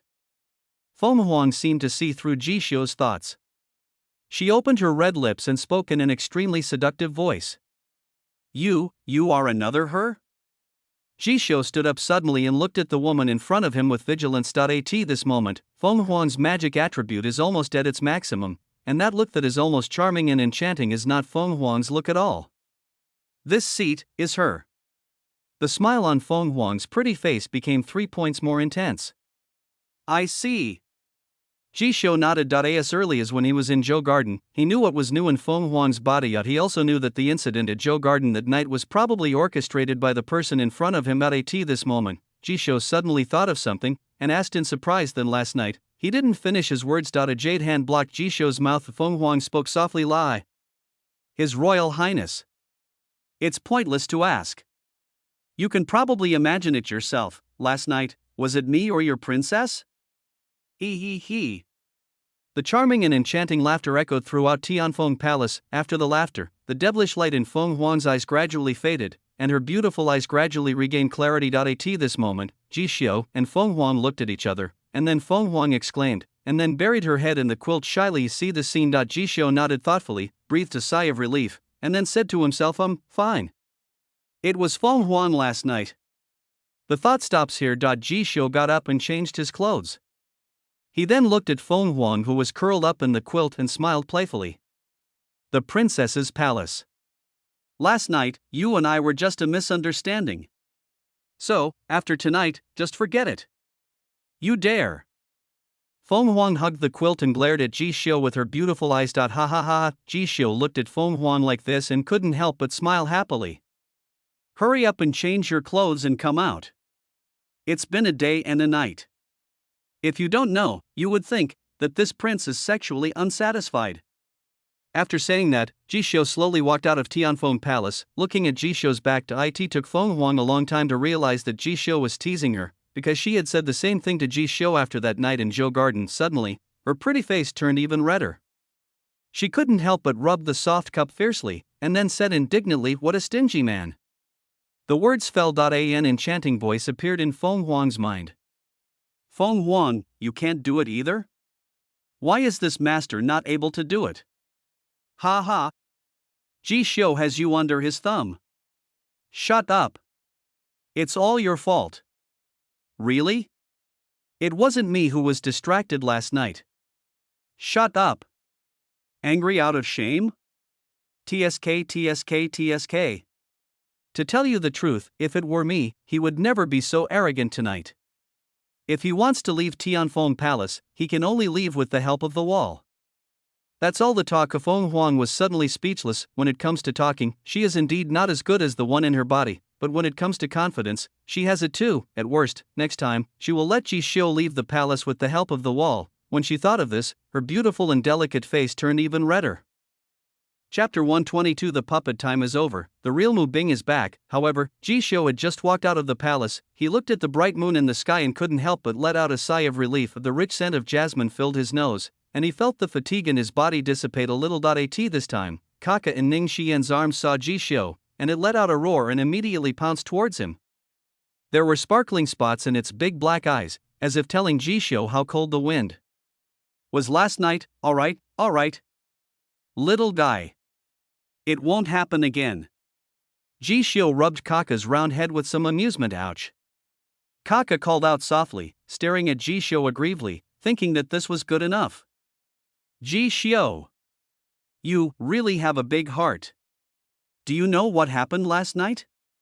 Miss Shui came forward and questioned Ji Xiao in indignation. Tell me about it.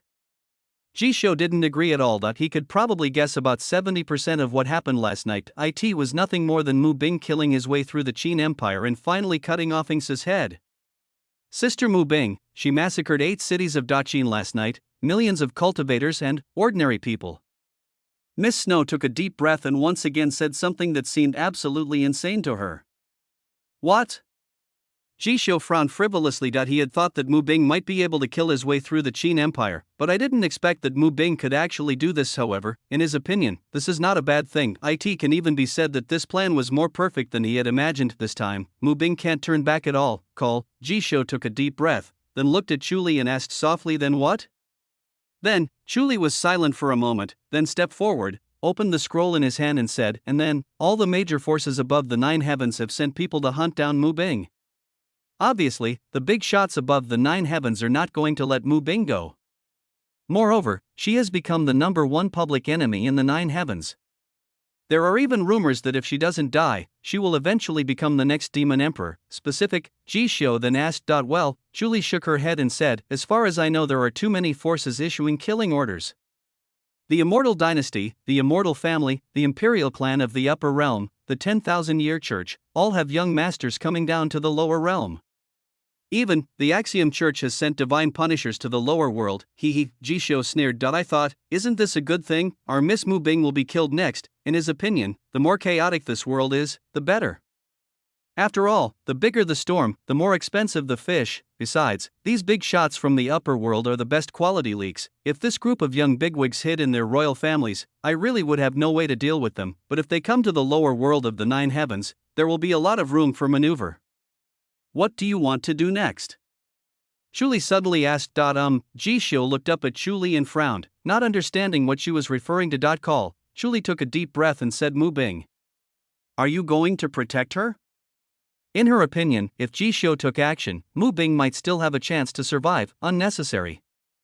Ji Xiao shook his head. Who is Mu Bing? She is the heroine of the novel and an immortal emperor in her previous life. If these scums from the upper realm really want to touch Mu Bing, they will be in trouble. He was also very curious.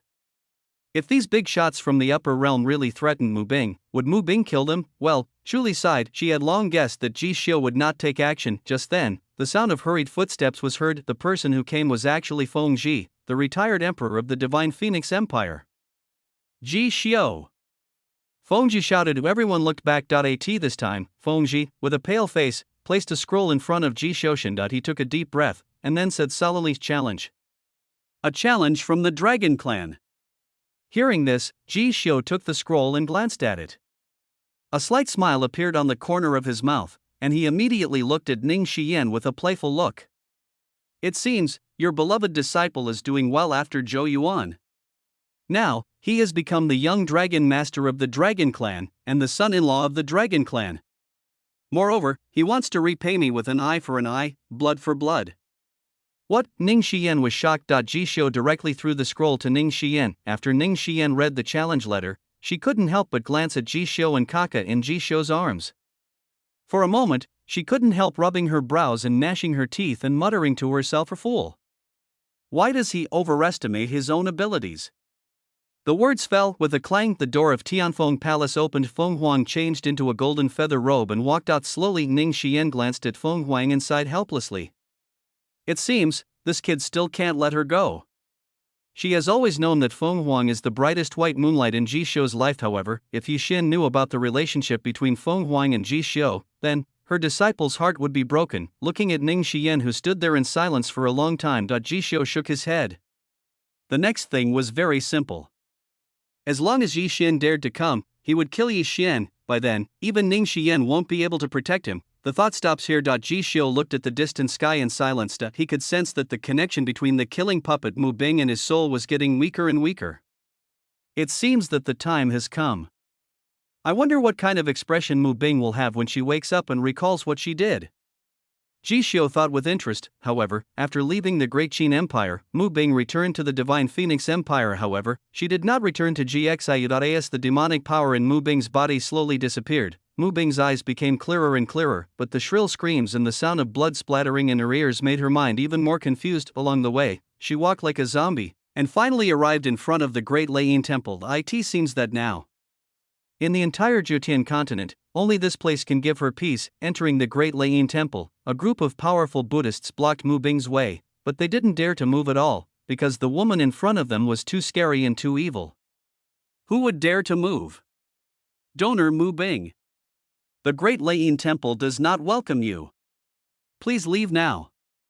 Xian Kong, the abbot of the Great Leiyin Temple, spoke coldly to Mu Bing. Get out of the way. Or die. Mu Bing uttered a few words lightly, and then walked straight into the temple. Along the way, all the Buddhist disciples, abbots, and masters silently made way for Mu Bing to pass. Xian Zhang looked at Mu Bing's back, his face turned pale with fright, and finally he hurried towards the Xinhuang imperial capital. The wife of Prince Ji Xiu. Now, the murderous demon Mu Bing from the Nine Heavens world has come to the Great Leiyin Temple. He felt that he needed to let Ji Xiu and his sister Feng Huang know about this as soon as possible. Mu Bing came to the golden statue of Buddha alone. She did not kneel down, but just looked quietly at the golden statue of Buddha in front of her. At this moment, she only felt that the shrill roar and bloody sound of killing beside her ears stopped. Call. Mu Bing took a deep breath and slowly closed her eyes. This time, her memory gradually became clearer and her senses gradually recovered. The real Mu Bing returns at this moment. Chapter 123, Mu Bing's world collapses. Her weak spot. The moon was bright in the sky, and the cold moonlight sprinkled on the Great Leiyin Temple. Hundreds of Buddhist disciples looked at the stunning figure in the temple with trembling eyes. They were very angry that this big devil had desecrated their holy Buddhist land, but they felt helpless. The woman in front of them is the most terrifying demon in the Jutian continent today. If they dare to act rashly, the entire Buddhist sect will be destroyed. Mu Bing stood with her hands behind her back in front of the golden statue of Buddha. Her eyes were closed, her long eyelashes were trembling slightly, and her beautiful and cold face was becoming paler and paler. What on earth is wrong with me? Mu Bing bit her flowery lips with her pearly teeth, and her voice sounded like a dream talk. At the same time, memories began to flow back. On Beixie's wedding, she wants to kill the demon god Ji Xiu and create a grand future for the Jutian world, but Mu Lanxin's soul was kidnapped, and she seemed to have fallen into Ji Xiu's trap. Unfortunately, she was possessed by a demon. The Phoenix god got married and killed the military god of Qi and the Qin Empire. In front of the defeated general's city, he killed 3,000 Qin cavalrymen and a Qin general with one sword, and afterwards, he successively conquered the 8 cities of Daqin and massacred millions of monks, as well as millions of unarmed and untrained ordinary people. The thought stops here. Mu Bing suddenly opened her eyes, her plump chest heaved violently, and her breathing became a little flustered and rapid. At this moment, her delicate hands were clenched tightly into fists. Perhaps because she was using too much force, her nails pierced deeply into the palms of her hands, and drops of blood fell to the ground. But even so, she didn't feel any pain at all, because her Mu Bing's world, and everything she once believed in, had completely collapsed. At this moment, all her senses became numb, and all that was left was the dizziness of the world collapsing. Impossible, it's not me. I can't possibly do such a thing.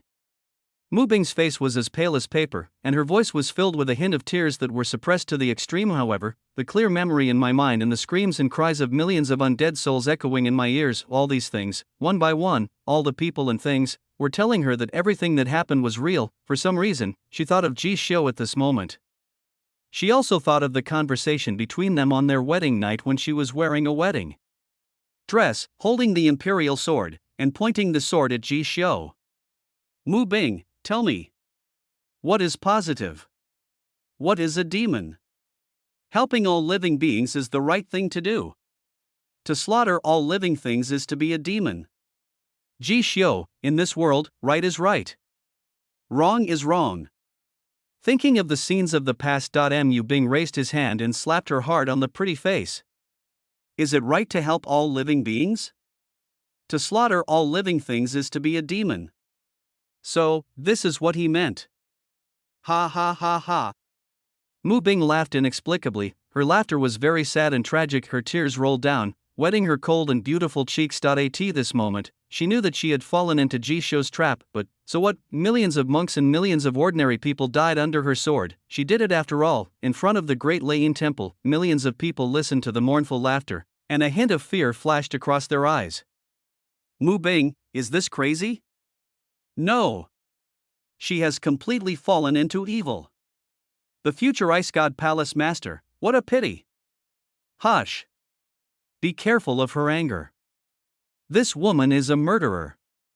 The Buddhist disciples were all silent. At this time, the master of Buddhism, Xuanzang's master, the old monk Du Chen, dressed in golden Buddhist robes, pushed through the crowd and walked into the great Lei temple. Donor Mu Bing. A Buddhist holy place. Demons are not allowed to enter. Please leave now. Amit Ba. Du Chen clasped his hands together and spoke softly to Mu Bing. Hearing this, Mu Bing turned around suddenly. She looked at Du Chen in silence for a long time. For a moment, she just felt ridiculous. She once claimed to be the light of righteousness, but now she is labeled as a demon by all the creatures in the 9 heavens. Senior. Isn't Buddhism able to save all living beings? Why can't I come? Mu Bing asked in a low voice, suppressing her anger. Donor Mu Bing. You have committed too many sins. My magic cultivation has reached perfection. You call me a poor monk, how can I save you? Du Chen said with a wry smile. If it was an ordinary cultivator of the magic path, he would still be able to convert him, but a witch like Mu Bing who killed millions, he is very self-aware. He can't cross over, and there is no way for him to cross over. Whatever. I'm leaving now. Mu Bing shook his head and left the great Lei temple amid the frightened eyes of the Buddhist disciples. The moon in the sky is bright and the moonlight is gentle. However, Mu Bing didn't know where she could go for a moment. Go seek revenge on Ji Xiu. Is she still eligible now? She is now the biggest devil in the Jotian continent, and Ji Xiu is the famous prince of Beixia in the Jotian continent. How could she have the qualifications to go to Ji Xiu? If she went, she would be asking for humiliation. At this moment, she suddenly thought of a gentle smile. Master. I still have a master. Mu Bing's beautiful eyes gradually brightened now. Only the sect where she grew up can give her a little warmth. Thinking of this, she ran towards the distance, like a little girl who had been wandering for a long time and wanted to return home. Wait until her figure disappears into the sky. Clang. A graceful figure slowly walked out from the night with her hands behind her back. She was wearing a black magic dress with a full moon engraved on it. Under the moonlight, her face was so stunning and beautiful that it was hard to describe in words, and she is none other than the Holy Queen of the Supreme Heaven, Nan Lingyue. Mu Bing. It's a good seedling. But, don't you know? The Ice God Palace no longer exists. He. In the future, the only place you can go is the Supreme Heaven. Nan Lingyue's red lips curled up into a faint smile, then she turned and disappeared into the night. Divine Phoenix Empire, outside the courtyard of Tianfeng Palace. What?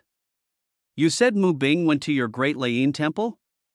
Feng Huan looked at Xian Zhang in surprise and spoke in a startled voice. Yes, elder sister. Ms. Mu Bing is so scary. I thought she was going to destroy my great Lei temple. Xian Zhang said with a look of fear on his face. Why doesn't she come back to find Ji Xiu, but you went to the great Lei temple? Shuli frowned and murmured softly. In her opinion, Ji Xiu is Mu Bing's husband. And no matter what, the person Mu Bing should look for first should be Ji Xiu. Now, only the great Lei temple can bring peace to her heart. Ji Xiu nodded slightly and spoke casually. The time for killing puppets is over. The soul connection between him and Mu Bing was also severed. The memories of these 7 days returned to Mu Bing's mind. It is conceivable how confused Mu Bing's heart must be. Presumably, her world, everything she once believed in has collapsed. Now, it seems that only the Buddhist Lei temple, which can save all living beings, can bring her peace. However, he knew that Buddhism could not save Mu Bing, nor was it qualified to do so. What's the meaning? Everyone looked at Ji Xiu, not quite understanding the meaning of his words. Ji Xiu shook his head without explaining anything. He just sipped his tea under the moonlight, his eyes showing no sadness or joy. Right is right. Wrong is wrong. So, Mu Bing, can you still accept yourself as you are now? After saying that, Ji Xiu chuckled, raised his head and drank the tea in the cup. Miss. His Royal Highness. Something happened. Miss Snow and Miss Moon hurried into the courtyard together. What's wrong? Xu Li frowned. The Ice God Palace was destroyed. Snow Girl spoke softly. What? Except for Ji Xiao, everyone present was stunned. Who did it? Xu Li asked in surprise. The upper realm. Miss Snow pointed to the vast sky above her head. What are you going to do now? Xu Li stared at Ji Xiao with her beautiful eyes. Hearing this, Ji Xiao was silent for a moment, then he spoke. They will die. Whoever they are. No matter what kind of power they rely on. Mu Bing will kill them all. Dare to touch the Ice Palace? How stupid. In this world there is an untouchable taboo in everyone's heart. Mu Bing's Achilles heel is the Ice God Palace. Once touched, there will be a flood. Chapter 124, Kowloon Siege. Then give him a surprise. The night was long. At the border of the Divine Phoenix Empire, the bright moonlight covered the night sky with a silvery white. Above the vast sky, lazy clouds hang lazily above the horizon, and the gentle moonlight falls on the hundreds of thousands of mountains below the sky, appearing quiet and beautiful. At the end of the lonely sky, there was suddenly a sound of howling wind, and there were some small black dots whistling there.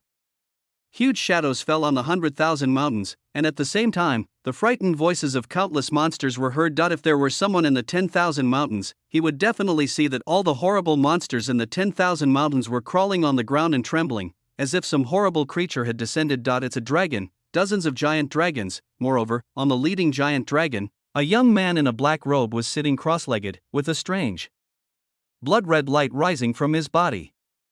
The terrifying pressure from the Dragon Clan made all the creatures in the 100,000 mountains feel terrified. How could a human possess the power of a dragon? Just at this moment, the young man in black robe opened his eyes. He looked at the hundreds of thousands of mountains under the sky, and a few traces of memories flashed across his eyes. Back then, when he left home, the first place his master chose for him to train was the 10,000 mountains on the border of Xinhuang. Several times, he was in danger, and several times he was on the verge of life and death. But he survived every time, and finally he stood upright in front of his white moonlight. But he met a demon who almost shattered his faith and broke his arm. His master paid with his own life in exchange for a way of survival. As for his white moonlight, she was also tortured from body to mind by that devil, and now she is being cruelly imprisoned by him. I guess she has suffered all kinds of humiliation. Well, at least that's how it seems to him. Think of this. His expression was extremely gloomy. Master, Xian'er is back. This time, Xian'er will definitely avenge you. And, Princess, I will definitely rescue you. I will never let that devil touch you again. After Yi Xian finished speaking, he slowly exhaled a breath, and his clenched fists trembled slightly. Little mute. Grandpa said that after you avenge our dragon clan this time, this princess will marry you. Is this true? The little dragon princess by Xin asked in a low voice. It's true. In the future, I will marry you. Yi Xian turned his head and looked at Bai Xian's extremely pure face and responded seriously. But, don't you like Feng Huan, the eldest princess of the Divine Phoenix Empire? Why do you want to marry me when you already have someone you like? Bai Xian asked in great confusion. In her opinion, only people who like each other can get married. Her grandparents, father and mother are all like this. Your Highness, some things are beyond our control. Yi Xian shook his head, his tone full of emotion. But, I don't want anyone I don't like to touch me. Bai Xian said very stubbornly. Rest assured. After we get married, I won't touch you until you accept me. Yi Xian responded seriously. What if I don't want to? Bai Xian continued to ask. Then I will start watching from today. Yi Xian smiled slightly. He had no feelings for Bai Xian, only gratitude. Therefore, even if he and Bai Xian get married in the future, he won't really do anything if Bai Xian doesn't want to. All he wanted was Ji Xiao's life and to rescue Feng Huang. I didn't expect you to be so righteous. Bai Xian breathed a sigh of relief. She began to have a slight liking for Yi Xian. Yi Xian chuckled and shook his head. The night passed quickly. When the first ray of morning sunlight falls on the earth, a huge and immortal ancient city appeared before Yi Xian. Call. Yi Xian stood up suddenly. He looked at the ancient city he had not seen for a long time, took a deep breath, and whispered to himself. Arrive. The Divine Phoenix capital. We're finally here. The long night has just ended. A large shadow was cast over the huge Xinhuang imperial capital. Tens of millions of monks and common people looked up at the sky, and at that moment they saw a scene that they would never forget in their lives: dragon. Dozens of giant dragons waved their sky-covering dragon wings and surrounded the entire Divine Phoenix Emperor. They seemed to have brought an endless night.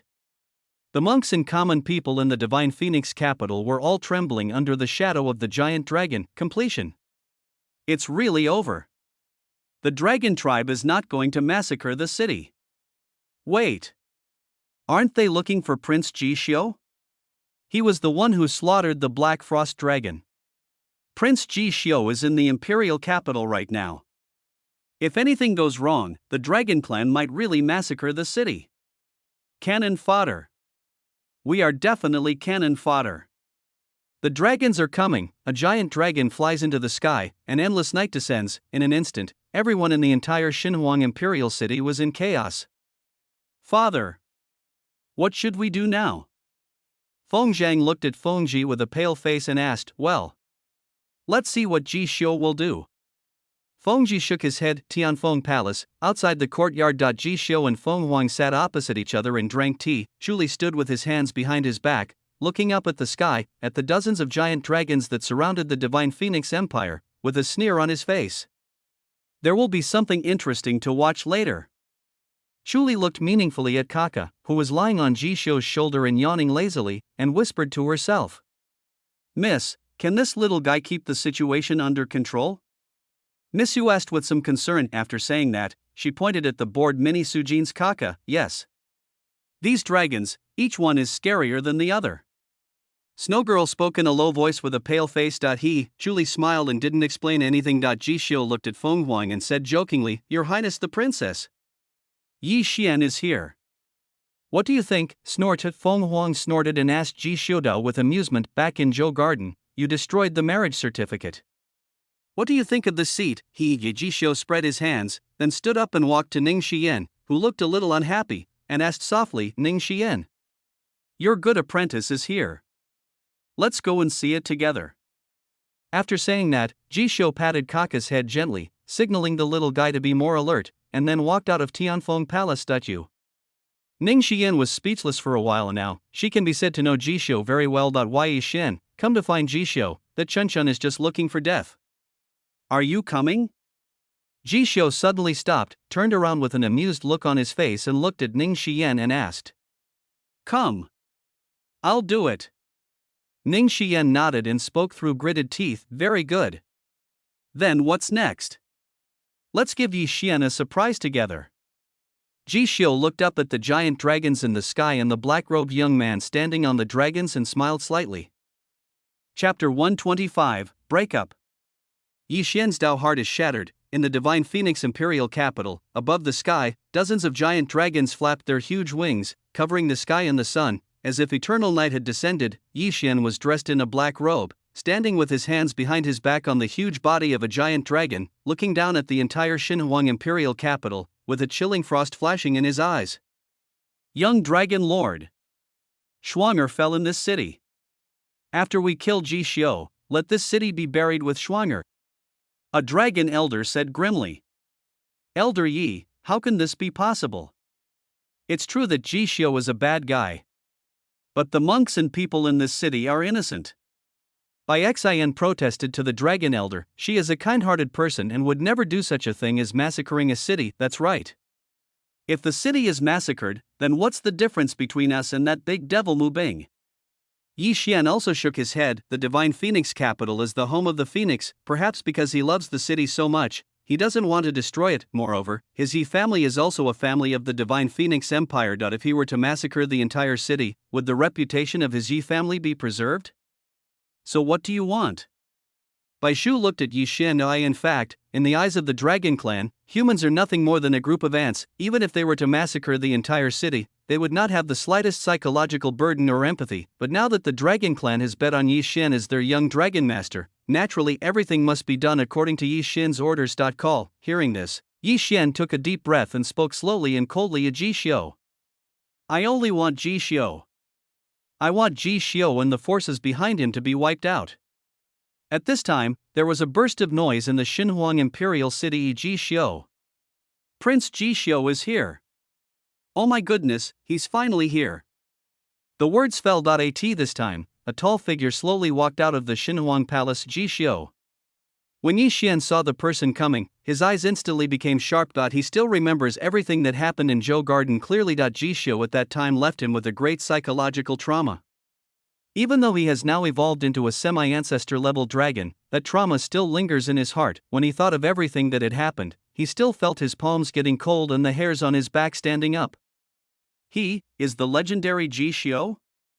Bai Xian looked at the handsome man in snow-white clothes standing in the Xinhuang imperial capital and blinked her beautiful eyes gently. She was thinking, how could this seemingly harmless guy do such a terrible thing? Yi Xian, haven't seen you for a long time. Jishio smiled politely at the black-robed young man standing on the dragon's body. At this time, he had noticed Yi Xian's arm, which was covered with dragon scales and had several ferocious dragon thorns at his elbows. The all-seeing eye opens and messages appear before his eyes. Name, Yi Xian, Cultivation, Say Level 1 Combat Power Assessment, Legendary Level 3 Source of Combat Power, Burning the Blood of the Ancestral Dragon, Overdrawing Life, and Improving Cultivation. Bloodline, Evil Dragon Body, Semi-Ancestral Dragon Bloodline, Destiny Essence Potential, 200,000, Mineable Destiny Essence, 200,000. He glanced at the information given by the all-seeing eye. The corners of Jishio's mouth curled up slightly. The leeks are ripe and ready to be harvested. Jishio. You killed my master. Break my arm. You and I have a grudge. Today will finally come to an end. Yi Xian exhaled a breath and spoke in a very grim tone. Jishio frowned frivolously, and just found it a little funny for a moment. He thought to himself, is Yi Xian a guy with a bad brain? As soon as the words fell. At this time, Feng Huang and Ning Xian walked out together, saw a familiar figure. Why Yi Xian was stunned for a moment, and he said, Master? You are still alive. He always believed that Ning Xian paid the price of her own life to send him away in Zhou Garden. He never expected that Ning Xian was still alive. For a moment, he felt that his world was bright again, but he didn't have time to be happy. Ning Xian shook her head and said, Xianer, you shouldn't have come. Master, what do you mean? Yi Xian was a little confused. Well, Ning Xian sighed. At this point, it's too late. Call. Yi Xian took a deep breath and continued, Master, please wait for me. After I kill Jishio, I will take you away. This time, I will never let him do whatever he wants like he did in Zhou Yuanzhong. No need. Ning Xian's attitude was very firm. Why? Yi Xian frowned and couldn't help asking. At this moment he was even more confused. Xianer. Master has decided to stay with Jishio. You, take care of yourself. Ning Xian lowered her eyes slightly and told Yi Xian her plan with some reluctance. She knew that her words might be cruel to Yi Xian, but after all, they are master and disciple, so she must tell the truth to Yi Xian. You said, you want to stay with Jishio? Yi Xian felt that he had heard wrongly, but in fact, Ning Xian's words were clear and firm enough. It's just that he himself doesn't want to believe it. Master, why on earth is this happening? What on earth did this devil do to you? Yi Xian clenched his fists tightly. He looked at Ning Xian's resolute attitude and felt a little dizzy, with his vision inexplicably darkening. Hearing this, Feng Huang was a little unhappy. She had a cold face and didn't say much. She simply took out the Phoenix Flame Spear from her storage ring and stood quietly beside Jishio, releasing her cold fighting spirit without any concealment. Now Jishio is hers. How can she tolerate Yi Xian speaking rudely to Jishio? Your Highness the Princess, you. Yi Xian looked at Feng Huang, and his pupils suddenly shrank. If he wasn't mistaken, Feng Huang actually had murderous intentions towards him. Why is this? Why does Feng Huang seem so close to Jishio? It doesn't look like Feng Huang is being forcibly imprisoned by Jishio. This is clearly voluntary. How strange. Jishio looked at Yi Xian with a smile. He knew that the phoenix was Yi Xian's always unattainable dream. Now, Feng Huang was standing beside him, and Yi Xian's dream was shattered. Your Highness the Princess. Jishio did this to you in Zhou Garden, but you, alas! Why on earth is this happening? Yi Xian sighed deeply, his voice trembling slightly. The matter between me and Jishio. You don't need to ask. Please, Mr. Yi, respect yourself. Feng Huang said calmly. She had said long ago that the reason she didn't cancel the engagement was because she didn't want to hurt the self-esteem of a down-and-out young man. As for more things, there really weren't any. She was too proud to have any interest in Yi Xian. Hearing this, Yi Xian just felt his head buzzing, but even so, he still lied to himself, thinking that Feng Huang must have some unspeakable difficulties. After all, Ji Xiu had severely injured and humiliated Feng Huang in Zhou Garden, so how could Feng Huang have any story with Ji Xiu? It must be Ji Xiu, it can only be Ji Xiu. What did he do? Yi Xian took a deep breath, tried hard to suppress his emotions and said, "Your Highness the Princess. Don't worry, no matter what that devil Ji Xiu did to you, I will pay him back 1,000 times. Don't be afraid, the darkness will eventually end and the light will last forever." Hearing this, a hint of impatience flashed across Feng Huang's beautiful face. With her personality, she didn't want to say anything more to Yi Xian, but at this moment, a magic light flashed in her beautiful eyes, and she seemed to change her mind. Then she raised her red lips in a playful arc and spoke in a cold voice. "Yi Xian. Don't you understand? In that case, then I will tell you. This seat and Ji Xiu are already husband and wife. So, are you satisfied? So, please stop talking nonsense. If you become an enemy of Ji Xiu, I will kill you." After saying that, Feng Huang actually stood beside Ji Xiu in full view of everyone and took Ji Xiu's hand. The two looked so intimate, like a pair of lovers in passionate love. Ji Xiu was stunned for a moment. He didn't expect that Feng Huang would be so bold as to announce her relationship with him to the whole world. This is somewhat inconsistent with Feng Huang's introverted personality. However, he noticed the devilish light in Feng Huang's beautiful eyes and the charming smile on her pretty face. All at once, he understood. Sure enough, it's the masterpiece of another Feng Huang. Ji Xiu smiled and shook his head. However, he liked this move, because, for Yi Xian, the lethality is too strong. Sure enough, it was just as Ji Xiu expected. The moment Yi Xian heard Feng Huang talk about their marriage and held his hand, Yi Xian's face became extremely ferocious, and he roared to the sky with a voice of humiliation and anger. The dragon blood in his body was boiling, and the true energy in his body was running wildly uncontrollably. His heart was completely broken. A trace of sad blood flowed from the corner of his mouth. He looked at Feng Huang and Ning Xian with red eyes, and asked in a trembling and sad voice, "Master, Your Highness the Princess, how could you do this to me?" Well, Ning Xian sighed. She had nothing to say. Ridiculous. Feng Huang smiled coldly. She looked at Yi Xian as if she was looking at a clown. She knows that there are always people in this world who feel good about themselves, but this was the first time she had seen someone like Yi Xian. "Ji Xiu, you are so cruel. Today, I will make you pay with blood." Yi Xian's body was shaking violently, and his hoarse voice was like a wounded beast, which was frightening. Chapter 126 Sweep. "Kaka, it's your turn." Boom. An extremely terrifying dragon might penetrated heaven and earth like the pillar of heaven and earth. Clang. His whole body was covered with black dragon scale armor, which was a protective armor condensed by Yi Xian by activating the power of his bloodline. Even though Yi Xian has only the Saint level 1 cultivation, with this dragon scale armor, he can withstand even the power of a legendary realm warrior. At the same time, he raised his thick dragon arm and pulled out a sharp sword made entirely of dragon bones directly from the void. The ancestral dragon sword, a killing sword forged from the bones of a semi-ancestor dragon, is as powerful as an imperial weapon. Dragon scale black armor. Zulong sword. That's quite interesting. Ji Xiu nodded with interest. At this moment, a clear system prompt sounded in his mind. Ding. According to the scenario, congratulations to the host for triggering the dungeon mission. Mission: kill the male protagonist of the novel. Mission reward: 7 devil swords against heaven. Listen to the system prompts in your ears. Ji Xiu frowned frivolously. Finally, the 7 devil swords that he regretted not getting in Zhou Garden finally came back. This time, he will not let the ripe leek in front of him escape from his palm again. Ji Xiu, come and die. Yi Xian held the ancestral dragon sword in his hand and wore dragon scale armor. He looked like a dragon god descending to the earth, so powerful that it made people feel extremely depressed.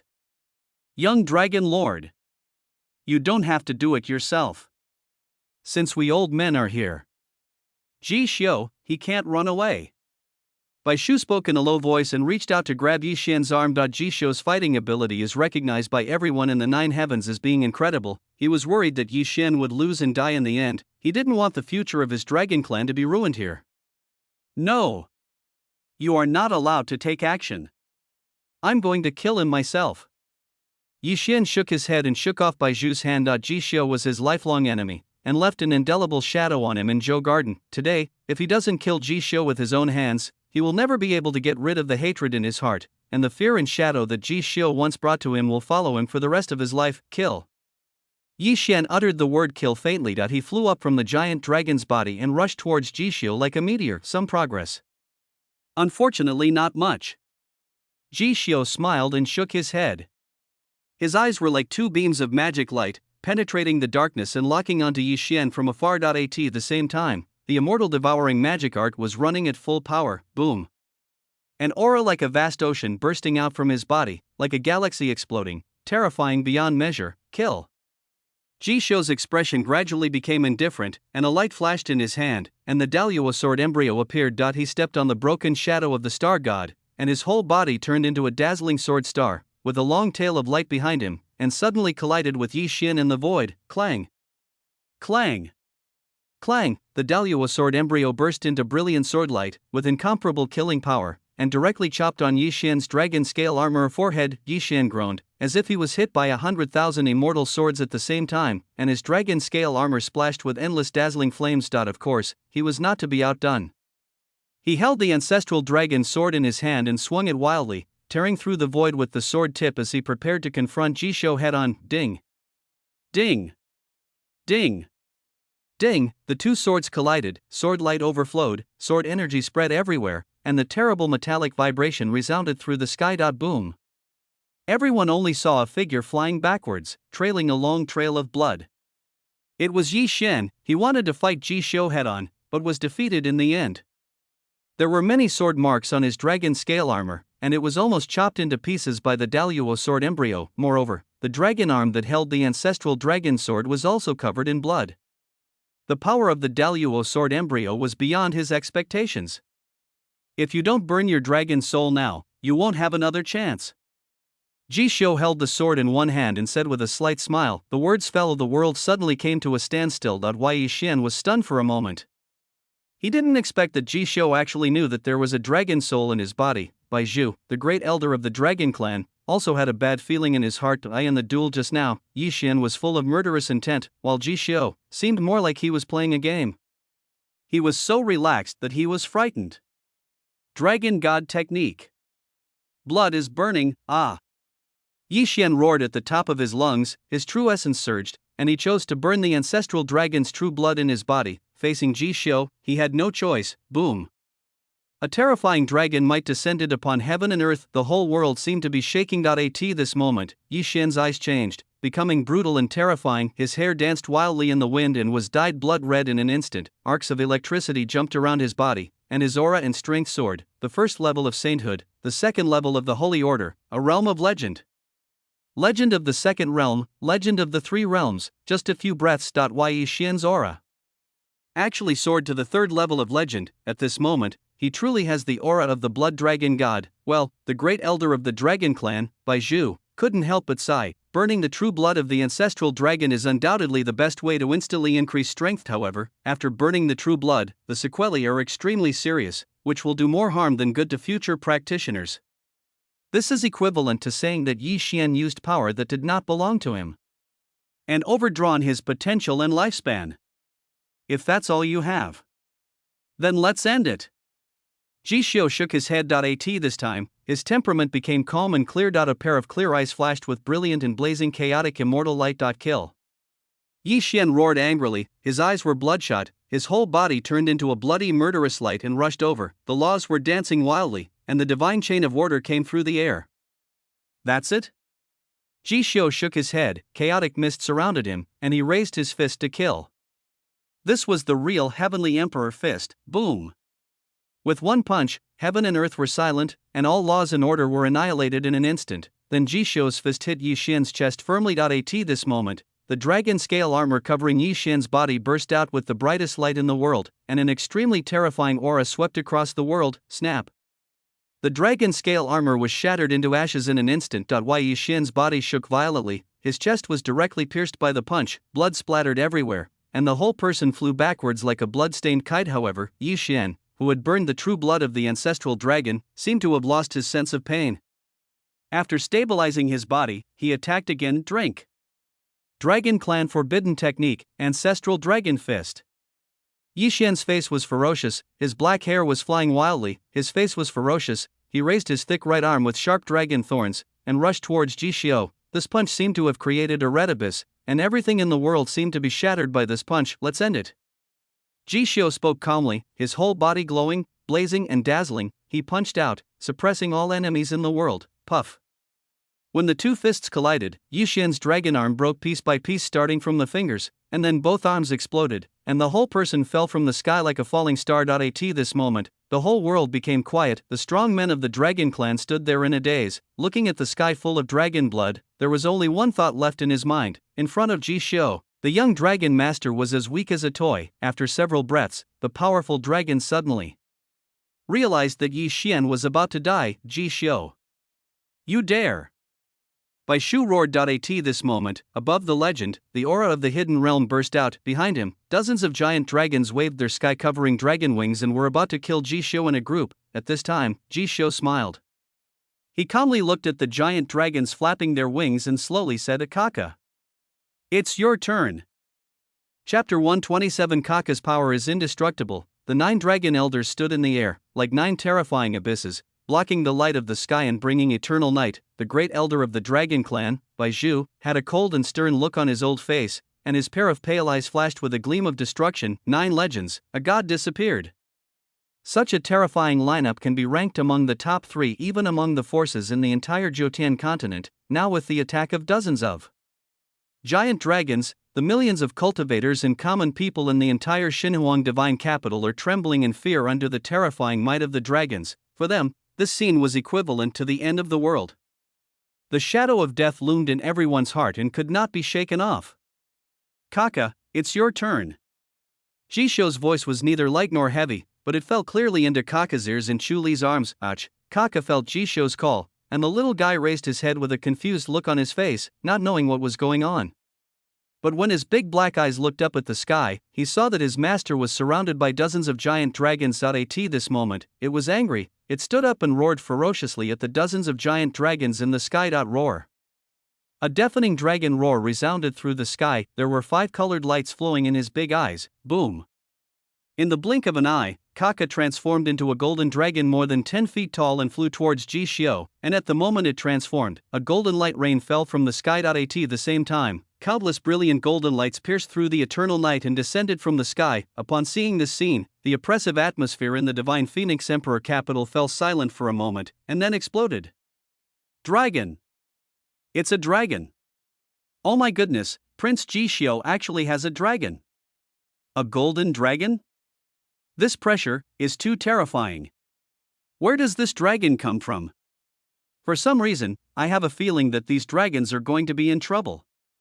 At this moment, it is not only the people and cultivators of the Xinhuang imperial capital, even Chu Li, Feng Huang, Ning Xian and others were stunned. Is this really the round little guy from before, Kaka? Snow Girl's beautiful eyes widened as she stared at the mighty and domineering golden dragon rising into the sky. It was hard for her to connect the dragon with the pitiful and vulnerable one before.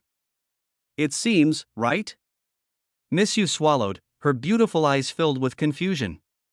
5 elements holy dragon finally appeared in the world. As expected of him. Feng Huang smiled with relief. She looked at Ji Xiao from afar, her heart filled with pride. It's going to be a good show. Chu Li let out a long sigh. Ning Xian was speechless. It was also the first time she saw the 5 elements holy dragon, and even she couldn't help but be shocked. Roar. The huge dragon roar resounded through the sky. Kaka flew to Ji Xiao. Ji Xiao stood on Kaka's back, then he squatted down and patted Kaka's head gently, then said softly, Kaka, show them a good look. The words fell. Kaka's eyes instantly locked onto dozens of giant dragons in the sky. At this moment, all the dragons were trembling under Kaka's cold gaze. The Dragon Clan is a superior race. The suppression of their blood comes from their souls. It cannot be resisted or reversed. Therefore, even though Kaka was just born and his cultivation is only at saint level, but its innate powerful bloodline can still make the dragons present feel the most primitive fear. Facing Kaka, they didn't even dare to muster the slightest bit of resistance. This was the oppressive feeling that came from the power of blood. Zhu Long. High in the sky, an elder of the dragon clan spoke with a trembling voice. My legs are a little weak. The dragon elder who had shouted the loudest before couldn't help but swallow his saliva. Is this the legendary Five Elements Holy Dragon? The great elder Baizhu also stood there in a daze. Even he was a little bit out of temper at this moment. This moment, he felt complicated, excited, and melancholy. As soon as the words fell, golden light instantly rushed into the group of dragons. Boom! Kaka mercilessly flicked his tail, sending a giant dragon flying thousands of feet away. Dragon blood was floating, and dragon scales were flying. Its sharp golden dragon claws cut through the void, and in an instant all 7 dragons were torn into a bloody rain. Upon seeing this scene, all the dragons began to retreat frantically. With an ancestor dragon right in front of them, what else could they fight? Ji Xiu, wait a moment. Baizhu was a little panicked. If he had known that Ji Xiu had a giant dragon with ancestral dragon bloodline by his side, he would never have come for revenge. What is a giant black frost dragon? It doesn't matter even if I kill him, an ancestor dragon is the hope for the revival of his dragon clan. Wait a minute? That's not what you said just now. Ji Xiu sneered then. He said to Kaka, let's get on with the show. Roar! Kaka received the order, and 5-colored divine light bloomed in its cold dragon eyes. Boom! Above the sky, dark clouds were rolling, and the elements of heaven and earth began to become wildly agitated. Purple lightning, scarlet flames, the azure water light, golden holy light. There is also the vast light of the earth. The light of the 5 elements seemed to be pouring down from the sky, instantly making the entire world extremely gorgeous. Thunder falls. Ji Xiu uttered 2 words slowly, his eyes fixed on the 10 dragon leaders standing high above the sky. What is a dragon of ordinary blood? If you're going to do something, do the most ruthless thing. The moment the words fell, 10 shocking lightning flashed in the ears, passed through everyone's eyes, and fell from the sky. Boom! Boom! Boom! Boom! The 10 dragon elders in the sky were all trembling under the shocking thunder. In front of Kaka, they can no longer go any higher. Puff! Puff! Puff! Amidst the splattering of dragon blood, the 9 legendary dragon elders trembled violently and fell into the air with a loud bang. High in the sky, only the great elder of the dragon clan, Baizhu, was left. He stood motionless, enduring the power of thunder. Fire drops. Ji Xiu looked at Baizhu expressionlessly and then spoke again. Boom! The fire from heaven descended, and the whole world seemed to be on fire. The brilliant flames descended like a fire meteor, burning the 9 dragon elders' bodies black, and the shrill screams were endless. Water condenses into ice. The water elements in the sky condensed into ice. Then a shocking scene happened. The sharp ice spikes covered the sky like stars. There was no end in sight at a glance. It was dazzling. Moreover, each ice spike can make people clearly feel the shocking coolness. Boom! Boom! Boom! Boom! The sky shook, and the ice spikes fell into the air like arrows. Puff! Puff! Puff! Amidst the splattering of dragon blood, the 9 dragon elders appeared to be dying. So what about the legendary realm? Under Kaka's top-level bloodline suppression and the brutal power of the 5 elements, they were beaten to the point of having no temper at all. But soon, the sky froze over again, with upside-down ice spikes covering the sky like ice stars. At this moment, everyone felt a suffocating feeling of oppression. There is no doubt that if another round comes, the Dragon Clan in the lower world will be wiped out. That's enough. Baizhu sighed, raised his hand and waved gently. Snap! The ice stars in the sky shattered into pieces. A heavy rain fell from the sky. Roar! Kaka glared at Baizhu and was about to attack, but was stopped by Ji Xiu, who patted his head. Ji Xiu looked at Baizhu calmly without saying anything, as if he had already anticipated this scene. Call. Baizhu took a long breath and said, "May I ask, Prince Ji Xiu, are you relieved?" "Not bad," Ji Xiu waved his hand casually. "You don't really want to slaughter my dragon race, do you?" Baizhu looked at Ji Xiu helplessly. "It depends." Ji Xiu still only responded with 3 words. Baizhu heard this and spoke without thinking. "Prince Ji Xiu, the feud between you and the Dragon Clan is now written off." "What else?" Ji Xiu stood with his hands behind his back, staring at Baizhu with burning eyes. Well, Baizhu sighed and said, "Yi Xian, I leave it to you to handle." If possible, he really didn't want the Dragon Clan to lose a semi-ancestor level strongman, but now, it was obviously impossible for Jisho to agree, so he could only hand over Yi Xian with great pain. Then what? Jisho frowned frivolously. You. Bai Shu was speechless for a moment. He knew what Jisho wanted, but he really couldn't go against the decision of the dragon ancestors. He secretly made a decision in his heart that if Jisho wanted the power of his entire dragon clan, unless Jisho married his granddaughter, by Xin. Chapter 128, Yi Xian's Death? The sixth master Jisho, the goddess Mo Qingxian. Prince Jisho, you want the dragons to be loyal to you. I have only one request. That is, marrying my little dragon princess, by Xin. What do you think? Bai Shu spoke very seriously. How could the noble dragon race be loyal to a human, unless this human is his dragon clan son-in-law? After saying that, just when he wanted to pull his granddaughter out to show Jisho, he suddenly discovered that Bai Xin was missing. Xin? Bai Shu frowned, and as his eyes moved, he saw that Bai Xin had quietly slipped into the Xinhuang imperial capital, and Bai Xin's target is actually Yi Xian. This silly girl. It's really a bad thing. How could Bai Shu not know what Bai Xin wanted to do? His granddaughter Bai Xin has a soft and kind personality. Now she sneaked into the Xinhuang imperial capital, just to save Yi Xian's life, but he also knew that if Yi Xian didn't die, he wouldn't even be qualified to negotiate with Jisho. If Bai Xin still helps Yi Xian escape, the consequences will be even more unimaginable. Prince Jisho. I will discuss this with you in detail after I capture this rebellious girl. Bai Shu spoke to Jisho very seriously, and then he wanted to go to the Xinhuang imperial capital himself to intercept Bai Xin and Yi Xian. Jisho sneered, waved his hand and said coldly, don't bother, senior. It's too late for you to act now. Bai Xin sneaked into the Xinhuang imperial capital quietly. How could he not notice it? But he ignored it on purpose. Why Yi Xian? He can't run away. Before taking his life, Jisho still wanted him to give out his last bit of light and heat. What? Bai Shu was stunned for a moment. Immediately afterwards, he saw Bai Xin activate the Dragon Clan's Emperor Teleportation Array. This teleportation array was given by him to Bai Xin in order to save his life. He never expected that Bai Xin would actually use this Emperor Teleportation Array to help Yi Xian escape. Once the Emperor's Teleportation Array is activated, it cannot be stopped or reversed. Even if he was a powerful person in the Hidden God realm, there was no way at all. The Divine Phoenix capital. While Yi Xian was lying dying in the ruins, an array of light brought him back to consciousness. Bai Xin, you. Yi Xian looked at Bai Xin weakly, his eyes full of gratitude. He never expected that it was this little dragon princess who saved his life at the last moment. Little mute. You have to live well. In the future, I hope you won't hate my grandfather. He shoulders the future of the dragon race. So, for this, he can only choose to sacrifice you.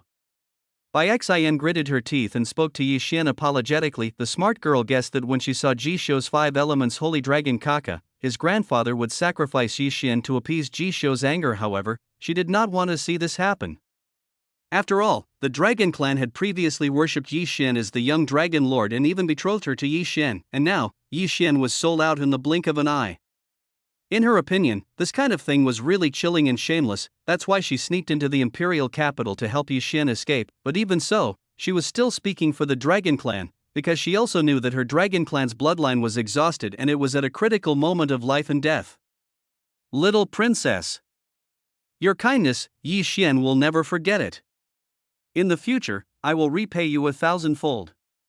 Yi Xian spoke weakly. As soon as he finished speaking, the Emperor's teleportation array flashed, and his figure disappeared in the Divine Phoenix capital. Yi Xian leaves successfully. Bai Xin breathed a sigh of relief. Clank, 2 rays of light flashed. Jisho and Bai Shu have appeared in front of Bai Xin.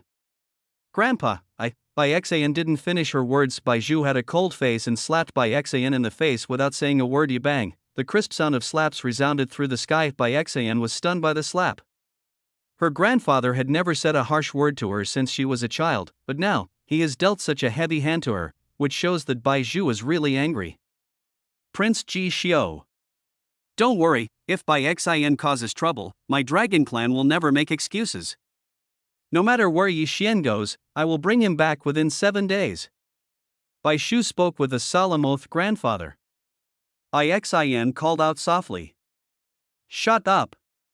Bai Shu glared at Bai Xian. See Bai Zhu on the verge of rage. Bai Xian's beautiful eyes were filled with tears and her pearly teeth were biting her roseate lips tightly. She looked like a little girl who had suffered a lot of grievances but had nowhere to express herself. Prince Ji Xiao. What do you think? Bai Shu looked at Ji Xiao and asked anxiously. Ji Xiao thought about it, then responded with an indifferent expression. How about this? If you can find Yi Xian within 7 days and bring him to me, then everything that happened before will be considered as if it never happened. As for your proposal, Senior, I agree with it. But if you can't find Yi Xian within 7 days, then your granddaughter will be my slave. And you, the Dragon Clan, will have to obey my orders in the future. How is it? Do you think it's fair, Senior? The words fell. Bai Xian stared at Ji Xiao in a daze, for words echoing in her mind. A slave, she is the little princess of the Dragon Clan, being a slave to a human being is too much. When Bai Zhu heard Ji Xiao's words, he was silent for a long time, and his eyes couldn't help but look at Kaka, who was lying lazily on Ji Xiao's shoulder. If he agrees, perhaps there will be a chance for things to turn around, and the Holy Dragon will become an emperor. At that time, just one drop of real blood will be enough to revive his entire Dragon Clan, and his exhausted bloodline will be revitalized. If he refused, the relationship between his Dragon Clan and Ji Xiao would undoubtedly reach freezing point. In the future, if Ji Xiao's 5 elements Holy Dragon rises to become an emperor, it will have nothing to do with his Dragon Clan. His Dragon Clan will still be in the abyss, without any hope, so, does he have a choice now? Then let's do as Prince Ji Xiao said. Bai Zhu finally nodded. Good. Ji Xiao's eyebrows are frivolous. I couldn't help but feel secretly delighted. Now, with the power of the Dragon Clan, he can do whatever he wants in the 9 Heavens continent. Even when facing the big shots from the upper realm, he has the capital to fight against them. As for Yi Xian, escape? There's no way he can escape, because, long before when he seriously injured Yi Xian, he had already planted a wisp of purifying demonic flame in Yi Xian's body. He only needs a thought and the purifying demonic flame will erupt. Simply put, Yi Xian's life is firmly in Ji Xiao's hands. Let's go. Little Princess Ji Xiao smiled at Bai Xian. Bai Xian bit her lips and stared at Ji Xiao with her beautiful watery eyes. However, looking at her grandfather's gloomy eyes, she could only follow Ji Xiao towards Tianfeng Palace with grievance. Bai Shu felt really distressed and helpless when seeing her pitiful appearance of looking back every few steps. Well, Bai Shu let out a long sigh. He could only pray secretly that he could find Yi Xian smoothly, otherwise, his granddaughter and his Dragon Clan would become Ji Xiao's tools. But at this moment, he didn't notice. The moment Ji Xiao turned around, the purifying devil flame rose in his eyes for a moment. 10,000 mountains. A figure covered in blood stumbled in the dense forest. His hair was disheveled and his body was covered in blood. The moonlight fell on his face, reflecting a familiar face. Yi Xian. Ji Xiao. Ji Xiao. I will never let you go. Even if I fall into hell forever, even if I step into the abyss, I will find the strength to kill you. Yi Xian gritted his teeth and spoke with a vicious voice. This time, he already had a place in mind, which was the first forbidden area in the Jotun continent, the Ancient Abyss. According to the legend on the mainland, if one jumps into the Ancient Abyss, one will have a narrow escape from death, but there is a chance that one will gain supernatural powers. Now, he has no choice. As soon as his thoughts reached this point, he suddenly stopped and stood there in a daze. A burning feeling from his soul made him kneel on one leg. He tightly covered his chest with his left hand, his eyeballs bulged out, and a strange demonic flame rose up from his body and lingered for a long time. This is the devil's flame of purification. Yi Xian suddenly reacted and spoke in a lost voice. Ugh. Yi Xian groaned and screamed in heart-wrenching pain. The demonic flames rose, and Yi Xian only felt that his soul, his meridians, and his bones were all being burned by the flames. It hurts. It hurts so much. The thought stops here. Phew. Yi Xian's body suddenly exploded, and the scarlet blood floated in the void, which was extremely sad and beautiful. Not long after, under the moonlight, a graceful figure slowly walked into the Shirwan Mountains. She was wearing a moon-shaped skirt and looked as ethereal as a fairy. Her face was not made up, but it seemed as if she was carved by God with all his efforts. She was holy and cold to the extreme. Yi Xian is dead. The woman frowned slightly, then she seemed to realize something and immediately formed seals with her hands. Clang. The holy light flashes, the spiritual rays scattered between heaven and earth slowly gathered under a strange force, and pictures appeared in the woman's eyes: Ning Xian, Phoenix, the 100,000 Mountains, Practice, Demon Mountain, Zhou Garden, Jishio, Broken Arm, Panlong Island, Ancient Well, Xinhuang Imperial Capital. When these pictures are connected together, the woman's pretty face suddenly changed, and her plump chest rose and fell violently.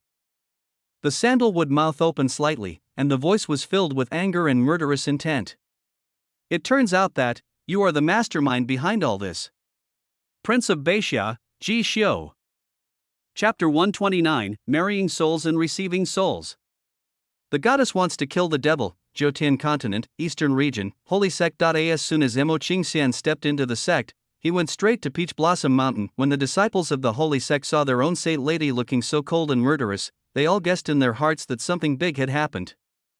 Otherwise, how could the saint lady, who was always calm and composed in her character, be like this, on the top of Peach Blossom Mountain? Peach blossoms are blooming. The saint's son Mo Lingfeng held a sharp sword in his hand. The sword was sharp and cutting the peach blossoms. He was practicing again and had seen initial results. At this moment, he felt a familiar breath.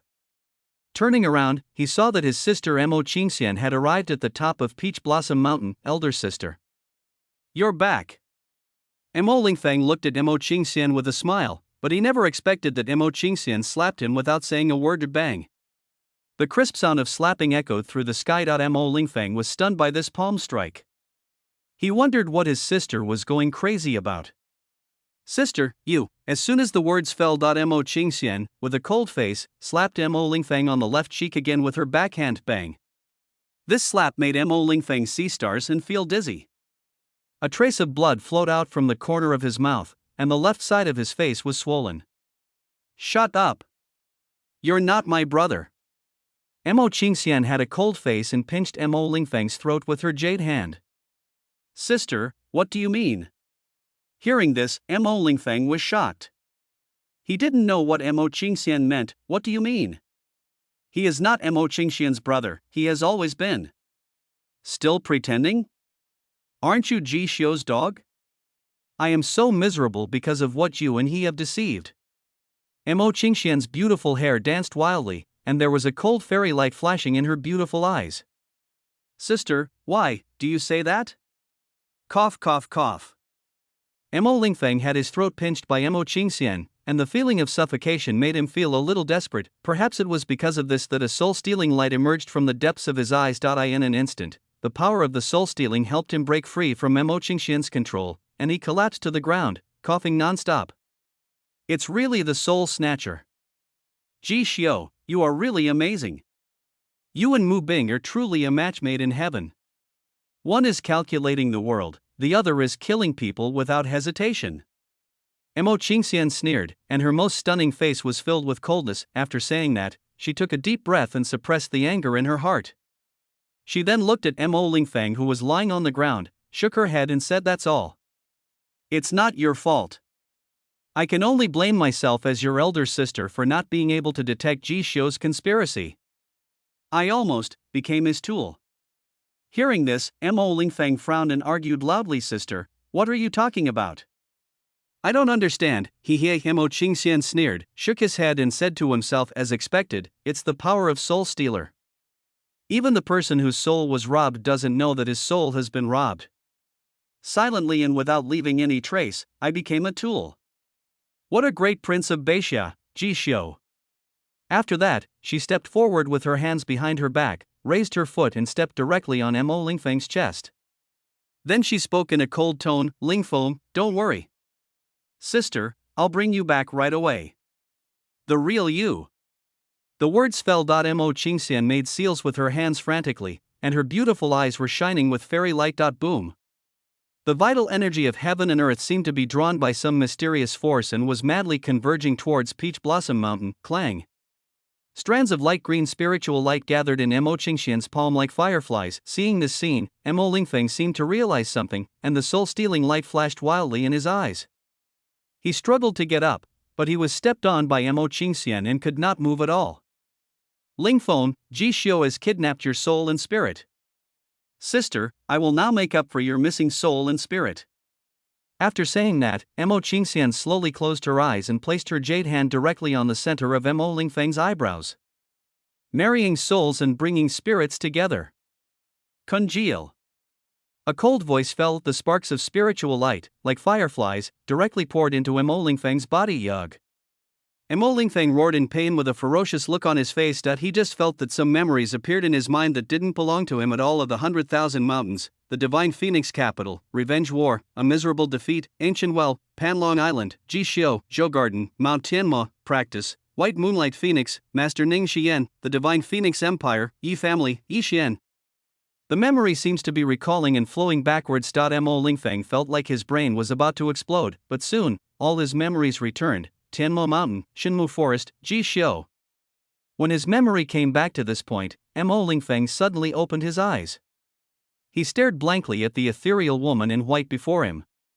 His lips trembled as he shouted two words, "Elder sister." Hearing this, Mo Qingxian smiled. She squatted down and gently stroked Mo Lingfeng's head, then said softly, "Welcome back, Lingfeng." The words fell. Mo Lingfeng felt his eyelids were frighteningly heavy, and then he fainted. At this moment, he did not notice that his broken meridians began to revive, and strands of red light shone between his brows. His right arm was covered with dragon scales in an instant, becoming terrifyingly thick, with two dragons piercing through his elbow, looking extremely hideous. See this scene. Mo Qingxian didn't find it strange. She collected the soul and spirit of the dead Yi Xian and grafted them to Mo Lingfeng.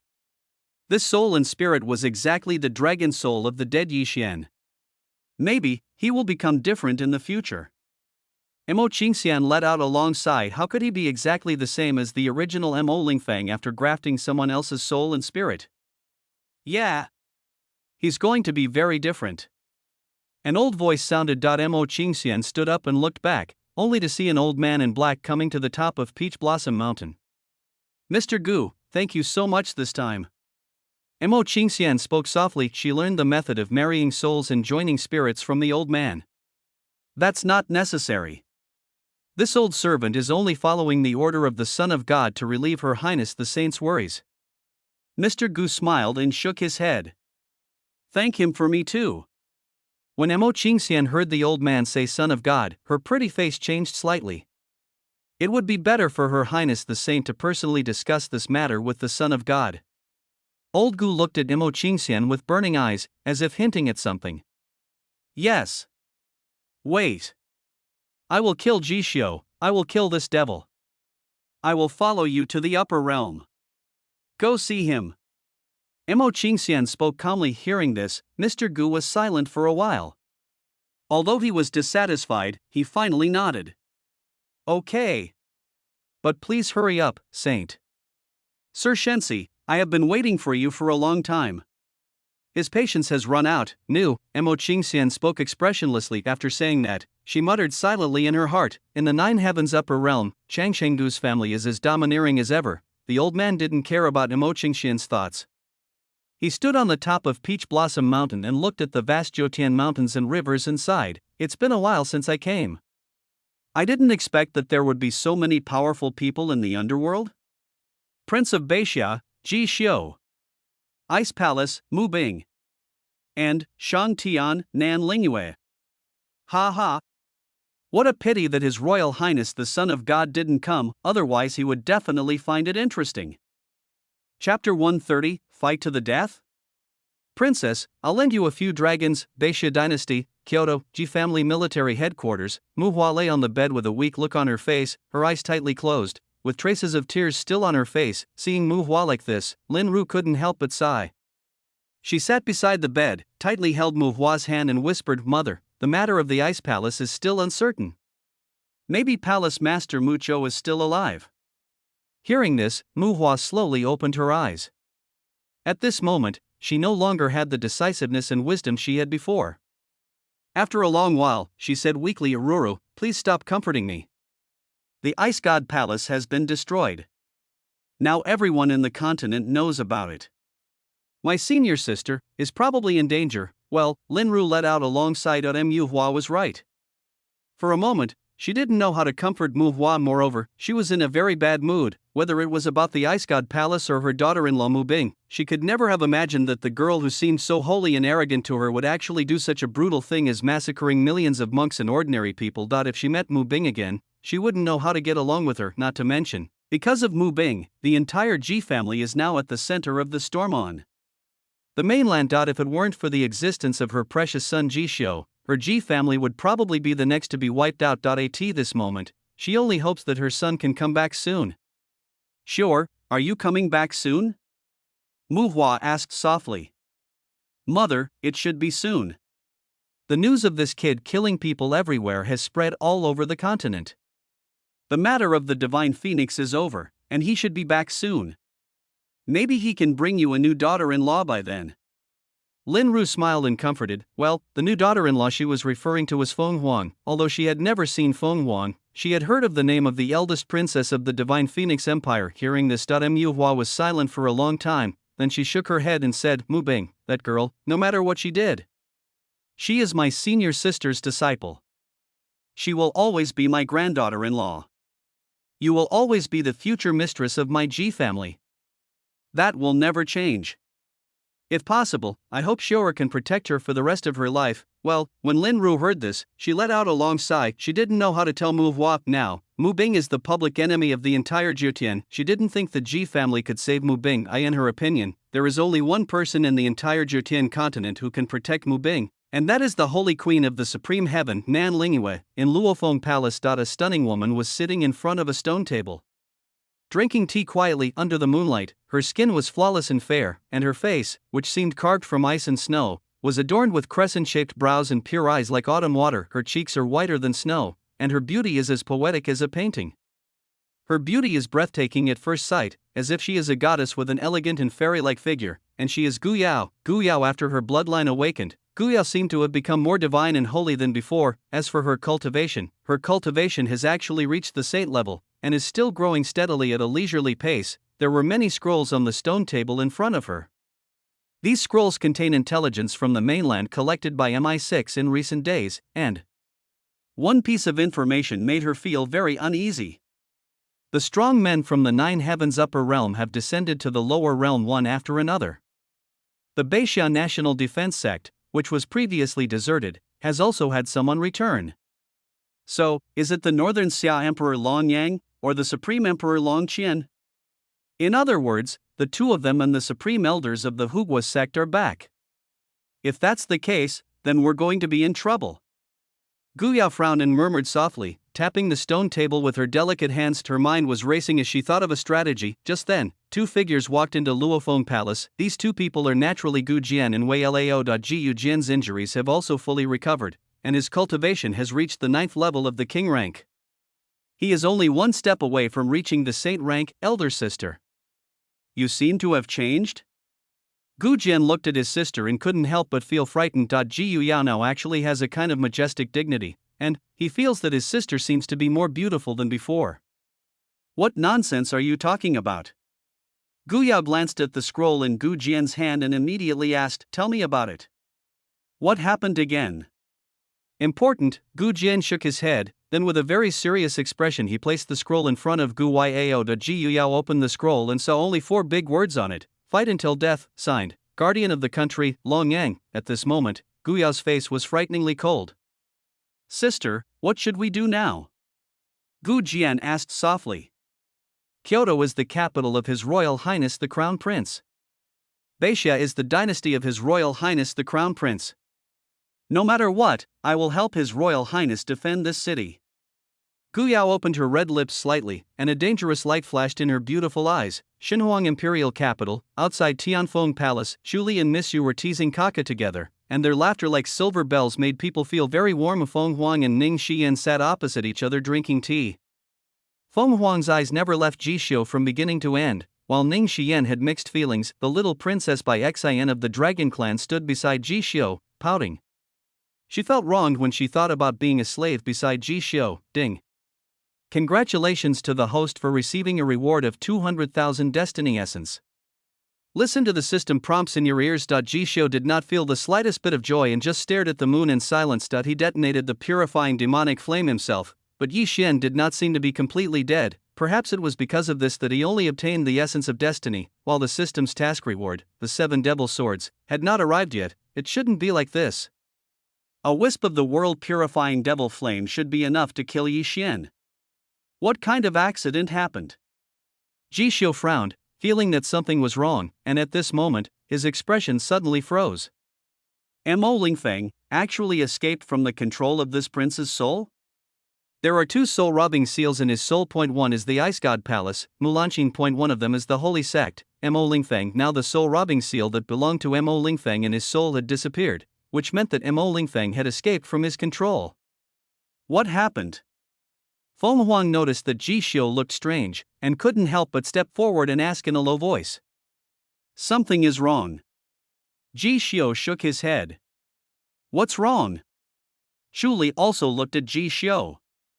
Has Luo Wang intercepted any special intelligence recently? Ji Xiu suddenly asked. Special information? Chu Li thought about it for a while and then responded. Last night, Mo Qingxian went to the Shawandishan Mountains. Does this count?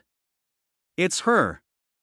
In the Jotian continent, the number 1 person of the younger generation, at the foot of Peach Blossom Mountain, Mo Qingxian. Upon hearing this, Ji Xiu's expression suddenly froze. He could sense that his world-purifying demonic flame was erupting in the 100,000 mountains, and Mo Qingxian had also been to the Shirwanda Mountains, and then, Mo Lingfeng's soul-robbing seal disappeared. So, she found out.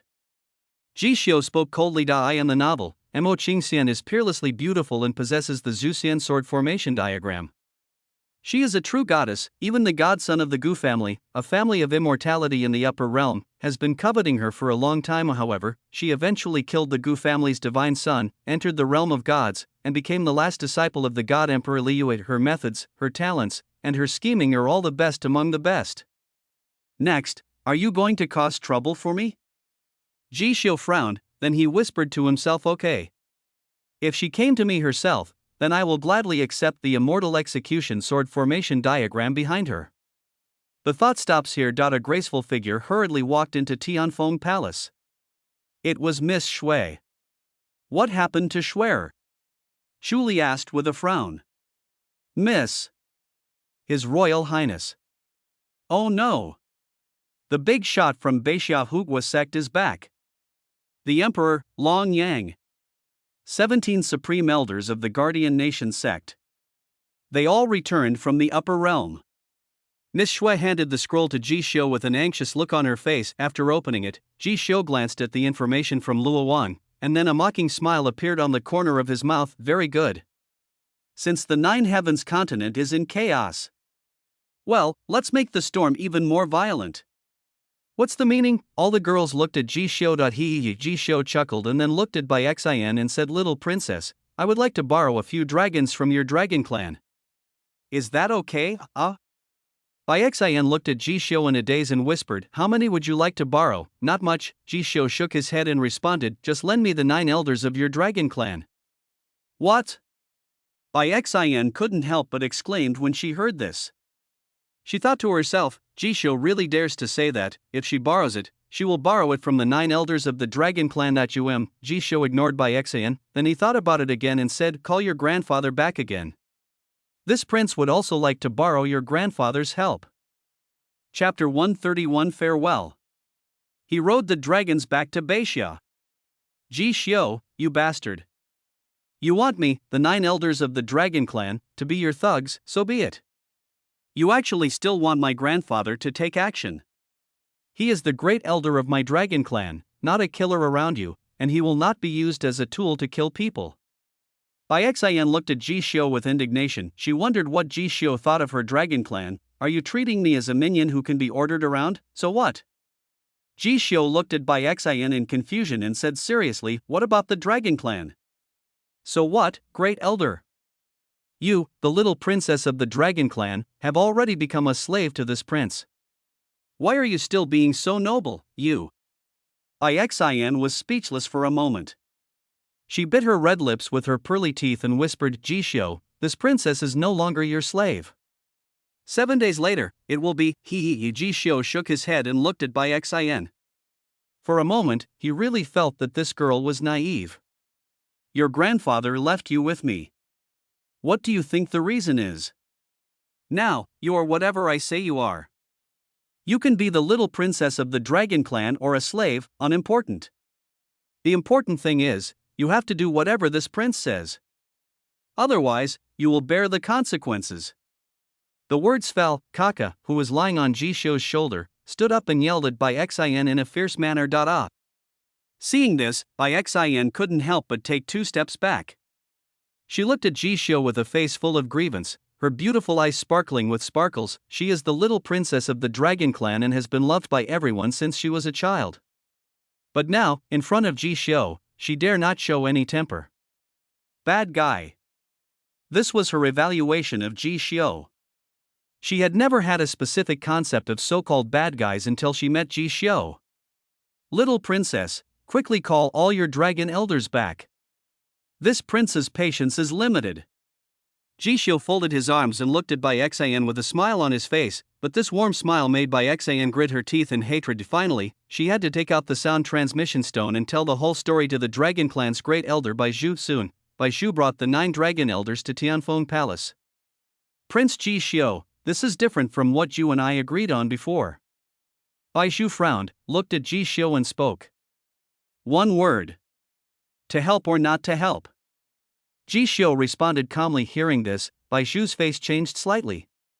He looked at Bai Xin who was standing pitifully beside Jishio, and then looked at Kaka who was lazily sitting on Jishio's shoulder. His granddaughter and Zulong Kaka are both by Jishio's side. Does he have any choice? Finally, he sighed and nodded. Oh. Whatever. Prince Jishio.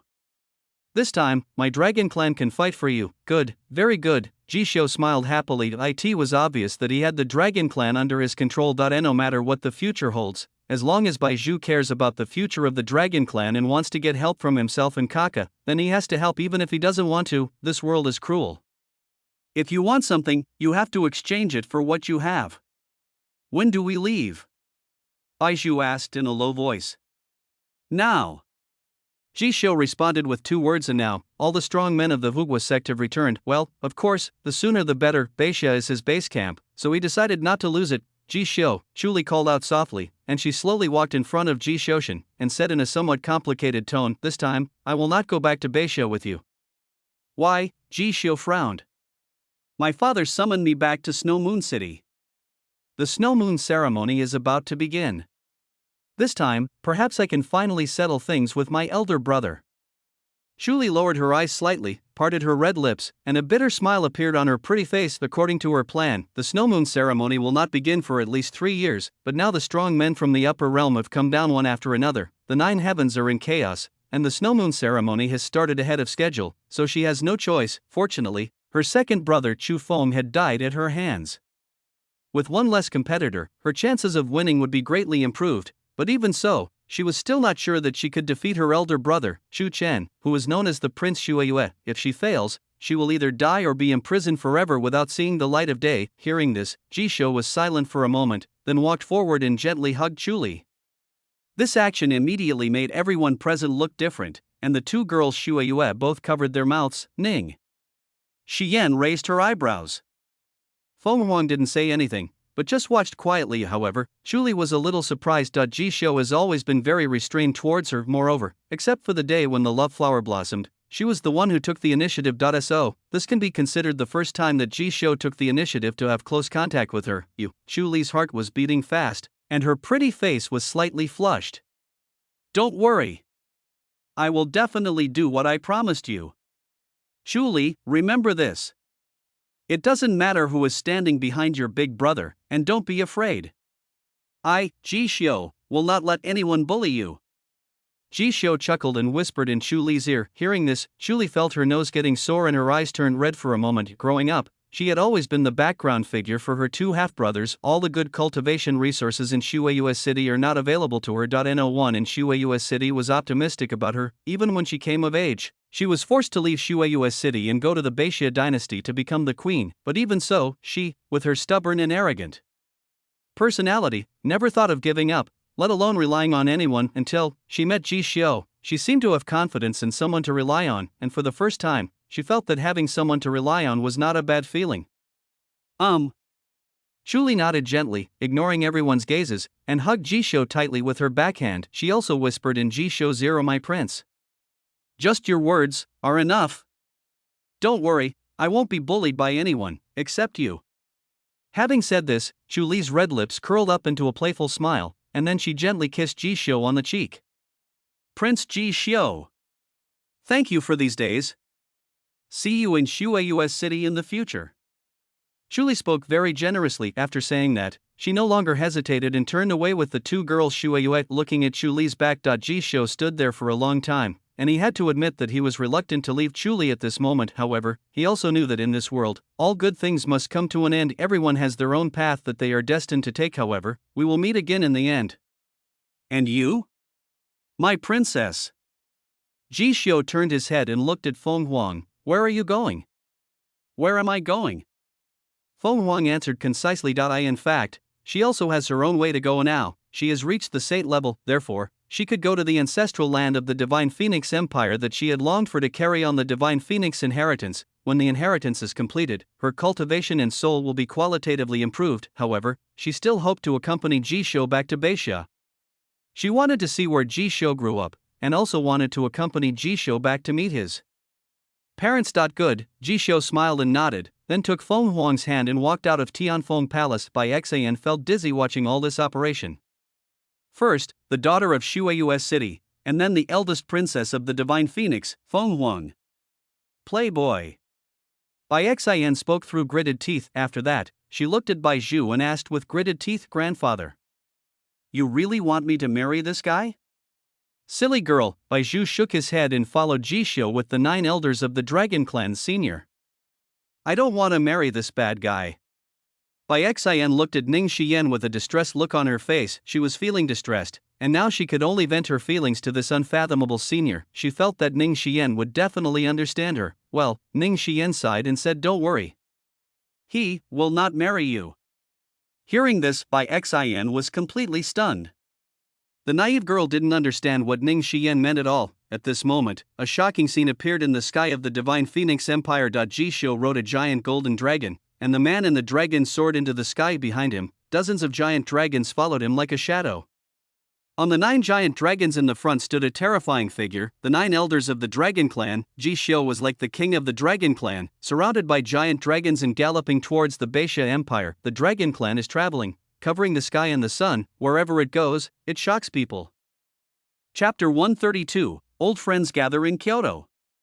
Your Highness, Yaoer misses you so much. The huge capital of the Northern Xia dynasty was shrouded in a terrible haze at this moment. Beixia Royal Academy, Beixia Inspection Institute, Northern Summer Kyoto Rokobu, Northern Xia Jinui Wulong Villa, Prison Control Department, Dali Temple. At this moment, the power institutions that control the Beixia dynasty are all on high alert. The Northern Xia Emperor, Long Yang, returned with the strong men from the Guardian Nation sect.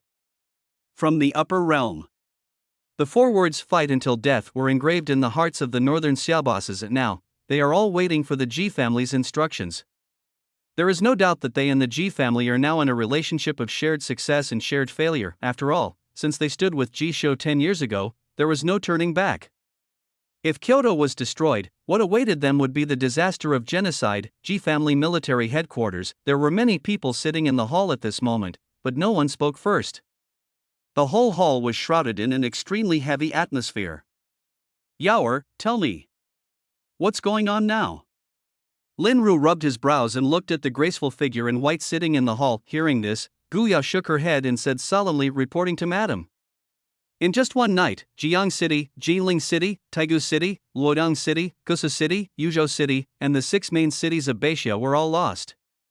The Iron Buddha army guarding the 6 cities suffered 300,000 casualties, and all 6 Iron Buddha generals died. Now, 200,000 guards of the nation and 30,000 Dragon Knights are approaching. They will start attacking the city tonight at the earliest and tomorrow at the latest. MI6 intelligence shows that behind these 200,000 Guardian Sect troops stand the 17 Guardian Sect's Grand Elders and Northern Xia's Grand Emperor Long Yang. The words fell. It made the already extremely depressing atmosphere even more depressing. Not long ago, Jisho's father Jishao and grandfather Jinu, who returned triumphantly, both looked extremely ugly. It took them a whole year to clean out the entire Beixia royal family's followers, but now, in just one night, All the results of the battle were destroyed, and even the invincible Iron Pagoda army suffered such heavy losses. What's even worse is that even the city of Kyoto is about to fall. Well, sure enough, in this world, cultivation is king. Ji Xiao let out a long sigh. The 17 great elders of the Hugwa sect were all high-level saints. With them in charge, the defeat of the Iron Buddha army was not unjust. What's more, the most terrifying thing is that the northern Xia Emperor Long Yang brought back 30,000 dragon riders from the upper realm. Of course, the so-called dragon riders are not riding real dragons, but flooded dragons. Although the Jiaolong cannot compare to the real dragon, it is undeniable that the Jiaolong's combat power is still amazing. It is a powerful weapon on the battlefield. Even many immortal dynasties in the upper realm have raised many Jiaolongs and trained many dragon knights as their strategic reserves. The difference in strength is too great. If nothing unexpected happens, Kyoto may not be able to be defended. Jinu shook his head and asked, "That's not necessarily true." Guya shook her head and spoke softly. As soon as he finished speaking, a graceful figure walked in from outside the hall. The person who came was dressed in red, had a hot body, and a golden mask on his face, so his true face could not be seen, and she was none other than Shin Jianqin, the saint of the red dress sect who was willing to be planted as a slave by Ji Xiu in the Shinmu forest. "Kenshin, I greet all the seniors." The red cult heard that the Ji family was in trouble, so they came to help. Shin Jianqin bowed slightly, speaking in a respectful tone. Red cult. The elders of the Ji family all froze in silence when they saw the newcomers. They don't understand why the red sect wants to help the Ji family. You know, many years ago, Shin Nanfeng, the son of the red sect, died in Kyoto. Your Highness the Saint and Your Highness the Crown Prince are old acquaintances. So, today she led the red dress sect's strong men to help our Ji family. Gu Yao said with a smile. I see. Mu Hua nodded and asked softly, "May I ask how many powerful red cult members did Her Royal Highness bring with her?" 7 holy ranks, Shin Jianqin responded calmly. 7 saints are the greatest force she can mobilize. Moreover, these 7 people came to help with the special permission of her master. 7 saints. That's already a lot. But it's still not enough. Lin Ru shook his head, his expression still heavy. Gu Yao heard this and chuckled. In fact, in addition to the red dress cult, there are also important people coming. Everyone in the Ji family looked at Gu Yao. This time, Gu Jin came in with 5 men in black robes. Who are these people? Mu Hua asked in surprise. They are powerful men from the Great Qin Empire. Gu Yao responded softly. The words fell. The black-robed man who was leading the group took off his cloak, revealing a handsome face. I am Ingsa. Greetings, seniors of the Ji family. Yingling smiled and bowed slightly. Wen Ling. The Great Qin Empire, the second prince. When the elders of the Ji family saw the visitor, they all looked very surprised. Mu Bing, the daughter-in-law of their Ji family, had just massacred millions of cultivators and civilians of the Great Qin, and the crown prince of the Great Qin also died at the hands of Mu Bing Dai and the entire Jutian continent. The least likely group to assist the Ji family is the Qin royal family, but now, the second prince of the Qin dynasty has come in person. This is too fantastic. Gu Yao seemed to have noticed the thoughts of the Ji family elders. She smiled and said, this time, His Royal Highness the second prince is not coming in the name of the Great Qin Empire. Perhaps you don't know yet, the second prince of the Qin Empire, Yingling, is also an old acquaintance of His Royal Highness. So, he came here to help in the name of an old friend of His Royal Highness the Crown Prince. Hearing this, the elders of the Ji family suddenly realized and were shocked. They never expected that their big baby Ji Xiu would meet so many powerful people when he went out. Moreover, these big shots are willing to help in times of need, and are not even afraid of getting into trouble by coming in person. Thank you, Your Highness the Saint and Your Highness the Second Prince. Xiu'er is truly honored that he can know you too. Lin Ru stood up and bowed slightly to Shin Jianqin and Ying Su. Ma'am, please don't say that. Shin Jianqin was somewhat flattered and quickly waved his hand. The person in front of me is Ji Xiu's mother. She didn't dare to take on this gratitude, aunt.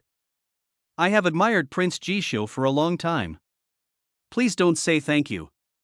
If I can help the Ji family a little bit today, I will be very satisfied. Yingling also took a small step back. He was worried that he couldn't find an opportunity to curry favor with Ji Xiu. Now that the Hugwa sect is besieging the city, it has indeed given him an opportunity. He was so happy that he didn't have time to express himself.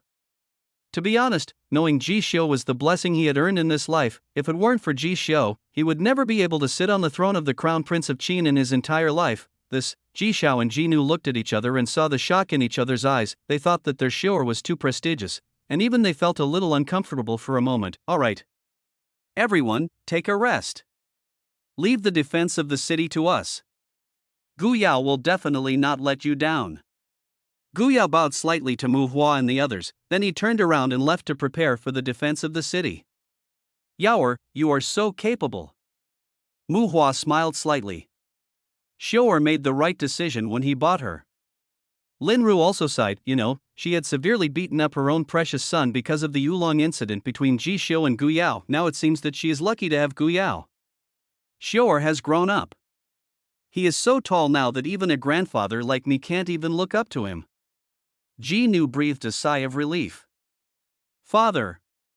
Xiu'er, even if this kid stands at the top of the ninth heaven in the future, he is still your grandson.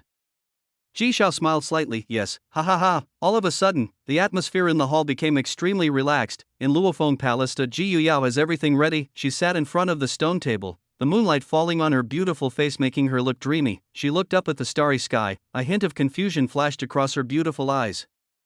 After a long while, she bit her red lips and whispered softly, His Royal Highness. Are you coming back? Yaoer, I miss you so much. Chapter 133, The Frozen Sky. She fights alone against 30,000 dragon riders. However, just as Gu Yao was looking at the starry sky, thinking of Ji Xiu. A playful laugh resounded throughout Luofeng Palace. Okay.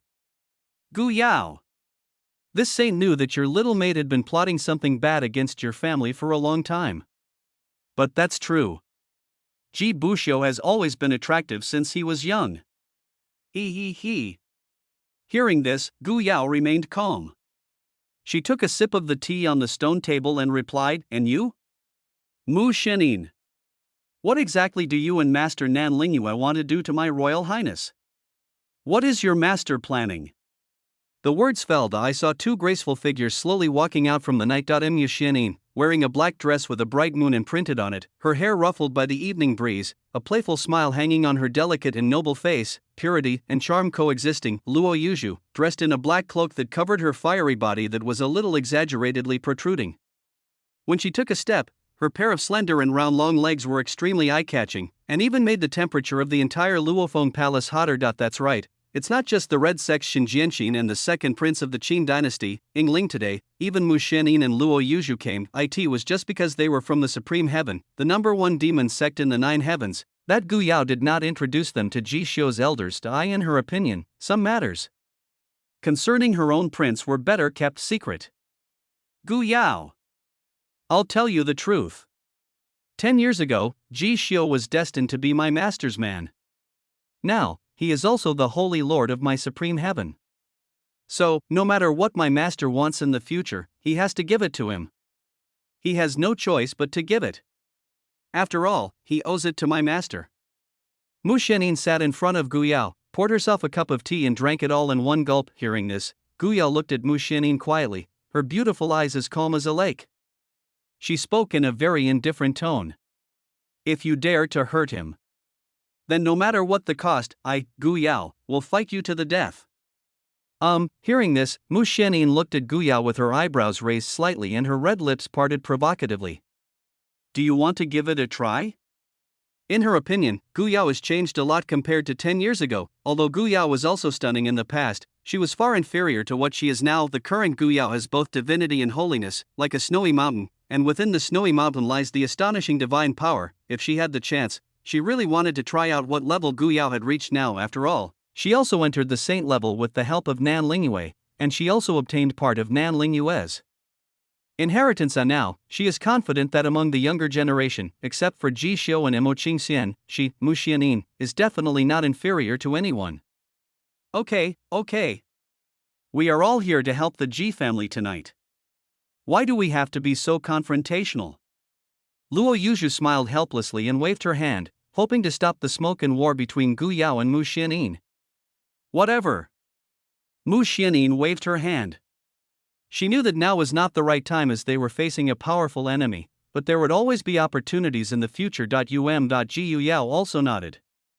She could see that Mu Xianyin wanted to fight her, but she didn't care. At this moment, the sky suddenly darkened and the sound of war drums rang out in the sky. Elder sister. Here they come.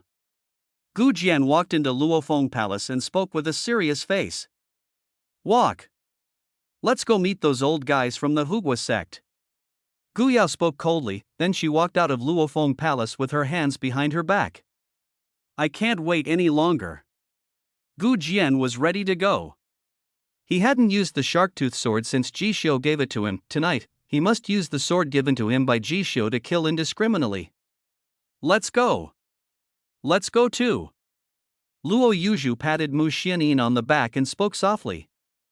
Mu Xianyin nodded, stood up and walked out of Luofeng Palace with Luo Yuzhu. Boom, outside Kyoto, war drums are beating. In the darkness, countless figures are hidden, and the sea of people stretches to the end of the sight. In the dark night, the ferocious and shrill roars of tens of thousands of dragons make people's scalp tingle, and on every dragon, there sits a figure wearing black armor.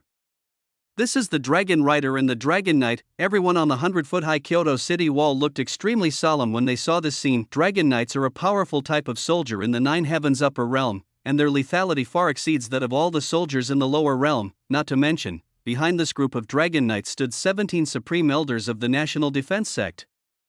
17 high-level saint-level warriors, add to that an unfathomable northern Xia. Emperor, this kind of lineup is something you've never seen before. Attack the city. An extremely cold voice sounded from the sky. As soon as he finished speaking, the deafening war drums began beating 3 times faster. The sky and earth seemed to be cut apart. The Hugua sect's army launched a massive attack. 30,000 dragon riders came riding their dragons. Seeing this scene, everyone looked at Gu Yao. Tonight, she is the commander-in-chief of the Ji family. Ji Xiao and Ji Nu even handed over the military power of the Iron Buddha army to her. Let's get started. Gu Yao spoke indifferently. A faint voice fell. The city gates were wide open, and the bigwigs of MI6, led by Gu Jian, each led an army of 100,000 Iron Buddhas to fight against the army of the Hugua sect from all directions. In an instant, the war was raging outside Kyoto. The Iron Pagoda army wearing black armor and the National Defense Sect army wearing silver armor collided with each other like 2 torrents. This collision was a bloody storm that seemed like it would never stop. The soldiers of both sides rushed into battle, all of them bloodthirsty. The metallic vibrations of weapons colliding and the sounds of flesh being torn and blood splattering were endless, and the shrill screams made people's heads numb. What about the Dragon Rider? Elder Wei asked in a low voice. I'll take care of it. Gu Yao responded softly. After saying this, a divine light of ice blossomed in Gu Yao's beautiful eyes, and she transformed into an aurora and flew up. At this moment, a throne appeared in front of her eyes, and on the throne was a gorgeous royal sword. Above the void, her white clothes and black hair danced wildly. She was as stunningly beautiful as a goddess in the sky, and she was making seals frantically with her hands. Clang! Wisps of power from heaven and earth were attracted to her. The mysterious power turned into tangible ice mist and exploded in her body in an instant. Freeze! Gu Yao slowly uttered 2 words. Boom! A strange force burst out and spread between heaven and earth. At this moment, the temperature of the void dropped suddenly, and in the blink of an eye, ice crystals condensed into an ice sky above the void. The sky curtain actually completely isolates the 30,000 dragon knights in the sky from the battlefield below. Gu Yao tapped the ice lightly with her toes, and pulled out the Ice King sword from the void with her jade hand. She looked coldly at the 30,000 dragon knights who were somewhat at a loss, and then she spoke lightly with one word: kill. That's right, she, Gu Yao, is going to fight against 30,000 dragon riders alone. You should know that one of the dragon riders is also a high-level saint. Chapter 134. The war begins. A bloody battlefield, slaughter in full swing. She is so strong. Shen Jianqin stared in amazement at Gu Yao, who was standing on the ice sky and fighting against 30,000 dragon riders alone, his beautiful eyes filled with shock. Let's go too. A fighting spirit rose in Yingling's eyes. As soon as he finished speaking, he rushed into the battlefield with the 4 saints of the great Qin Empire. Oh, Mu Xianyin looked at Gu Yao standing on the sky curtain and chuckled. Sure enough, Gu Yao has become different. But this saint is not bad either. After saying that, she shook her head and turned into an aurora, rushing towards a saint-level supreme elder of the Hugua sect. What an impatient person! Luo Yuzhu smiled helplessly, and then she strolled in the void. Wherever her beautiful eyes passed, No one dared to look at her, let alone attack her. She is the number one person under the supreme Tianan Lingyue, and possesses the cultivation level of the legendary realm. Nan Lingyue's instruction to her was to protect Mu Xuannin's safety, and as for the rest, she was to take care of it on her own. Now, her combat perception has been enhanced to the extreme, and she is on guard against any action taken by the Emperor of Beixia. The cultivation level of the Northern Xia Emperor is probably not weaker than hers, and may even be higher than hers. Boom. Boom. Boom. There are 3 battlefields in front of Kyoto City, above the ice sky. Gu Yao single-handedly challenged 30,000 dragon riders. In front of Kyoto City, the Iron Pagoda army led by Gu Jian and Wei Lao fought brutally with the Hugua sect army. Above the void, there is a great battle of the holy level led by Mu Xianyin, above the ice sky. Gu Jian held the Ice King sword and fought against 30,000 dragon riders alone. She had a cold expression, her beautiful eyes flashed with murderous light, her body was as graceful as a startled swan, her swordsmanship was unparalleled, an endless sword light lit up the night. Wherever the sword passed, blood splattered dragon rider. In front of her, he was like a lamb to be slaughtered. She had never practiced any sword skills with Ji Xiao, but the level of swordsmanship he displayed today was more than 10 times stronger than that of Gu Jian, who majored in swordsmanship. Finally, among the 30,000 dragon riders, a saint-level warrior took action. He is a commander of the dragon riders in the upper realm, and these 30,000 dragon riders are also his army.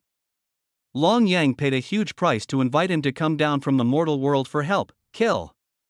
Gu Yao fought with the dragon rider Saint. Boom. Boom. Boom. Boom. The divine light of ice and the red killing light constantly intertwined and collided, and the deafening energy penetrated the heaven and earth. What a strong energy level! I didn't expect there are such strong people in the lower world.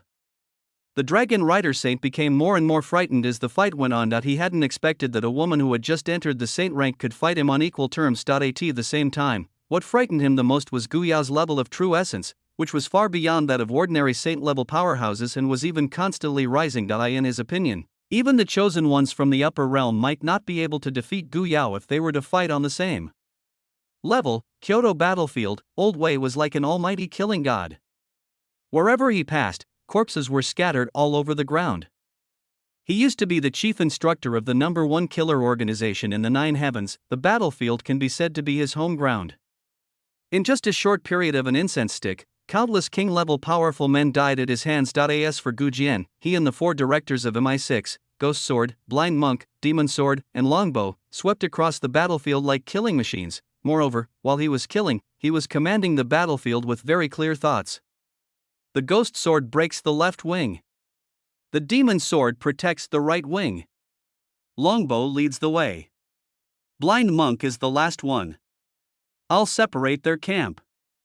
The 5 strong men from MI6 cooperated seamlessly and were like fish in water on this chaotic battlefield. In the same amount of time, the number of powerful men and warriors from the Guardian sect who died at their hands had reached no less than 5 figures. This fighting combination of them walked on the battlefield as if there was no one around. As for Yingling and Shen Jianxin, one of them is the second prince of the Qin Empire, and the other is the saint of the red dress. Church of the powerful skills they possess are more powerful and more ruthless than each other. Even the powerful king-level warriors of the Hugua sect would die after only 3 moves in their hands. Happy. Ha ha ha ha. Your Highness, what do you think? Yinglingsha's black hair was stained with blood and he was in high spirits. It was not his first time to go to the battlefield, but it was the first time he killed so happily tonight. He put on a black robe and a mask. No one knew who he was. He could kill as he pleased without worrying about his identity. Furthermore, the smell of blood ignited the demonic power that Ji Xiao had once given him. The more he killed, the more he enjoyed it. Shut your mouth. Shen Jianxin glared at Ying Su. She didn't feel any enjoyment, she just felt that Yingling was noisy. After all, she is not a pervert, so how could she enjoy killing? For her, killing is just a result, and helping Ji Xiao defend Kyoto was the goal. Boring woman. Yingling snorted lightly, then he crushed the head of a king-level warrior and rushed into the crowd again. Tonight is a rare opportunity for him to experience killing personally, he must cherish it. Above the void, holy-level battle, the 7 saints of the Red Sect, the 4 saints of the Great Qin Empire, they all confronted the supreme elder of the Hugua sect. However, it is obvious that their fighting power is far behind the elders of the National Defense sect who returned from the upper realm. But fortunately they can barely compete, of course, except for the Supreme Saint, Mu Xianyin. she fought against 6 saints alone. It might be a little difficult at the beginning, but as she used the inheritance given to her by Nan Lingyue, she became more and more courageous.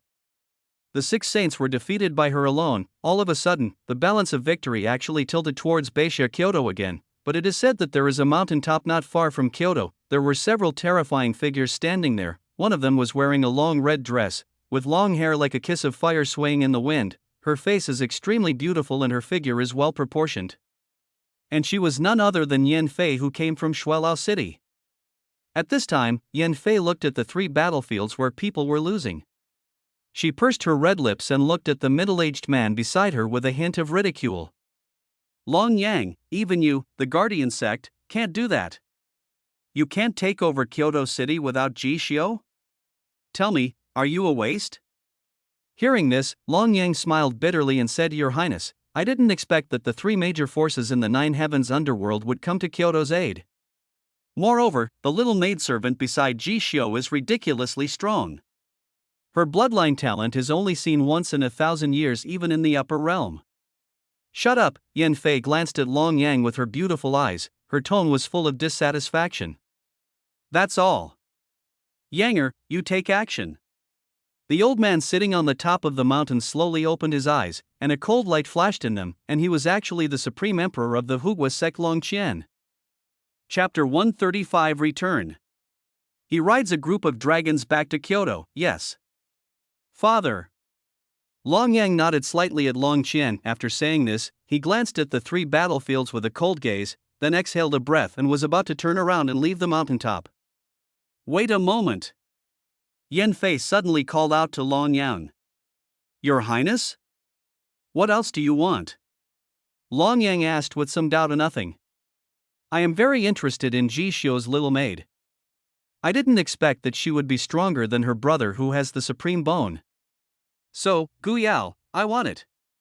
Did you understand? Yan Fei looked at Long Yang with a smile on her face and spoke. Understood. Long Yang nodded, and immediately turned into a ray of divine light and rushed into the battlefield like a blood-red sword. In front of the Kyoto battlefield, Old Wei turned into a bloody storm, leaving corpses everywhere wherever he passed. Gu Jian and his 4 men were invincible in their killing formation, like a meat grinder. No one could stop them. Yingling was so crazy with killing that his long black hair was stained with blood like silk. Shen Jianxin killed more than a dozen kings and thousands of soldiers from the National Defense sect alone. Her golden ghost face made her a feared existence by everyone on the battlefield, and just at this moment, they all looked up at the sky. A peerless figure cast countless hazes and obscured the moonlight. Take action. Old Wei frowned. The Supreme Emperor of the Protectorate, Long Yang. Gu Jian spoke in surprise, above the saint stage. A powerful person in the legendary realm. Yingling and Shen Jianxin's expressions both changed. The words fell off. There was a sound of blood splattering. The peerless figure above the sky turned into a blood-red arrow and pierced directly through the body of a saint-level powerful man from the Great Qin Empire. Forehead. Daqin Xingjia looked down at the huge black hole in his chest with a look of horror on his face. Then, before he could utter a word, his whole body exploded into a bloody rain. Boom, a black fog swept in. A withered hand suddenly grabbed Mu Xianyin. Xianyin, be careful. Luo Yuju's face changed. She stood in front of Mu Xianyin, raised her hand and directly collided with the figure in the blackness. Boom.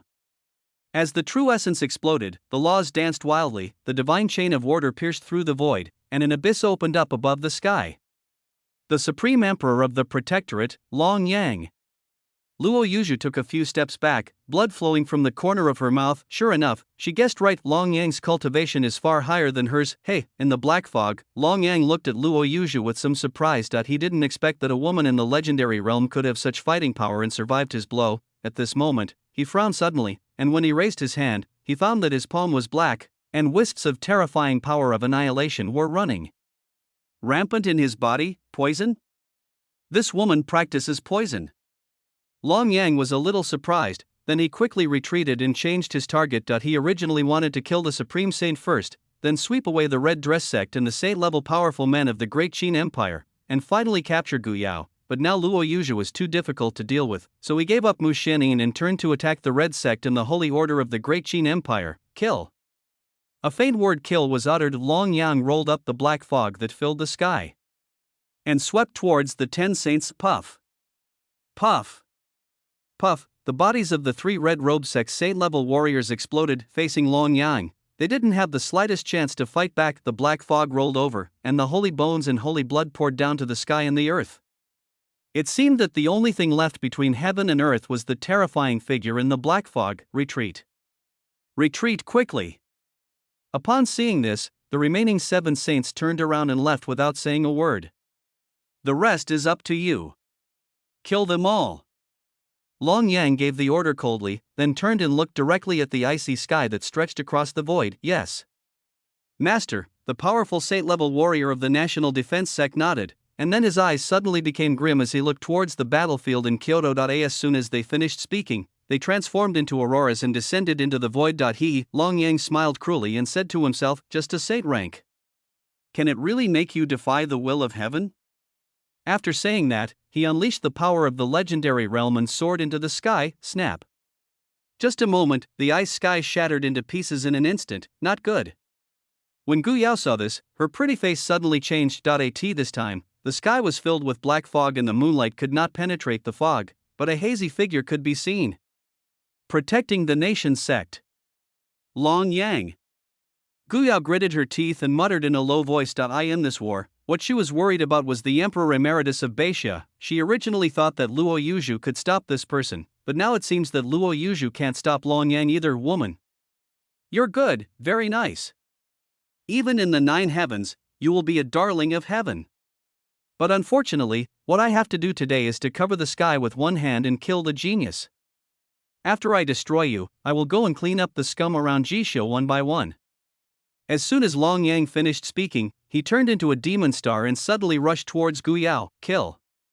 Gu Yao shouted coldly, and the spiritual blood power in her body was pushed to its limit. Boom. The king thrust out his sword. 100-foot-long ice dragon tore through the void and suddenly rushed towards Long Yang. You can't. Long Yang spoke indifferently. He raised his hand and swung out a divine chain of order. Snap. The ice dragon was completely shattered in an instant. Puff. Gu Yao's delicate body trembled violently, and a trace of sad and beautiful blood flowed out from the corner of her mouth. Clang. Black fog emerged. A withered hand grabbed Gu Yao's neck. A drink. Gu Yao shouted coldly, divine light bloomed around him, and the king's sword was placed across his chest. Clang. An extremely crisp sound of metal collision was heard. Boom. The terrifying true energy storm covered the sky and the sun. Puff. Gu Yao was blown hundreds of feet away by this palm like a blood-stained kite, and wounds of varying degrees appeared all over her body, but despite this, she still struggled to stand up stubbornly. Long Yang was a little surprised. This palm of his was enough to seriously injure any saint-level monk and sever his meridians. However, he didn't expect that Gu Yao could actually get up and just spit out blood. Interesting. No wonder. His Highness specifically asked for you. Long Yang nodded. I'm here. Your Highness's city will never be broken. Even if I die, I will help him protect it. Gu Yao's body was staggering, but her beautiful eyes were firm and stubborn. Even when facing a powerful legendary figure, she had no intention of retreating. Yeah? Long Yang sneered and said to the leader of the Dragon Knights General. Go and kill everyone in front of Kyoto Castle. As you wish, the Dragon Knight commander smiled grimly. He immediately led tens of thousands of Dragon Knights to attack Kyoto. Tens of thousands of dragon riders waved their huge wings and marched towards Kyoto in a mighty manner. This scene was like the end of the world. You touch his city. I want your life. Gu Yao gritted her teeth and shouted coldly. At this moment, her black hair danced wildly, and she was willing to consume her life to activate the dormant power in her body. But at this moment, a dragon roar was heard from the distant sky. Roar. The deafening sound of the dragon's roar shocked everyone on the battlefield. They looked up and saw a scene that they would never forget. A giant golden dragon, carrying endless golden light rain, was rushing towards Kyoto. On top of the giant dragon stood a man dressed in white, with a tall and handsome figure. At this moment, his expression was indifferent and cold, and no one dared to look at him. And the scariest thing is, behind him, there was a huge dark shadow. It's a dragon. It's not a Jiaolong, but a real dragon. Dozens of giant dragons. His Imperial Highness? When Gu Yao heard this familiar voice, tears instantly welled up in her eyes. Yes, he is back. He rode a group of dragons and returned from the Divine Phoenix. Chapter 136, A giant dragon appears in the sky. Destroys the army of the Hugua sect. It's him. He's back. On the top of the mountain, Yan Fei's beautiful eyes looked at the group of dragons coming from the end of the sky and the man leading the dragons flying towards Kyoto. For a moment, her expression looked very unhappy. He is the legendary prince of Beixia, Ji Xiu? A cold light flashed in the old eyes of Long Gone, the supreme emperor of northern Xia. Damn it, Yan Fei's expression was cold and she cursed softly. She knew that if Ji Xiu knew that Kyoto was in trouble, he would definitely rush back to Kyoto. However, she didn't know that Ji Xiu would come back with the Dragon Clan. Moreover, it's not just a giant dragon, it actually brought the 9 elders of the Dragon Clan, and even the leader of the Dragon Clan, Bai Zhu. This kid is now even more troublesome than Mu Bing. It's so annoying. Yan Fei clenched her fists tightly. She was in a bad mood. Now that the Dragon Clan has arrived, her plan against Ji Xiu is likely to fail. That's all. Find another chance. Yan Fei shook her head, calming the resentment in her heart, and she had already decided to retreat. The thought stopped there. She turned to look at Long Gone and asked how. Now, do you plan to return to the upper realm, or stay in the lower realm with me and wait for the opportunity to act? Hearing this, Long Qian shook his head and responded, Your Highness, please leave on your own. I'm not leaving. Thank you for your care in the upper world over the years, Your Highness. After saying that, Long Gone headed towards Kyoto without looking back. Fool! Where is the Supreme Emperor of Beixia? I have lived in vain for so many years. As long as the Green Mountains remain, there will be no shortage of firewood. You don't even understand this simple truth. Yan Fei looked at Long Gone's back, cursing in a low voice, her plump breasts heaving violently. She was really angry, and now that Ji Xiu has returned with the Dragon Clan, it is obviously impossible to confront them head-on. Therefore, the best strategy is to temporarily avoid the limelight and wait for the right opportunity to act. But Long Gone chose to fight hard? This was undoubtedly the stupidest move in her opinion. Moreover, in this way, all the hard work she has put into the Beixia dynasty over the years would be completely wasted. Yan Fei took a deep breath, her beautiful eyes narrowed as she stared at the man standing on the giant dragon above the sky. She whispered softly, Ji Xiu. We have a long way to go. After saying that, she turned and disappeared into the night. In the sky of Kyoto. Ji Xiu returns with the Dragon Clan. Dozens of giant dragons flapped their wings that covered the sky and hovered in the void. The dragon's mighty power brought eternal night finally back. Old Wei looked at the familiar figure, and a smile of relief finally broke out on his cold face. Your Highness.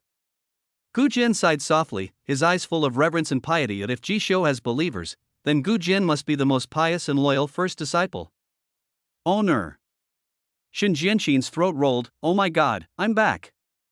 Ha ha ha ha. Ying Ling laughed loudly.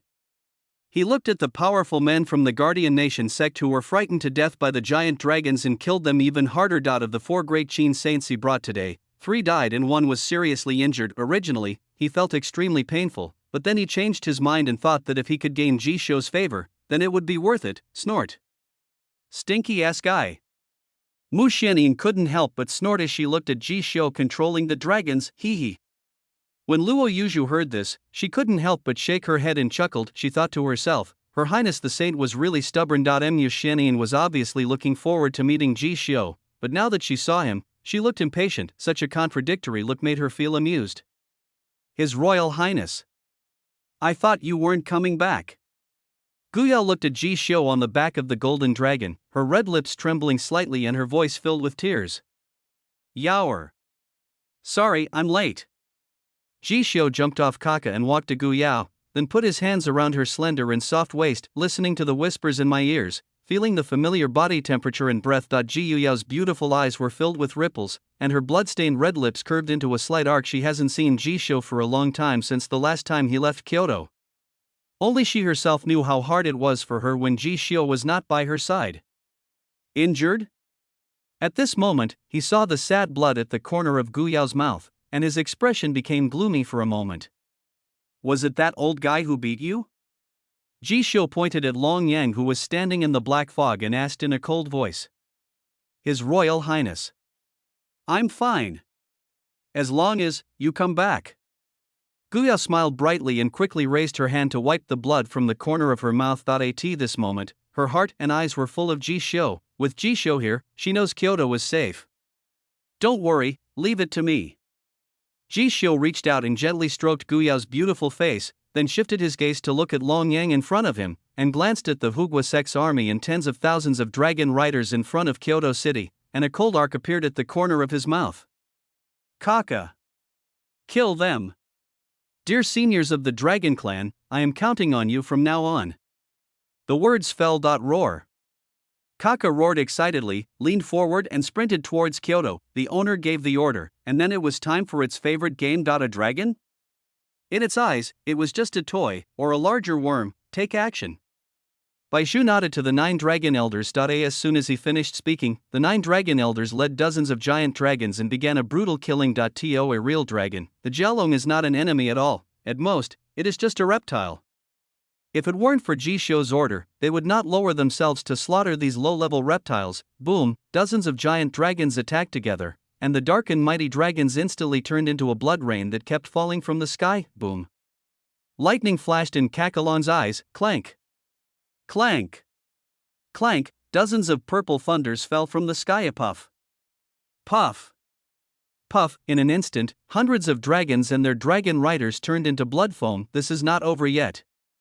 In Kaka's eyes, the elemental light keeps changing and exploding. The sky suddenly turned into a sea of fire. The flaming red magma fell from the sky. Drops of magma fell on the dragon, splashing white smoke. Roar. The extreme pain from the body and soul made the dragons roll in the air continuously, making shrill hissing sounds. Soon, huge dragons as big as hills fell from the sky, creating huge pits on the ground. The air was filled with the smell of burnt meat. At this time, the sea of fire in the sky slowly subsided, and was replaced by a piece of ice, and the temperature of heaven and earth suddenly dropped. Everyone looked up, and they saw only a shocking scene above the vast sky. The cold rays are so dazzling that there is no end in sight. Ice arrows made entirely of ice densely filled the sky. Each one of them releases a dazzling cold light. Each one of them makes people feel the extreme shudder deep. In their soul, ice falls. Dense swarms of ice arrows fell from the sky. Puff. Puff. Puff. Puff, ice arrows pierced the dragon's body, and dragon blood poured out. The bodies of countless dragons condensed into ice crystals, fell into the void, and finally turned into ice chips. In just a few breaths, tens of thousands of dragons died. Not only that, the 200,000 troops of the Hugua sect did not even have the chance to escape and were all slaughtered. It is worth mentioning that the 17 high-level saints of the Hugua sect wanted to leave as soon as possible, but in the blink of an eye, they were surrounded by dozens of giant dragons. You should know that the weakest of these dragons had the cultivation level of a saint. Dozens of giant dragons waved their wings together, covering the sky and the sun, and their dragon breaths. The expressions of the 17 saints changed drastically, and in an instant, they turned into ashes. Is this the Dragon Clan? Mu Xianyin took a deep breath, her beautiful eyes sparkling with light. She thought, it would be great if she could have a dragon as a mount in the future. At this moment, a cold voice sounded. Mu Xianyin, long time no see. Hearing this, Mu Xianyin turned around, and her expression froze when she saw the familiar figure, but it was only for a moment, and she pursed her lips and said sarcastically, Yo! Isn't this Princess Feng Huang of the Divine Phoenix? What? I heard that you were captured by that kid Ji Xiu. Snort, Feng Huang snorted softly. It's him, I caught him. I was afraid you didn't know, so I came here to tell you. Yeah, Mu Xianyin raised her eyebrows frivolously. She pointed at Ji Xiu and Gu Yao in the sky with a bit of amusement and said, It seems like you're not the only woman who has captured Ji Xiu. You don't understand. Feng Huang shook his head. She and Ji Xiu are already husband and wife. Did Gu Yao have it? Obviously not. What about Mu Bing?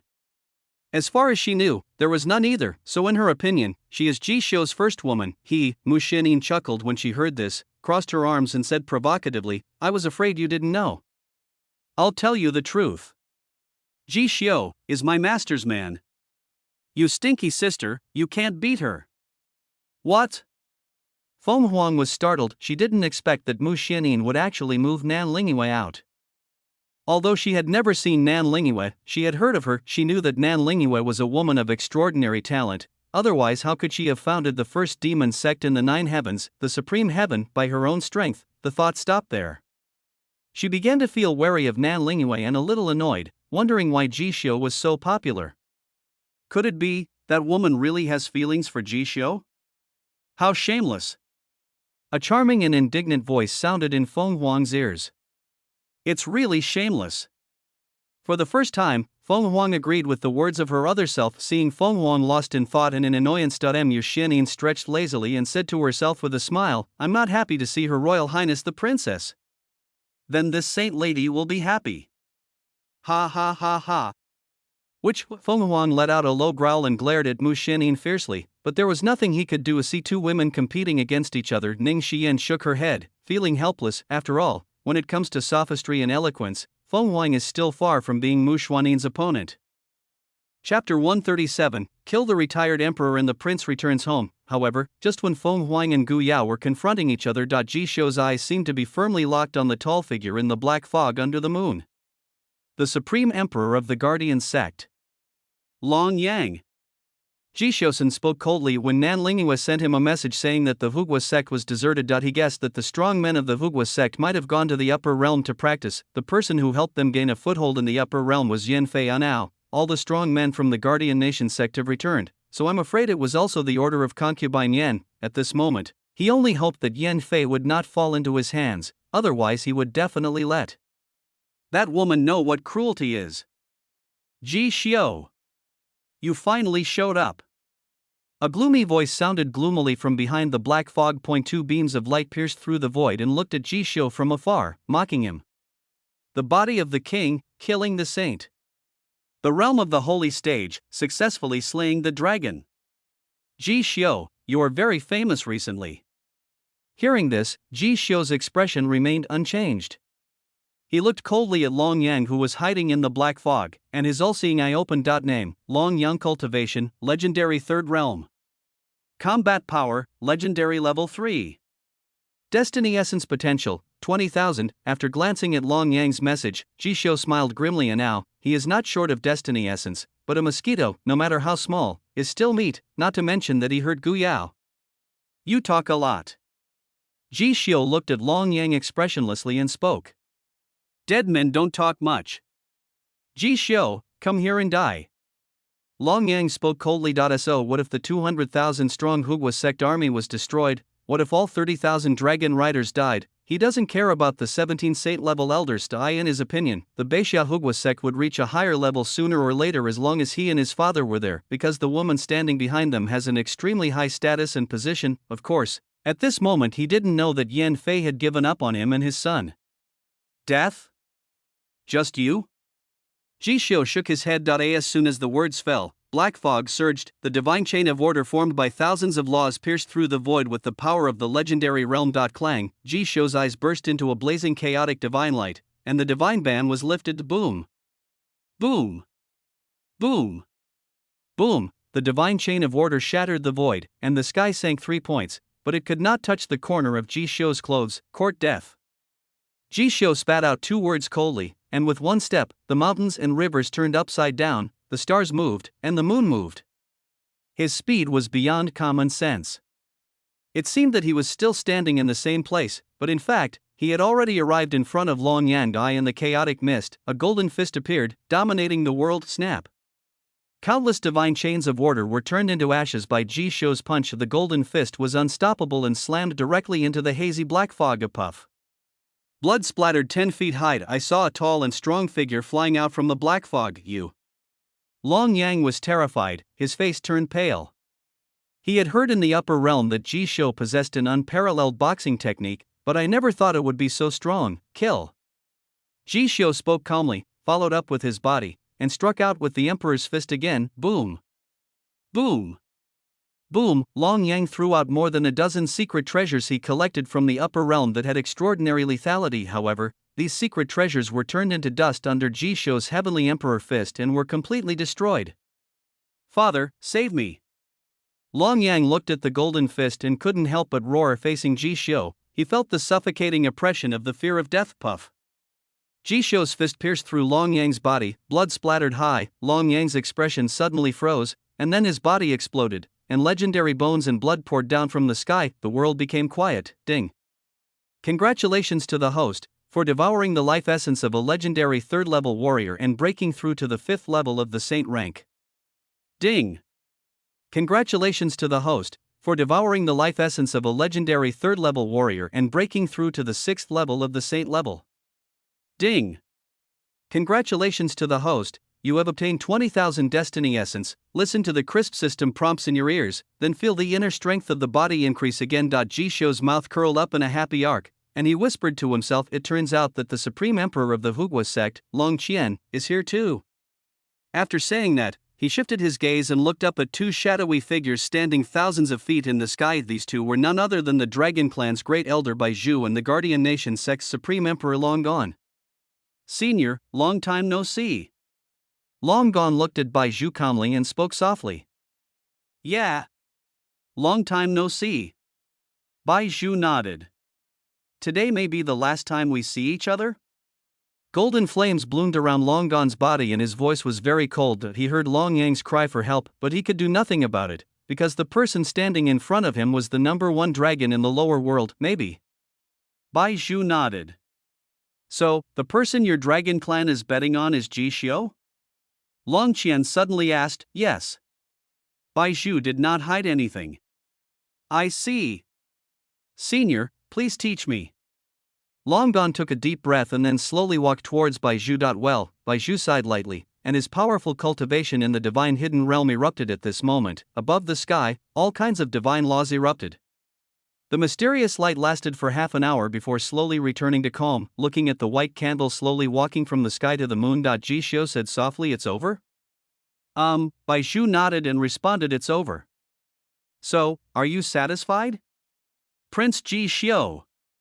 Well enough, Jishio stretched lazily. There is no doubt that the Supreme Emperor Long Gone is also a powerful person in the hidden god realm. If Bai Zhu was not there, he would probably have to use the card he won in the lottery earlier, the Hawazi Dafa experience card. This experience card is of great use to him, so he doesn't want to waste it on Long Gone unless it is absolutely necessary.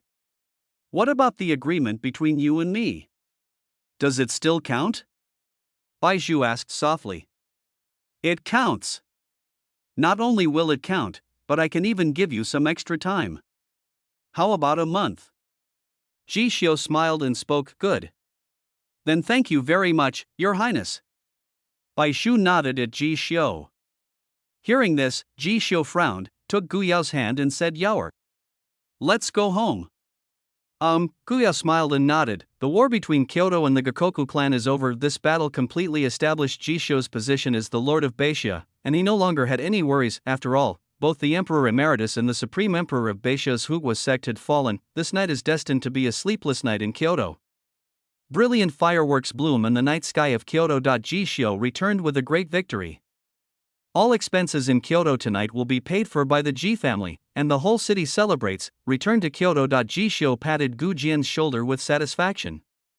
His actions on the battlefield today were obvious to all and could be described as heroic. Moreover, Gu Jian was only one step away from entering the Saint level, which made him feel particularly gratified. After all, as long as he reaches the Saint level, Gu Jian can truly start using the Supreme Bone. In the future, he will become stronger and stronger, and his sword will become sharper and sharper. After thinking for a moment, Jishio generously spent 20,000 Destiny Essence to purchase 10 Holy Extreme Pills from the system mall. A holy pill can help a cultivator at the peak of the king rank to develop his potential and enter the holy realm as early as possible. Most importantly, it has no side effects. Even if it reaches the Saint level, the medicinal effect will have a great positive effect on practitioners in the future. After the purchase was completed, Jishio first handed the 8 Holy Extreme Pills to Gu Jian. Thank you, Your Highness. Gu Jian took the Xingji pill and bowed deeply to Jishio. He knew that only by becoming stronger could he help Jishio kill more enemies. The men you and Yaoer chose are all pretty good. In the future, if they reach the peak of the monarch level, they will come to you to receive the Holy Extreme Pill. MI6, if there are any meritorious people who have reached the peak of the monarch level, you can also dispose of these Saint Extreme Pills yourself. Jishio said with a smile. Very good. There was a flicker of joy in Gu Jian's eyes, and the ghost sword, blind monk, longbow, demon sword, and several important figures from MI6 behind him also bowed deeply to Jishio. All along, they had only heard of Jishio's name in legends but had never had the privilege to meet Jishio.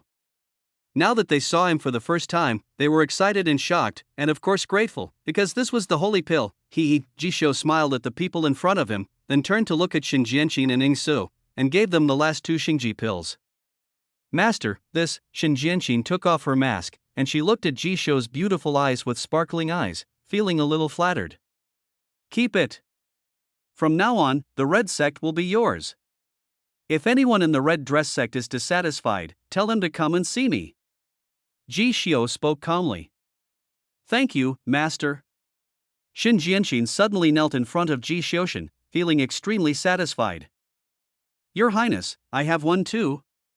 Yingling looked at the precious Xingji pill in his hand and swallowed it. He originally thought that this time it would be enough to win Ji Xiu's favor, but I didn't expect. I actually got a legendary mysterious pill, the Holy Pill. Even though he was the second prince of the Qin dynasty, he had never seen this legendary Shendan. Take it. Ji Xiu nodded. Yingling is the key to opening the Qin Empire. The higher he goes in the future, the greater the benefits to him. Moreover, he had planted a demon seed in him, so there was no need to worry about him rebelling in the future. Therefore, this is a guaranteed investment. Thank you, Your Highness. In the future, if you need anything from me, just ask. Yingling made a solemn promise. Ji Xiu smiled and didn't say much. At this moment, a pair of delicate hands hugged Ji Xiu's neck. Tsk. Prince Ji Xiu is so generous. What about mine?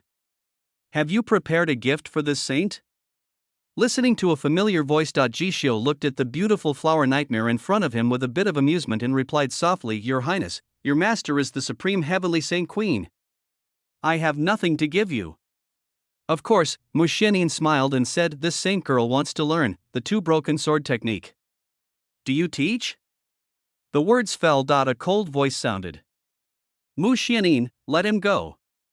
If you want to learn the 2 broken sword technique, I will teach you. Cut. Mu Xianyin curled her lips and looked at Feng Huang with amusement and said, Don't want. This saint lady will teach you personally, presumptuous.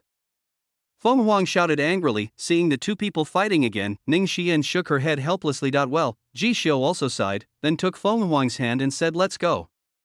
It's time to go home. Hearing this, Feng Huang's pretty face turned red all of a sudden. What Ji Xiu meant by going home was taking her to meet the elders of the Ji family. This is also the purpose of her coming to Beixia this time. However, when the time came, she felt extremely nervous for a moment. Go home and see my parents. Feng Huang, you have really made it. Ha ha ha ha. The extremely charming and wanton laughter echoed in Feng Huang's mind. Chapter 138 Ji Family Dinner, Unconfident Feng Huang. Shut up. Feng Huang fiercely retorted to the voice in his head. How? Is Her Royal Highness the Princess nervous? Hear this, Feng Huang gritted his teeth and snorted softly. Snort. You think too much. I have seen many big scenes, why would I be nervous? After that, Feng Huang stepped forward, took Ji Xiu's hand, and said indifferently, Let's go. I am ready. Yeah, Ji Xiu glanced at Feng Huang with some suspicion and then smiled helplessly. If Feng Huang was really prepared, his hands wouldn't be so sweaty, but then again, this was the first time he saw Feng Huang looking so nervous. Well, I have to say that the phoenix at this moment has a unique flavor. Let's go. Feng Huang didn't dare to look at Ji Xiu's eyes and urged him again. Okay, Ji Xiu nodded and led everyone to Xian Pavilion. In the Xian Pavilion of the Ji family's military headquarters, the elders of the Ji family had already prepared a banquet and were waiting for Ji Xiu and his companions to return. Lin Ru, Mu Hua, Ji Nu, and Ji Xiao, although they were well prepared, they still couldn't help but gasp when they saw the big shots behind Ji Xiu, except for the red sect Saint Shin Jianqin and the second prince of the Qin dynasty Ying Su, who I had met before, the legendary great elder of the Dragon Clan, by Zhu, the 9 elders of the Dragon Clan, the little princess of the Dragon Clan, by Xian, the first demon sect in the 9 heavens, the supreme saint girl, Mu Xianyin, the number 1 demon sect in the 9 heavens, the poison emperor, Luo Yuzhu. These are all real big shots in the Jitian continent. Now they are all gathered around their big baby Ji Xiu. This scene is really horrifying, however, they also figured it out. Now, their big baby Ji Xiu is the real big shot. When they thought of this, they couldn't help but feel extremely proud. Sure. When Ji Nu and Ji Xiao saw their beloved baby, whom they hadn't seen for a long time, walking into Xian Pavilion, they hurried forward and surrounded Ji Xiu. I haven't seen you for several years. You've really grown up. Ha ha ha.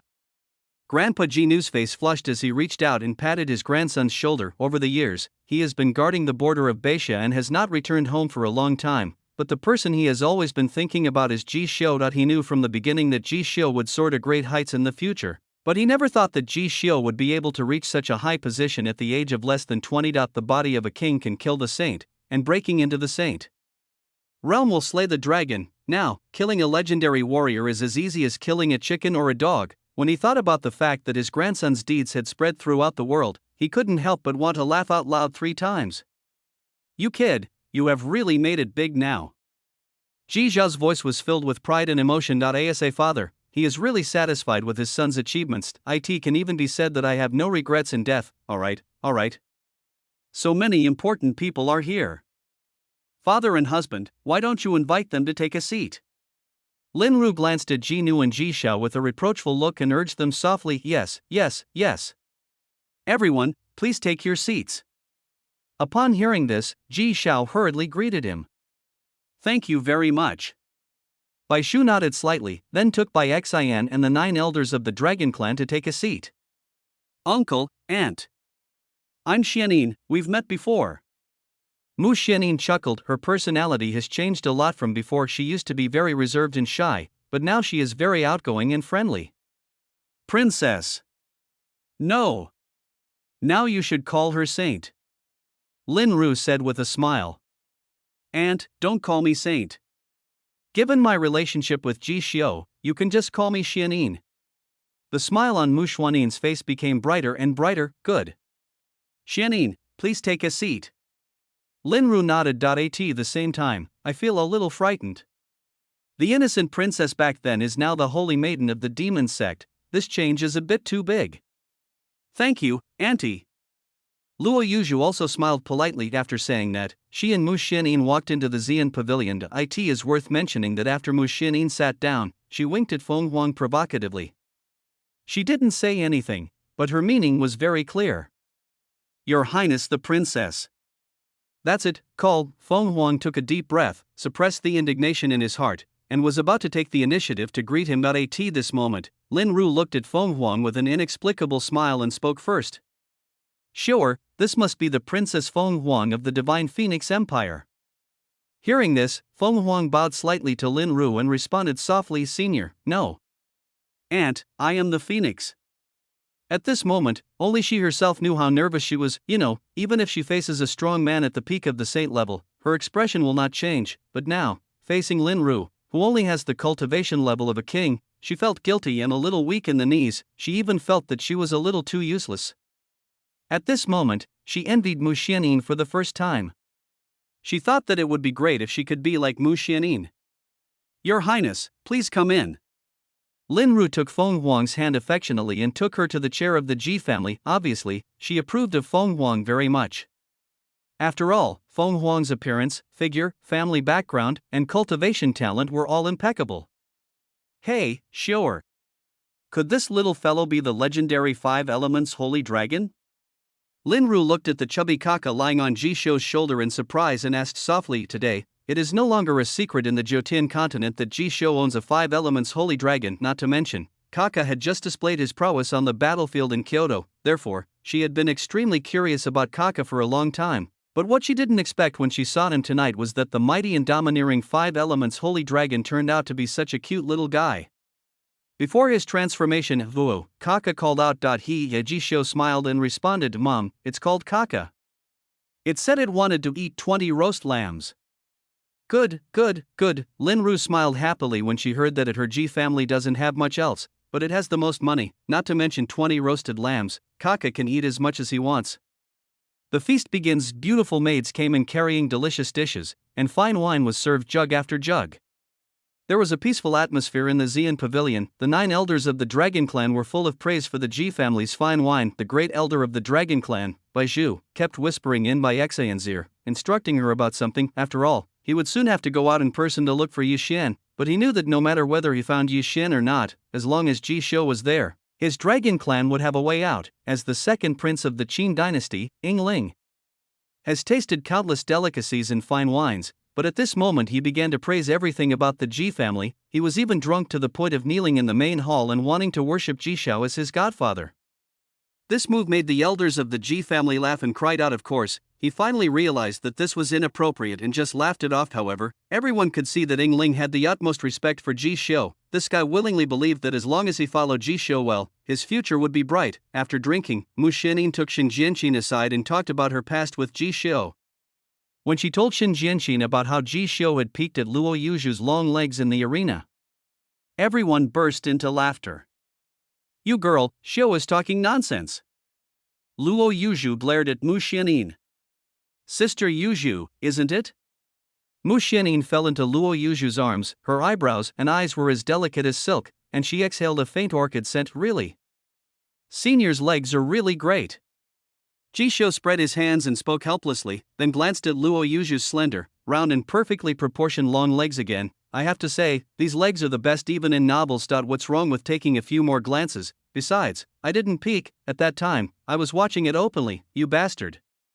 Luo Yuzhu's pretty face flushed and she took a sip of the wine in the glass to hide her panic. However, she knew this, and she was very pleased with Ji Xiao's praise, and she was secretly happy in her heart. At this moment, everyone at the banquet was drinking happily, only Feng Huang was sitting upright, with a look of loneliness on her beautiful face. She was not Mu Xianyin, so she didn't know much about Ji Xiao's childhood.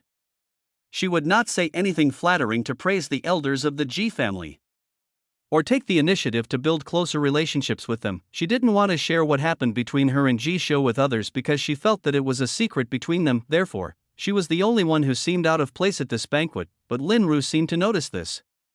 She poured wine for Feng Huang and took the initiative to talk about Ji Xiao's childhood. It was not until this time that Feng Huang felt that she had integrated into the society. Lin Ru was so excited that she even told Feng Huang how the nickname Ji Buxiu came about. Of course, there is one person that cannot be avoided at this time, Mu Bing. Speaking of Mu Bing, the atmosphere of the entire banquet came to a standstill. Mu Bing, Ji Xiao's legal wife, the most terrifying demon in the Jutian continent today.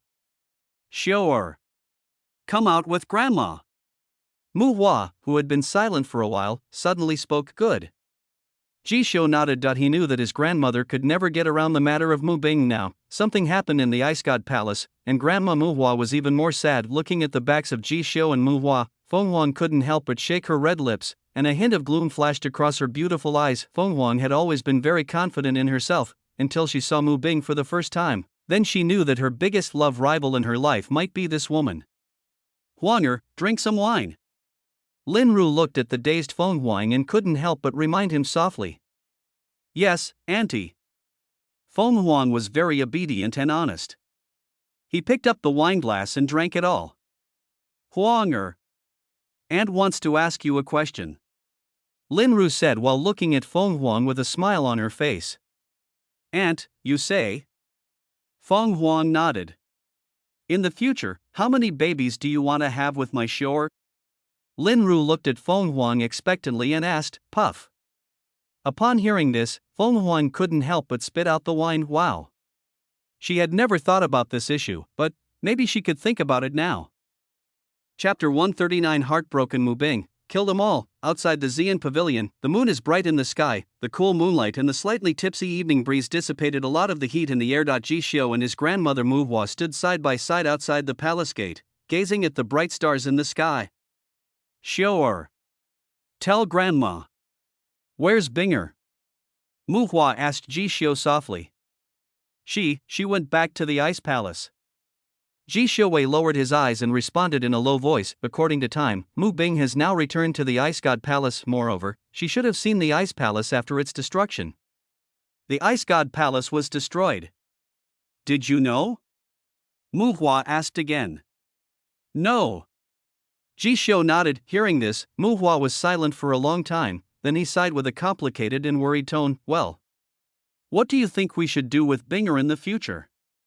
Ji Xiao was a little speechless. For a moment I didn't know how to respond to my grandma. "Xiao, can you save her? Or, can you find someone to save her?" Mu Hua looked at Ji Xiao with burning eyes and asked. "This matter. No one can save her.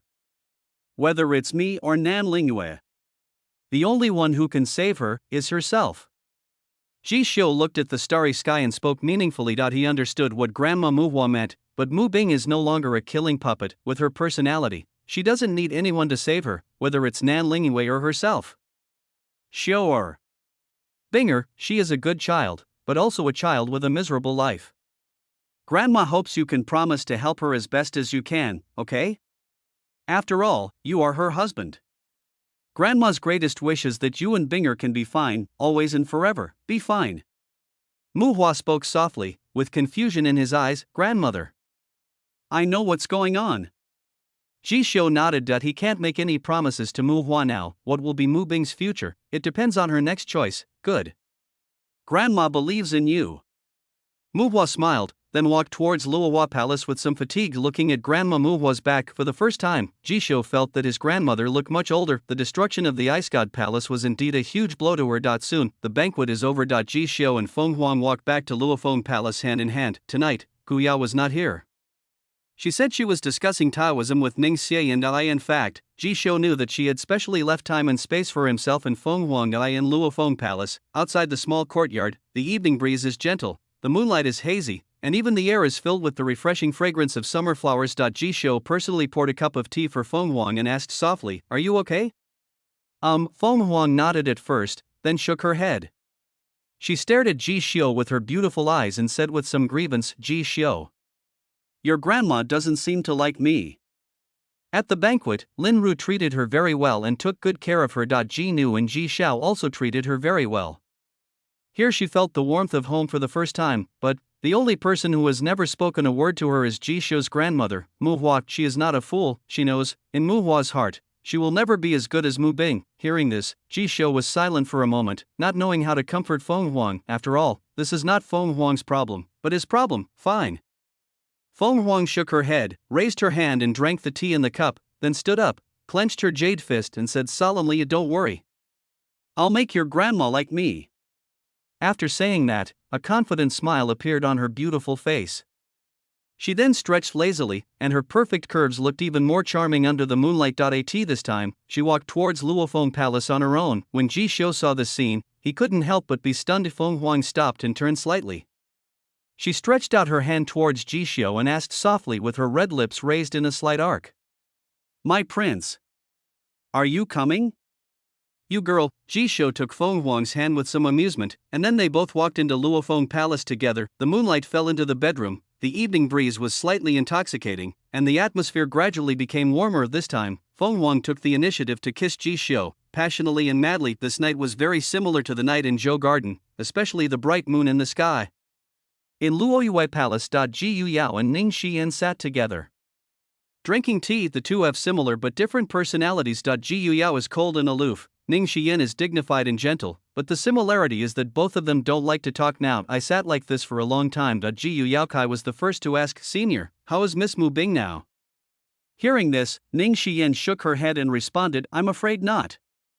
Outside Kyoto Castle. A stunning fairy figure is standing under the moon, her beautiful eyes gazed at the sky filled with fireworks.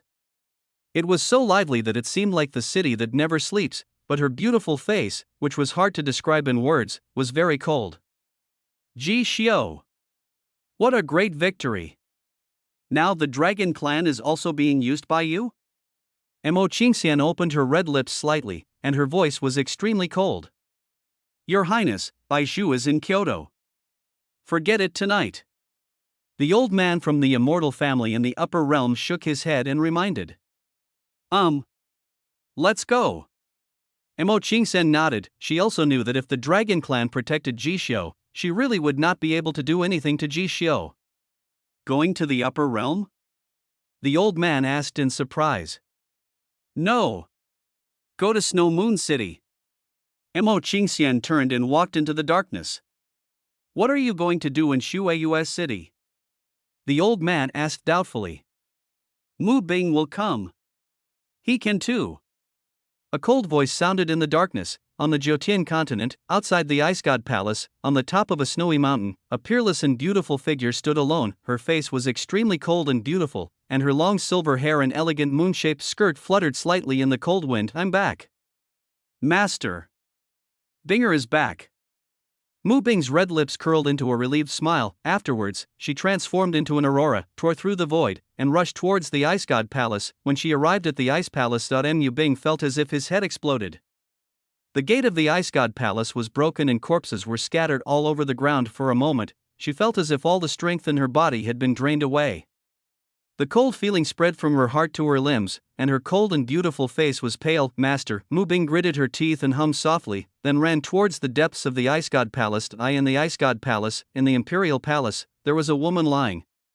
Her face was snow white and her whole body was stained with scarlet blood. It was shocking. Senior sister. Mu Bing called out softly and hurried to the woman's side. This woman is the current palace master of the Ice God Palace and Mu Bing's senior sister. Master, junior sister? The palace master of the Ice God Palace opened her eyes and looked at Mu Bing in front of her. Her eyes were a little dazed. Senior sister, what happened? Why did the Ice God Palace become like this? Mu Bing suppressed her emotions, her voice trembling slightly. Junior sister, they are coming. They come in and kill people. All the disciples of the Ice God Palace are dead. All the treasures of the Ice God Palace have been stolen by them.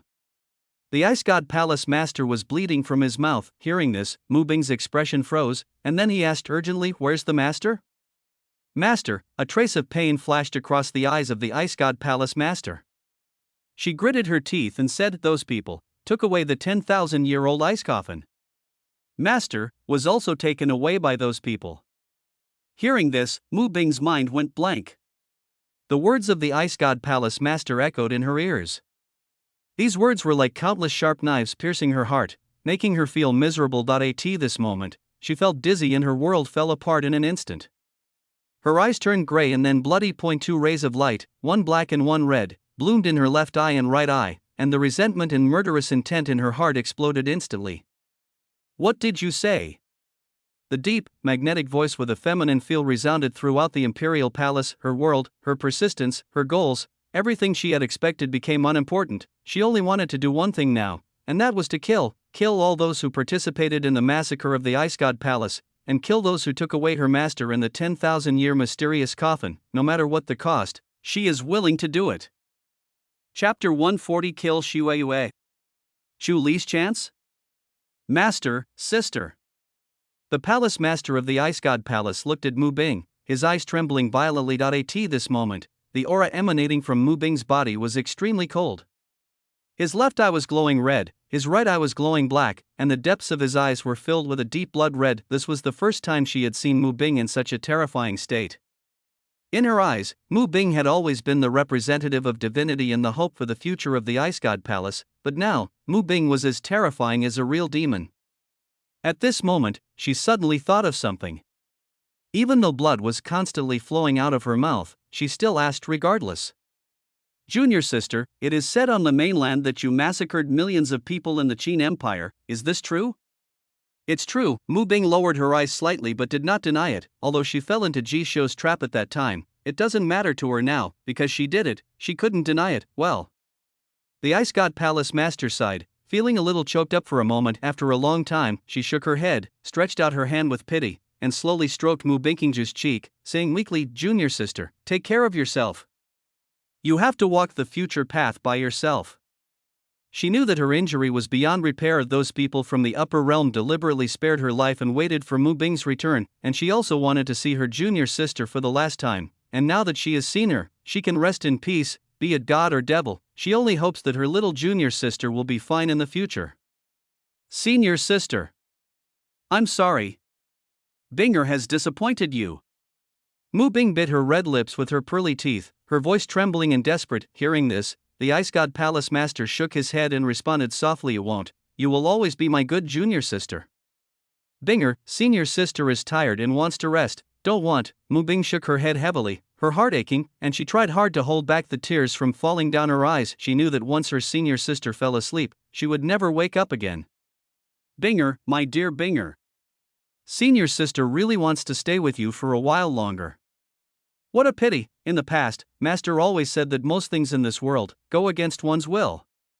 But even so, senior sister still wishes you all the best in the future. After she finished speaking, the palace master of the Ice God Palace gave Mu Bing a faint smile, then slowly closed her eyes and died in Mu Bing's arms. Senior sister! Senior sister! Mu Bing hugged the Ice God Palace master and called out to him helplessly, but no matter how she shouted, her senior sister did not respond to her. At this time, she knew that her senior sister, who had always treated her like her own sister since she was a child, had passed away. Hee. Ha ha ha ha. Mu Bing hugged her senior sister and laughed sadly as if she was crazy.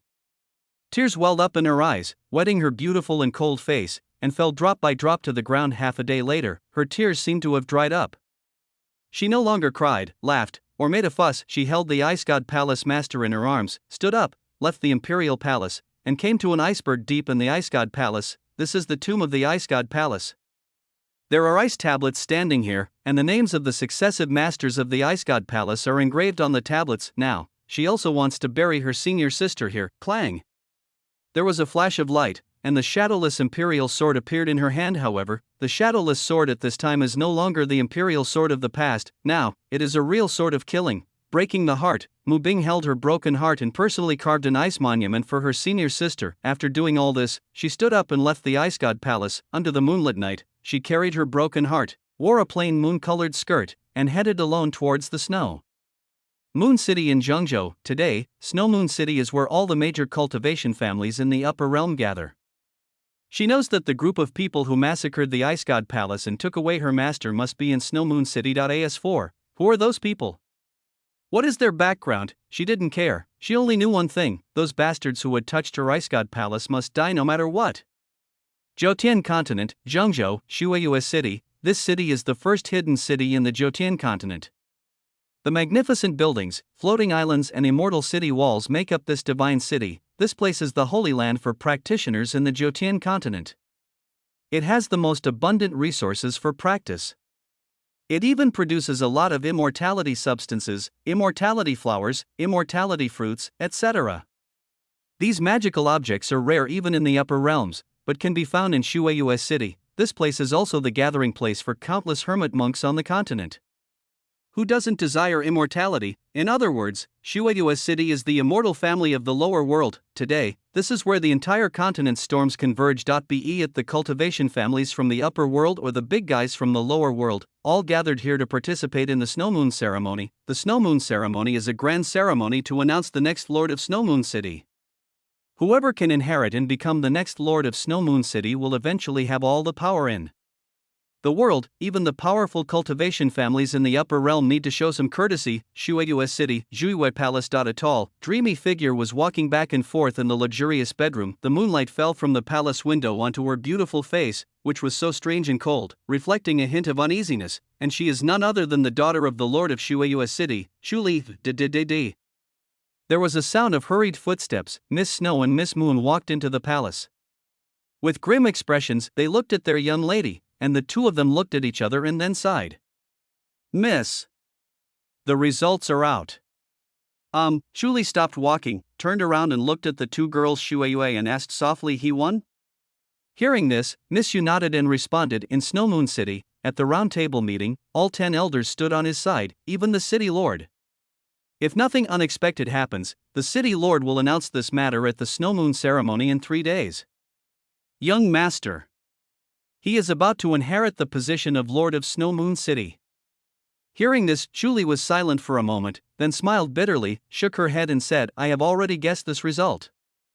Miss, this is not fair, Snow Girl said angrily. It's obvious that your talent is much stronger than young Master Chu Chen.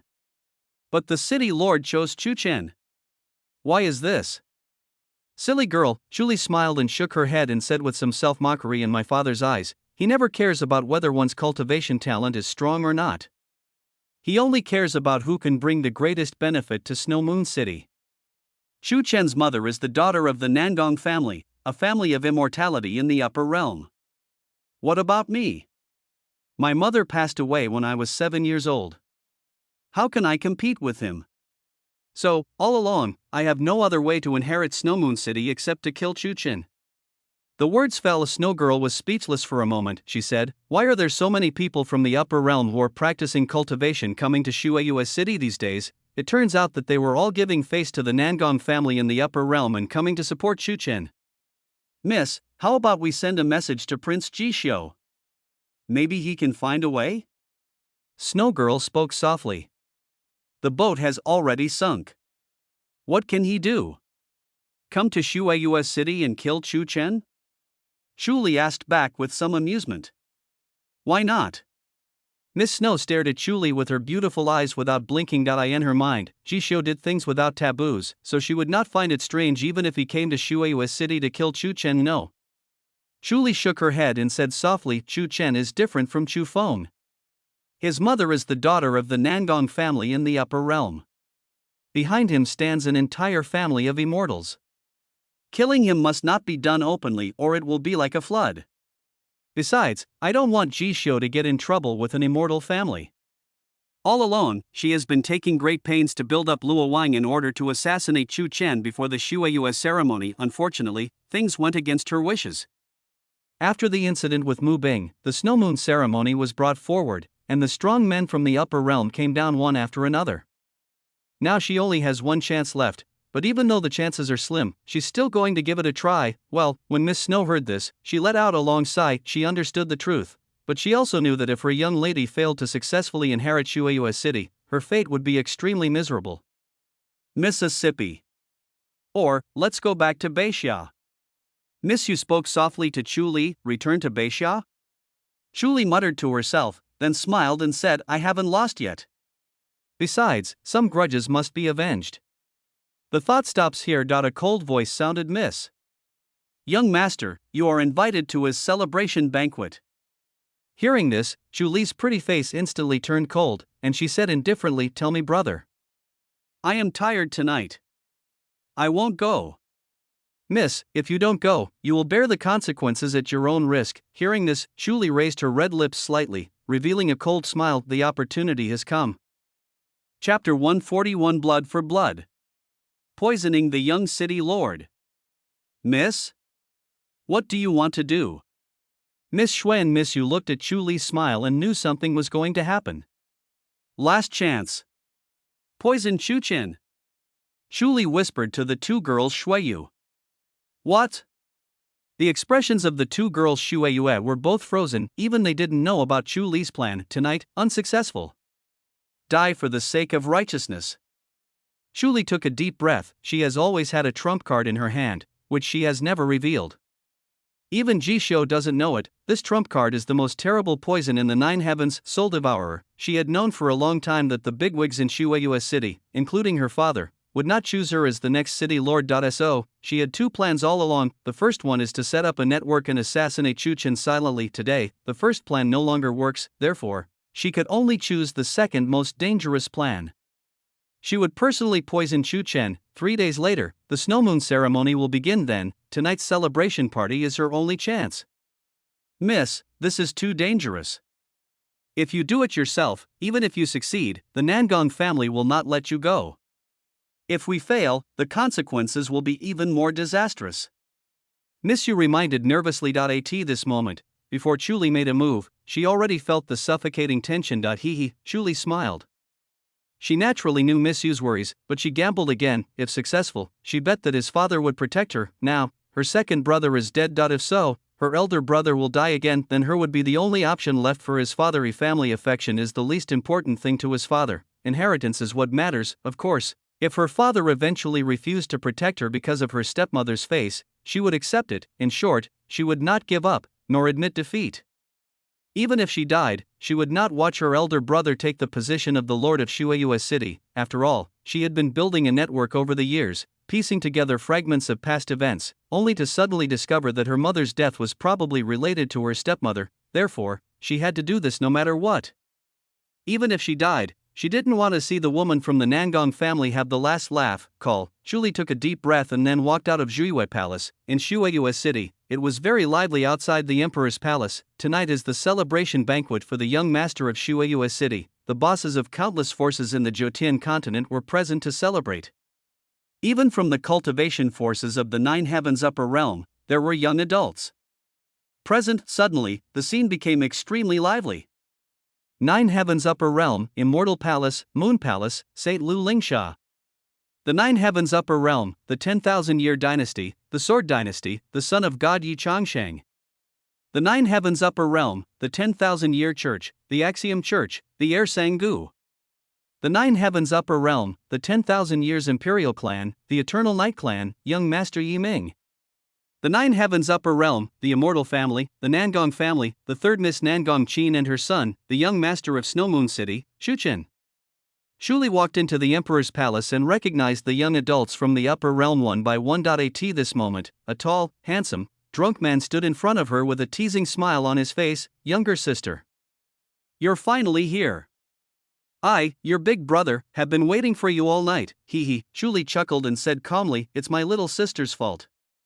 Little sister is here to apologize to big brother. Apologize? Ha ha. Shu Chen laughed loudly when he heard this. Then he raised his hand and pointed at the young bigwigs on the field and told Shu Li, you and I are brother and sister. We are one family and we should not have different opinions. So, there's no need to apologize to me. Why don't you go and make amends to the gods and goddesses in the upper realm one by one? Especially to apologize to the Sword Dynasty's son of God, Brother Yi. He has been waiting for you all night. Good. Shu Li nodded expressionlessly, then poured herself a glass of wine and said generously, tonight, Shu Li apologizes to you all. After saying that, she raised her head and drank the wine in the glass. Snort. Seeing this, Shu Chen snorted coldly. Shu Li, what did you not understand from this young master's words? Is it hard to understand that I have to apologize one by one? Hearing this, a cold light flashed across Shu Li's beautiful eyes. Sure enough, Shu Chen is still like this. As expected, the daughter of a whore is still a whore after all. A beautiful woman in a purple robe sneered and mocked. This woman is the wife of the lord of Shueyue City and Shu Li's stepmother, Nangong Qin. Hear this, Shu Li's face looked very bad, and she clenched her fists tightly. It is worth mentioning that there was a faint black energy flowing in the palm of her fist. At this moment, Yi Changsheng, the son of the Sword Dynasty, looked at Shu Li's perfect body curve unscrupulously, then he licked his lips and asked Nangong Qin with interest, Aunt, this is Miss Shu Li, the legendary holy body of heaven. Yes, Your Highness the Miko, this girl is none other than the daughter of Shueyue City. Shu Li, Nangong Qin responded with a smile. Good, very good. Yi Changsheng nodded, his eyes full of passion. After that, he said to Shu Li in a domineering manner, tonight, come to the Son of God's bedroom.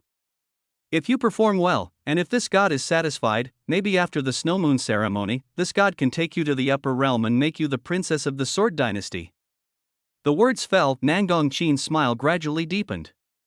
She looked at Shu Li, who had no expression on her face, and said, Shu Li, why don't you thank the Son of God for not looking down on your status as a lowly servant?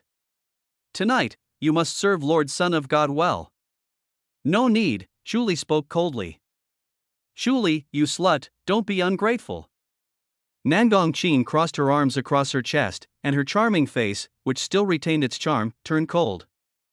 Nangong Qin. If you want to serve him, go yourself. I will not accompany you any longer. Shu Li looked at Nangong Qin coldly. Presumptuous. Upon hearing this, Shu Chen became furious.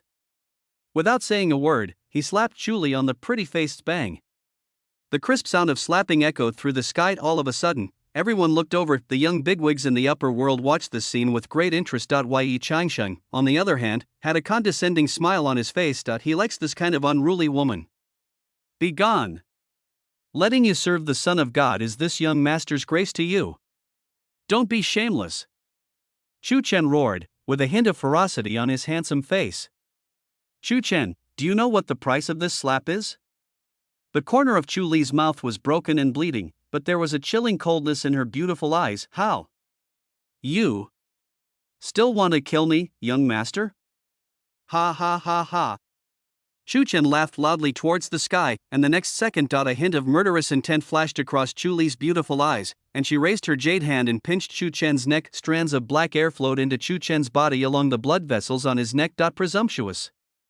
Nangong Qin became furious when she saw Shu Li pinching Shu Chen's neck, but the next second, Shu Li withdrew her jade hand. She took out an exquisite handkerchief and wiped her hands. Then she took 2 steps back and admired the beautiful scene that had appeared in her dreams countless times with her beautiful eyes and forehead. Ah! Shu Chen covered his neck, his eyes bulged out, and blue blood vessels burst out of his neck. His handsome face turned blue and purple, as if he was suffocating. Mother, save me. Chu Chen half knelt on the ground and stretched out his hand towards Nangong Qin. His voice had become completely dry and weak. Shuli, what did you do, you little bitch? Nangong Qin instantly came in front of Chu Chen with her eyes trembling. She could sense that her son's life force was being deprived by a strange force. He. Shuli laughed coldly. She looked at Nangong Qin, feeling happy. She slowly said, "Soul eating poison, aren't you familiar with it? Isn't this what you used to kill my mother?" Ha ha ha ha. Chapter 142 The Death Knell Rings. Ji Xiu can save the lady. The most bizarre poison in the Nine Heaven Soul Devourer. A group of young big men from the upper realms stood up and retreated. The soul-devouring poison was very terrifying, and any cultivator who was in the state of divine concealment would die, but their lives are precious, and they don't want to be contaminated by even the slightest bit of the soul-devouring poison. If they are contaminated by even a little bit, even the big guys from the upper realm behind them will not be able to save them. At this moment, they all looked at Chuli with fear in their eyes. Obviously, no one could have imagined that Chuli would actually dare to murder her elder brother, Chu Chen, the future lord of Shuayue City, in Shuayue City. This woman is a bit cruel. Lu Lingsha, the saint of the Moon Palace, looked at Chuli with burning eyes. Killing her elder brother in front of her own doorstep was something that even she could not do. Vicious. So vicious. Sangu's voice suddenly turned cold. He was the heir of the Axiom Church, and killing his brother was unacceptable to him. Brother Chu, I'm afraid there's no hope. TSK. Yiming, the young master of the Eternal Night Imperial clan, smacked his lips, with a look of someone who was enjoying the fun and gloating over other people's misfortunes. Oh. Soul-eating poison. There's something about this woman. This prince seems to like it even more. Yi Changsheng murmured in a low voice, and his eyes looking at Chuli became even more fiery. Soul Eater. Bitch, you are so vicious. Nangong Qin's face was pale, and her fingers were trembling as she pointed at Chuli, her voice filled with despair. With her strength and the power behind her, she has ways to cure all the poisons in the nine heavens, except for this soul-devouring poison. She really has no way to cure it. How? I learned all this from you. Nangong Qin, have you forgotten? Chuli responded with a sneer on her face. It was precisely because this soul-devouring poison could not be cured that Nangong Qin used it to kill her mother, and now she is repaying an eye for an eye, blood for blood, which is justified. Be gone. I will not forgive you. Nangong Qin spoke with a look of resentment. As soon as he finished speaking, Chu Chen fell to the ground and began to twitch wildly. His eyes were filled with bloodshot, and his handsome face turned completely purple and green, looking ferocious like a ghost. Mother, save me, save, that's all I had to say. Chu Chen's eyes bulged out, the light of life gradually disappeared from his eyes, and he died with his eyes open. Shan'er. Nangong Qin looked at the dead Chu Chen. She screamed at the top of her lungs, knelt in front of Chu Chen, and tears rolled down her cheeks. This time, a thick haze was spreading over Shuayue City, countless divine lights tore through the void and headed towards Yayang Palace, Snowmoon City. 9 elders. The current city lord of Shuayue City is the famous Blood Moon Sword Immortal who was renowned throughout the Nine Heavens continent, Chu Tsangxuan. He arrived late, only after Chu Chen's death. Husband. That bitch Chuli killed Chun'er. You have to decide for our son. Nangong Qin shouted at Chu Tsangxuan in a crying voice. Hearing this, Chu Tsangxuan looked expressionlessly at Chu Chen, who was lying on the ground in an extremely miserable state of death, with even black air stained on his body. A hint of pain flashed across his eyes. Soul-eating poison. Chuli, do you know what you are doing? He. Chuli chuckled and nodded in response. Father. My daughter knows what to do next. And you? Do you know what you should do next? The words fell. Chu Tsangxuan frowned suddenly and slapped Chuli in the face with his backhand. Bang. Chuli was slapped to the ground, blood oozing from the corner of her mouth, but despite this, she still laughed, and laughed happily. She wanted to know what this cold-hearted man would do next. It was for the Nangong family behind Nangong Qin. Killing her would avenge her eldest brother's life, or for the sake of the inheritance of Shuayue City, he forcibly saved her and let her inherit Shuayue City. Someone come. Put this rebellious girl in the prison for me. Chu Tsangxuan spoke coldly. As the words fell, Nangong Qin could no longer sit still. Her charming face suddenly turned ferocious. She asked angrily, Chu Songchuan. Chen'er, he's your own son. He is the future lord of Snow Moon City. Now, Chuli, that bitch, killed Chen'er, but you didn't avenge Chen'er, but only locked this bitch into the prison? What kind of father are you? What kind of man are you? Hearing this, Chu Songchuan's expression remained unchanged. He just glanced at Nangong Qin quietly, then turned and left, leaving only one sentence for Nangong Qin. This matter, I will make the final decision. Ma'am, just don't worry about it. I will give Chen'er justice, and I will also give an explanation to the Nangong family. Asshole. Nangong Qin gritted her teeth and yelled angrily. She turned to look at Chu Chen's body, her eyes full of despair and pain. This is her son, her most precious son. Now he died at Chu Li's hands. How could she be willing to accept this? Mississippi. Please. The elder of Shuaiyue City spoke coldly to Chuli, he. Chuli shook her head and chuckled. She glanced at Nangong Qin with her beautiful eyes and then walked towards the Snow Moon City prison. Be gone. I will not let you go. I will make you live a life worse than death. Nangong Qin looked at Chu Li's departing back, murderous intent in her eyes. Ding. Ding. Ding. Ding. The sound of the death knell resounded throughout the Snow Moon City. The people of Shuaiyue City all looked at the palace in the center of the city with horror. They knew that something big had happened in Shuaiyue City. Soon the news spread, and the entire Shuaiyue City fell into an eerie silence. The future lord of Shuaiyue City, Chu Chen, is dead, died at the hands of Chuli, the daughter of Shuaiyue City, in the Moon Palace. When Miss Snow and Miss Moon heard the sound of the funeral knell, they looked at each other and saw the horror in each other's eyes. Miss, she really killed the young master. Snow Girl's voice trembled slightly, her beautiful eyes sparkled with glittering sparks, and she looked extremely uneasy. What should I do now? Miss, if you kill Chu Chen, Nangong Qin will never give up.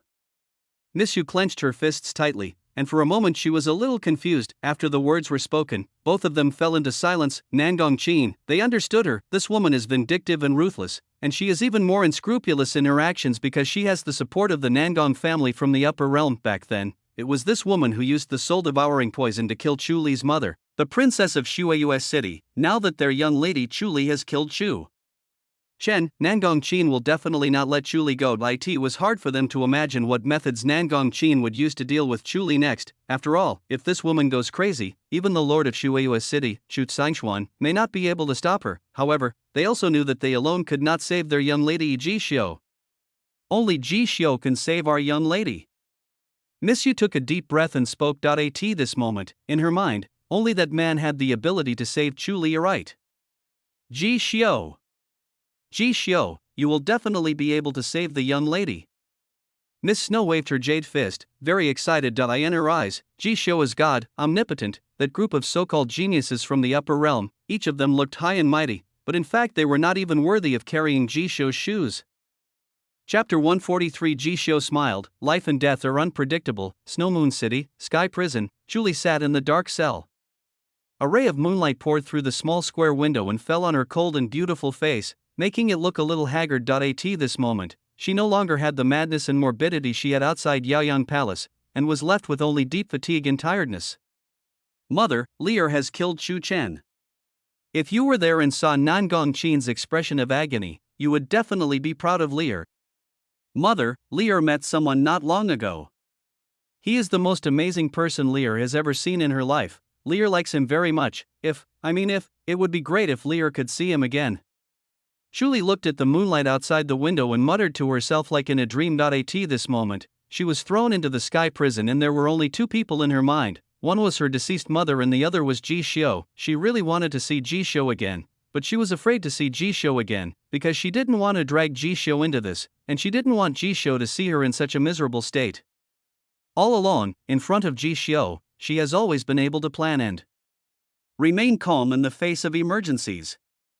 She doesn't want Ji Xiu to look down on her. Just then, a tall figure appeared in front of the dim cell. Chuli glanced at the person who came, and said sarcastically with her red lips slightly opened, it turned out to be Father. Your Excellency, why did you come down to the prison to see a rebellious girl like me? Pair, you've overdone this. Chu Sangshuan shook his head, his tone gloomy and stern. Yeah? Chu Li stood up, stared at Chu Sangshuan with burning eyes and asked, where were you when Nangong Qin poisoned my mother? What did you do? Back then, when Nangong Qin forced me to marry into the Beixia dynasty, where were you? What did you do? Now, I killed his son using the same method that Nangong Qin used to poison her mother, and you stand up and accuse me of going too far? Father, tell me, did I really overdo it and do something wrong?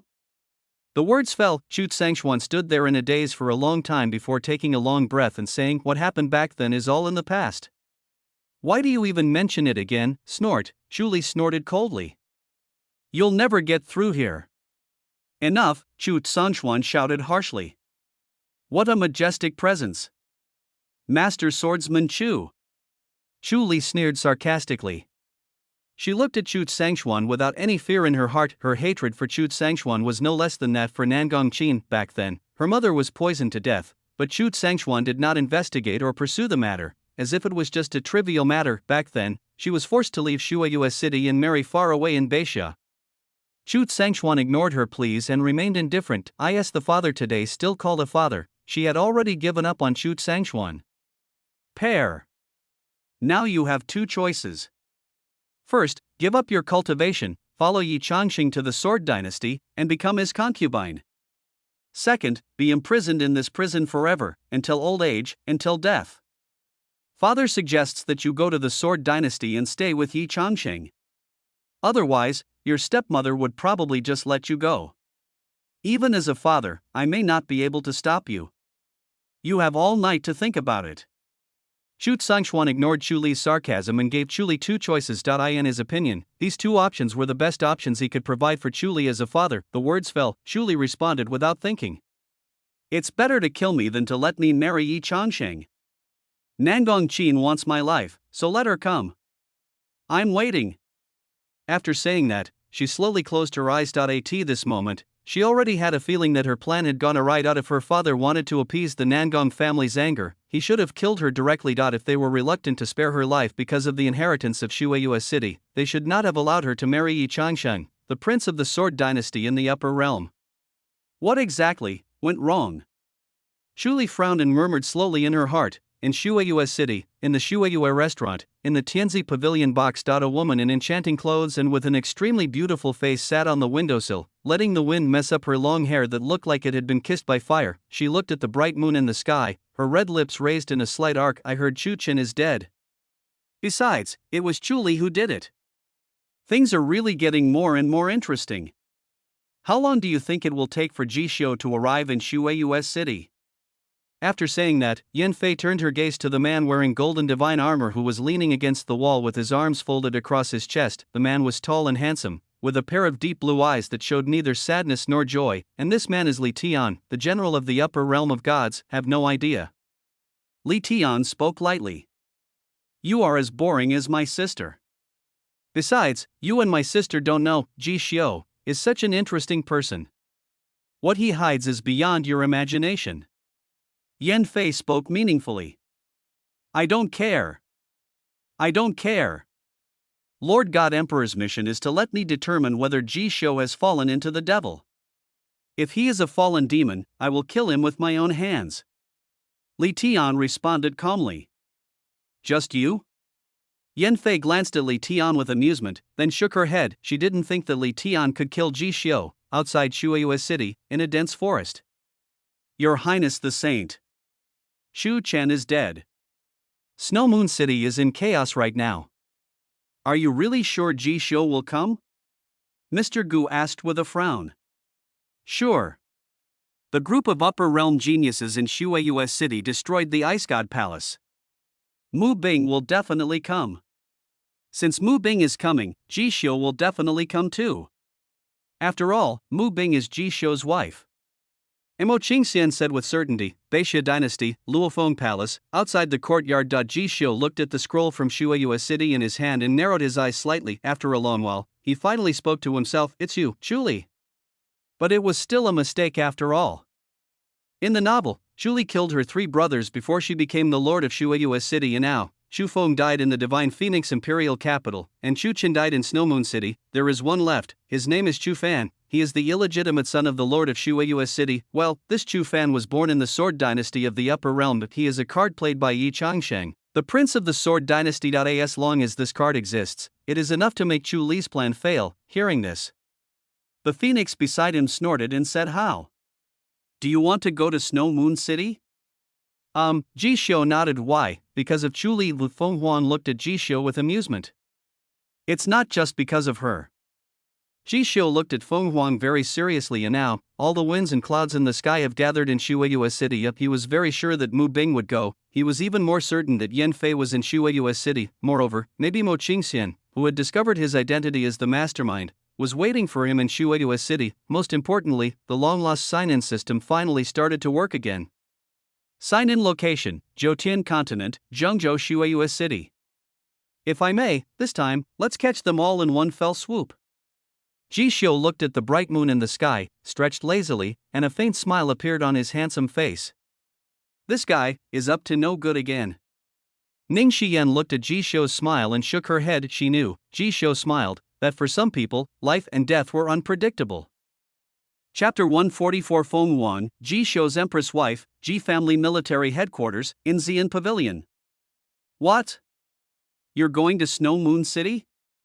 Lin Ru looked at Ji Xiu with a surprised tone. Yes.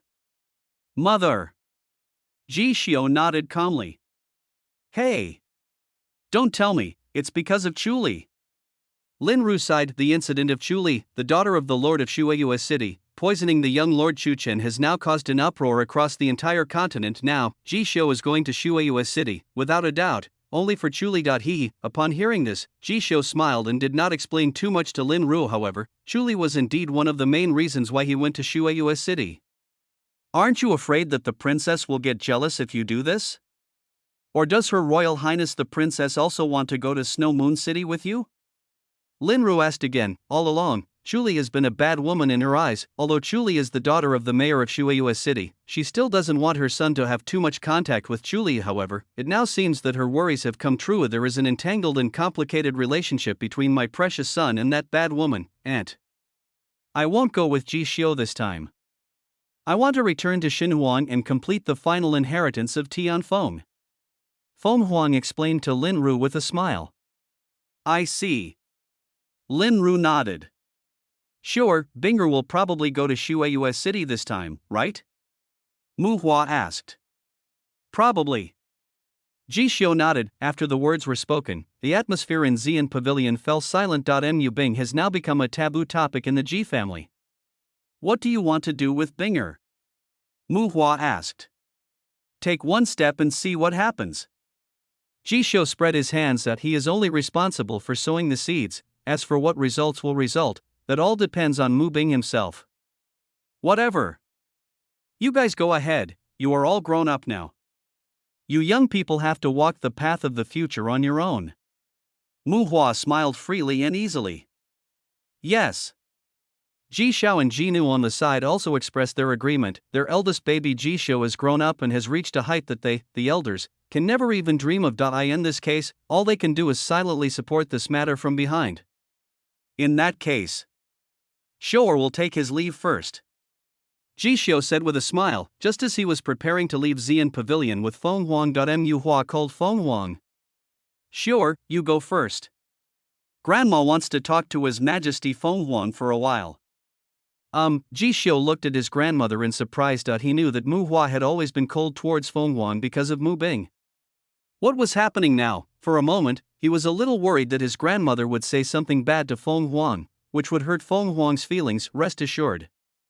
Feng Huang shook her head and spoke softly to Ji Xiu. After saying that, she let go of her hand and walked towards Luoyue Palace with Mu Hua. Senior, what do you want to say? Feng Huang and Luoyue Palace looked at Mu Hua nervously. Mu Hua chuckled and looked at the nervous Feng Huang and said softly, girl, don't worry. I have no objection to what's going on between you and Xiu'er. I'm not here to warn you today. Feng Huang heard this and looked at Mu Hua in surprise. In fact, she had already prepared herself to be warned or even reprimanded by Mu Hua, but she seemed to be overthinking it. I didn't treat you well when we first met. You must be very sad. Mu Hua asked with a smile. There are some. Feng Huan lowered her eyes slightly and nodded. That night, she felt really sad when she felt the cold attitude of Ji Xiu's closest person towards her. I'm sorry. Little girl. So much has happened lately. I'm not targeting you in particular. Mu Hua spoke kindly and sincerely. Senior, please don't say that. I'm fine. Feng Huang heard this and quickly shook his head. He. Actually, I've heard of you a long time ago. I have to say, you are such an outstanding little girl. Mu Hua looked at Feng Huang's beautiful face and nodded uncontrollably. Senior, thank you for the compliment. I am still far inferior to Miss Mu Bing.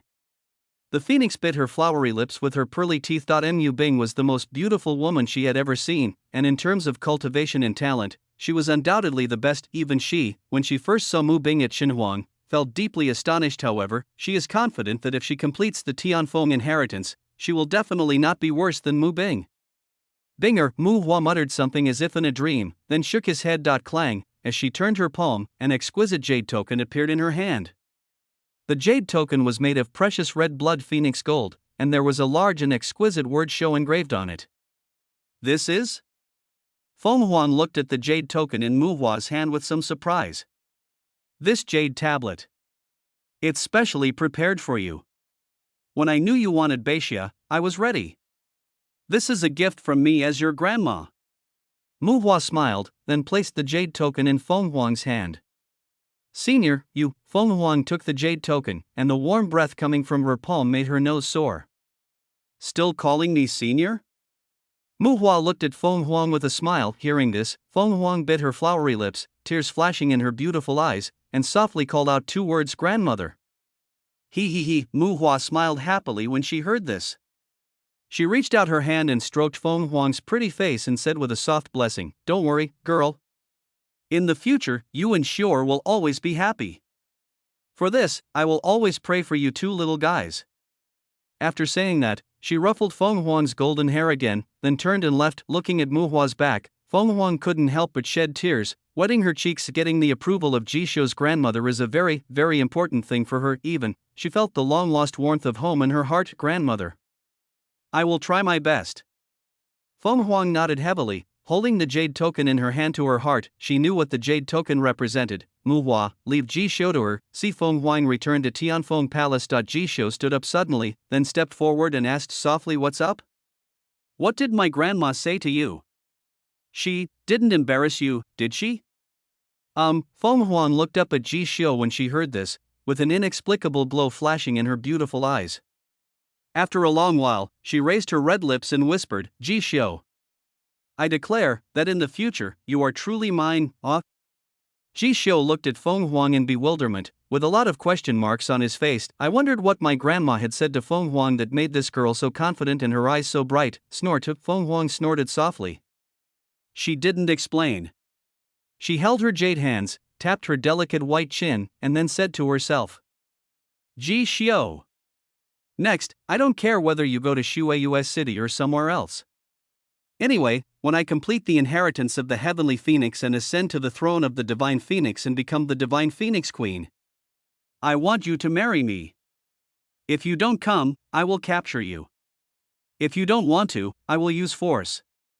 Use force, forced marriage. Ji Xiu frowned frivolously and was startled. How? Prince Ji Xiu, are you scared? Feng Huang raised her chin, and the sunlight shone on her unparalleled beautiful face, making her look noble and gorgeous, so beautiful to the extreme. Don't be afraid. I'm actually looking forward to it. Ji Xiu nodded and chuckled. Feng Huang heard this, and a smile flashed in her starry eyes. Then she took 2 steps closer to Ji Xiu, stretched out her jade hand and held Ji Xiu's neck, exhaling a faint orchid breath. What are you looking forward to? Is it a forced marriage? Or use force? Expectations, you Feng Huang, will become my future empress wife. Ji Xiu smiled, and his smile was very bright. The words fell. The atmosphere gradually heated up. The two kissed, sweetly and passionately. Chapter 145. I am invincible under the emperor, 1 for 1 above the emperor. Feng Huang left and returned to the Xinhuang Empire to complete the last step of the Tianfeng inheritance. Ji Xiu knew that when she completed the inheritance this time, she would become the first empress of the Divine Phoenix Empire, and she would have power over the whole world. How? Can't bear to part with it? Ning Xian stood beside Ji Xiu with her hands behind her back and asked playfully. It seems I rarely see you lately. Ji Xiu turned and looked at Ning Xian. Recently, I've been with Gu Yao. I have to say that she has been wasting her great talent for cultivation by helping you control MI6 over the years. Ning Xian nodded and said meaningfully. Ji Yao's talent and understanding in cultivation were the most powerful she had ever seen these days. She taught Gu Yao a lot of profound skills, which allowed her to satisfy her desire to be a master again. Thank you very much. Ji Xiu smiled. After Gu Yao's bloodline awakened, he naturally would not let Gu Yao be in charge of MI6 again. In the future, he will always keep Gu Yao by his side. He will be responsible for Gu Yao's future. No need. I only hope that you can lend me a helping hand in the future. Ning Xian looked at Ji Xiu very seriously. Since Zhou Garden, she has always been with Ji Xiu. All she did was for Ji Xiu to save her Ning family from danger. It depends on your performance.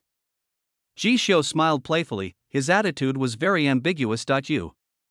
Ning Xian was speechless when she heard this, and her plump breasts heaved violently. Sure enough, Ji Xiu is still so irritating. All along, Ji Xiu never gave her a clear attitude, which really made her extremely annoyed. Just at this moment, Ji Yao, Gu Jian, and Elder Wei walked into Luofeng Palace together. Greetings to His Royal Highness the Crown Prince. Hey, Ji Xiu looked at Gu Jian in surprise. At this moment, the aura surging from Gu Jian's body was that of a saint. In just a few days, he has entered the saint stage. As expected of you. Ji Xiu sighed. Thank you, His Royal Highness, for your holy pill. Gu Jian bowed to Ji Xiu. In that case, you and Yaoer will accompany me to Shueiyue City. Ji Xiu smiled when Gu Jian entered the saint stage. His supreme bone could begin to exert its power, and now he is also considered a powerful fighting force by his side. Thank you, Prince. Gu Jian stared at Ji Xiu with eyes wide open in disbelief, and was very excited. His dream has always been to stand beside Ji Xiu and help him kill all his enemies, and now he finally has the qualifications to stand beside Ji Xiu. Mr. Wei, I'll leave MI6 to you from now on. Ji Xiu spoke calmly. Don't worry, Prince. Old slave, I will definitely guard the rear for you. Mr. Wei nodded heavily. Where's Bai Xin? Call her and let's go. Ji Xiu frowned frivolously. In the past few days, he has been inseparable from Feng Huang and has neglected the little dragon princess. Horror. I was tortured badly by Kaka. Gu Yao covered her mouth and chuckled. This time, a cry of extreme helplessness and indignation was heard outside Luofeng Palace. Ji Xiu.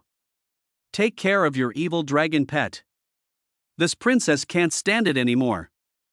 The words fell. The little princess of the dragon clan, Bai Xian, walked into Luofeng Palace with a look of grievance on her face, while Kaka was sitting on her head and snoring with snot bubbles coming out of his nose. She listened to her grandfather and spent more time with Kaka, and Ji Xiu didn't mind letting her take care of Kaka. As a result, she not only didn't get a good night's sleep these days, but she even became a full-time babysitter. When they are hungry, Kaka eats first and she eats. Later, when they are sleepy, Kaka falls asleep first, then when she was bored, she had to tell stories to Kaka. If Kaka was not satisfied, he would roar at her like a dragon. Although the blood suppression of Zulong kept her in a state of high pressure with her nerves tense, after a few days, she lost a lot of weight, and her pure and delicate face looked haggard, as if she had aged 5 years. Ha ha ha ha. Seeing Bai Xian's aggrieved look, Ji Xiu and the others couldn't help but laugh out loud. Boom.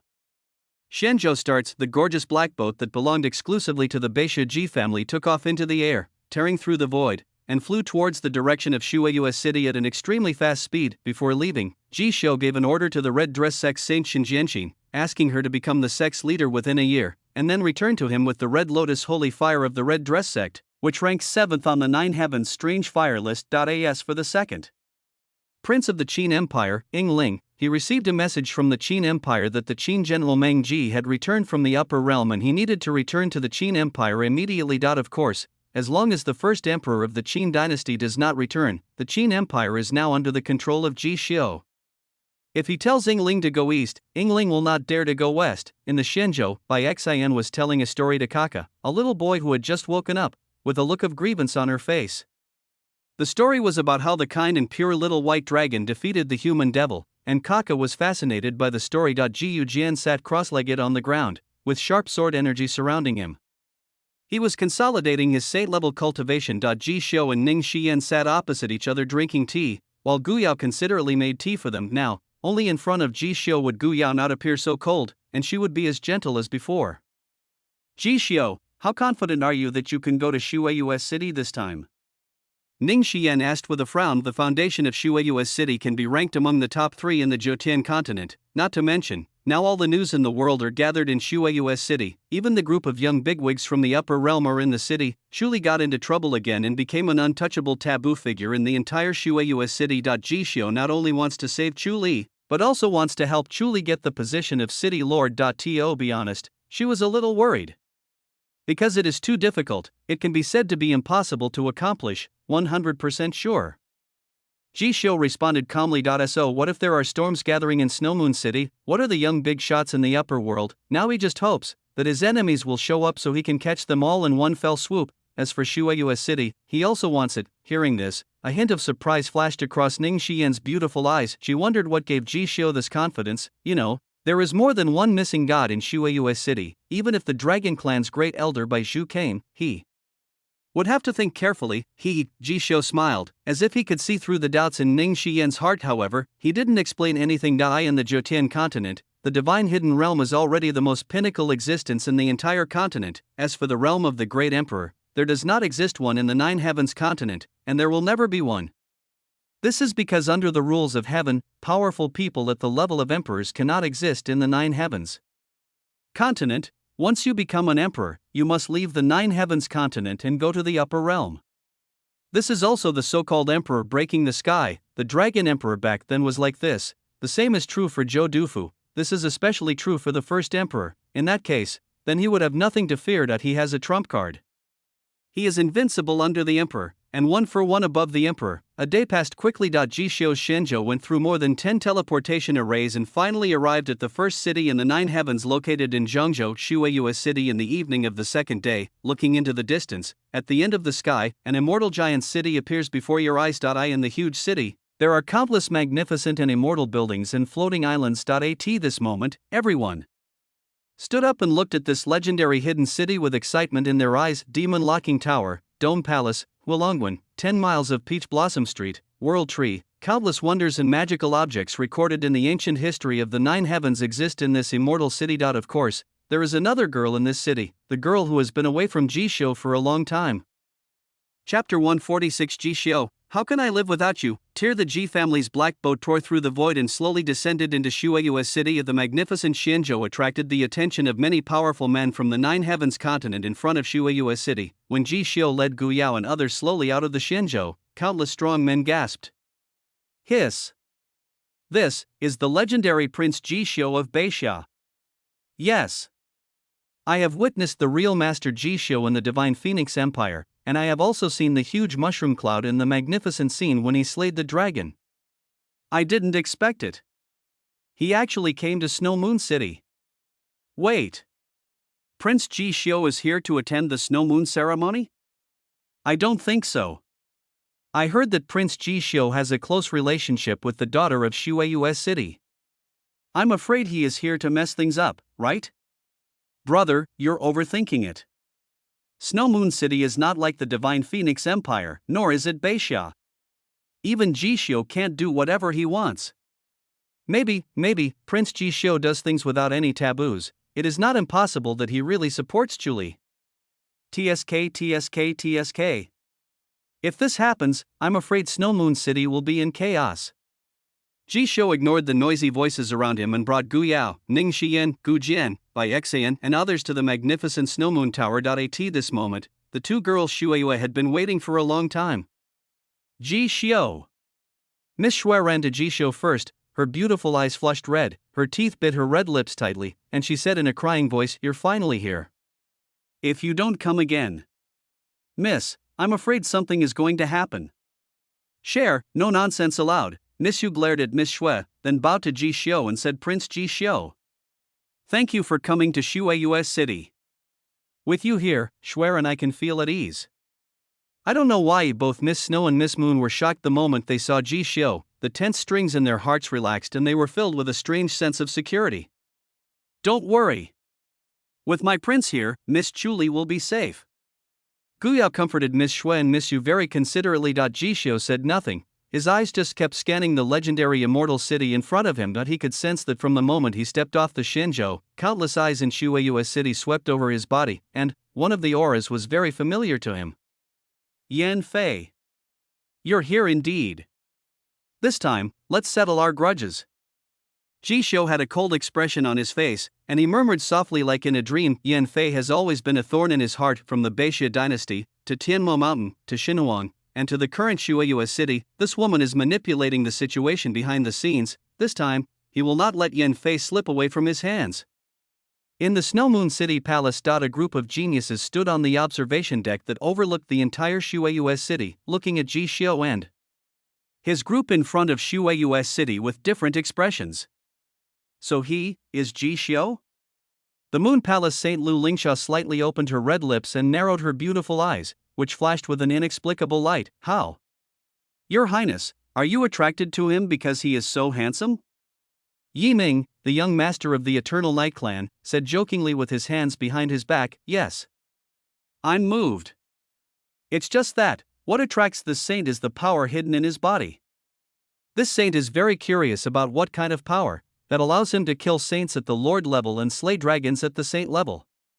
Lu Lingsha leaned on the railing with her jade hand, staring at the tall white figure in front of Shueiyue city with her beautiful eyes without blinking, and whispered softly. Whatever power it is, it's fine. As long as it's not demonic power. Otherwise, his Ji family will be the next Ice God Palace. Sang-gu, the heir of the Axiom Church, said very coldly, hee. Lu Lingsha and Yi Ming sneered at the same time when they heard Sang-gu's words. The forces behind them don't care whether Ji Xiao's power is the power of magic or not. The forces behind them simply want to possess the mysterious power in Ji Xiao's body. As for whether this power is demonic power, they don't care or concern themselves. TSK. You are interested in Ji Xiao. But I'm different. This prince is actually interested in the woman next to Ji Xiao. I heard, she has the purest spirit bloodline and is Ji Xiao's maid. Interesting. Really interesting. He.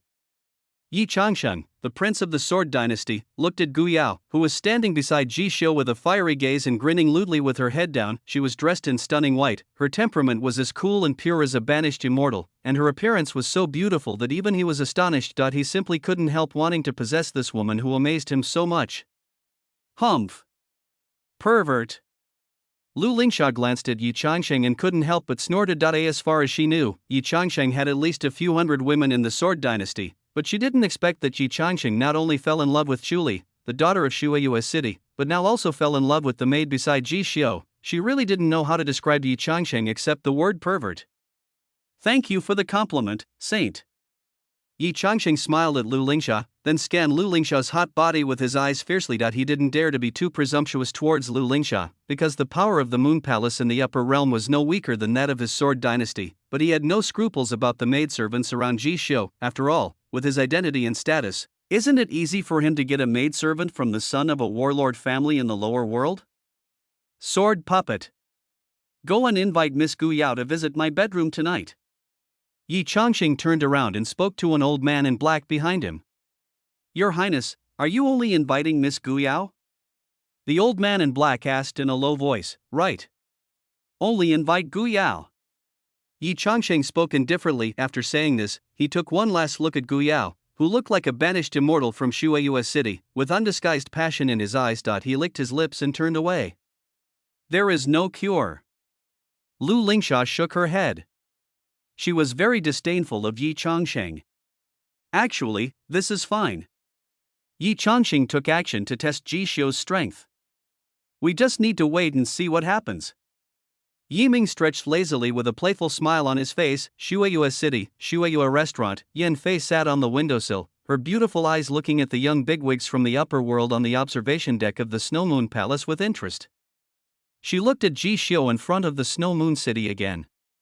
At this moment, her red lips raised a playful arc and whispered softly, Ji Xiao. You're finally here. I've been waiting for you, until the flowers have wilted. You and Mu Bing are the only comfort in this world of 9 worlds. Without you, how can I live? He. Looking at Yin Fei, she seemed like a madman. Li Tian shook his head and said to himself in a voice that only he could hear, madman. After saying that, he slowly closed his eyes. Chapter 147. Sign in to the 7-star magic bow. Ji Xiu's mysterious plan. At the same time, in front of Shueiyue City, Miss Shui and Miss Yu were preparing to take Ji Xiu and his party into Shueiyue City. Clang! I saw a ray of divine light tearing through the void and flying over from Shueiyue City. The man was dressed in black, had silver hair, an old face full of wrinkles, and exuded a cold aura. Sword Dynasty. Sword Puppet. When Miss Yu saw the person coming, her pretty face suddenly changed. He was deeply impressed by the old man who had always followed Yi Changxing. Julie once told her that Sword Puppet was one of Yi Changxing's protectors, and his cultivation was unfathomable. Miss Yu took a deep breath and asked in a low voice, Senior, what can I do for you? Hearing this, Jian Kuei ignored Miss Yu. He walked slowly to Ji Xiu with his hands behind his back, fixed his eyes on Gu Yao who was standing beside Ji Xiu and said, Ms. Gu Yao, my prince invites you to his bedroom tonight. The words fell. The atmosphere at the scene suddenly became a little cold. The powerful men from the Jiotian continent who were watching the scene all sneered. Yi Changxing's notoriety spread far and wide. It is obvious that he has taken a liking to Gu Yao today, which is why he asked Sword Puppet to come in person. As passers-by, they couldn't bear to watch it anymore. I've seen bullying, but I've never seen bullying like that. Hearing this, Gu Yao frowned, and her beautiful eyes became extremely cold. Ji Xiu shook his head and said with a faint smile, Senior. You mean His Royal Highness the Prince has taken a fancy to my Yaoer? That's right, His Highness fell in love with Miss Gu Yao at first sight. The Sword Puppet nodded and responded expressionlessly. Yes. My Yaoer is so pretty, who in the whole 9 heavens can resist her? Ji Xiu nodded thoughtfully and muttered to himself. Having said that, he immediately changed the subject and looked at the Sword Puppet with interest and asked, But this prince wants to know, who is Yi Changxing? Actually, someone who wants this prince. Moreover, you actually asked an old dog to come to me and ask for someone? Don't you think it's funny, presumptuous? Upon hearing this, the Sword Puppet's eyes suddenly became sharp. He knew that Ji Xiu was now very famous, and his reputation was well known even in the 9 heavens. However, His Highness is the prince of the Wanyan dynasty, Sword Dynasty. In terms of identity and status, Ji Xiu cannot compare to him, but now you dare to ridicule me in public? Old dog. Who are you calling presumptuous? Gu Jian looked at the Sword Puppet with a cold gaze, even though he knew that this person was much more powerful than him. But as long as Ji Xiu gives the order, he will fight to the death. Snort. The Sword Puppet snorted coldly, with a threatening light flashing in his eyes, and asked coldly, So His Royal Highness is unwilling to hand over the person, right? Bang! A crisp slapping sound was heard. Everyone saw a flash before their eyes, and the Sword Puppet flew out like a cannonball and hit the city wall hard, with a clearly visible blood-red slap mark on his old face. From beginning to end, no one saw clearly how Ji Xiu made his move. Ji Xiu, you. The Sword Puppet shook and tried to stand up, but a foot had already stepped on his head. Under the tremendous force, half of his face sank deeply into the mud. What's even more terrifying is that all the true energy in his body seemed to be frozen by a mysterious force and he couldn't move at all. Me what? Ji Xiu frowned, stepped hard on the Sword Puppet's head with his left foot, looked down at the protector from the Sword Dynasty, and said coldly, Perhaps your Highness doesn't know this prince well enough? I am a broad-minded person. But there is one thing I cannot tolerate. That means someone lacks proper respect for me and the people around me. For example, your Highness. For example, you who are being stepped on by this prince right now. A cold voice resounded through the sky. Everyone present looked at this scene with horror. No one expected Ji Xiu actually dared to fight against the people of the Upper Realm Sword Dynasty in front of Shueiyue City and trample them under his feet. At this time they all swallowed their saliva. It seemed that the legend that Prince Ji Xiu had no taboos was true. Ji Xiu, do you know what the consequences of your actions today will be? The Sword Puppet spoke with gritted teeth. It's okay for Ji Xiu to insult him, but he must never insult the Sword Dynasty. Old dog. Do you know what the consequences will be for your Highness's disrespectful behavior today? It doesn't matter, I will let him know next time. Ji Xiu asked back, a grim look in his eyes. Originally, he was still hesitating about who to target next. Now there is no need to think about it, just start with the arrogant prince of the Sword Dynasty. After saying that, he slowly withdrew his foot from the sword puppet's head, and then smiled warmly at the two girls Shueyue who were a little stunned. Let's go, well, good. Upon hearing this, the two girls Shueyue nodded like chicks pecking at rice, and hurriedly led Jishio into Shueyue's city. Asshole. The sword puppet climbed up, looked at the backs of Jishio and his group with a ferocious face and shouted angrily, then he glared fiercely at the onlookers, and immediately turned into divine light and went towards the Snowmoon Palace. Jishio was much more crazy than he had imagined, and his strength and cultivation were unfathomable. He must let His Royal Highness the Prince know this. In the Snowmoon Palace, Fengwu Palace. Yi Changsheng and Nangong Qin were drinking opposite each other. The sword puppet returned and told Yi Changsheng what happened. Hear what happened. Yi Changsheng played with the wine glass with his fingers, staring at the clear shoe prints on the sword puppet's face, with a vicious light flashing in his eyes. Jishio. Good for you, Jishio. You really are shameless, aren't you? Okay, Your Highness, don't be angry anymore. Nangong Qin smiled and calmed Yi Changsheng down, and personally poured a glass of wine for Yi Changsheng. Snort. Yi Changsheng snorted and said, fuck it. It was this prince who miscalculated. I didn't expect Jishio to be so tough. How dare he not give face to our sword dynasty? Don't worry, Nangong Qin chuckled and said meaningfully, tonight, I will find someone to capture Chuli from the prison. As for me, I was going to cut off her hands and feet myself. But before that, you can give this slave to Your Highness for his enjoyment first. To relieve the anger in Your Highness' heart.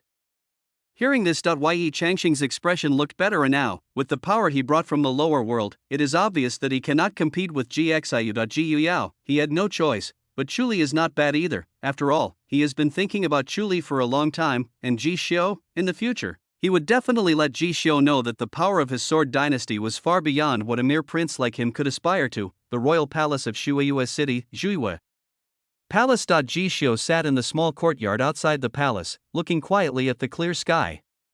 No one knew what he was thinking. System. Sign in. The words fell. Jishio only heard a long-lost system prompt sound in his mind. Ding. Congratulations to the host for signing in. 7-star magical weapon God-killing bow. God-killing bow, a sacred weapon from the forbidden ancient era that once caused the Ragnarok of the gods. Features: extremely powerful killing power, increasing the killing power by 300% against monks with divine cultivation. Listen to the system prompts in your ears. Jishio smiled slightly, and then he saw a blood-red longbow in his system warehouse. Death God's bow. It's really fitting that you came. The murderous intent in Jishio's eyes gradually grew stronger. Just then, the two girls Shueyue walked into Zhuiyue Palace and asked, His Royal Highness, what are you going to do next? Nisu asked softly. Hearing this, Jishio responded calmly, when does the snowmoon ceremony begin? Tomorrow. The two girls Shueyue responded in unison. Very good, then let's start taking action tonight. Jishio stood up and stretched, his tone very casual. What action? The two girls Shueyue were a little confused. You'll know soon enough. Jishio smiled brightly and responded meaningfully. Oh, someone is going to be unlucky. Ixan crossed her arms across her chest, looking confident as if she had seen through everything. Outside Shueyue City. Mo Qingxian and Gu Lao stood on a mountaintop for a long time. Your Highness the Saint. Jishio is here indeed. Mr. Gu took a deep breath. Mo Qingxian nodded. He seems to be incredibly powerful. Mr. Gu's face was full of solemnity. On the surface, Jishio's cultivation level is at the 6th level of the Saint stage, but he stepped on a powerful legendary figure with just one move. Even he was stunned. I will kill him. After Mo Qingxian finished speaking, he turned and headed towards Shueyue City. Well, I don't know why. I now have a bad feeling. I hope it's an illusion. Old Gu shook his head and hurriedly followed Mo Qingxian's steps. Chapter 148. The terrifying god-killing bow and the love flower. Again, the moon was bright in the sky, and rays of moonlight poured down on Snowmoon City, as if covering this immortal city with a layer of holy silver gauze. In the Snowmoon Palace, Fengwu Palace. Yi Changsheng paced back and forth, his handsome face full of anxiety and restlessness. It's already this hour. Senior, why haven't your people come back yet? Did they succeed? Nangong Qin couldn't help but chuckle when she heard this. Your Highness, don't worry. This time, I asked the two nether elders of my Nangong family to take action personally. To tell you the truth, no one can stop the strong men guarding the Snow Moon prison. Yeah, that's great. Yi Changsheng picked up the wine glass with a gloomy expression and took a big gulp of sake. The hot wine flowed down his throat, and a hot feeling surged up, making his eyes slightly red. He has been waiting for this night for a long time. He couldn't wait to try out the power of Chu Li's Holy Spirit body. Maybe, after tonight he will be able to break through to the saint level and reach the legendary level in one fell swoop. Don't worry. Good food is never too late. Wait till your highness is done tonight. I will make this woman Chu Li suffer through the 9-day torture, making her life worse than death. If your highness is willing, you can also participate. Maybe it will have a different flavor. Nangong Qin opened her red lips slightly, her charming face full of cruelty. In fact, she was more anxious than Yi Changsheng. After all, Chu Li killed her son. Mother. She naturally wanted to cut Chu Li into pieces to relieve the pain of losing her son. As soon as the words fell, a clear laugh was heard outside Fengmu Palace. Who is it? Yi Changsheng's face suddenly changed and his eyes looked suddenly outside the palace. Boom. The palace gate was shattered, the blood-stained figure of the sword puppet rolled into Fengmu Palace amidst countless flying debris. Then two figures slowly walked into the palace, under the moonlight. A man dressed in white clothes as white as snow, with an unparalleled handsome appearance, and a pair of eyes as clear as autumn mountain springs and with a cold awakening that cuts through the fog of the long night. The other man, dressed in black, had a stern face. In his right hand, he held a sharp sword with ferocious teeth emitting a bit of black energy, and in his left hand he held a blood-stained sack. His whole body exuded a cold and murderous aura. Ji Xiu. Yi Changsheng stared at the figure in white and uttered his name through gritted teeth. Your Highness. Nice to meet you, please take care of me. Ji Xiu's warm smile was very contagious. You are so brave. In front of Snow Moon City, you insulted my protector. Tonight, you dare to trespass into Fengwu Palace. It seems that you really don't take my sword dynasty seriously. Yi Changsheng clenched his fists and glanced at the sword puppet lying on the ground, his life or death unknown. Although he appeared calm on the surface, he was actually shouting in his heart that something was wrong. Ji Xiu's fighting power was incredible, and everyone in the 9 heavens knew it, but he never expected that Ji Xiu would do things without considering the consequences at all. The sword dynasty, Ji Xiu dared to provoke him. Sword dynasty? Is it amazing? Ji Xiu looked at Yi Changsheng with interest and asked back. The Sword Dynasty of the Upper Realm is a 10,000-year-old dynasty of the Upper Realm with a rich heritage, but it cannot be considered a true top dynasty in the Upper Realm. He really had nothing to fear about the Sword Dynasty. Yi Changsheng was speechless when he heard this. Ji Xiu, what exactly is your purpose in coming here today? Nangong Qin stared at Ji Xiu with her beautiful eyes. Of course, she had heard of Ji Xiu's name, and she also knew that Chu Li and Ji Xiu were related, and that the relationship was very close. She thought that it would be fine if Ji Xiu just came to cause trouble for Yi Changsheng today. If I come to stand up for Chu Li, I'll be in trouble. Now, she has only one choice, to wait for the two elders of the underworld to return. Mrs. Nangong, are you waiting for someone?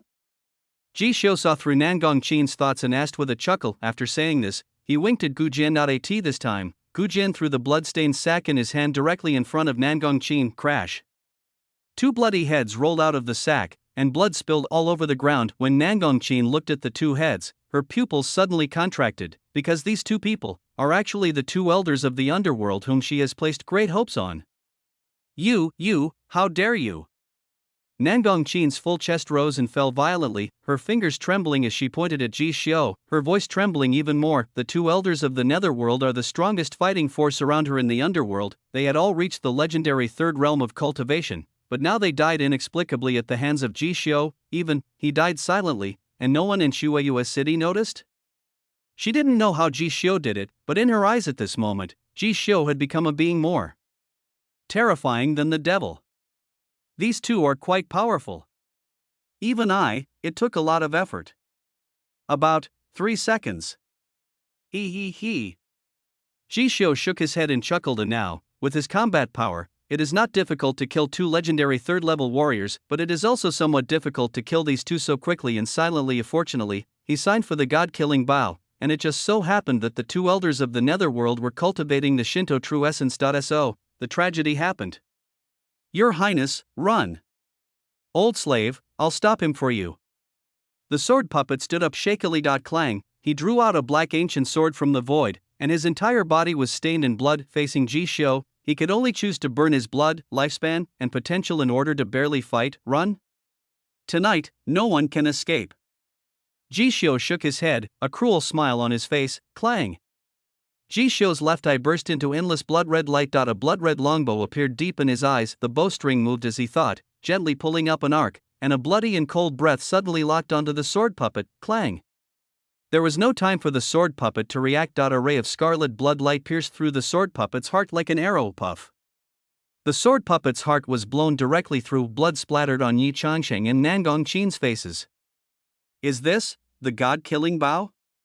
The sword puppet stared blankly at Ji Xiu's left eye, which was glowing with blood.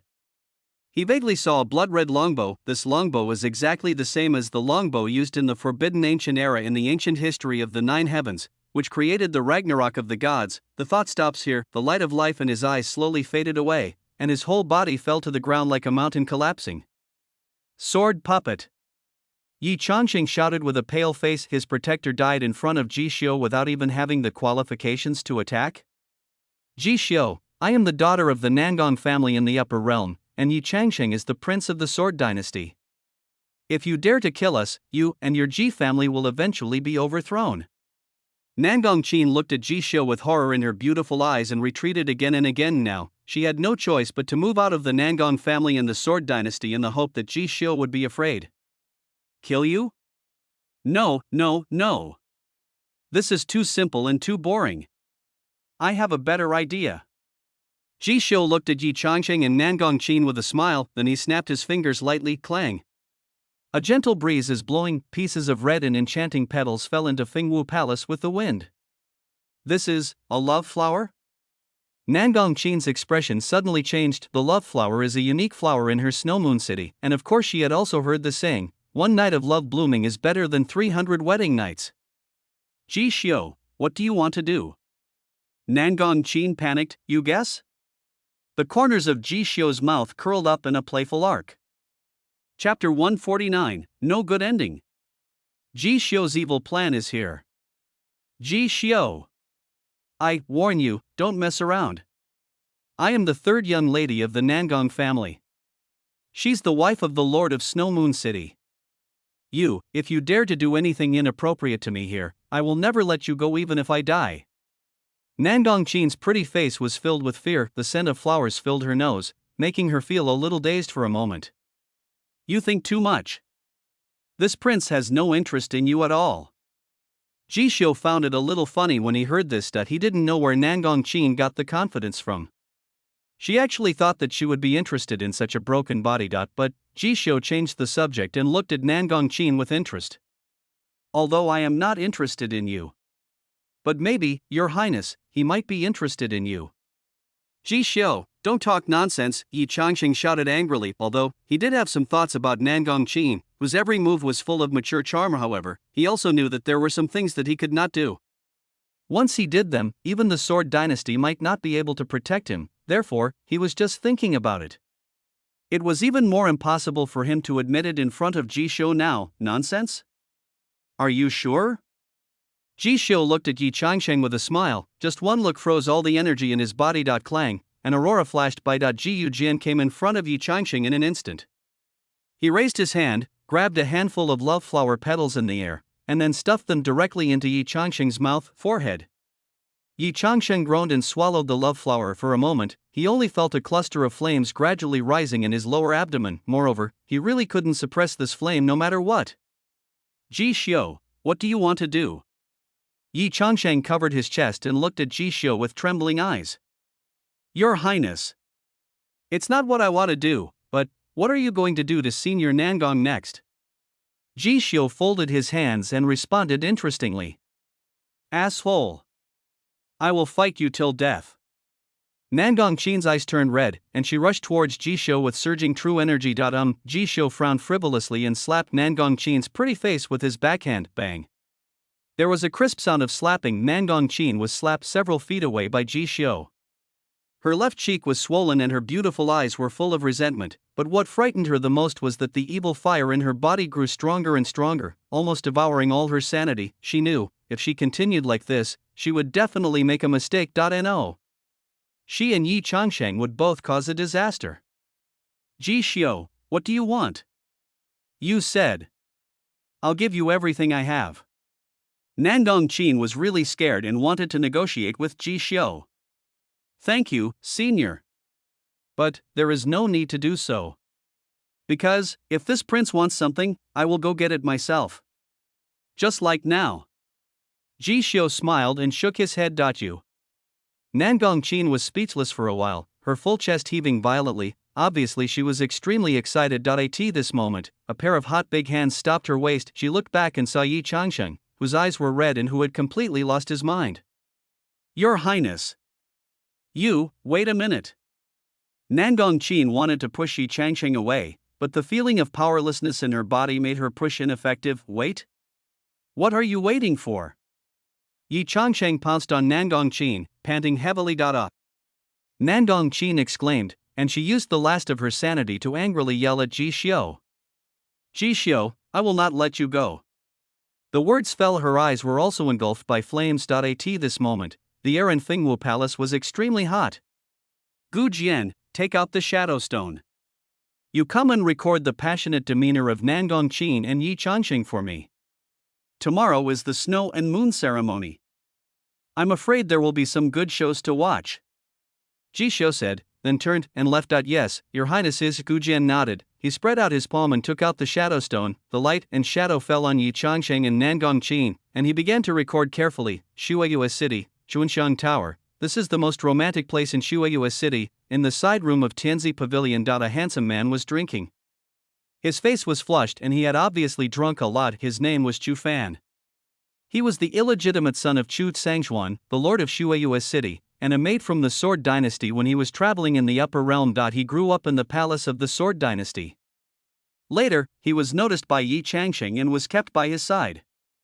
Now he has come to the lower world. A few days ago, Yi Changsheng told him that he was Chu Tsangxuan's illegitimate son, and at the Shuiyue ceremony, he would inherit Shuiyue City. When he heard the news, he knew that his life was about to undergo earth-shaking changes, and he was so excited that he almost fainted. So for several days in a row, he drank and had fun in Chuanxiang Tower, and all his expenses were paid by Master Yi. He is just waiting for tomorrow, when the snow moon ceremony will begin. And he will inherit the snow moon city. At this moment, he was like a beggar who was about to become a king. He was excited but also a little at a loss. Where are the people? Where are all the maids who used to drink with this city lord? Give this city lord 10 more. Chu Fan yelled with great interest. The words fell. Bang. The door of the Tianzi wing opened. A tall and extremely perfect woman in a white dress walked in. Her long black hair was casually draped over her perky buttocks. It is a face that is difficult to depict in painting. The exquisite and beautiful face has an indifference that keeps people away from it. The moment I saw this woman, Chu Fan was shocked and stood still. He had never seen such a beautiful woman. The moment he saw the woman, he felt as if the whole world had lost its color. In his eyes, there was only this perfect and stunning face. You are? Chu Fan stuttered a little. Chu Fan? The woman opened her red lips and asked calmly. It's me. I'm Chu Fan. After tomorrow, I will be the lord of Snow Moon City. Chu Fan responded to the woman in a daze. He was so self-conscious that he felt that only by revealing his identity could he prevent the beautiful goddess in front of him from looking down on him. That's great. The woman in white slowly walked to Chu Fan. Clang. Silver light flashes. A blood mark appeared on Chu Fan's neck. A fresh blood flowed out from the wound to forehead. Chu Fan covered his neck with his hands, half knelt on the ground, and looked at the woman in white with disbelief. What is even more incredible is that, you kill me. But I am. Chu Fan spoke in a hoarse voice but didn't finish his words. Clang. Another silver light appeared. Chu Fan's head was thrown high. The tragic blood stained the entire room. Mission accomplished. It's time to go back to find His Royal Highness the Crown Prince. The woman in white looked at the bloodstains in the room without a trace of sadness or joy in her eyes. Only when she thought of Ji Xiu would warm emotions surge in her beautiful eyes. In the Moon Palace. Ji Xiu couldn't help but smile when he saw Gu Yao returning safely. Don? Done. Guya nodded slightly. The words fell. Ji Yujian just happened to come back. He respectfully handed Jishio the Shadow Stone. Very good. I think there will be something interesting to watch tomorrow. He. Jishio stretched lazily, and the smile on his face gradually deepened. Bad. This guy is so bad. Wow. Grandpa, I want to go home. Xin, I don't want to stay with this bad guy anymore. By Xin bit her red lips and was about to cry. The time she spent with Jishio truly overturned all her understanding of the world. Anyone who goes against Jishio, no matter who they are or what their background is, will not have a good ending. Chapter 150. Jishio, I miss you. The ceremony begins. That night. In Shueiyue City, Fengwu Palace, the passion was surging and spring was overflowing. Heavy breathing and gasps could be heard one after another. In the Tianzi wing of Chuanxiang Tower, a headless corpse, covered in blood, was lying in front of the bed, and no one had noticed it until now. Sky Prison, Chuli sat cross-legged in the dark cell, her beautiful eyes closed, her long eyelashes trembling, as if she was quietly waiting for the end to come tomorrow. The moonlight pouring in from the window made her beautiful face look particularly pale and haggard. At this time, a tall figure appeared outside the cell. Chuli opened her beautiful eyes as if she sensed something. Father, is there something wrong? Chuli looked at the person who came and spoke calmly. Tomorrow is the snow moon ceremony. Lear, have you made your decision? Chu Tsungchuan asked calmly with his hands behind his back. I said, even if I die, I will never marry Yi Changsheng. As for Nangong Qin, if she wants to come for revenge, I will be waiting for her at any time. Chuli said without any sadness or joy. Lear, the reason you don't want to marry Yi Changsheng, is it because of Beixia's Prince Jishio? Chu Tsangchuan asked with a frown. Hearing Jishio's name, Chuli's expression froze, and a hint of confusion flashed across her beautiful eyes. Call. Chuli took a deep breath and responded calmly. So what? So what if it's not? Snort. Chu Tsangchuan snorted coldly when he heard this. Jishio is in Shueiyue City now. With his cultivation and combat power, it is not difficult to rescue you from the prison. But why is he doing nothing now? This is because he knows that he, Jishio, cannot bear the consequences of breaking into the heavenly prison. He does not want to offend Shueiyue City, the Nangong family of the Upper Realm, and the Sword Dynasty because of you. Lear, don't you know that you are nothing special to him? Hearing this, Chuli's expression suddenly froze. She was imprisoned in the Sky Prison these days and no news from the outside world could reach her ears. It can be said that her connection with the two girls, Luo Wang and Shuiyu, has been completely cut off. This time, she heard the news about Jishio and was extremely excited for a moment. He actually came to Snow Moon City. Chuli bit her red lips with her pearly teeth, and her nose tip felt a little sour. She knew that Jishio's coming to Shueiyue City must be the work of the two girls Shueiyue. Before, she had complicated and conflicting emotions. She was afraid that she would bring trouble to Jishio, but she was also afraid that she would never see Jishio again. Now that Jishio had arrived, Chuli only had one thought in mind: go see him. Well. Chu Tsungchuan looked at Chuli, who was in a daze. He couldn't help but sighed and said, tomorrow is the Snow Moon Grand Festival.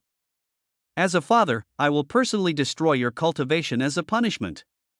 After that, you will go to the Upper Realm Sword Dynasty with Yi Changsheng and become his princess. That's it. After saying that, he turned around and prepared to leave, but at this time Chuli called him. Father, if I leave, what will happen to Shueiyue City? In the future, to whom will you hand over Snow Moon City? Hearing this, Chu Tsungchuan didn't look back, he just calmly told Chuli the truth. Lear, you don't know yet.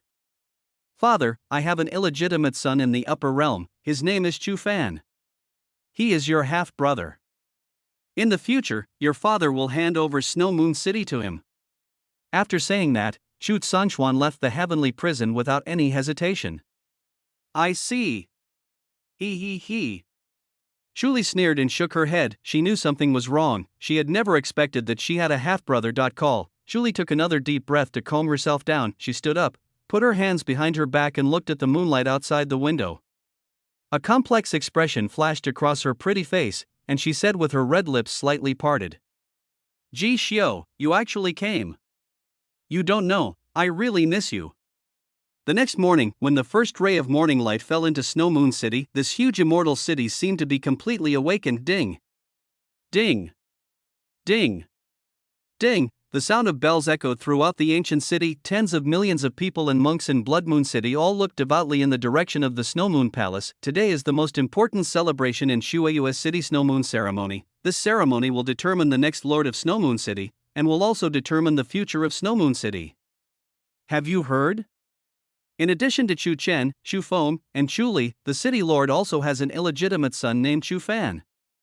Is this true or false? Of course it's true. I heard that the illegitimate child was born in the upper realm and has just returned to Snow Moon City. How did you find out? He. My second uncle is a guard in Chungsi Anglu. He said that the illegitimate boy has been partying every night for the past few days. Even 10 girls in Chungsi Anglu can't satisfy him. Hiss. No wonder the city lord was so ruthless to Miss Chu Li this time. It turns out he has an illegitimate child. Alas! It seems that Miss Chu Li is in great danger this time. That's not necessarily true. Brother Dao, why? Prince Ji Xiu is also in Shueiyue City, what do you think? Even so, would Prince Ji Xiu dare to go against the families and dynasties of Shueiyue City or even the upper world? It's hard to say. There was a lot of discussion in Shueiyue City. Everyone's eyes were looking towards the royal palace located on the top of Snow Moon City. The bosses of all the major forces in the Jotian continent have all rushed to the palace. Young bigwigs from the upper world were also here to watch the ceremony. Today, the Snow Moon Palace is a sea of bustle and joy. Why didn't Yi Changsheng come? Lu Lingsha, the saint of the Moon Palace, frowned and spoke, yes. His dog is about to become the Lord of Snow Moon City. Given his personality, he will not miss such a great opportunity to show off to us. Young Master Yiming of the Eternal Night Clan chuckled, here it comes. Sanggu, the inheritor of the Kilometer Church, looked outside the palace and spoke lightly. At this time, everyone looked over and saw Yi Changsheng walking into the palace with a pale face and unsteady steps. Hey! Your Highness, why are you so embarrassed today? It seems like we experienced a great battle last night. Lu Lingsha teased with a joking look on her face, yes. I wonder which young lady His Royal Highness has favored. I heard that His Royal Highness the Prince wanted the maidservant beside Ji Xiu. I wonder if he succeeded. Yi Ming asked with his hands behind his back, knowing the answer, success? In front of Shueiyue City, his protector was trampled under the feet of Ji Xiu. I don't know how many people saw him not daring to breathe. The Sword Dynasty has lost all its face. May I ask, Your Highness, do you still dare to cause trouble for Ji Xiu? Ha ha ha. Lu Lingsha taunted Yi Changsheng in a sarcastic tone. Hearing this, Yi Changsheng's face changed slightly, but in the end he could only snort and let it go. At this moment, he was not in the mood to argue with Lu Lingsha and Yi Ming. Last night, he fell into Ji Xiu's trap, and he actually had a night of passion with Nangong Qin, the wife of the Lord of Shueiyue City. If this matter gets out, I'm afraid both he and Nangong Qin are in big trouble. My thoughts just came here. Chu Sangshuan, the lord of Shueiyue City, and Nangong Qin walked into the palace hand in hand. Behind them followed the 9 council elders of Snow Moon City. What is worth mentioning is that Nangong Qin never dared to look at Yi Changsheng from beginning to end, and when Nangong Qin passed by him, Yi Changsheng lowered his head unconsciously. The two of them had a tacit understanding about what happened last night, and they must not let anyone else know. Wrong. There seems to be something wrong with the two of them. Lu Lingsha frowned and muttered softly to herself. At this moment, Chu Sangshuan smiled at the big guys in front of the palace and said, thank you all for coming all the way here. The Snow Moon ceremony officially begins. Chapter 151. I did it. What do you think? The Snow Moon ceremony officially begins. Boom, tens of thousands of cannons exploded in the sky. The brilliant flames instantly made the sky colorful. The bigwigs in the palace all watched this scene with smiles in their eyes. Then, beautiful maids came in one after another and distributed an elixir of immortality to everyone present. An elixir of immortality can extend one's life by 20 years. It is a real priceless treasure. This is the gift from Shueiyue City to them. Elixir of life. Please accept it. Chu Sangshuan said with a very generous smile. You are so polite, Lord City Lord.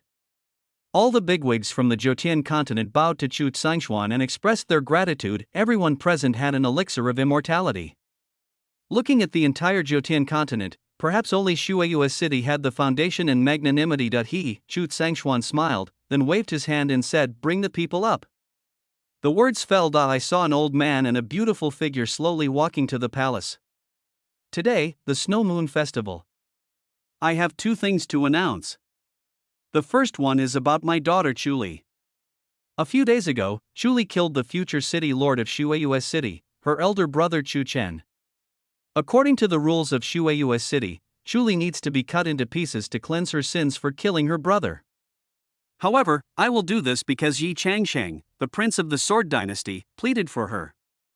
Today, I will spare her from torture and marry her to the prince of Changsheng. Everyone, do you have any comments? Chu Sangshuan looked at the big guys in front of the palace with a smile. No.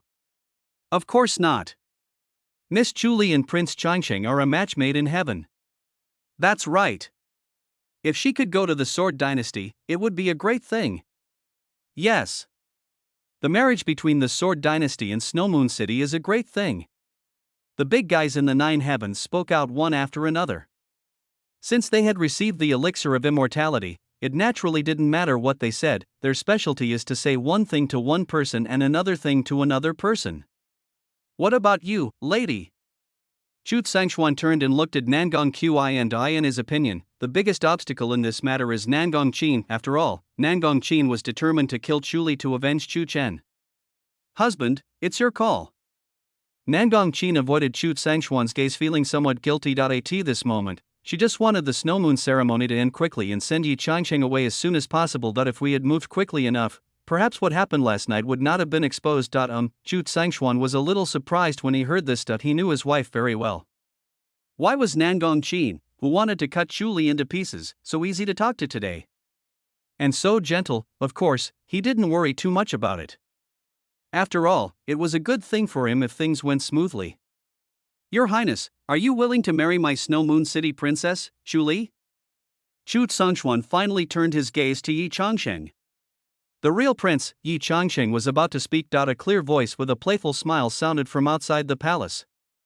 The castle lord. Don't you want to ask for my opinion? The words fell. Everyone in the palace looked back. At this moment, Ji Xiu, Gu Yao, Gu Jian, Ning Xian, Bai Xian, and the two girls Shueiyue walked into the palace. Ji Xiu. When Yi Changsheng saw the person coming, his pupils suddenly shrank and he took a step back for no reason. His face was pale and full of fear. What does he want? Nangong Qin was so frightened that her face turned pale. Her legs couldn't help but tremble when she thought about what happened last night being exposed. Ji Xiu. Chuli looked at the familiar figure in front of her, and a slight smile appeared on the corner of her mouth. Prince of Beixia, Ji Xiu. Chu Sangshuan frowned and looked at Ji Xiu. For some reason, he suddenly had a bad feeling in his heart. What do you want? Yi Changsheng suddenly asked. Ji Xiu smiled, then walked slowly into the palace with his hands behind his back. He glanced at everyone present, and finally stopped at Yi Changsheng's face and said slowly, I want Chuli. The words fell. Why Yi Changsheng barely hesitated, and he spoke directly. Good. If you want her, take her away. This prince, I won't say a word. All the bigwigs from the Jiotian continent present were stunned. They wondered, why is Yi Changsheng, the prince of the Sword Dynasty, so easy to talk to? This is not Yi Changsheng's character at all. What's wrong with this guy? Yiming frowned, his head full of question marks, and he was very confused, have no idea. But it looks like this guy has something on Ji Xiu. Lu Lingsha pinched her chin with her jade hand and spoke thoughtfully. What happened? Sanggu's brows were already wrinkled into a shape called. Your Highness, you, Chu Sangshuan looked at Yi Changsheng in shock. The castle lord. Please give this prince a favor. Let Chuli and Ji Xiu go. After all, a gentleman does not take away what others like. Yi Changsheng lied with his eyes open. Pooh. When the bigwigs of Jiotian continent heard this, they all spat softly. What kind of person is Yi Changsheng? Everyone in the Nine Heavens knows him. A gentleman does not take away what others like. Is this a joke? He had countless women in the Sword Dynasty, and most of them were robbed. Of course, having said that, they also vaguely knew that something must have happened between Yi Changsheng and Ji Xiu, otherwise why would Yi Changsheng be so afraid of Ji Xiu? That's all. Just as His Royal Highness said. Lear, go ahead. Chu Sangshuan compromised. After all, his son is still in Yi Changqing's hands. Moreover, as for Chu Li, he still didn't want to kill the killer. The words fell. Chu Li's true energy was completely thawed, and she slowly walked down the palace. Miss.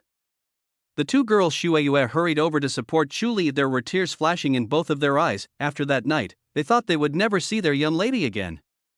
Thank you so much this time. Chu Li suppressed her emotions and spoke softly to Ji Xiu. Thank you, that's all? This prince wants more than just to thank you. Ji Xiu smiled slightly, and the playfulness in his eyes became more intense. Chu Li heard the hidden meaning in Ji Xiu's words. Her pretty face turned red. She bit her red lips and whispered two words, enemy. But after Chu Li finished speaking, she suddenly changed the subject and said, how on earth did you do that? Yi Changshang, Nangong Qin. It seems like they are all looking at Ji Xiu's expression. Even she couldn't understand how Ji Xiu did it. Ji Xiu shook his head and chuckled, saying mysteriously, you'll know soon. After saying that, he looked at Yi Changsheng with interest. A gentleman does not take away what others like? This sentence coming from this guy is simply out of the ordinary. Everyone. The second thing. I would like to introduce to you all, my son, Chu Fan. In the future, he will be the mayor of my Snow Moon City. Chu Sangshuan took a deep breath and announced slowly. After saying that, he turned his gaze to Yi Changsheng. Your Highness, where is Chu Fan? If it's convenient, please invite him out. Forehead. When Yi Changsheng heard this, 3 black lines appeared in his mind. He had clearly told Chu Fan not to be late today. As a result, he didn't come today. Cough, cough, cough. Yi Changsheng coughed 3 times, then said, the castle lord. Chu Fan must still be in Chuanxiang Tower. Last night, he probably drank too much and missed the time. The words fell. Chu Sangshuan's expression turned a little ugly. Go to Chengxianglu and invite him over. Yes, an elder from Snow Moon City nodded and disappeared into the palace. After half an incense stick, the elder from Snow Moon City rushed back to the palace with a pale face. The lord of the castle, young city lord, he's dead. Even the head was chopped off. The words fell. The atmosphere in the entire palace became cold. The expressions on everyone's faces were different. Your Highness, I need an explanation. Chu Sangshuan looked at Yi Changsheng coldly. Chu Fan has always been by Yi Changsheng's side. Now, Chu Fan is in trouble. Yi Changsheng cannot be separated from the responsibility. The castle lord. It's not me. Yi Changsheng shook his head in fear, and then he saw Ji Xiu standing beside him with a faint smile on his face. At this moment, his eyes turned red, and he pointed at Ji Xiu and said, as if he had lost his mind. The castle lord. It's him. Ji Xiu did it. As soon as the words fell, a head rolled to Chu Sangshuan's feet, with blood splattering all over the ground. Ji Xiu shook his head and chuckled, then looked at Chu Sangshuan with a smile on his face and said, the castle lord. This matter was indeed done by this prince. How do you want to stay? Chapter 152, damn it. Lord City Lord, you are cheating. Ji Xiu's extremely arrogant voice echoed throughout the Snow Moon Palace. Upon hearing this, everyone present's expression changed. The blood splashing from Chu Fan's bloody head was even more shocking and made people's scalp tingle. Ji Xiu didn't just kill Chu Fan. He actually threw Chu Fan's head at Chu Sangshuan's feet. Is this guy crazy?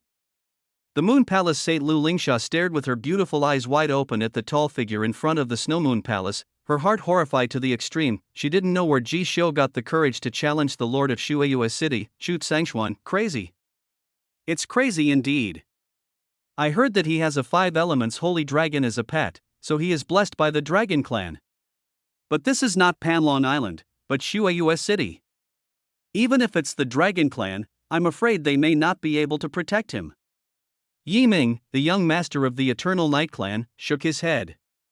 The foundation of Shueyue City was stronger than that of the Dragon Clan. He didn't think that the Dragon Clan could protect Ji Xiu. What is his confidence? Sang Gu, the heir of the Axiom Church, frowned. Being a meticulous man, he always felt that something was wrong. Ji Xiu, you are going too far. Chu Sangshuan shouted angrily with a sullen face, his sharp eyes fixed on Ji Xiu. the aura of the peak of Shenin penetrated the 9 heavens and was as terrifying as a tsunami. When everyone present sensed this unparalleled aura, a fear surged up from the depths of their souls and instantly spread throughout their bodies. The hidden powerful man is the most powerful man at the top of the Jiotian continent. The power of the hidden god cannot be touched, otherwise you will die. Oh, Ji Xiu sneered. He looked at Chu Tsangxuan without any fear and said casually, the castle owner. You are in a hurry, how? Do you still want to kill me here? Why not? Chu Tsangxuan took a step forward, and the unparalleled power of the divine hidden realm in his body surged abnormally. He could tell at a glance that Ji Xiu had reached the saint level. Even if Ji Xiu's fighting power was amazing, he still didn't need to use a second move to kill Ji Xiu. Just at this moment, Julie stood in front of Ji Xiushan, her beautiful face full of determination. She stared at Chu Tsangxuan with her beautiful eyes and opened her red lips. Chu Chen is dead. Xu Feng is dead. Your illegitimate son Xu Fan is also dead.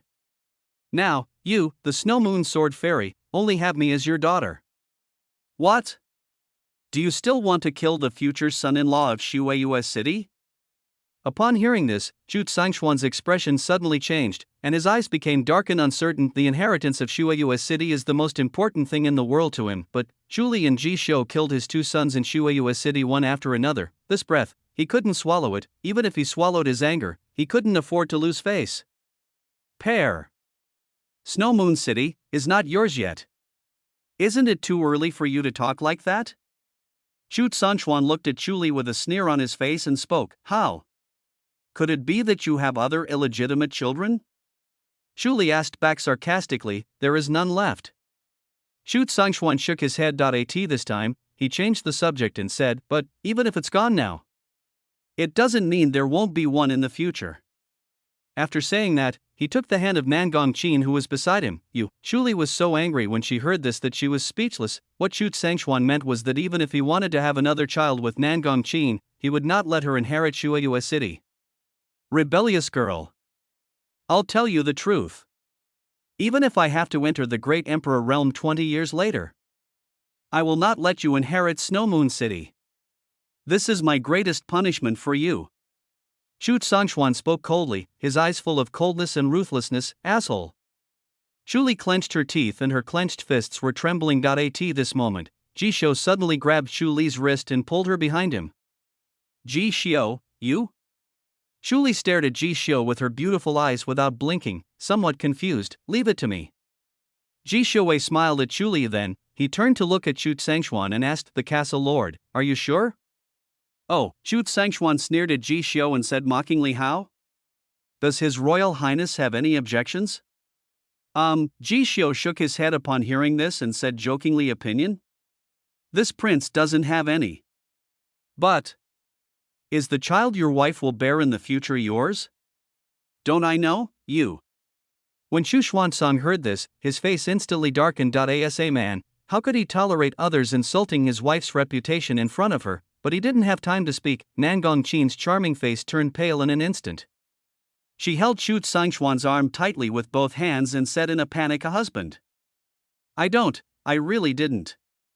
It's Ji Xiu who's talking nonsense. Hurry. Kill him now. I've never done anything to let you down. Seeing Nan Gongqin so excited, the expressions of everyone present became a little strange, because no matter how you look at it, Nan Gongqin seems to be trying to cover up something by trying to hide something. Lady. What's wrong with you? Chu Tsangxuan also felt something was wrong. Today, his wife Nan Gongqin was in a very bad condition. Very bad. When Ji Xiu saw this scene, he couldn't help but laugh out loud and mocked the castle lord. It seems, your wife is truly loyal to you. Ji Xiu. What exactly do you want to say? Chu Tsangxuan heard the hidden meaning in Ji Xiu's words and stared at Ji Xiu for a moment. He had a vague feeling that something had happened that he didn't know about, and this matter is undoubtedly related to his wife Nan Gongqin. Xu Fan, this is the first gift I gave you. As for the second one, I'm afraid it will give you an even bigger surprise. The smile on Ji Xiu's face grew wider. After saying that, he took out a piece of pale jade from the ring. This is Shadow Stone.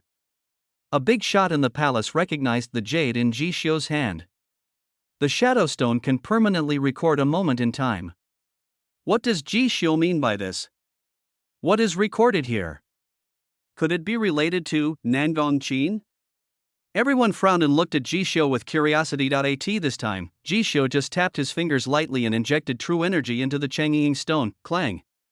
The jade hands shine brightly, the rays of light intertwined together and reflected into a hot and exciting picture. The fiery and exciting sound first overflowed from the shadow stone. The sound made the men present feel dry in the mouth and the women blush. No one noticed that Yi Changsheng and Nangong Qin's faces were gradually turning pale, and their eyes were full of despair. The picture gradually becomes clear. I saw two figures, a man and a woman, hugging each other and kissing passionately, and this man and woman were actually Yi Changsheng and Nangong Qin. Immediately afterwards, the scene became even more erotic and gradually indescribable. The scenes before their eyes stimulated everyone's eyes. All of a sudden, the heartbeats of the 9 great bosses in the Snow Moon Palace accelerated.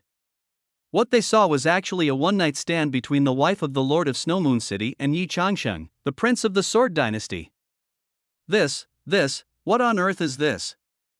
Lu Lingsha, the saint of the Moon Palace, lowered her eyes slightly. She was no longer able to see. This is so fucking exciting. No! That's such a jerk. Yi Ning swallowed his saliva. He could no longer look directly at Yi Changsheng and Nangong Qin. Brute. Sanggu glanced coldly at Yi Changsheng and Nangong Qin and spat softly. The castle lord. It was Jishio who did it. Mrs. Nangong and I both fell into Jishio's trap. Yi Changsheng's legs went limp and he fell to the ground, unable to utter a single word in defense. Husband, you have to believe me. This is definitely not my intention. Yi Changsheng is right, it's all Jishio. The mastermind behind all this is Jishio. Husband.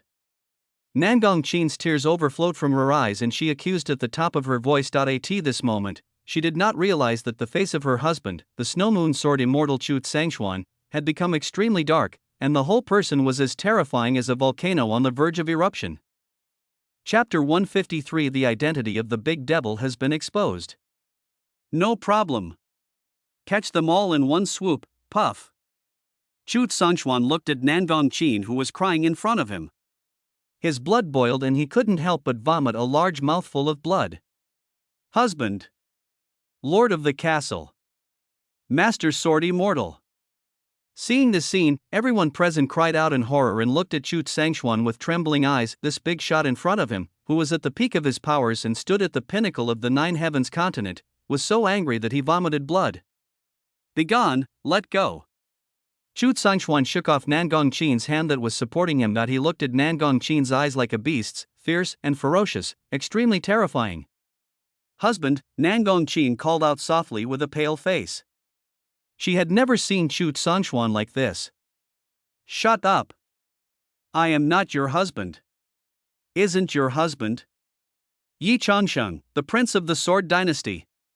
Chu Tsangxuan glared at Nangong Qin fiercely, and raised his finger to point at Yi Changsheng, who had collapsed on the ground in fear. Husband, please listen to my explanation. Nangong Qin bit her red lips and tried to explain, but before she could open her mouth, she felt a flash before her eyes and a ringing in her ears. Bang! The crisp sound of slaps echoed throughout the palace. Nangong Qin was slapped to the ground, with her hair disheveled and blood oozing from the corner of her mouth. She and Chu Tsangxuan have been married for decades, and this is the first time Chu Tsangxuan has laid hands on her. Therefore, she understood very well how angry Chu Tsangxuan was at this moment. Explain? You're still explaining something.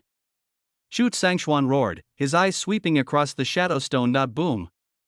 The shadow stone shattered into pieces in an instant and fell at Jishio's feet. Prince of Beixia, Jishio. You are so cruel. Chu Tsangxuan spoke through gritted teeth. He was not an idiot, so he naturally knew that Jishio was behind all this. However, things have already come to this. Nangong Qin and Yi Changsheng did have a night of passion. The fact that he betrayed me is absolutely true. Moreover, hundreds of bigwigs from the 9 heavens continent in the palace all witnessed these disgusting scenes. Presumably, this matter will spread throughout the entire continent soon. Where will he put his face in the future? Each other. Jishio looked at Chu Tsangxuan meaningfully. The castle lord. This is all Jishio's trick. Kill him now. Yi Changsheng suddenly spoke with a ferocious expression. Hearing this, Chu Tsangxuan did not respond. He turned slightly to glance at Yi Changqing and slowly raised his hand, clang. A huge attraction erupted. Yi Changqing suddenly moved towards Chu Tsangshuan. In the blink of an eye, Chu Tsangshuan's hand was already firmly grasped on Yi Changqing's neck. The castle lord, Yi Changqing's face flushed with fear as he looked at Chu Tsangshuan's eyes, which showed no emotion. If he was not mistaken, Chu Tsangshuan actually intended to kill him. What do you want to say? Your Highness. Chu Tsangshuan spoke coldly. I am the prince of the Sword Dynasty. You can't kill me. Yi Changqing played his last trump card, hoping to survive Chu Tsangshuan's hands. Sword Dynasty, 18 princes. Who do you think you are, Yi Changqing? I also want to know whether the Sword Dynasty will turn against me because of a useless prince like you. After Chu Tsangshuan finished speaking, true energy gushed out from his hands, snap. Yi Changqing's neck was broken in an instant, and the light of life in his eyes was extinguished in an instant. Chu Tsangshuan threw Yi Changqing to the ground casually as if he was throwing away garbage. The scene truly stunned everyone present, especially for these young adults from the upper realm. Yi Changqing's death seemed somewhat unreal to them for a moment. The atmosphere in the Snow Moon Palace became extremely cold and depressing. Bang bang bang, just at this moment. A burst of crisp applause rang out. Everyone looked up. I saw two figures slowly stepping into the Snow Moon Palace. A person was wearing a strange red dress, her long hair like a kiss of fire fluttering in the wind, and a playful smile on her stunningly beautiful face, and she is naturally Yan Fei. The man next to Yan Fei was tall and burly, wearing a golden battle armor. His name was Li Tian, and he was the commander of the guards of the God Emperor of the God Realm. Ji Xiu, long time no see. Yan Fei looked at Ji Xiu with a smile on her face, and the smile on her pretty face became more intense. You're here indeed. Ji Xiu's expression remained unchanged. He knew that Yan Fei would definitely not miss this grand ceremony. I didn't expect that. We haven't seen each other for some time. But you turned into a demon cultivator. Ha ha ha ha.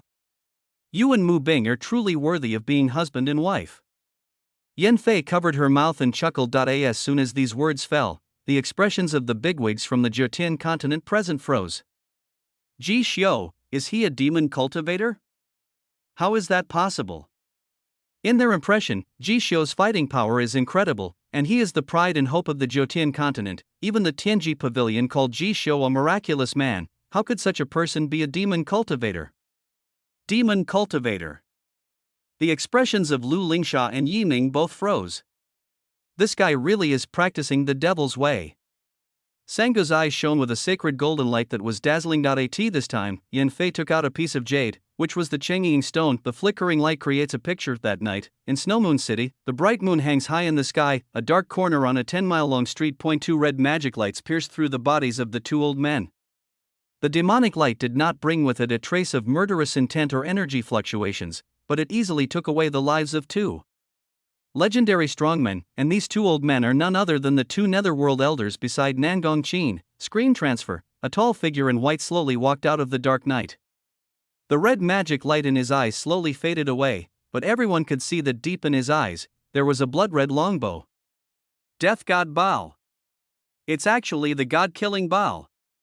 Oh my goodness, this is the extremely powerful killing weapon that the demon god of the forbidden ancient era used to create the Ragnarok of the gods. I didn't expect it. Ji Xiu actually got the god-killing palace. Doesn't this mean that he has obtained the inheritance of the demon god? That's right. That's how it should be. All the 9 heavens bosses in the Snow Moon Palace retreated one after another. At this moment, their eyes looking at Ji Xiu were filled with horror, vigilance, and deep fear.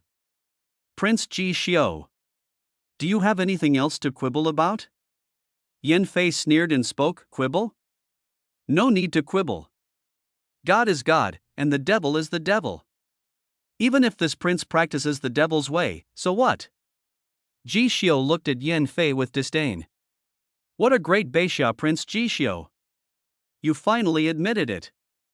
Another cold voice sounded. A stunningly beautiful woman and an old man with a cold expression slowly walked into the Snow Moon Palace. This is Mo Qingxian. A big shot in the Jiotian continent recognized the person who came. Mr. Gu? Why is he here? Several geniuses from the Nine Heavens upper realm also recognized the old man beside Imo Qingxian. This old man is the protector of the famous Changshenggu family's young master in the upper realm. This person is much more heavy than Yi Changsheng's guardian sword puppet. On Peach Blossom Mountain, Imo Qingxian. I don't envy the mortal world, I only envy the immortals. Finally I see it. Ji Xiu smiled slightly. In the heavenly demon mountain, the soul of my holy sect's holy son was snatched away and Yi Xian was framed. In Shueiyue City, you used the god-killing Bao to kill 2 Shinto monks, and used the love flower to humiliate Yi Changsheng and Nangongqin. I have to say, Ji Xiu, you really deserve to die. Imo Qingxian stood with his hands behind his back, his stunning face full of coldness. He. Why don't you just say it? I don't even know how powerful I am. Ji Xiu smiled and shook his head. Are you still pretending? Now that the evidence is irrefutable, you can no longer deceive the world. Imo Qingxian opened her red lips slightly, and there was a fairy light in her beautiful eyes. Good. Even if this prince is a big devil. May I ask, Imo Qingxian, so what? The smile on Ji Xiu's face gradually deepened. Today's move is exactly what he wants. After all, the fish are here, and just in time, they are all caught.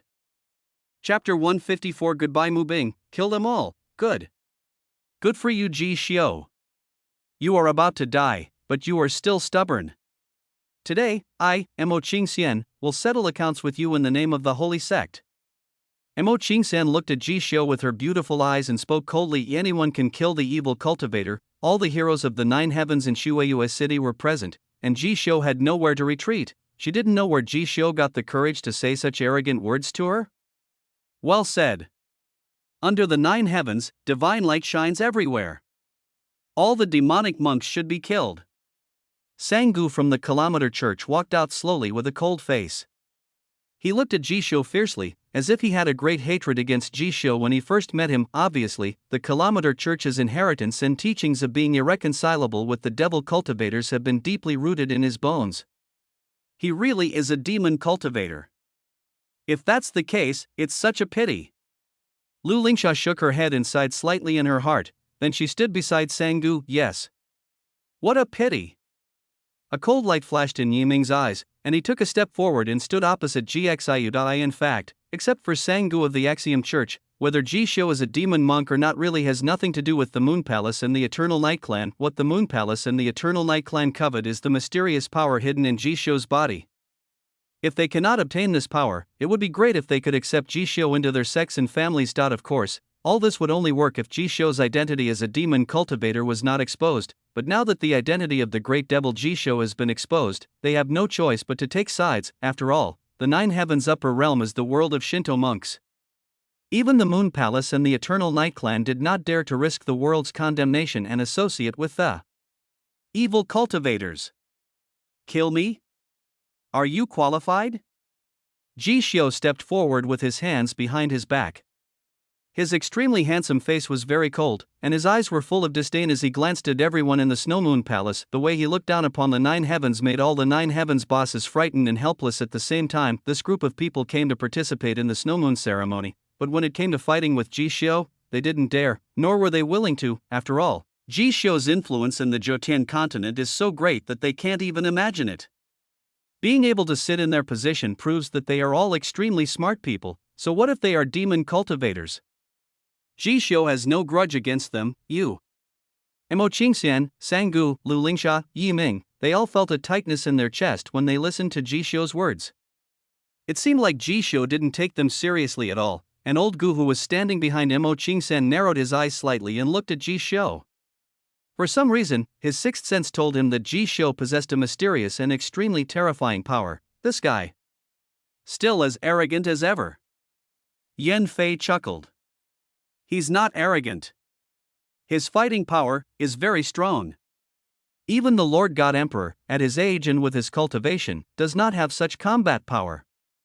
Li Tian took a deep breath, his sharp eyes fixed on Ji Xiu. With just one glance, he sensed that Ji Xiu was the most dangerous person he had ever seen among the younger generation in the Nine Heavens world. Funny. You mean that even you and I have to retreat in the face of Ji Xiu? Yan Fei curled her lips. Of course she knew that Ji Xiu was very powerful. However, this is the Snow Moon Palace, and all the heroes of the 9 heavens are present. There are even more than one powerful people in the hidden god realm. No matter how strong Ji Xiu is, can he defeat the hidden god realm powerful people? That's not necessary. What I mean is, maybe in another 10 years, I won't be able to survive more than 3 moves at his hands. Li Tian shook his head, snort. But does he still have the time? I don't think he can even survive today. Yan Fei snorted softly, her beautiful eyes looking at the 9-petal lotus on Ji Xiu's left wrist without leaving a trace, her charming red lips slightly raised in a mysterious arc. She wanted to get Ji Xiu right now, at this moment. Written.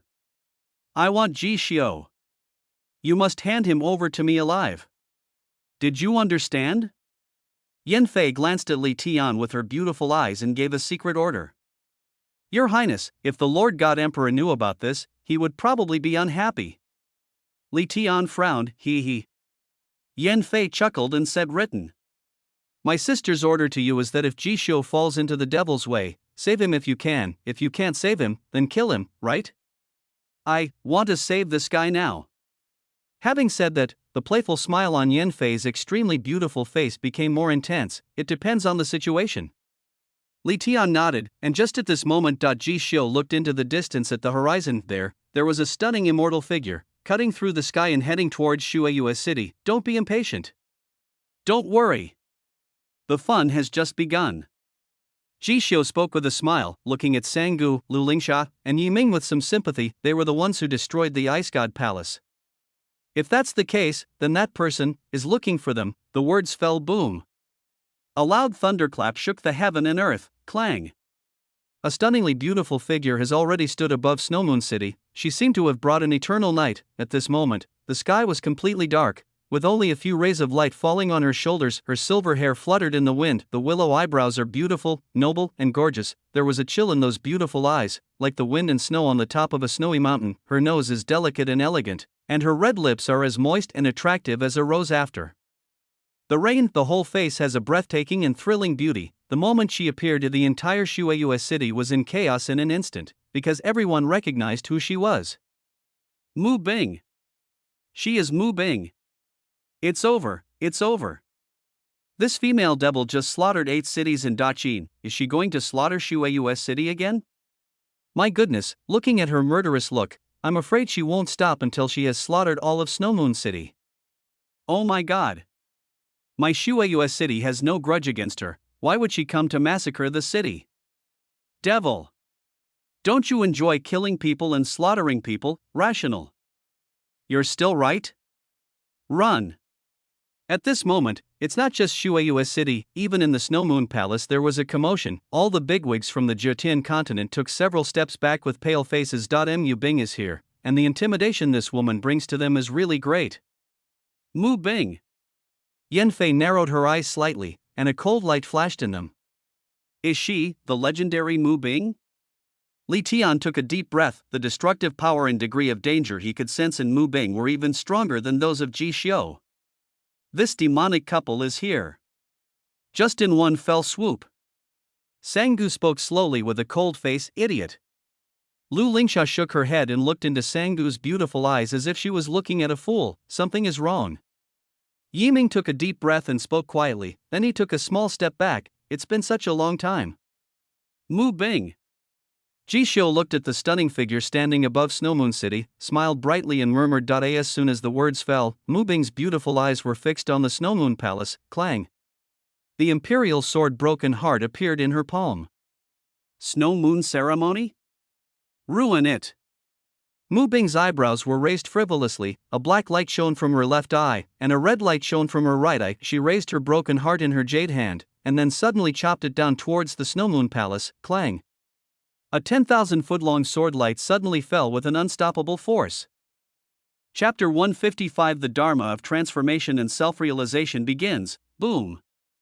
The sword light fell, and the Snowmoon Palace was torn into 2 halves in an instant.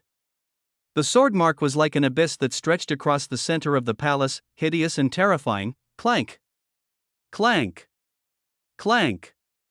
Clank. Countless figures in the palace rose into the sky like auroras. They looked at Mu Bing, who was holding the Emperor's sword and standing in the shadows as if a dark night had come, and his face changed drastically. Madman. This woman is crazy.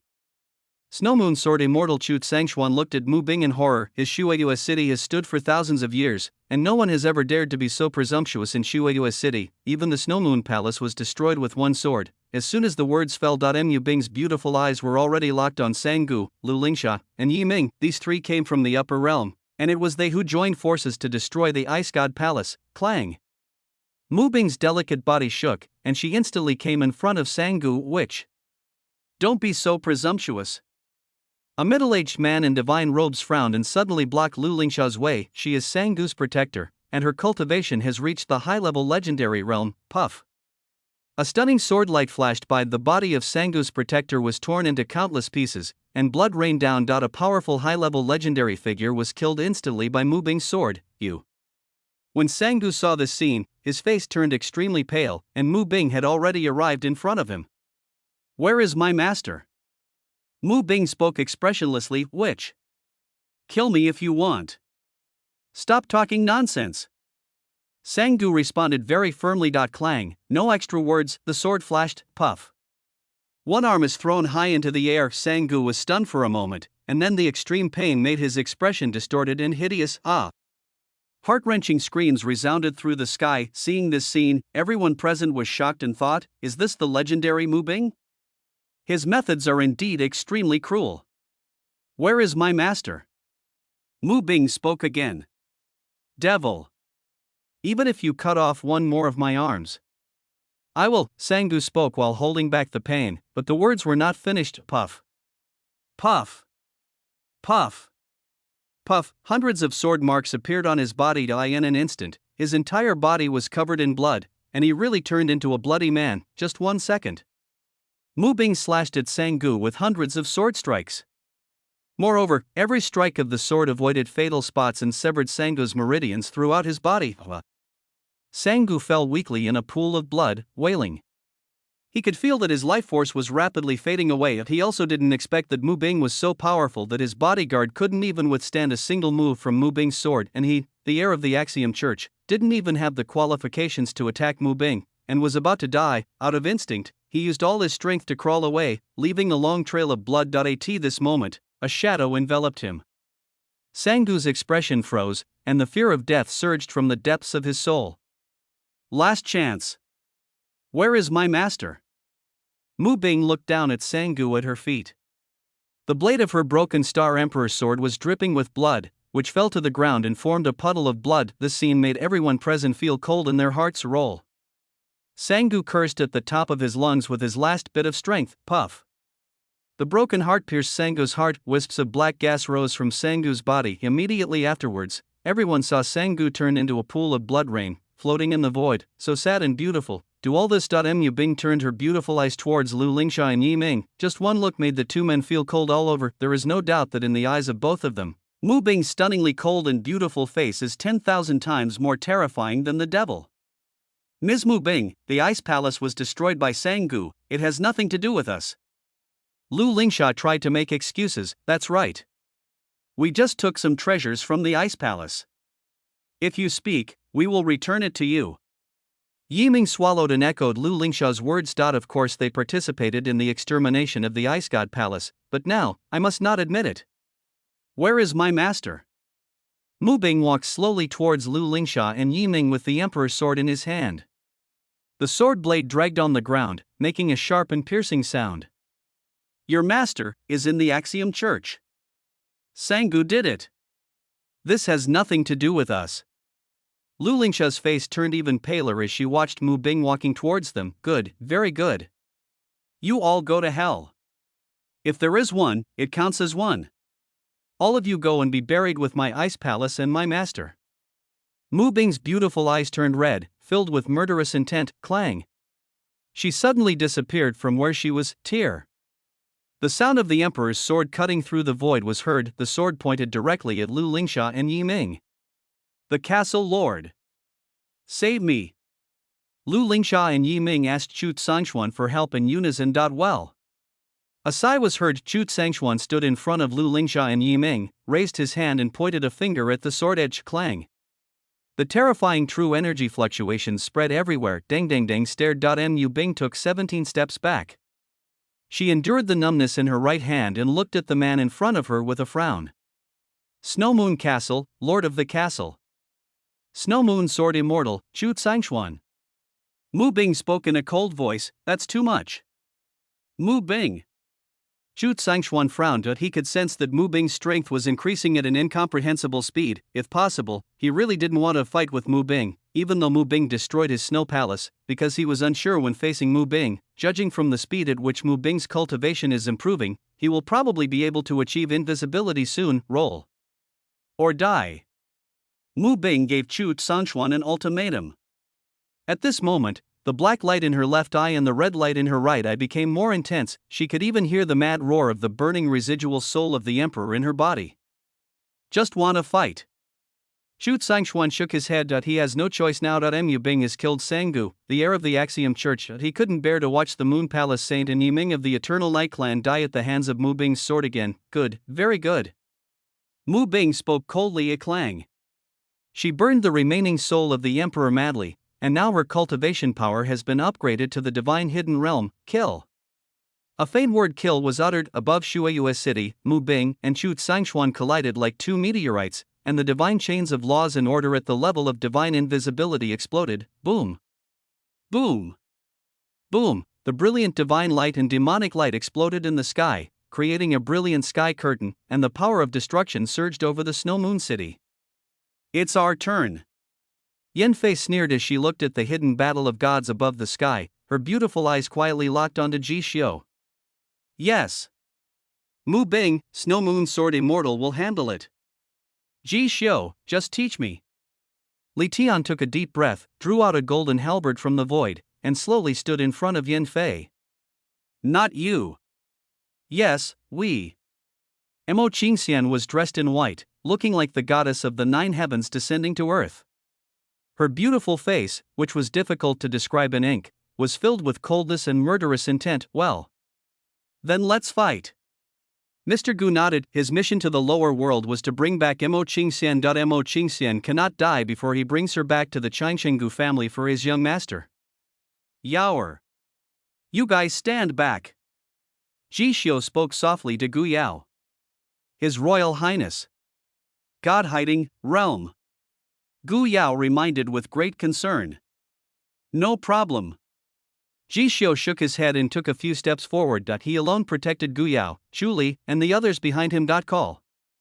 Ji Xiu took a deep breath and then closed his eyes. When he opened his eyes again, he saw chaotic light flowing in his eyes. Moreover, his whole body was shining like a rain of light, and wisps of fairy light were splashing out from his body. At the same time, an extraordinary aura that seemed to be able to suppress all worlds penetrated the nine heavens in an instant and swept across the three realms. The Dharma of Transformation and Freedom. Start. Chapter 156. Shocking Power. The three realms and nine heavens are shaking. Ding. Congratulations to the host for successfully using the Hawazi Dafa experience card. Ding. Congratulations to the host for successfully opening the Dharma of Transformation. Ding. The remaining time of the experience card, 24 hours. Listening to the system prompts in my ears. Ji Xiu raised his eyebrows and spoke slowly. One day. That's enough. The words fell. Clank. Clank. Clank. Billions of drops of light rain fell down. It fell on Ji Xiu's shoulders, eyebrows, hair, and then slowly disappeared. At this moment, a long river of light rain appeared in front of Ji Xiu's eyes. He knew that this long river was just a corner of the long river of time. Perhaps because of the first opening of the Dharma of Transformation and Freedom, he was fortunate enough to see it, and across the long river of time, countless peerless figures from all realms passed by. Ji Xiu looked very carefully. There was the Emperor of Heaven with the cauldron of the Mother Chi of all things hanging high above his head, the Empress in white, and the man with his back to all living beings. There was no beginning and no end. Unfortunately, he did not see the one who had ruled the world for eternity. It is worth mentioning that at a very near time point in the future, Ji Xiu saw a tall and familiar figure again. That person turned around, looked at each other, and then they both saw the smile in each other's eyes. My future self. Ji Xiu chuckled after saying this. In an instant, the long river of time began to slowly disappear, leaving only the billions of drops of light rain that merged into his body. Clank. Clank. Clank, rays of fairy light instantly splashed out from Jisho's body. The light of the flying fairy is very beautiful and bright, but it is extremely powerful, as if it can tear the heavens apart throughout the ages, shocking and dazzling. Next second, the billions of flying fairy lights merged together to form an infinite light, lingering around Jisho. Boom! Immediately afterwards, a deafening roar of the avenue rang in the ears of everyone in Shueiyue City. Boundless light shot up from Jisho's body into the sky, directly tearing through the void and heading towards the 9 heavens. At this moment, the entire Jotian continent, no, it should be said that the entire 9 heavens world saw this infinite light connecting heaven and earth. Moreover, everyone felt trembling and deeply shocked by the power of this infinite light. What's going on? When Yin Fei saw this scene, she suddenly took 3 steps back, and her extremely beautiful face turned extremely pale. Something's wrong. Something is wrong.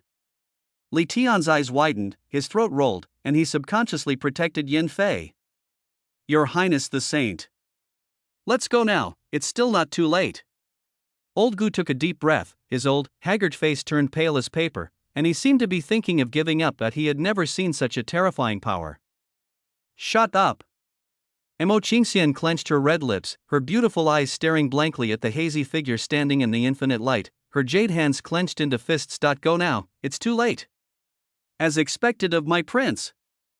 Guyao looked at Jishio with her beautiful eyes, lost in thought. The world was noisy, Shueiyue City was bustling, but there was only Jishio in her eyes, so strong.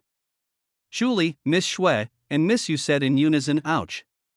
Kaka on by Xian's shoulder raised his head and let out a long howl, as if the little guy was cheering for his master. This guy is really beyond belief. Bai Xian swallowed. She could sense that Jishio's cultivation was improving rapidly at a speed that was completely unreasonable. 7th level of the Holy Order, the 8th level of the Holy Order, the 9th level of the Holy Order, a realm of legend. In just a few breaths, Jishio's aura had reached the legendary realm, and it was still rapidly improving, as if there was no end. At the same time, the Xinhuang Empire. Feng Huang stood on a mountain top in the ancient land of Tianfeng, her long golden hair fluttering in the wind. She looked at the boundless light connecting heaven and earth in the direction of Shueiyue City, and a faint smile appeared on her beautiful face. She spoke in a low voice with her beautiful eyes somewhat blurred. Jishio, is that you? It must be you. Although she didn't know the situation in Shueiyue City, but she was very familiar with and sensitive to this breath. After all, she was the woman closest to Jishio. How could she possibly be mistaken about Jishio's aura? Wait for me to come out. I will definitely catch up with you. Feng Huang took a deep breath, took one last look in the direction of Shueiyue City, then turned around and walked resolutely into the Tianfeng ancient land. And now, there is already a huge gap between her and Jishio, but with her proud personality, she absolutely cannot tolerate this. Therefore, she was determined to catch up with Jishio's pace, or even be stronger than Jishio.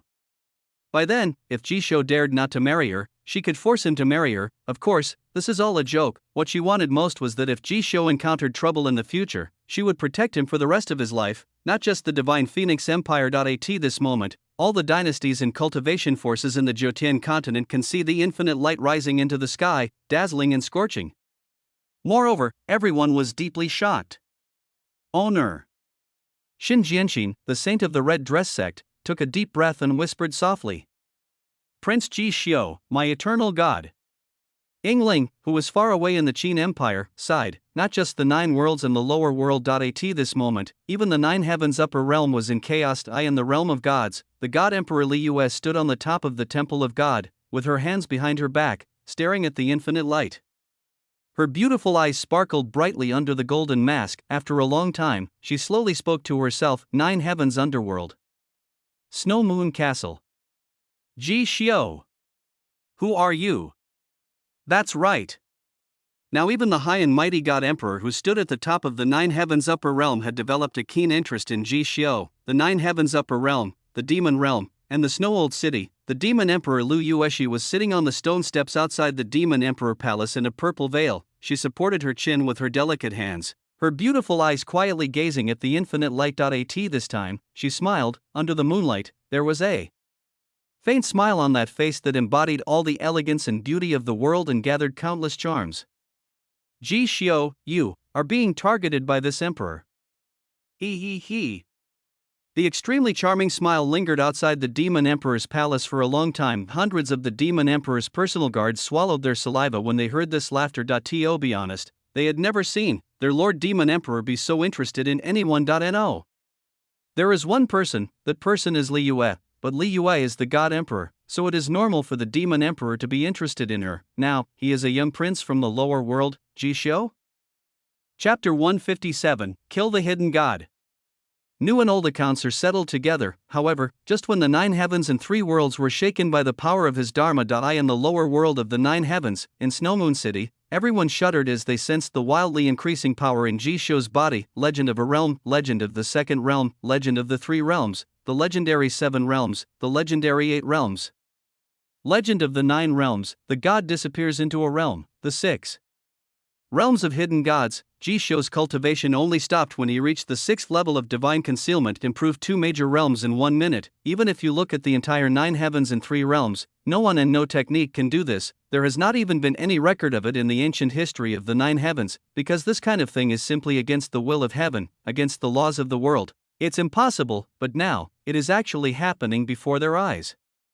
At this moment, all the cultivators and strong men in Shueyue City are unable to hold back. This can no longer be described as a monster. Even the Snowmoon Sword immortals Chu Sangshuan and Mu Bing were shocked at this moment. This guy, why is he so perverted?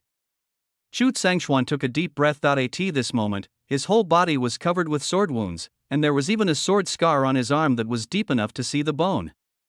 Drops of blood dripped from his fingertips. That's right, these sword wounds were all caused by Mu Bing. Mu Bing used all her strength to burn the remaining soul of the emperor.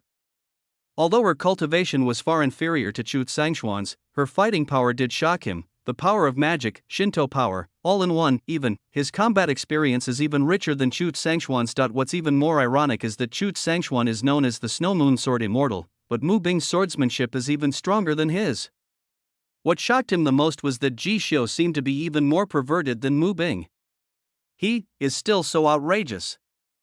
Mu Bing glanced at Ji Xiu and the past scenes came to her mind.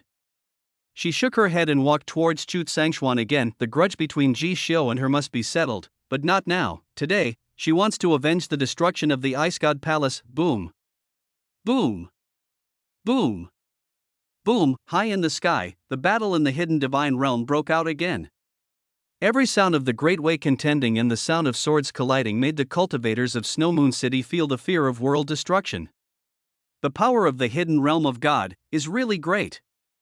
Ji Xiu took a deep breath. After saying that, he glanced at the enemy in front of him, and a faint smile appeared on the corner of his mouth. He transforms into freedom in the Dharma, he transforms into freedom, he transforms eternity, he transforms reincarnation. Now, he only had an experience card, and could only barely muster up the energy to condense his future self, borrowing the power of the future to fight and kill the enemy, if, in the future, one can truly cultivate the Dharma of transformation, one can truly stand at the top of the 9 heavens, be free to transform, and transform everything. At this moment, it must be said that Ji Xiu was really eager to learn the Hawazi Dafa.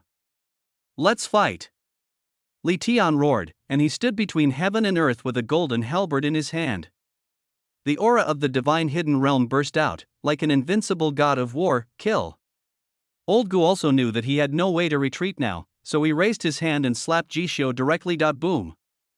1,000-foot-long black palm fell from the sky, covering the sky and the sun. It was extremely terrifying.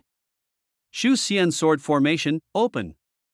Mo Qingxian's beautiful eyes sparkled with brilliant fairy light, and she formed seals frantically with her hands. Clank! Clank! Clank!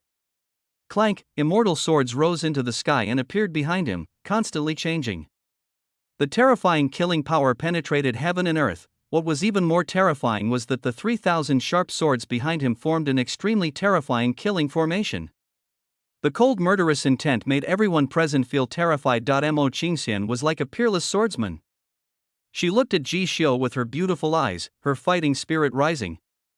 She wanted to compete with Ji Xiu. Zhu Xian sword formation? That's it? Ji Xiu shook his head. The real Zhu Xian sword formation should be composed of 4 immortal swords, Zhu Xian, Luxian, Xian Xian, and Zhu Xian. If the killing formation is formed by these 4 swords, the golden immortal will have no way to escape, and the eternal immortal will be killed. And now, Mo Qingxian's Zhuxian sword formation is probably a sword formation that she figured out by herself, and it is not worthy of being called the Zhuxian sword formation at all. As for the real Zhuxian sword formation, it should be hidden behind her back. She has not been able to activate it, let alone comprehend it. Thinking of this, Ji Xiu nodded. He was determined to take over the Zhuxian sword formation behind Mo Qingxian. The thought stops here. Ji Xiu took a step forward, raised his fist and attacked. The Emperor of Heaven punched out, boom. Ji Xiu smashed Gu Lao's palm that covered the sky and the sun with one punch. He stepped on the star god's broken star and instantly arrived in front of Mo Qingxian. Sword falls. Death. Mo Qingxian shouted coldly, her 3,000 strands of black hair dancing wildly. She was like an unrivaled swordsman, and her jade finger suddenly pointed at Ji Xiu. Clank. Clank. Clank. Clank. 3,000 killing swords suddenly fell. What's even more magical is that these 3,000 immortal swords seem to have consciousness and can perform sword moves independently. A long rainbow pierces the sun. The sword breaks the sky. Sweep away thousands of troops. Fire dance whirlwind. One sword cuts the dragon. 3,000 killing swords, 3,000 sword moves, performed at the same time. The scene was shocking to the extreme. It's all fancy. Ji Xiu frowned frivolously, with the purifying demonic flame in his left hand and the green lotus earthcore fire in his right hand. The different fires merged, and a red fire lotus emitting black energy and extremely enchanting appeared in his palm. Saint, be careful. The moment Mr. Gu saw the fire lotus, his face suddenly changed. Without saying a word, he stood in front of Mo Qingxian to protect her. Burst, Ji Xiu threw out the fire lotus and spat out a word coldly. Clang. The fire lotus tore through the void, and the space collapsed and shattered inch by inch. As Ji Xiu's order came down, the fire lotus spun at high speed, expanded, and then exploded. Boom. The deafening sound of the explosion resounded through the sky. At this moment, Ji Xiu, who has condensed his future body, has achieved 80% of his progress in devouring the world-purifying demonic flame. The power of Buddha's wrath lotus is even more incomparable. The terrible fire wave covered the entire sky, and a terrible pillar of fire 10,000 feet high shot up into the sky. If it weren't for the protection of the powerful emperor in Shueiyue City, this ancient city would probably be reduced to ashes in an instant. But even so, an abyss appeared in Shueiyue City, and a mushroom cloud rose high.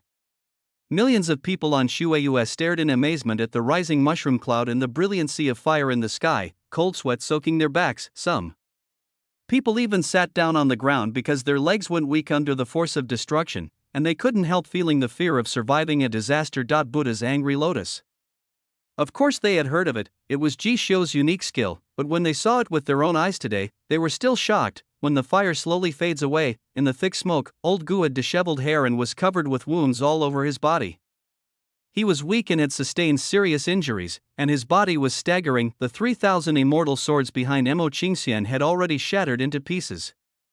She stood there in a daze, her full breasts rising and falling violently. Her sword formation, the sword formation she was most proud of, was broken. Kill. Ji Xiu uttered the word kill lightly, stepped on the star god's broken star and instantly came in front of old Gu. Just then, he heard a cold shout in his ears. Ji Xiu! Fight me! Li Tian soared into the sky holding a golden halberd. Death God's bow. Ji Xiu glanced at Li Tian coldly, with endless blood light blooming in his eyes, and a blood-colored magic bow slowly emerged for Li Tian, who comes from the realm of gods and has extremely pure Shinto cultivation. The god-killing bow is the most useful. Clank. Clank. Clank. Clank. Countless blood-red demonic eyes appeared in the sky. Every demonic eye was locked onto Li Tian. Death God's bow. Li Tian's pupils suddenly shrank. Bang. Ji Xiu uttered a word in an onomatopoeic manner. Clank. Clank. Clank. Clank. The blood-red devil's eye in the sky poured down a blood-red aurora, which was like arrows, and even more like thousands of meteors falling into the sky. Laws, order, and space all collapsed at this moment. Puff. Puff. Puff. Puff. Li Tian's armor shattered, and divine blood splashed several feet high. His body was constantly pierced by the aurora, almost becoming a plug, and half of his head was shattered. Boom. Li Tian fell powerlessly into the air, splashing up thick smoke and dust. Facing Ji Xiu, who had condensed his future body, he had enough courage, but unfortunately, their fighting power was far apart, even his magic weapon was destroyed, so there was only one outcome for him: death. The Changsheng Gu family? He. Ji Xiu sneered, locked his eyes on old Gu, and threw a heavenly emperor punch. Of the Gu family of the upper realm is extremely powerful, but he has never cared about it at all. Whoever needs to be killed must be killed. Boom. The air is filled with chaos. Mr. Gu saw a golden fist. Drink. He wanted to fight back, but was completely defeated. Even though he had the ability to hide in the gods and had amazing supernatural powers, he was still pierced through by Ji Xiu's punch. Blood spurted 100 meters high. It was extremely tragic. Puff. Old Gu was vomiting blood like crazy. He frantically used dozens of his ancient treasures and magical instruments to try to stop Ji Xiu. However, all his ancient magic weapons were turned into powder under Ji Xiu's heavenly emperor fist. Finally, Mr. Gu's expression froze, his head exploded, and he died. Ding. Congratulations to the host for killing the hidden 7th realm cultivator. Because the host is in a special state, the immortal devouring demonic art can devour 30% of his life essence. Ding. Congratulations to the host for killing the hidden god realm 8th realm cultivator. Because the host is in a special state, the immortal devouring demon work devoured 30% of his life essence. Listen to the system prompts in your ears. Ji Xiu's expression didn't change at all, because this was indeed within his expectations. At this moment, he looked at Yan Fei, who was standing there with her hands behind her back, and smiled coldly. Yan Fei. Today, we will settle all old and new scores together. Chapter 158. Mu Bing wants to massacre the city? Yaoer, you are all I have. New account or old account? He. Your Highness, what are you talking about? Why, I don't understand anything at all. Yan Fei blinked her beautiful eyes and looked at Ji Xiu, who was standing in the sky like a god, and smiled softly, and beneath her was Li Tian, the leader of the guards of the god emperor of the god realm who had just passed away, but she didn't care at all, as if the person who died was just a stranger she had never met before. Beixia Palace, Gu Jian digs bones. On the day of the wedding, attack Luofeng Palace at night. Shenhuang Imperial Capital, you are the person behind Ing Su. In front of Kyoto City, the strong men from the Guardian sector are attacking, and your shadow is still behind them. Which of these things weren't manipulated by you behind the scenes? Now, what on earth are you still pretending for? Miss Yan Fei, don't you think it's ridiculous? Ji Xiu looked at Yan Fei with a sneer on his face and said sarcastically, hee. Hearing this, a playful smile appeared on Yan Fei's beautiful face. As expected of you, Prince Ji Xiu, you know me so well. But after all that, hasn't His Royal Highness fallen in love with me? You should know that I have always been caring for you. This time she didn't deny it, because Ji Xiu obviously knew everything she had done. There was no point in her denying it. Let's end it. Ji Xiu took a deep breath, his eyes fixed on Yan Fei, and he didn't want to say anything more to Yan Fei. And now, he has activated his Huazi Dafa, condensed his future body, and reached the 6th level of divine concealment. Under the Great Emperor, he has no rival. As for Yan Fei, she was just fish on his chopping board. Prince Ji Xiu, you can't kill me. Even if you could kill me, I would be grateful to you. If you don't believe me, just try it. I'm waiting for you.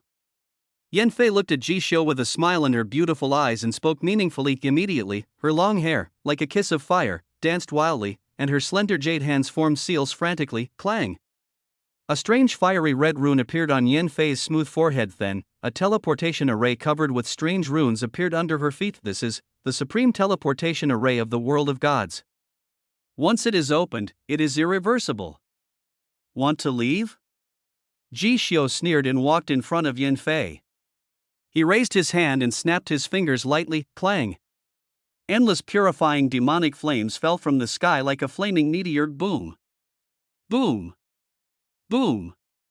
Boom! In an instant, countless meteorite craters appeared in Shueyue City. However, Yan Fei's figure quietly disappeared in Shueyue City along with the teleportation array. However, where she had stood before, there was a pool of sad, bright red gold blood that was particularly eye-catching. Run away? Gu Yao stepped forward and asked in surprise. She can't get away. A slight curve appeared at the corner of Ji Xiu's mouth. The reason why he didn't use the Daliwa sword embryo before was that he was not sure of killing with one sword. However, the purifying demonic flame was actually marked on Yan Fei's body, and no matter where she runs to, she can't escape from his grasp. Of the words fell. Ji Xiu slowly closed his eyes and carefully sensed Yan Fei's trace. That if I'm not mistaken, Yan Fei should return to the upper realm as soon as possible, but in fact, her whereabouts were not as Ji Xiu expected. Her current location is Southern Region, the Monster Mountain Range. The place she is going to is not the upper realm, but Beixia, Kyoto. Ji Xiu suddenly opened his eyes, and the murderous intent in his eyes became even stronger. Is Yan Fei going to destroy the Ji family? He really didn't know where Yan Fei got the courage to take action against the Ji family. I don't even know where Yan Fei got the confidence to think that she could destroy and overthrow his Ji family right under his nose. The thought stops here. Ji Xiu looked at the battle of gods that was still going on in the sky. He took another look at Mo Qingxian, who was standing there in a daze with a lonely look on his face. He raised his hand and snapped his fingers. Clang, a wisp of purifying demonic flame stained with black smoke penetrated into Mo Qingxian's body and forehead. Mo Qingxian groaned and took 3 steps back. Her peerless face, which was difficult to describe in painting, was completely pale. At this moment, she suddenly found that all the true energy in her body was solidified. She covered her chest with her jade hands, and asked Ji Xiu with hatred, her pearly teeth clenched and her red lips clenched. "Devil! What did you do to me?" Hearing this, Ji Xiu had no intention of paying any attention to Mo Qingxian, but instead instructed Gu Yaoer, "Keep an eye on Mo Qingxian. Without my permission, she is not allowed to go anywhere, and no one can see her." "Yes, Your Highness." Gu Yao nodded, stepped forward, grabbed Mo Qingxian's wrist, and pulled her behind her. She knew Ji Xiu very well and had also heard rumors about Mo Qingxian, so there was no need for Ji Xiu to explain anything. She knew that what Ji Xiu wanted was the Zhu Xian sword formation diagram that Mo Qingxian was born with and engraved on her back. She will do her best to take good care of Mo Qingxian, because from now on Mo Qingxian is the property of Her Royal Highness the Crown Prince. I'll be back soon." After Ji Xiu finished speaking, he turned into an aurora, tore through the void and flew towards the direction of Beixia, Kyoto. The validity of his Huazi DFA was only 1 day. With his current level of cultivation in the 6th realm of Shenin, it would only take him a stick of incense to return to Beixia. Even though Yan Fei was much closer to him, she was not necessarily faster than him. But it was said that not long after Ji Xiu left, the peak battle of Shenin above Shueiyue City has also come to an end. Clank! Clank! Clank, when 3 extreme black lights flashed. Forehead. Zhu Tsangxuan, the lord of Shueiyue City, groaned, and fell from the sky like a blood-stained kite, smashing heavily into the ground, splashing up bursts of thick smoke. The castle lord. The pupils of the 9 elders of Shueiyue City suddenly shrank and they shouted loudly. "It's over. The city lord has been defeated. Shueiyue City, I'm afraid it will be completely massacred by the great devil Mubing." The hearts of tens of millions of monks and people in Shueiyue City have sunk to the bottom at this moment, and the shadow of death hangs over the face of each of them. Above the sky, Mu Bingqing's extremely cold and beautiful face was breathtakingly beautiful under the moonlight. Her moon-shaped skirt was extremely holy. Only the emperor's sword, broken heart in her hand, was still dripping with blood. The coexistence of holiness and seduction at this moment is extremely shocking. Everyone in Shueiyue City looked at Mu Bing under the moonlight with fear in their eyes. Mu Bing, you are really beautiful. It's cruel, really cruel. You can't kill me. I am the son of the Eternal Night Clan. Yiming's face turned pale as he kept backing away. A puff. The emperor's sword cut through the void. Yiming's body turned into waves of blood rain, drifting down. After doing all this, Mu Bing turned her beautiful eyes to Lu Lingsha, the saint of the Moon Palace. Kill if you want. But, if you kill me, I, Yue Gong, will never let you go. Lu Lingsha spoke with hatred. Puff. No hesitation. Mu Bing held the emperor's sword and pierced his heart with it. Now his heart was truly broken. Forehead. Lu Lingsha opened her beautiful eyes wide and looked at the cold and beautiful woman in front of her. She used her last bit of strength to speak to Mu Bing. Mu Bing, you must remember this, your future will be dark. No matter if it's 1,000 years or 10,000 years. What awaits you is only the abyss, the endless abyss. Ha ha ha ha. Hearing this, Mu Bing's expression remained unchanged. She coldly pulled out the broken heart, bringing out a series of blood beads. At this moment, The entire Shuayue city has become quiet, their city lord was defeated, all those young bigwigs from the upper realm are dead. Could it be that Mu Bing is really going to start slaughtering everyone in Shuayue city next? In the thick smoke, Chu Tsangxuan, the lord of Shuayue city, stood up shakily, and the 9 elders hurried forward to support him. At this moment, there were 2 fist-sized blood holes on his left shoulder and left abdomen, and wisps of black air floated out of the wounds. Just now when he was fighting with Mu Bing, he only saw 2 black lights, and then he was defeated. Now, he could feel as if there were tens of thousands of blades in his body cutting his flesh, and even his soul, even his expression was a little distorted. Beads of sweat the size of soybeans were flowing down his forehead. If Ji Shou was present, he would definitely know that Chu Tsangxuan was defeated by the soul-devouring nail. Chu Tsangxuan endured the extreme pain and spoke to Mu Bing in a weak voice, I will never let you massacre my Snow Moon city even if I die. The words fell of the 9 elders of Shuayue city stood in a row, each of them had their true energy surging, and they looked ready to die, which made Chuli and Shuayue close their eyes. After all, they grew up in Shuayue city. Naturally, they also don't want Shuayue city to be massacred, but the survival of Shuayue city now depends on only one person, and that is Mu Bing. Mu Bing glanced at Chu Tsangxuan. She said nothing, but turned to look at Gu Yao. Then, she held up the emperor's sword Broken Heart and slowly walked towards Gu Yao.